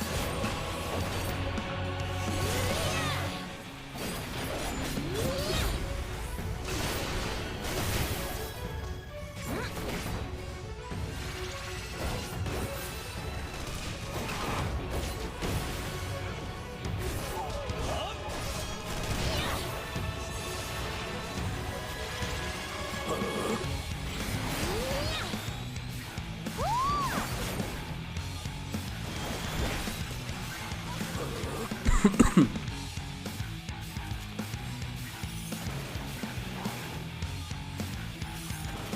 fine display, but the other carriages are still in danger. Go on ahead. We'll hold the line. Yeah.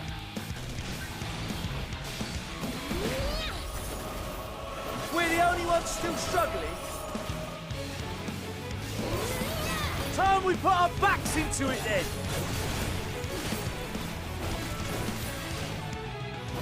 I've been itching for a good scrap.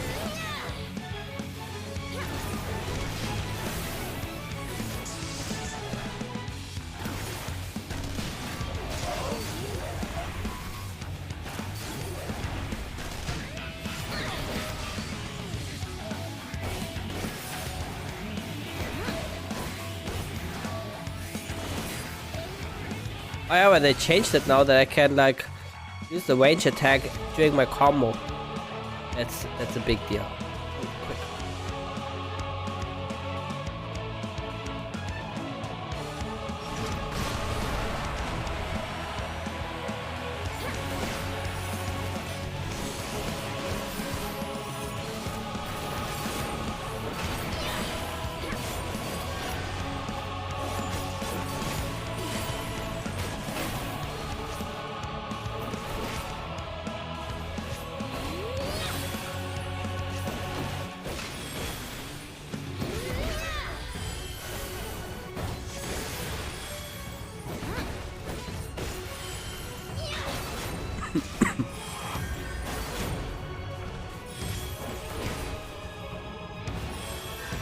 You lot alright back there?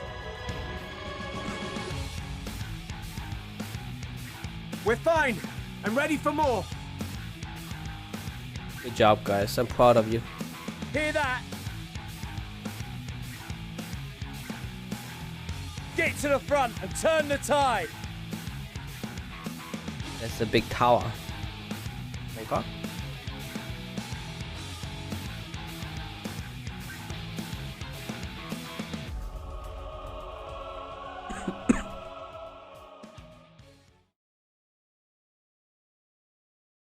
Meanwhile, on the front line.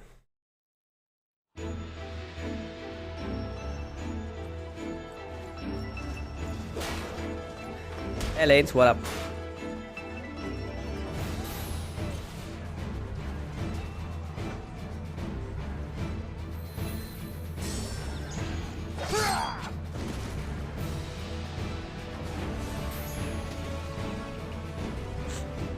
Removed from the field was not a euphemism for enthusiastically murder.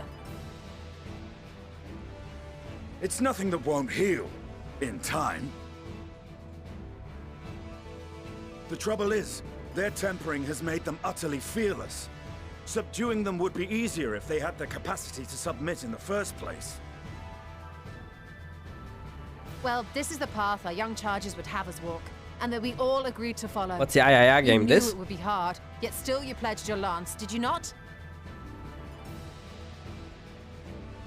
Oh, Genshin. I see. Got a lot of content in front of you. And at least like 100 hours. Maybe more. Well, I mean just like story content and the exploration that by itself. Like not even like considering the grind.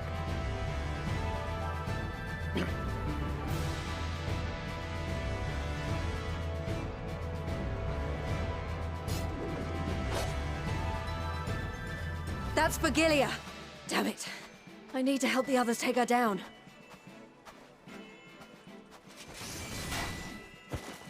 There's no end to them!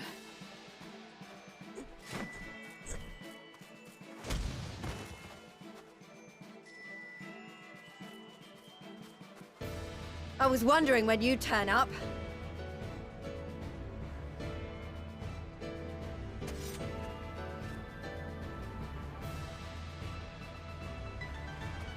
There's no stopping us now. Come on, let's show them what we're made of. Alright, let's go. We tanks. Let's go.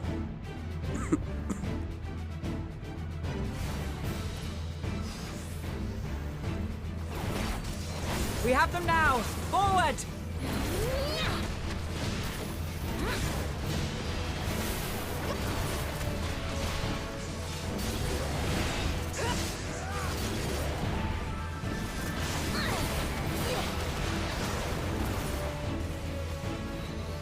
Right! Let them have it!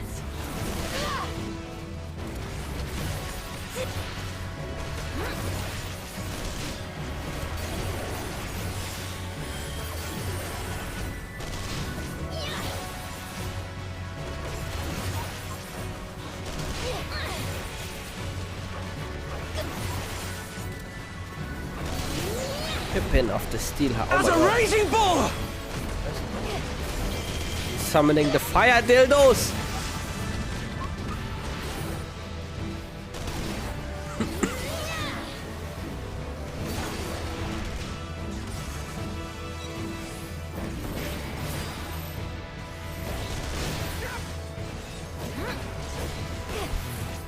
Oh my god, he just got destroyed.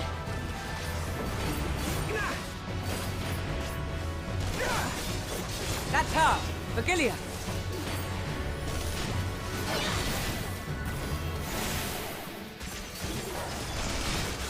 Do not fall behind!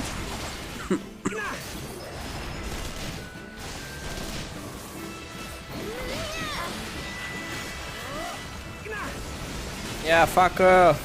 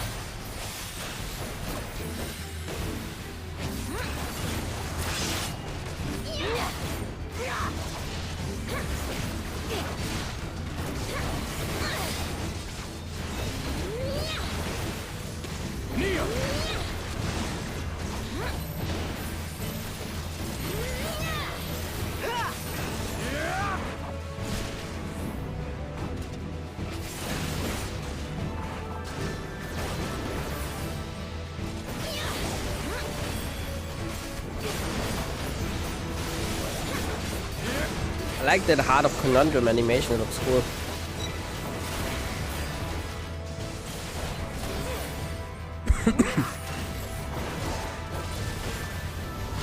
Is everyone all right?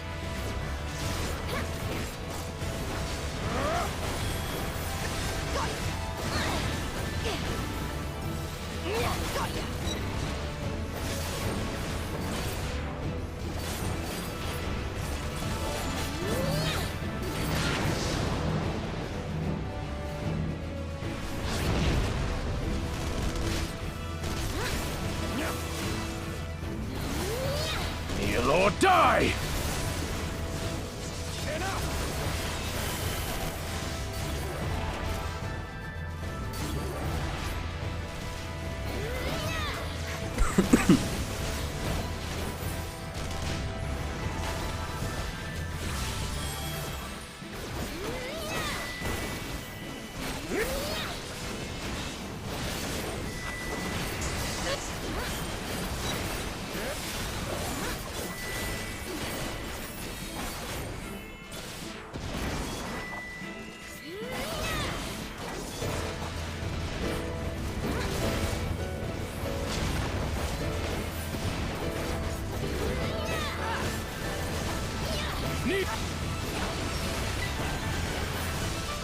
And this bitch is it's crazy.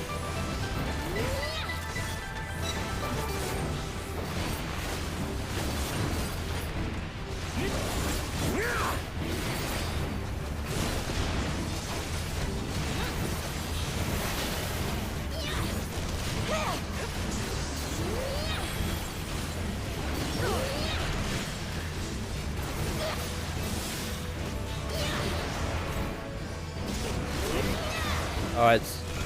Adus. Uh-oh.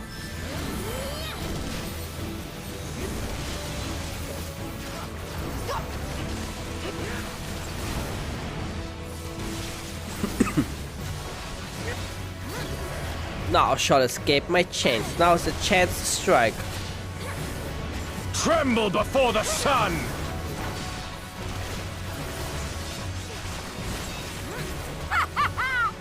May your screams fill the air! Yeah, she's crazy. Alright, let's go, Sadhu.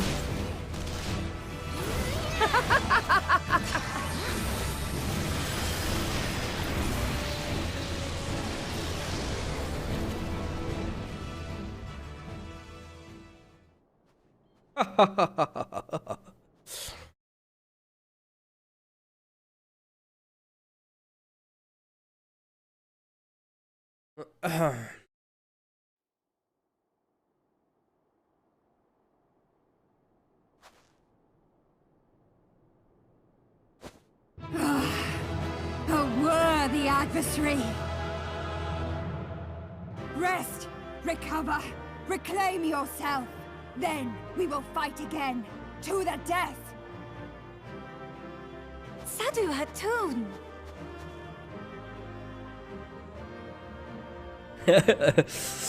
Denied. That was the last of them. The day is ours, thanks to your timely arrival. What of the supply caravan? All good. Outmaneuvered, but not outmatched. Good. Let us take the Imperials into custody and rejoin our comrades. And soon we shall arrive at the capital.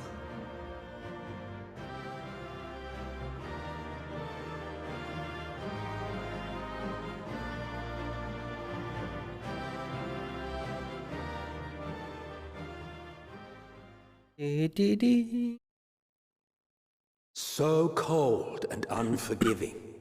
Thus spoke Emperor Solus as he gazed upon his barren domain.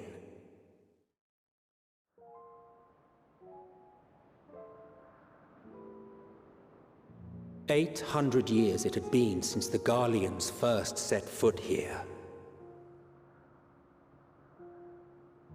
Bested by the Kovosi after centuries of war and driven from fertile southern pastures into the blasted northern wastes.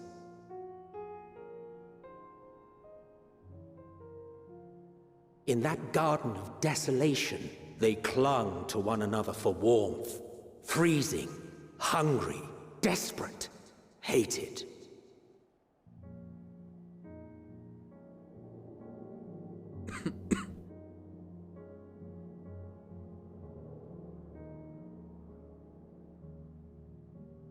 The chosen forsaken.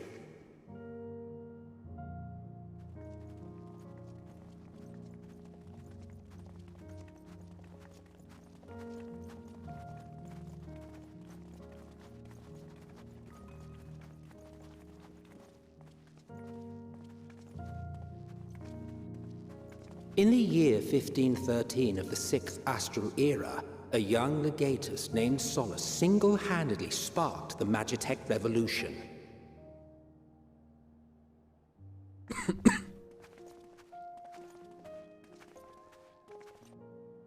How did he conceive the machina that feed on ceruleum? Well, he was a fucking Once acid. a common, soft-spoken soldier, how had he so quickly ascended through the ranks?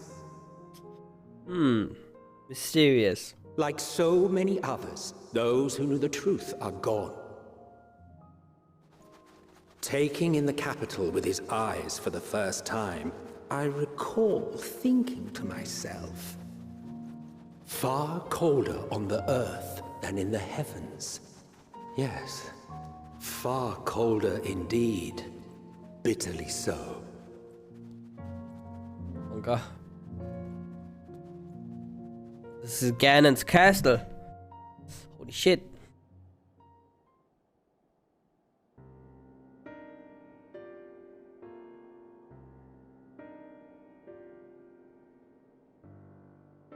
Not so much as a whisper.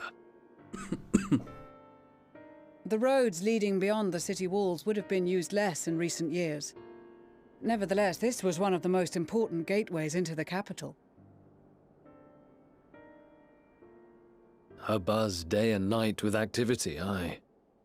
Merchants passing through the checkpoint, many of them stopping at the local hostelries.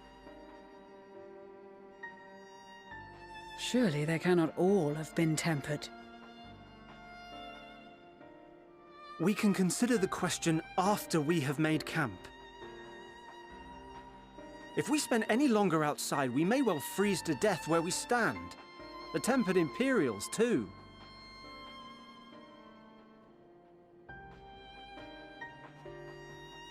This will be our temporary base of operations. Secure shelter for ourselves and the injured, and dispatch scouts to survey the surrounding area.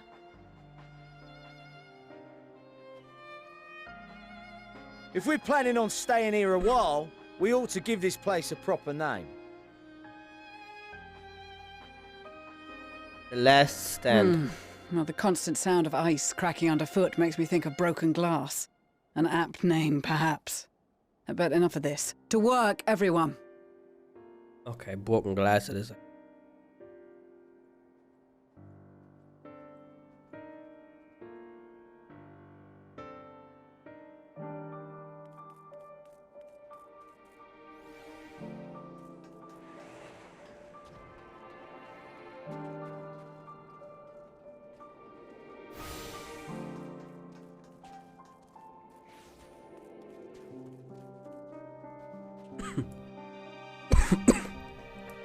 In spite of the obstacles we faced, our plan proceeds apace.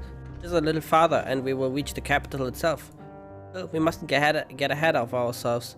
As soon as the camp has been made fit to purpose, we will discuss the course of action with Lucia. Would you mind asking Stola and Guaha to join us in the building to the northeast of the camp? Alize and I will meet you there. So guys, making some sick screenshots here.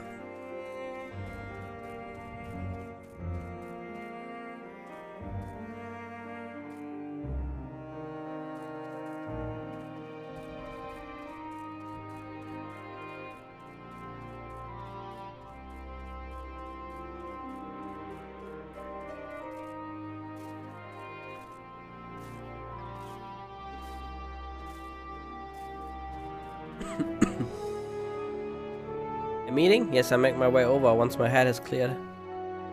In truth, I've been feeling out of sorts since we arrived. The air is thick with a palpable aura of malevolence. It is the monstrous tower on the horizon, jagged, hideous, unholy. Even at this distance, its presence is overwhelming. Much like the sensation I felt in the Tower of Zod, only far more terrifying. Ether flows unceasingly towards it, converging into a swirling mass of unfathomable power. For a blessing, the constant chill in the air is helping to anchor my senses in the here and now. Tell the others I shall be with you in a few moments.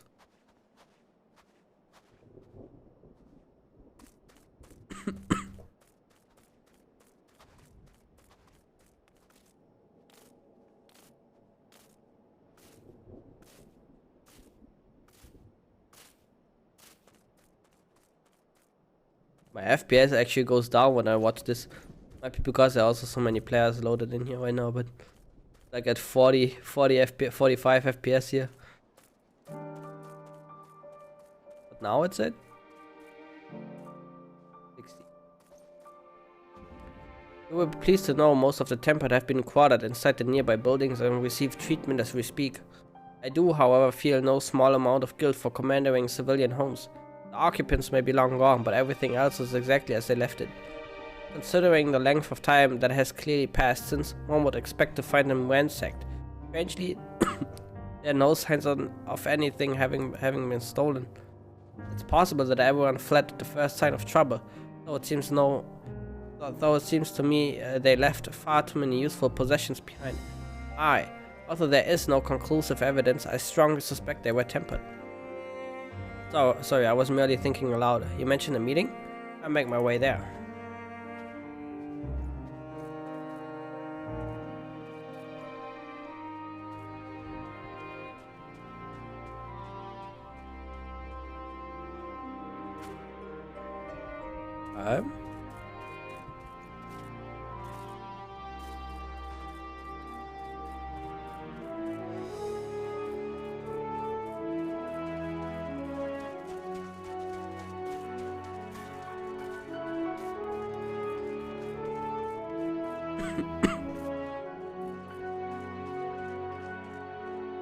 Thank you for informing the others of our meeting.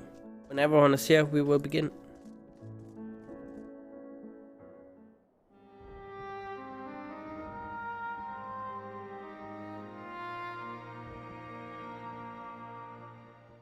Our present situation is as follows. Efforts to aid the people of Garlemald have begun in earnest. Moreover, having entered into the capital, the Imperial Palace is within our reach. But before we proceed further, we must learn what has befallen this city. For therein lies the key to understanding and combating the Telophoroid's designs. I have a suggestion, if I may. Several of the Imperial soldiers we captured on the Magna Glaciers are members of the Populares and acquaintances of mine. Once we have cured them of their tempering, they should be able to give a reliable account of the events leading to the capital's downfall. A promising idea. I will assist the healers and their ministrations. Of course, I will require a porxy of my own, assuming you can spare one. Would you like a hand? No, I am sure we will manage. Better that you take my place in the field. The noxious ether of this place disagrees with me, and as I shall need to draw on my own for the treatment, 'twill be prudent for me to remain within the camp. This talk of curing the tempered is all well and good, but I reckon the cold is a more pressing concern. All the houses round here are fitted with ceruleum heaters that could keep us warm and toasty. Problem is, the machines seem to have given up the ghost, and if we keep sitting around, freezing our asses off, we'll be next. Ugh. My smiths reckon that with the right parts, they can have them working again, but it won't be easy. Understood. The machinists will assist them in the repairs.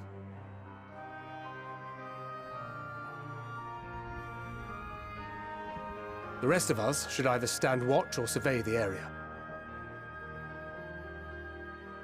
We've made our presence known to the Telophoroi. They will be searching for us, if they have not already ascertained our position.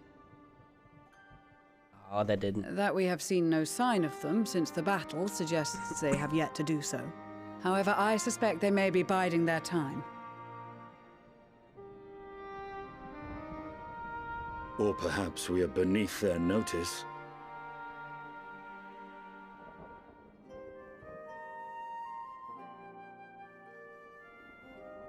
In any event, we'll find no answers standing around here.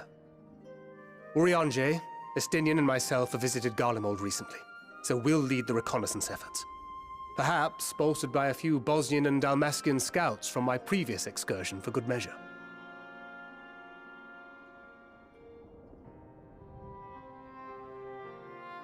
Don't forget about us Alamegans. We have experienced scouts of our own. Well now, this is turning out to be a rather sizable team. With such numbers, we should be able to cover a wide area with relative ease, including that surrounding the Imperial Palace.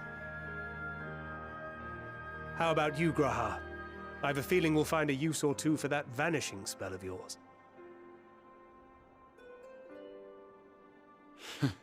'Twould be my honor to be of service, though I doubt that you of all people need rely on my tricks. That leaves us with guard duty. Yay! As a matter of fact, I have something else in mind for the two of you and Alphino. Between here and the center of the capital lies the Eblan Rhine. I would have you search the area for survivors. Your keen sense of direction, honed in your extensive travels, should prove useful in navigating the ice fields.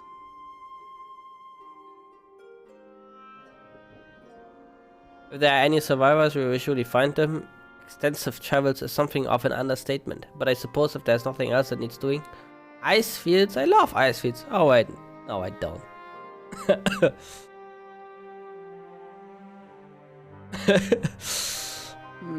As ever, you do not want for enthusiasm. But given your experience traipsing about through Kurthus, I should be surprised if you let a little inclement weather dampen your redoubtable spirits.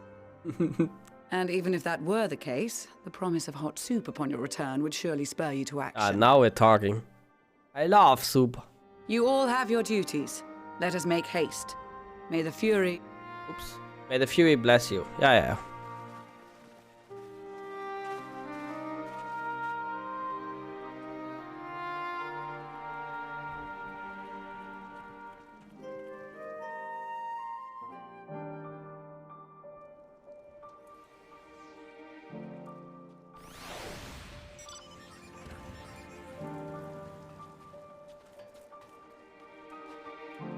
Gods be good. If this is cold, if it's this cold with Tartarus clothing, I dread to think how we'd fare without it. I must remember to thank her when we next meet. It makes me realize too that while the people of Garlemald have spent their whole lives in conditions like these, even they'd be hard pressed to survive away from the warmth of their homes. If there are any survivors, we must find them quickly. It's into the Ablan Rime we go, but where do we even start looking for such a place? Well, let's ask Amanalaine. What a ho, chums! Been giving something to do, have you? As it happens, I too have been ordered to make myself useful. Sounds like rather a tall order. Since you ask, we're to scour the Ablan Rime for survivors. What? Wander around ice sheets on the off chance you find someone? It take forever to finish the job without the benefit of my expertise, or more specifically, my telescope. Come, friends, I know just the spot to begin our search.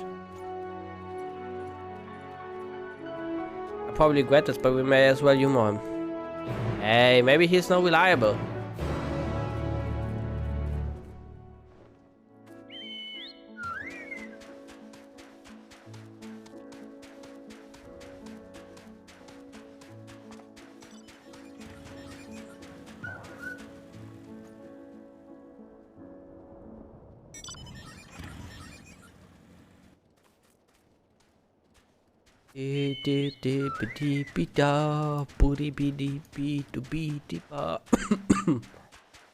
Damn, I can't even sing without like getting coughing attacks. What the hell, man? Is that a warm up? No.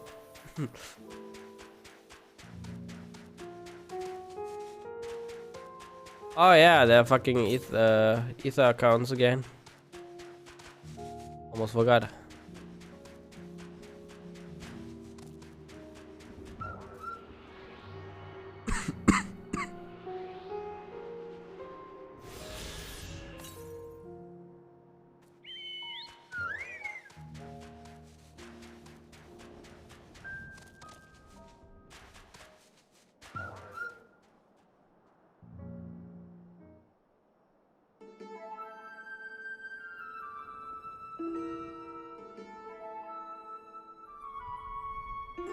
I spy with my little telescope.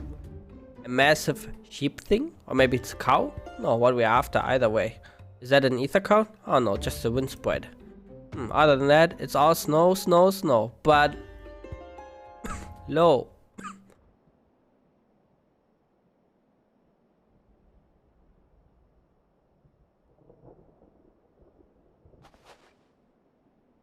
Oh, what do I see over a hillock? There's no mistaking. That's a girl. A survivor, show me. Over there behind the tree. It looks like she's running away from something. Surely not us. She wouldn't even know we're here unless she had a telescope like mine. All I can tell is that she's wearing a pale green dress. A rather fetching one at that.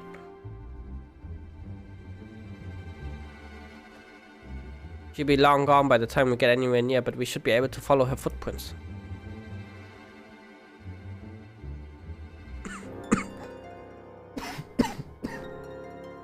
I let Lucia know where you're heading. Oh, and take these warming tinctures with you. Poor girl must be chilled to the bone, if not on the verge of freezing to death. That's actually very thoughtful, thank you. But won't you need some for yourself? No, I'll be fine. As a man of chivalry, my honor demands I do no less. And lest we forget, the very reason we are here is to protect those in need. Now go, and Godspeed.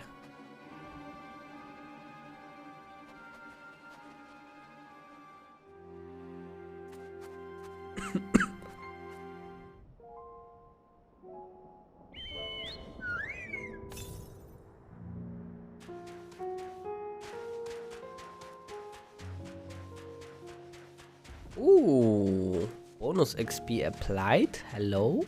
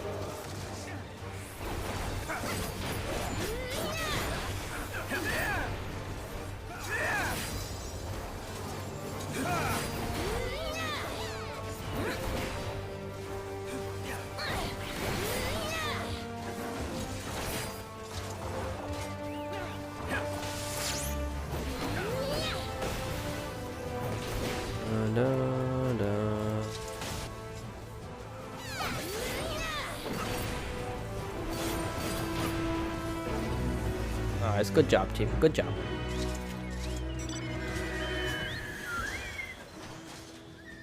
Got the fat loot.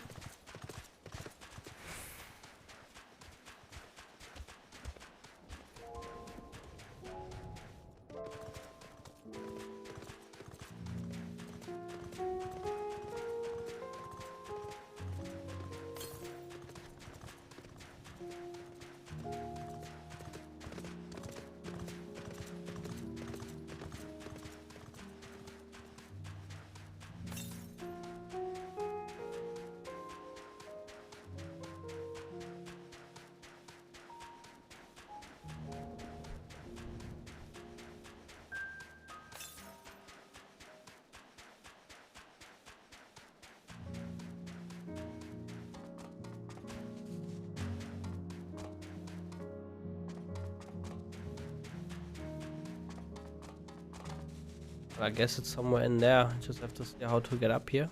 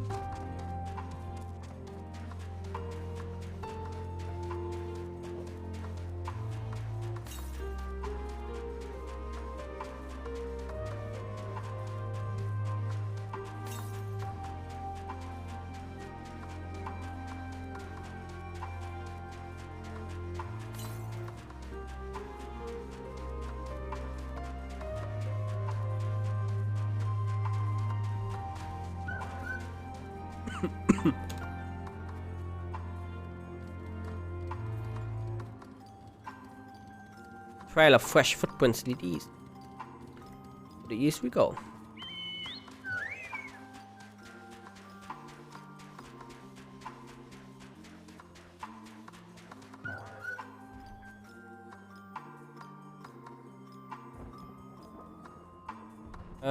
The footprints appear to be the same as those that you previously and they lead towards the building.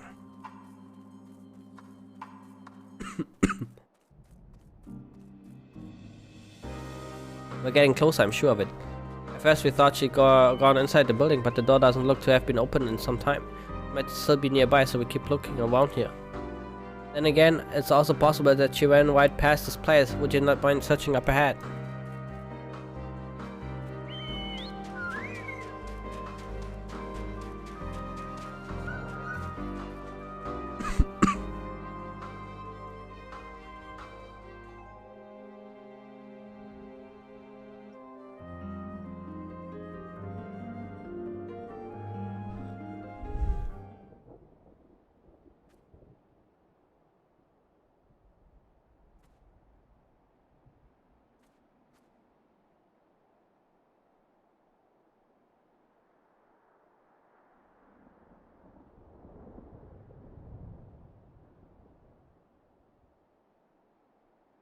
The girl in the green dress anxiously surveys her surroundings. Were you to call out for her from this distance, it might attract wild beasts to your location. It would be safer to get closer first, but you must do so without drawing her attention. Alright, no problem.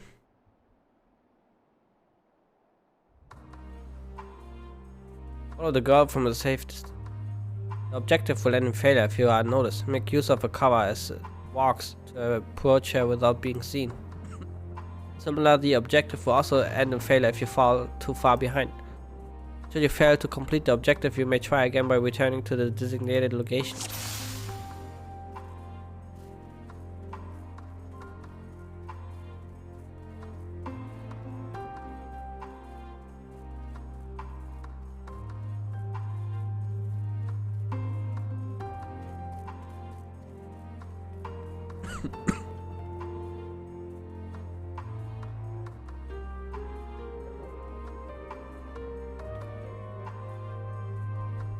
So far, so good.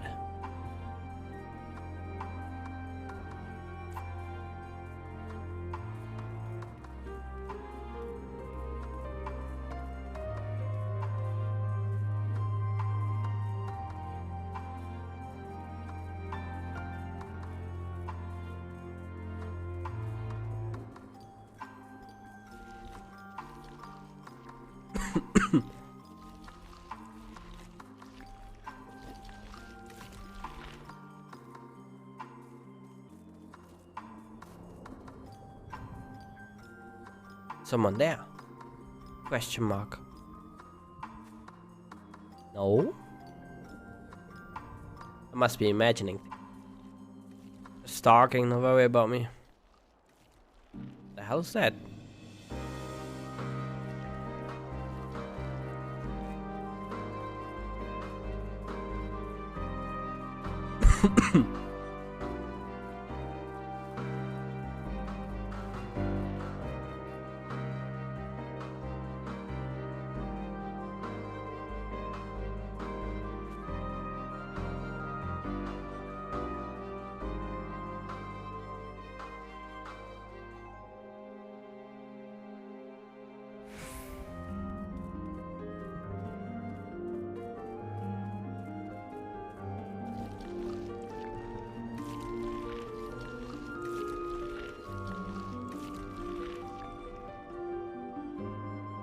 Oh, my luck holds.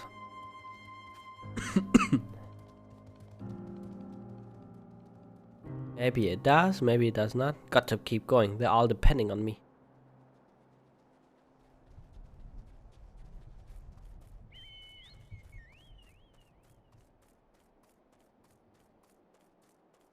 Just a little farther. Whoa. You almost got me. This is it, the final spurt. Alright, ready.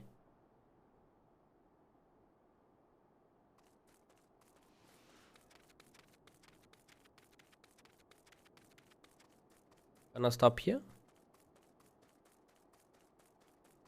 Gonna stop here. Oh. And here. No. Okay.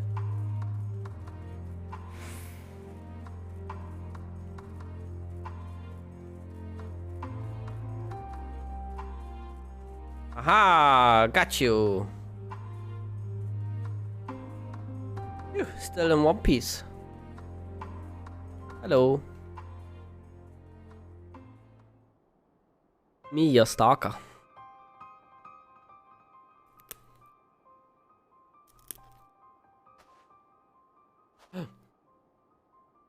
Who are you?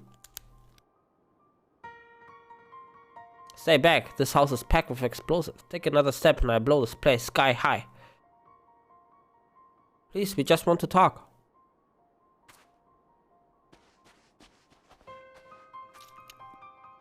I'm Alphonse and this is my sister Alize and our good friend Zuai. We have no intention of hurting or taking anything from you or anyone else. I give you my word. We and our comrades have come to provide aid to the people of Garlemald. Aid? You savages are the ones responsible for all of this. You did this to us. What? You didn't, I promise you. One of the other reasons we came was to find out what happened here in fact. Lawful are the ones to blame. They are the ones who laid waste to Garlemald and they won't stop until they have destroyed the entire world. They're the enemy. Our enemy. Those poor souls are now in our care and we are striving to cure them of their affliction. You're the first person we've met who wasn't already enslaved. How were you able to escape the Tlafroy's influence? Are there any others like you? I'm sorry, I don't mean to overwhelm you. Let's start with introductions. Can you tell me your name?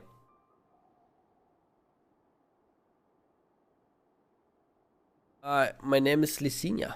As for how I've managed to stay sane, I've been asking myself the same question. Ever since that night and the war, the terrible war, and then the screams. I was screaming too, I think. I'm not sure. I can remember.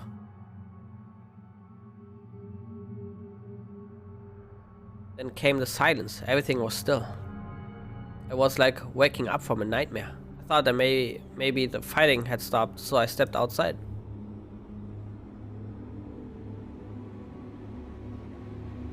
If your hells are real, I saw one that day. I ran past friends, people I know all my life, eyes vacant, dead, staring at the sky.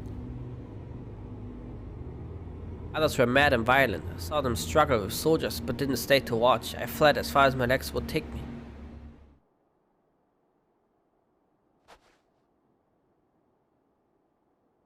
Their family here, is this their home?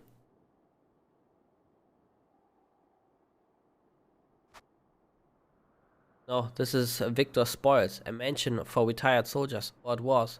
Now me and a few others are borrowing it. As for the explosives, I was making that up. Just wanted to keep everyone else safe and I didn't know if you were. The truth is our supplies are running low. You said you're here to help, can you? Of course, whatever assistance we can provide, we will. Thank you. I better tell the others first though. Wait here.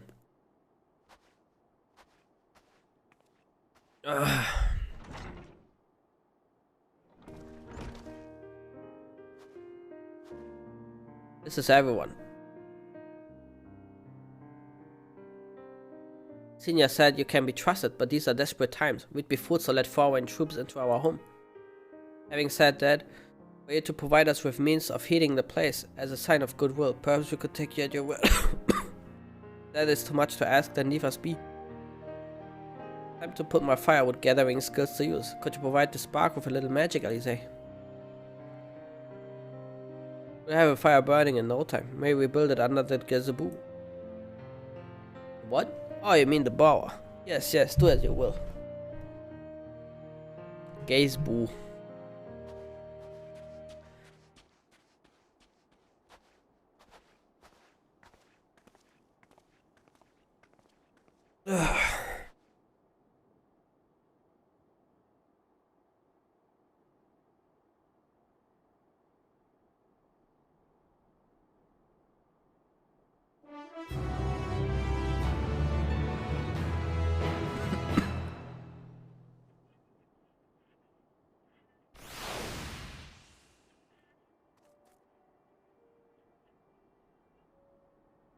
Sorry, I'm still finding it hard to come to terms with all that's happened. Now that you're here, though, I'm hoping things might change for the better. You know, I've worked quite a sweat from all the running about, so I'll leave space around the fire for the others. As you can tell, they're in a far worse state than me. We were planning to look for somewhere warmer or with more food, but they're not going anywhere until we nurse them back to health, which I don't know how to do so. Is there anything you can do to help them? Of course.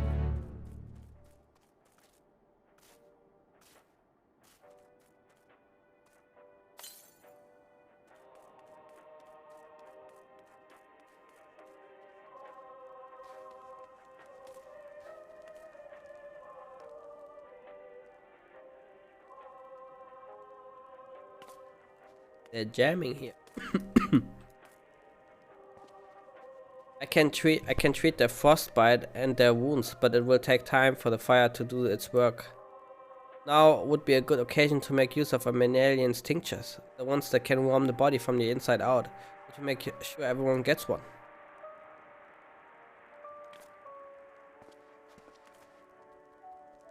Numbness is beginning to subside, though I suspect once the fire dies it will return with vengeance.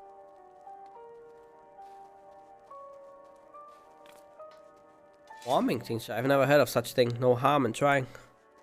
Tell me, have you heard aught of the city? Though calling it that, it seems absurd after what has happened. It's nothing but ruins now. Your building is still standing, offer no more than meager protection from wind and snow. Food production, water purification, magitech that sustains us has come to a grinding halt. Or machina that remains operational cannot be run for lack of ceruleum. Of course, Cerulia Engines is full of the stuff for all the good it does us. No one here knows the first thing about extraction or refinement. All is well, yes, never better.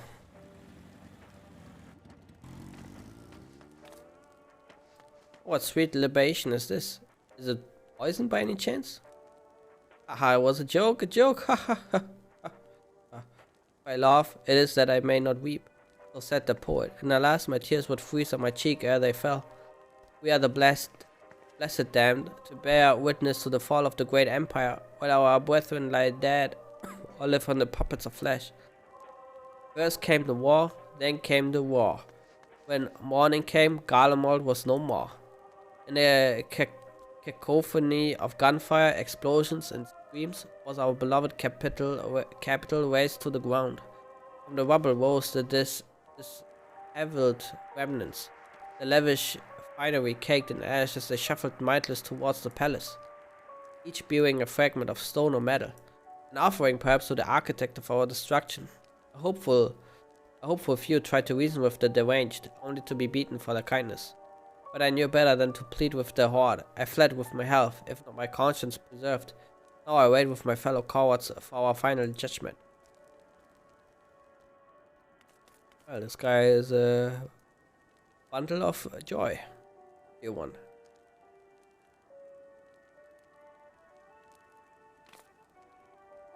A tincture. May as well drink it, I suppose.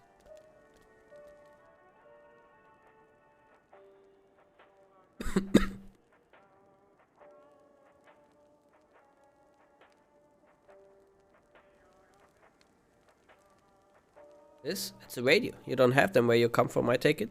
We use them to listen to messages sent by others, even over great distances. There are different types, but this model is by far the most popular. Made with quality components crafted with the finest ore, sourced from Locus Amonis it is. Not all that useful since the capital fell into ruin. The people at the broadcasting station must have either fled or ended up like the others, because all we've been hearing is the same music being played over and over again. Home beyond the horizon, an ode to the brave men and women sent to reclaim our ancestral homeland of Locus Amonis.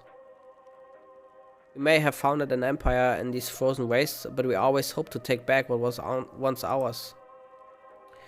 It is a solemn reminder that though we must suffer great hardship, better days will surely come.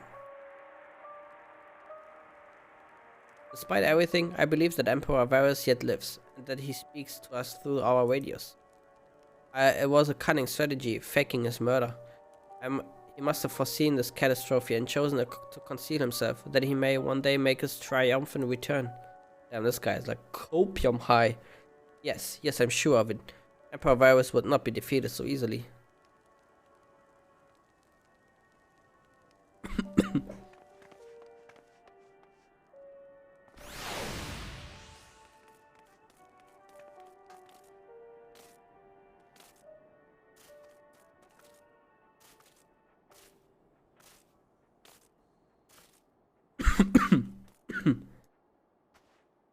What's that?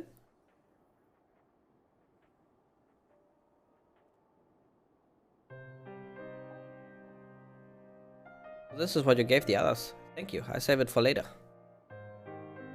Actually, I have a few things to ask you.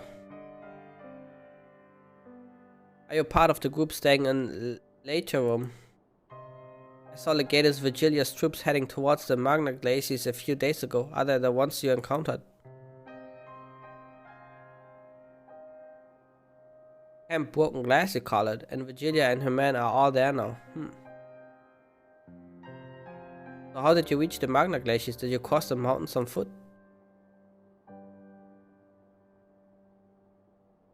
Airships? Then there might be a way to.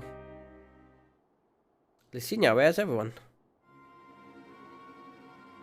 Is something the matter? Ah, bitch. Who are you hiding there? A voice from inside, you say? You must be imagining things. Everyone's out here. Perhaps a baby Almasi has found its way into the house. It wouldn't be the first time. Without the soldiers to scare them off, wild animals have been roaming closer to the settlement. Some have been known to attack people. I've just had an idea. If you and yours are strong enough to defeat the Legatus, then surely a few beasts shouldn't pose a threat. If you have a mind to continue helping us, perhaps you could head to the other side of the lake. There's a small group of tappers living there. People whose job was to extract ceruleum. They still do, from what we can tell. I've already tried asking if they would share the fuel with us, but they are not willing to give it away. They want food in exchange, lots of food, and that's something we don't have and can't get on our own.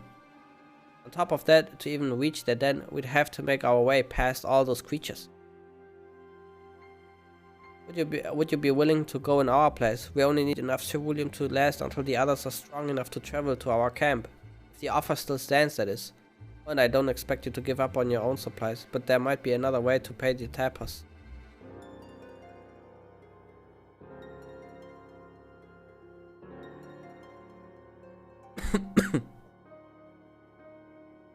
Ah yes, of course. If I see any, I'll be sure to shoot them away.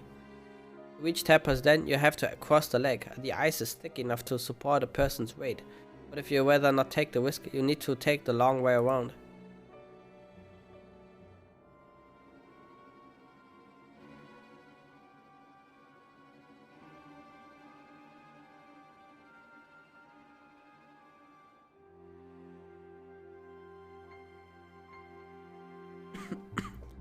Finding the entrance can be tricky, so it's easier to just look for someone standing guard outside. However you decide to head there, please be careful.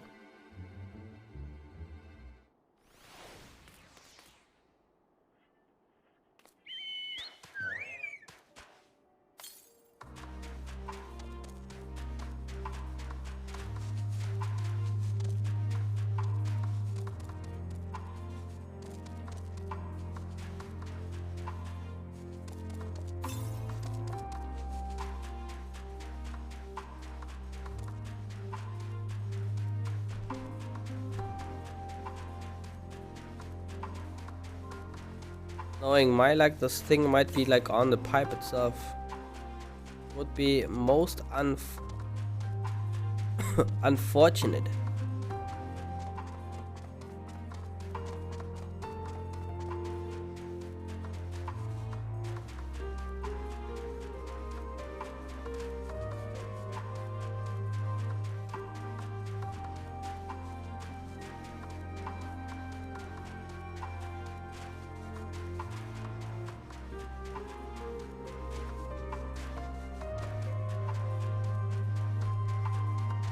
It is, bitch. Not today.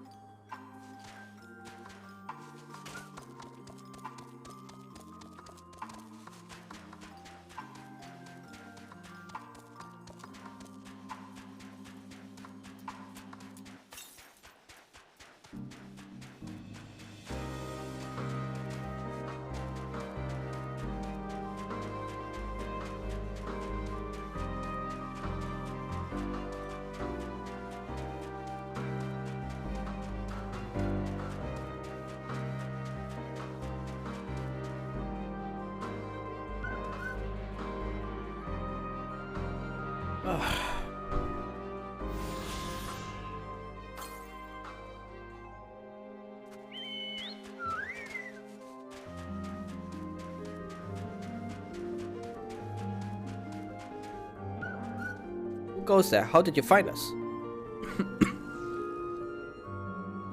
What do you mean I stand out like a sore thumb? If the purebloods over the Victor spoils hadn't given away our location, you never have found us. Those stuck-up assholes. I thought they could come waltzing in here demanding ceruleum with nothing to offer in return. Looks like the boot's on the other foot now as the capital's gone to shite. So they resorted to sending you to negotiate. I know your game, sir, so I think you give in to intimidation. They got another thing coming.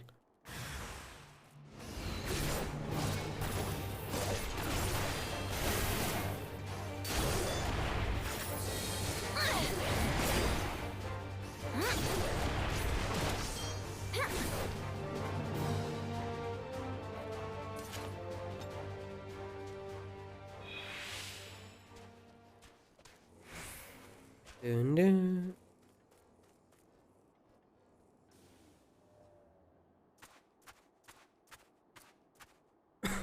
There you are. Just after you left, Licinia asked me to go and catch up with you in case you needed a hand. Someone must have let slip that I have a little experience in transporting barrels of ceruleum.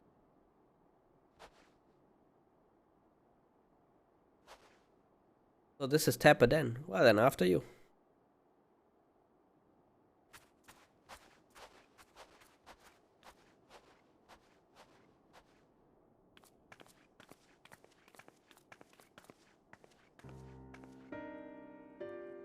Who are you? What happened to the guards?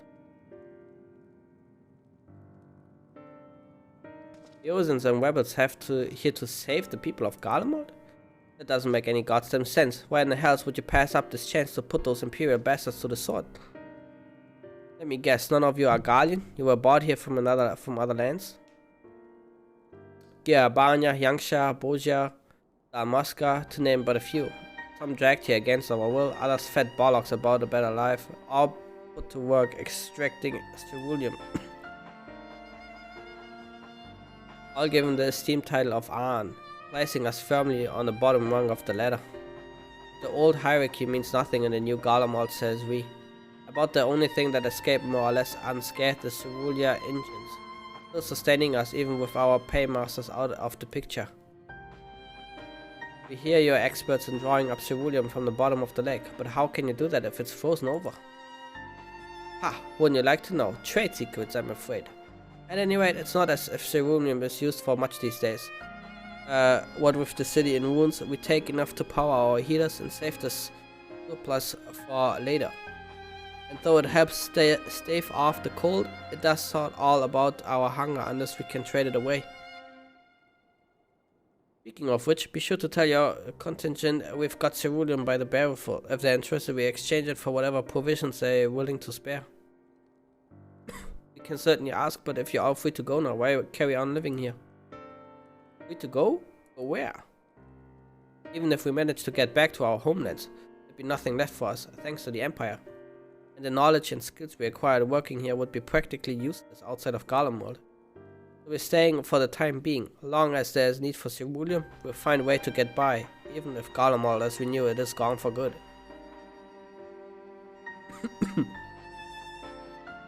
Gone for good.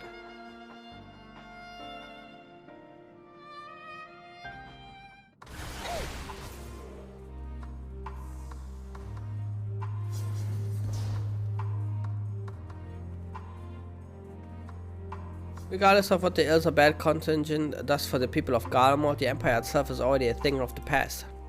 For many, there would be a cause for celebration, while for others, the whole way of life will have been turned upside down. After all of the atrocities committed by the Empire's name, perhaps it is for the best that it is consigned to history. Or what of the ordinary people, the lives, the stories? Should they be forgotten too? I suppose there will be plenty of time to ponder on that later. For now, let's see about getting some ceruleum.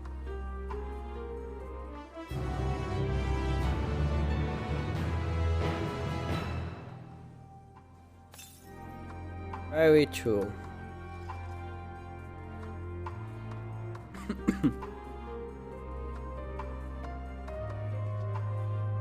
So you've come seeking ceruleum, have you? Well, those purebloods up at Victor's spoil sent you? To turn to their enemies for help, they must be more desperate than I thought. Then again, Lysinia's got her little sister to think about. A sister, but we only saw Lysinia and 3 men. Possible she died from whatever was ailing her. If she needed treatment, I doubt there'd be any way to get it around here. I may have refused Lysinia at first, thinking she'd come back with something to exchange, but I can't spare them a bottle worth of ceruleum. Consider a reward for introducing me to the rest of your contingent. Sure to send them our way, you hear? I can't for the life of me think why Lysinia would keep her sister a secret from us, but we can ask about that after we deliver the ceruleum. Come on, let's hurry back. Da da da da da da.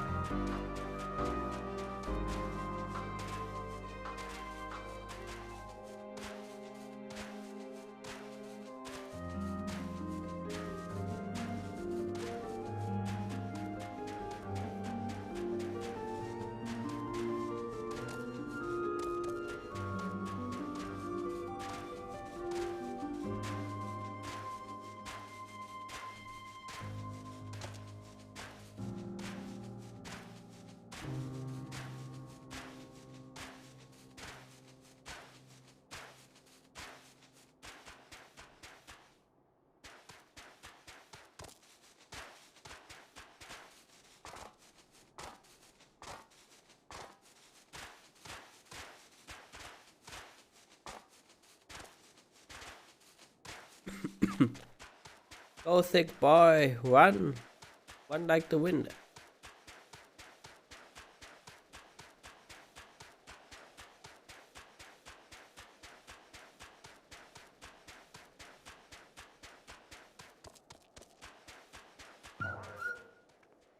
This isn't right, it's too quiet.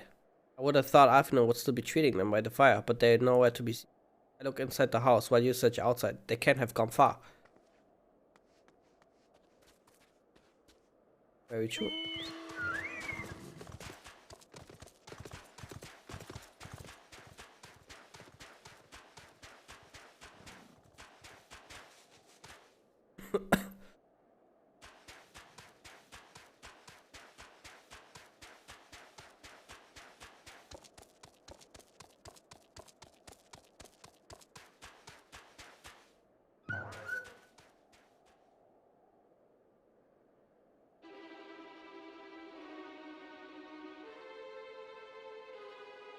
They asked me to help carry supplies, but when I followed them back here, they attacked me. Caught me off guard, forced me to defend myself. I fear they fared rather worse than me. You can't fool us, we know what you're about. Vultures, that's what you are, waiting in the wings for us to show weakness. And here to help? What rod? All a ploy to make us lower our guard. Let you in, put ourselves at your mercy, put us in chains, steal our lands, get your revenge. You're wrong, that's not what any of us want. Save the arguments for later, we've got bigger problems. Some empty medicine bottles at the bed that was still warm. Lucina was hiding her sick sister inside the house. But how? There's no sign of either of them. Where are they? Where did they go? Away from you and yours, and if you think I tell you, you're a fool. I never give up my people. They're gonna die. We're trying to help them, you idiot. His sister's ill. The empty bottles prove it, so the medicine ran out. Or she put it in her pockets to make it easier to carry. Or to avoid the sound of clinking glass. There are beasts everywhere. How could you let them go alone? To protect them from you.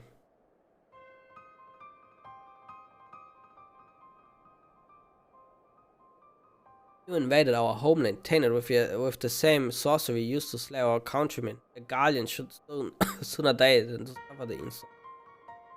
Invade our homeland? Shut up, you stupid bitch. Better for them to flee, keep their purity intact, than be corrupted by your vile magics.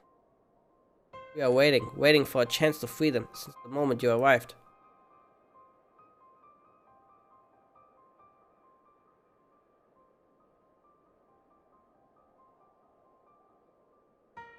This is getting us nowhere. I cannot say how Lucina and her sister will react when we find them, but find them we must. Go on without me, both of you. I first need to tend to my injuries and theirs. I will join you in the search after. Alright, be careful. We do our best to find them quickly. There's only one path out of here, so that's where we start.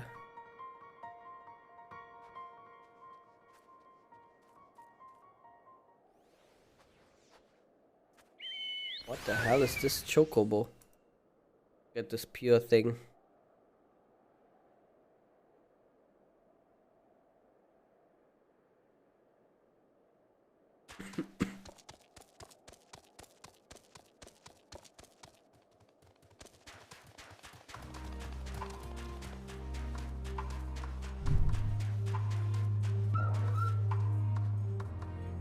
Two sets of fresh footprints. A young woman, judging by the size. This is definitely them. Come on.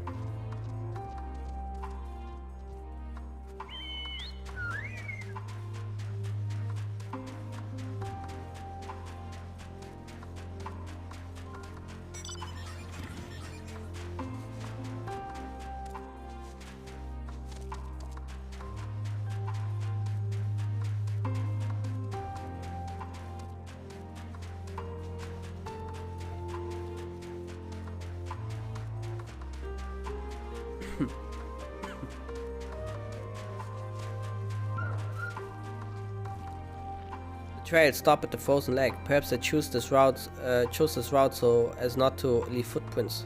I can't think of any other reason. Look at this place. It's crawling with beasts, and I can only imagine how hard it must be for her ailing sister to cross the ice. We could really do with Alfred ourselves, but we can afford to wait for him. Let's split and look for clues.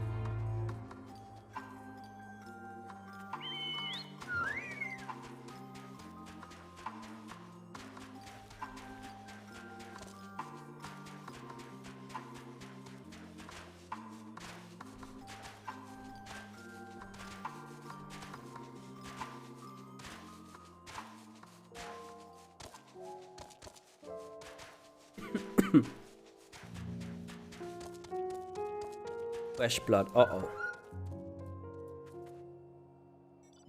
Someone got fucked. Blood staining the snow appears to be fresh. Judging by the amount, the victim may have been severely wounded. The trail of blood leads southeastwards.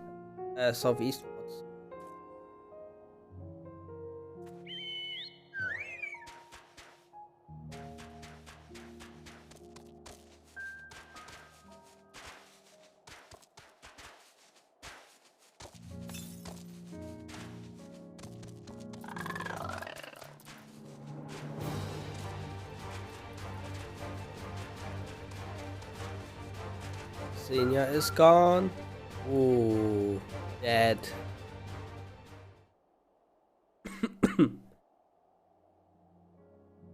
They're holding hands. Tragic. The two bodies are already cold.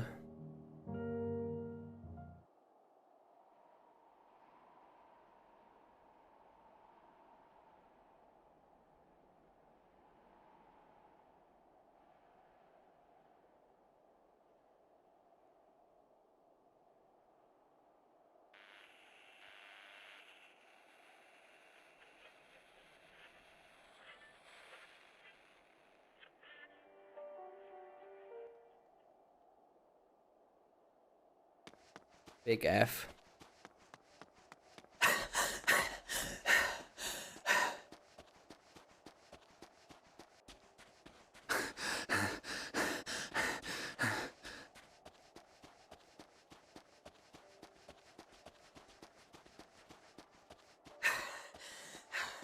Blood trail. We found one. They were attacked. Yep, and they're kinda dead.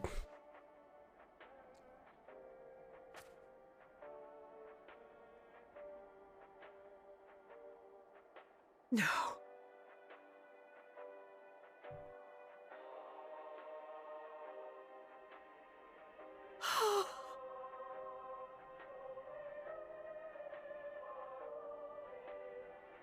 Why? Why wouldn't they?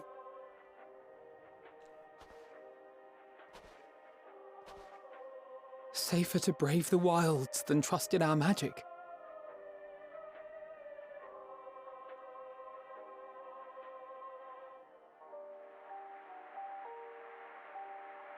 We should have... I should have...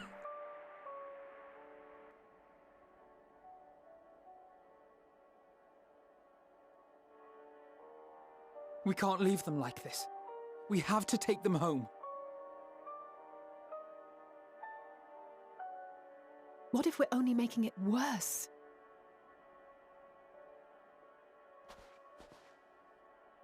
Maybe we don't belong here, but neither do they. Not out here in the wind and the cold.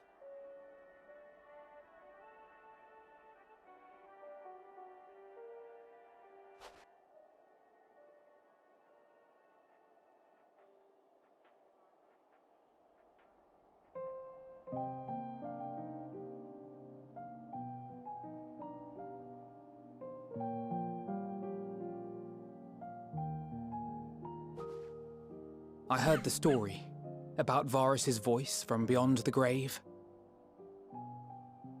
Of course, I didn't believe it, but Licinia and her sister did. Perhaps there is something to the tale after all.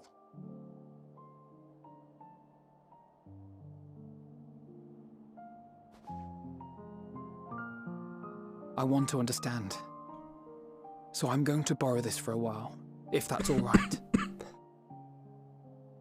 You had every reason not to trust us. We came as trespassers, invaders.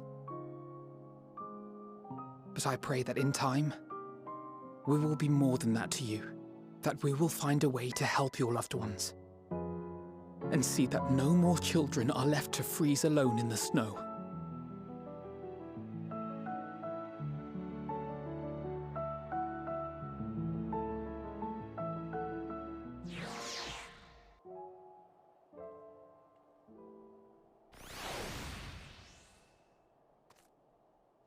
There must have been something we could have done, but what? Do we have never come here? Would they still be alive if we hadn't?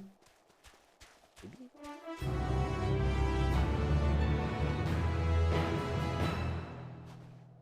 We have already caused enough harm here. Let us return to the camp before we cause any more. As for those inside the house, we should have sent someone to take care of them. Someone who isn't us. All we can do for now is make our report to Lucia and do everything in our power to prevent further tragedy.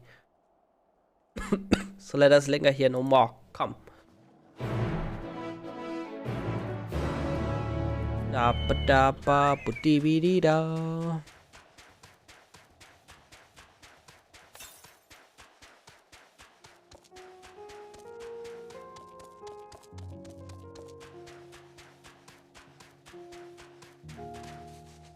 I get that that thing.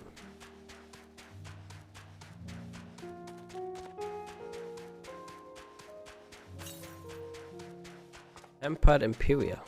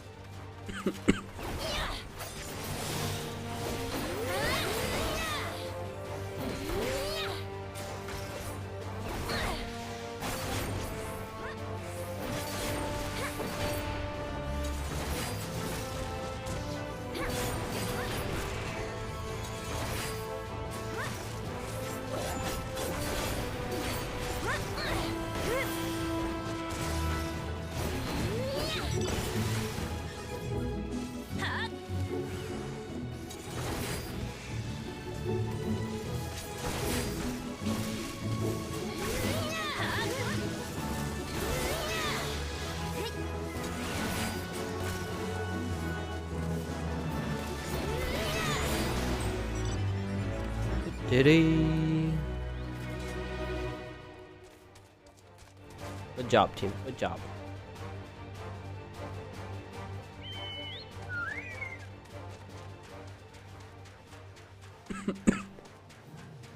Oh, wait, there was a current here somewhere.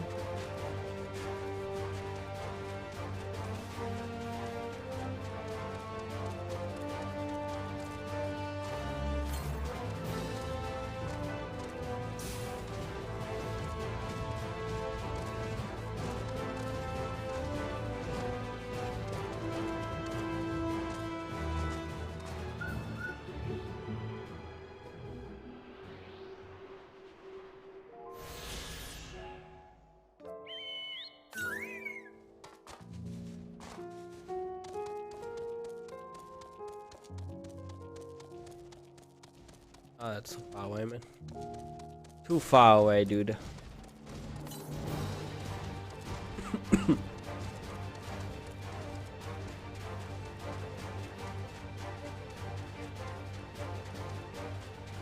yeah, we can actually teleport there.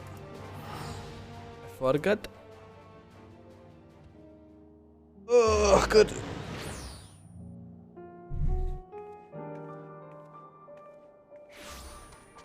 What level are we right now? 82 for the MSQ.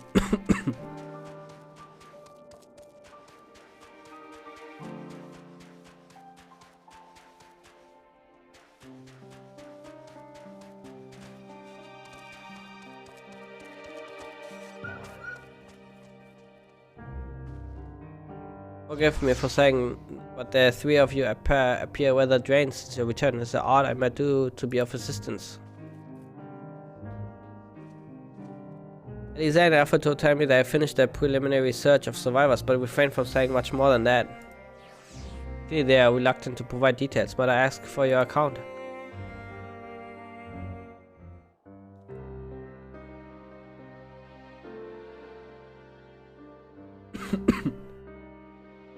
Thank you for your report. We shall inform the troops of these developments and instruct them to proceed with the utmost caution should they encounter any survivors. Allow me to go and speak with the ones at the victor's spoils. They may be more willing to listen to a fellow Garlean and accept our offer of assistance. I pray you are right. And though I am loath to burden you any further, should there be an appropriate occasion to speak of Licinia and her sister, please do so.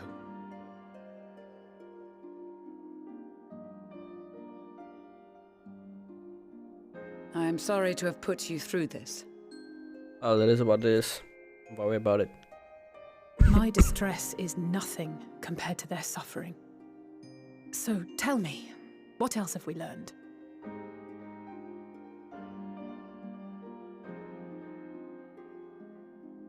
As you may have already heard, we have succeeded in curing the members of the Populares, Maxima identified.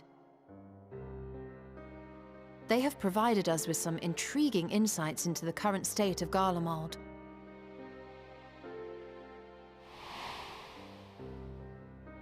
The assassination of Emperor Varus was the catalyst for the civil war. Nerva declared his claim to the throne, and his opponents refused to recognize it. Fighting broke out in the capital, where Nerva's Third Legion clashed with the First, who remained loyal to Varus even after his death. Of course, even Imperial warmongers would balk at the idea of turning their shining city into a battleground. Like burning down the wood to spite the wasps. Neither side would be so mad. Unless something or someone inflamed their animosity to such an extent that they could not help but act against their better judgment.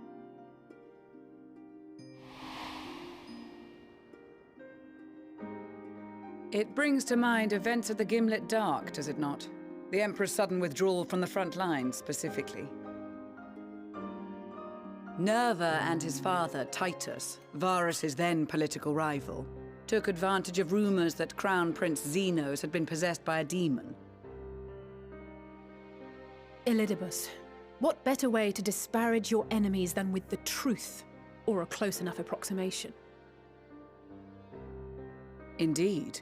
But before their accusations could be substantiated, many of Titus's followers were silenced. While some were merely stripped of their status, others died under curious circumstances. One after another, suddenly and suspiciously. Again, Elidibus. Like as not, he had a hand in it. No evidence was found to implicate Varus, certainly. Nevertheless, Titus, Nerva, and the Third Legion would have judged it a brazen attempt by the Emperor to rid himself of his political enemies. And then, in the midst of this growing turmoil, Varus Sosgalvis is murdered.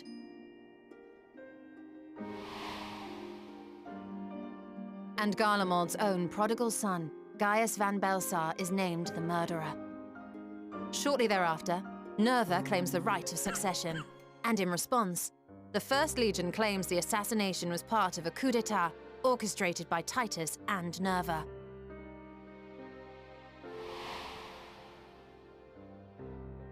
So no one is at fault, and everyone else is to blame.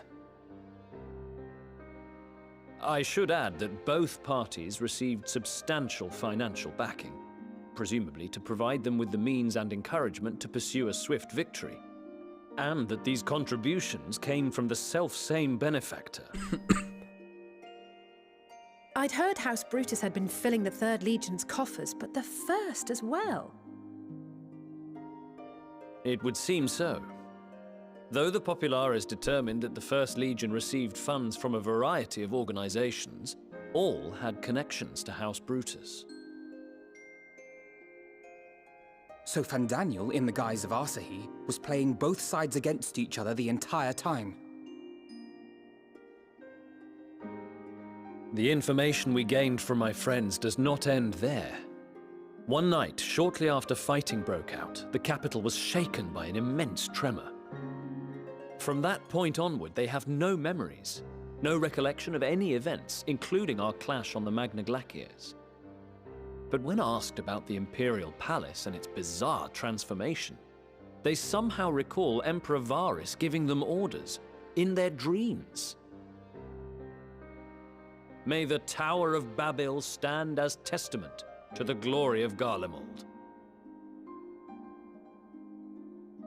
This sounds awfully familiar. We have something to show you all.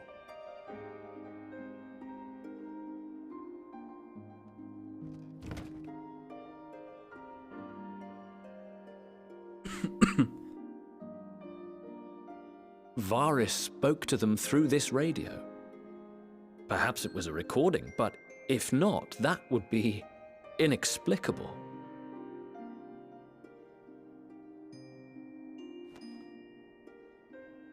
We are of one mind, then.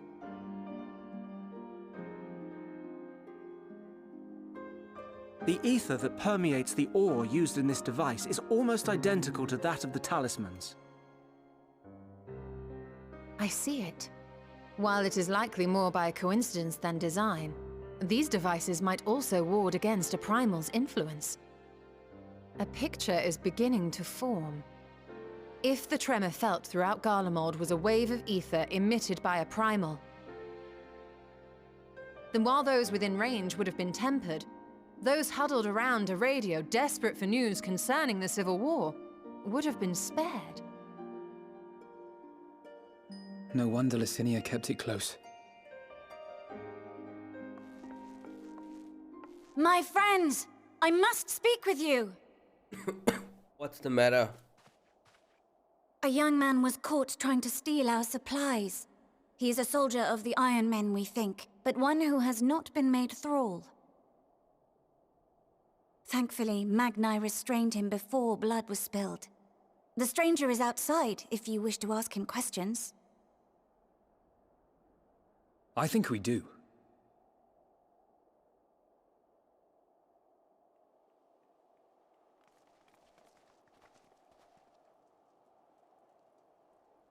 Who do we have here?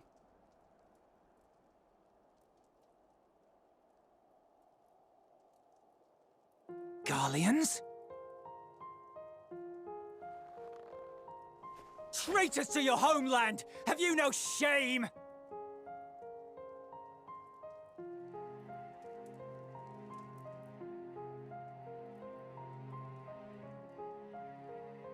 I am Lucia Junius, a Temple Knight of Ishgard.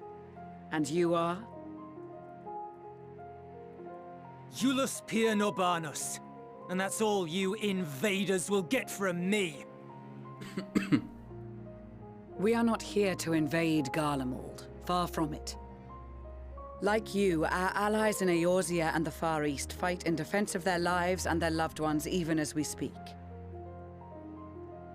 But it is the people of Garlemald who have suffered most. This we know. And that is why we have come to offer you our aid, that we may unite against our common foe.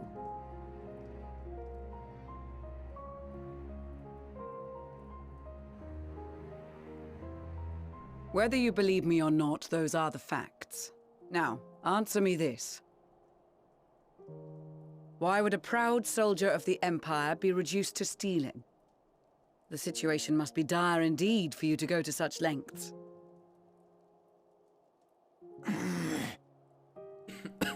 If it is supplies you seek, we would gladly share ours, or turn a blind eye while you leave with your spoils.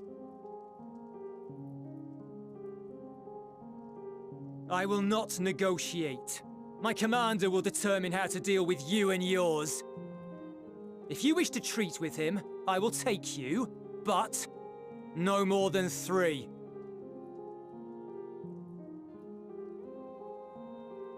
I don't much like the sound of that. But if we do accept his proposal, I suggest the 2 of us and...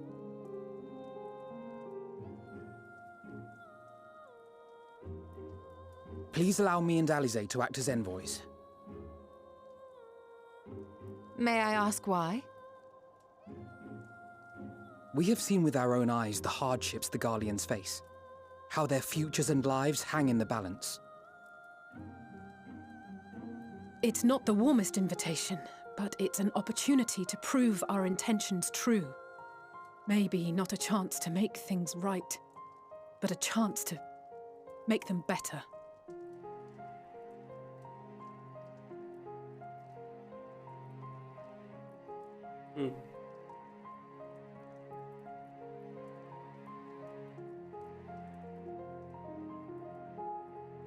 I can see that persuading you otherwise is a lost cause, but you will proceed with the utmost care.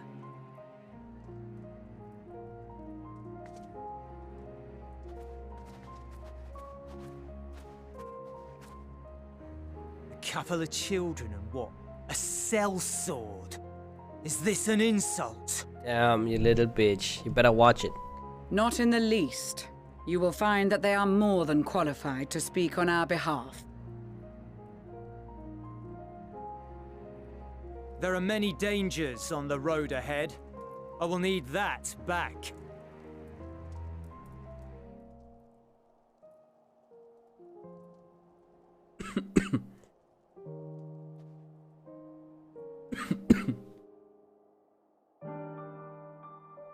Alright guys, I think this is a good moment to stop for me because the cough is like not getting any better and I need a bit of rest. Am I actually resting here? I am, okay. That symbol there. Anyway guys, thanks for watching. Let me drop a quick raid if someone is streaming. I'm not gonna raid any Final Fantasy right now because I don't know how far everyone is and I don't want to spoil myself or you guys if you're not that far. So let me see who else is going strong right now.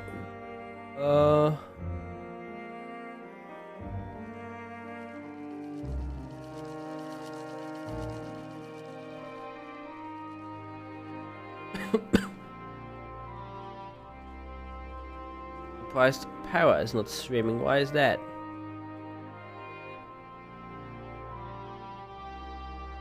Well, then I let Auto host the site.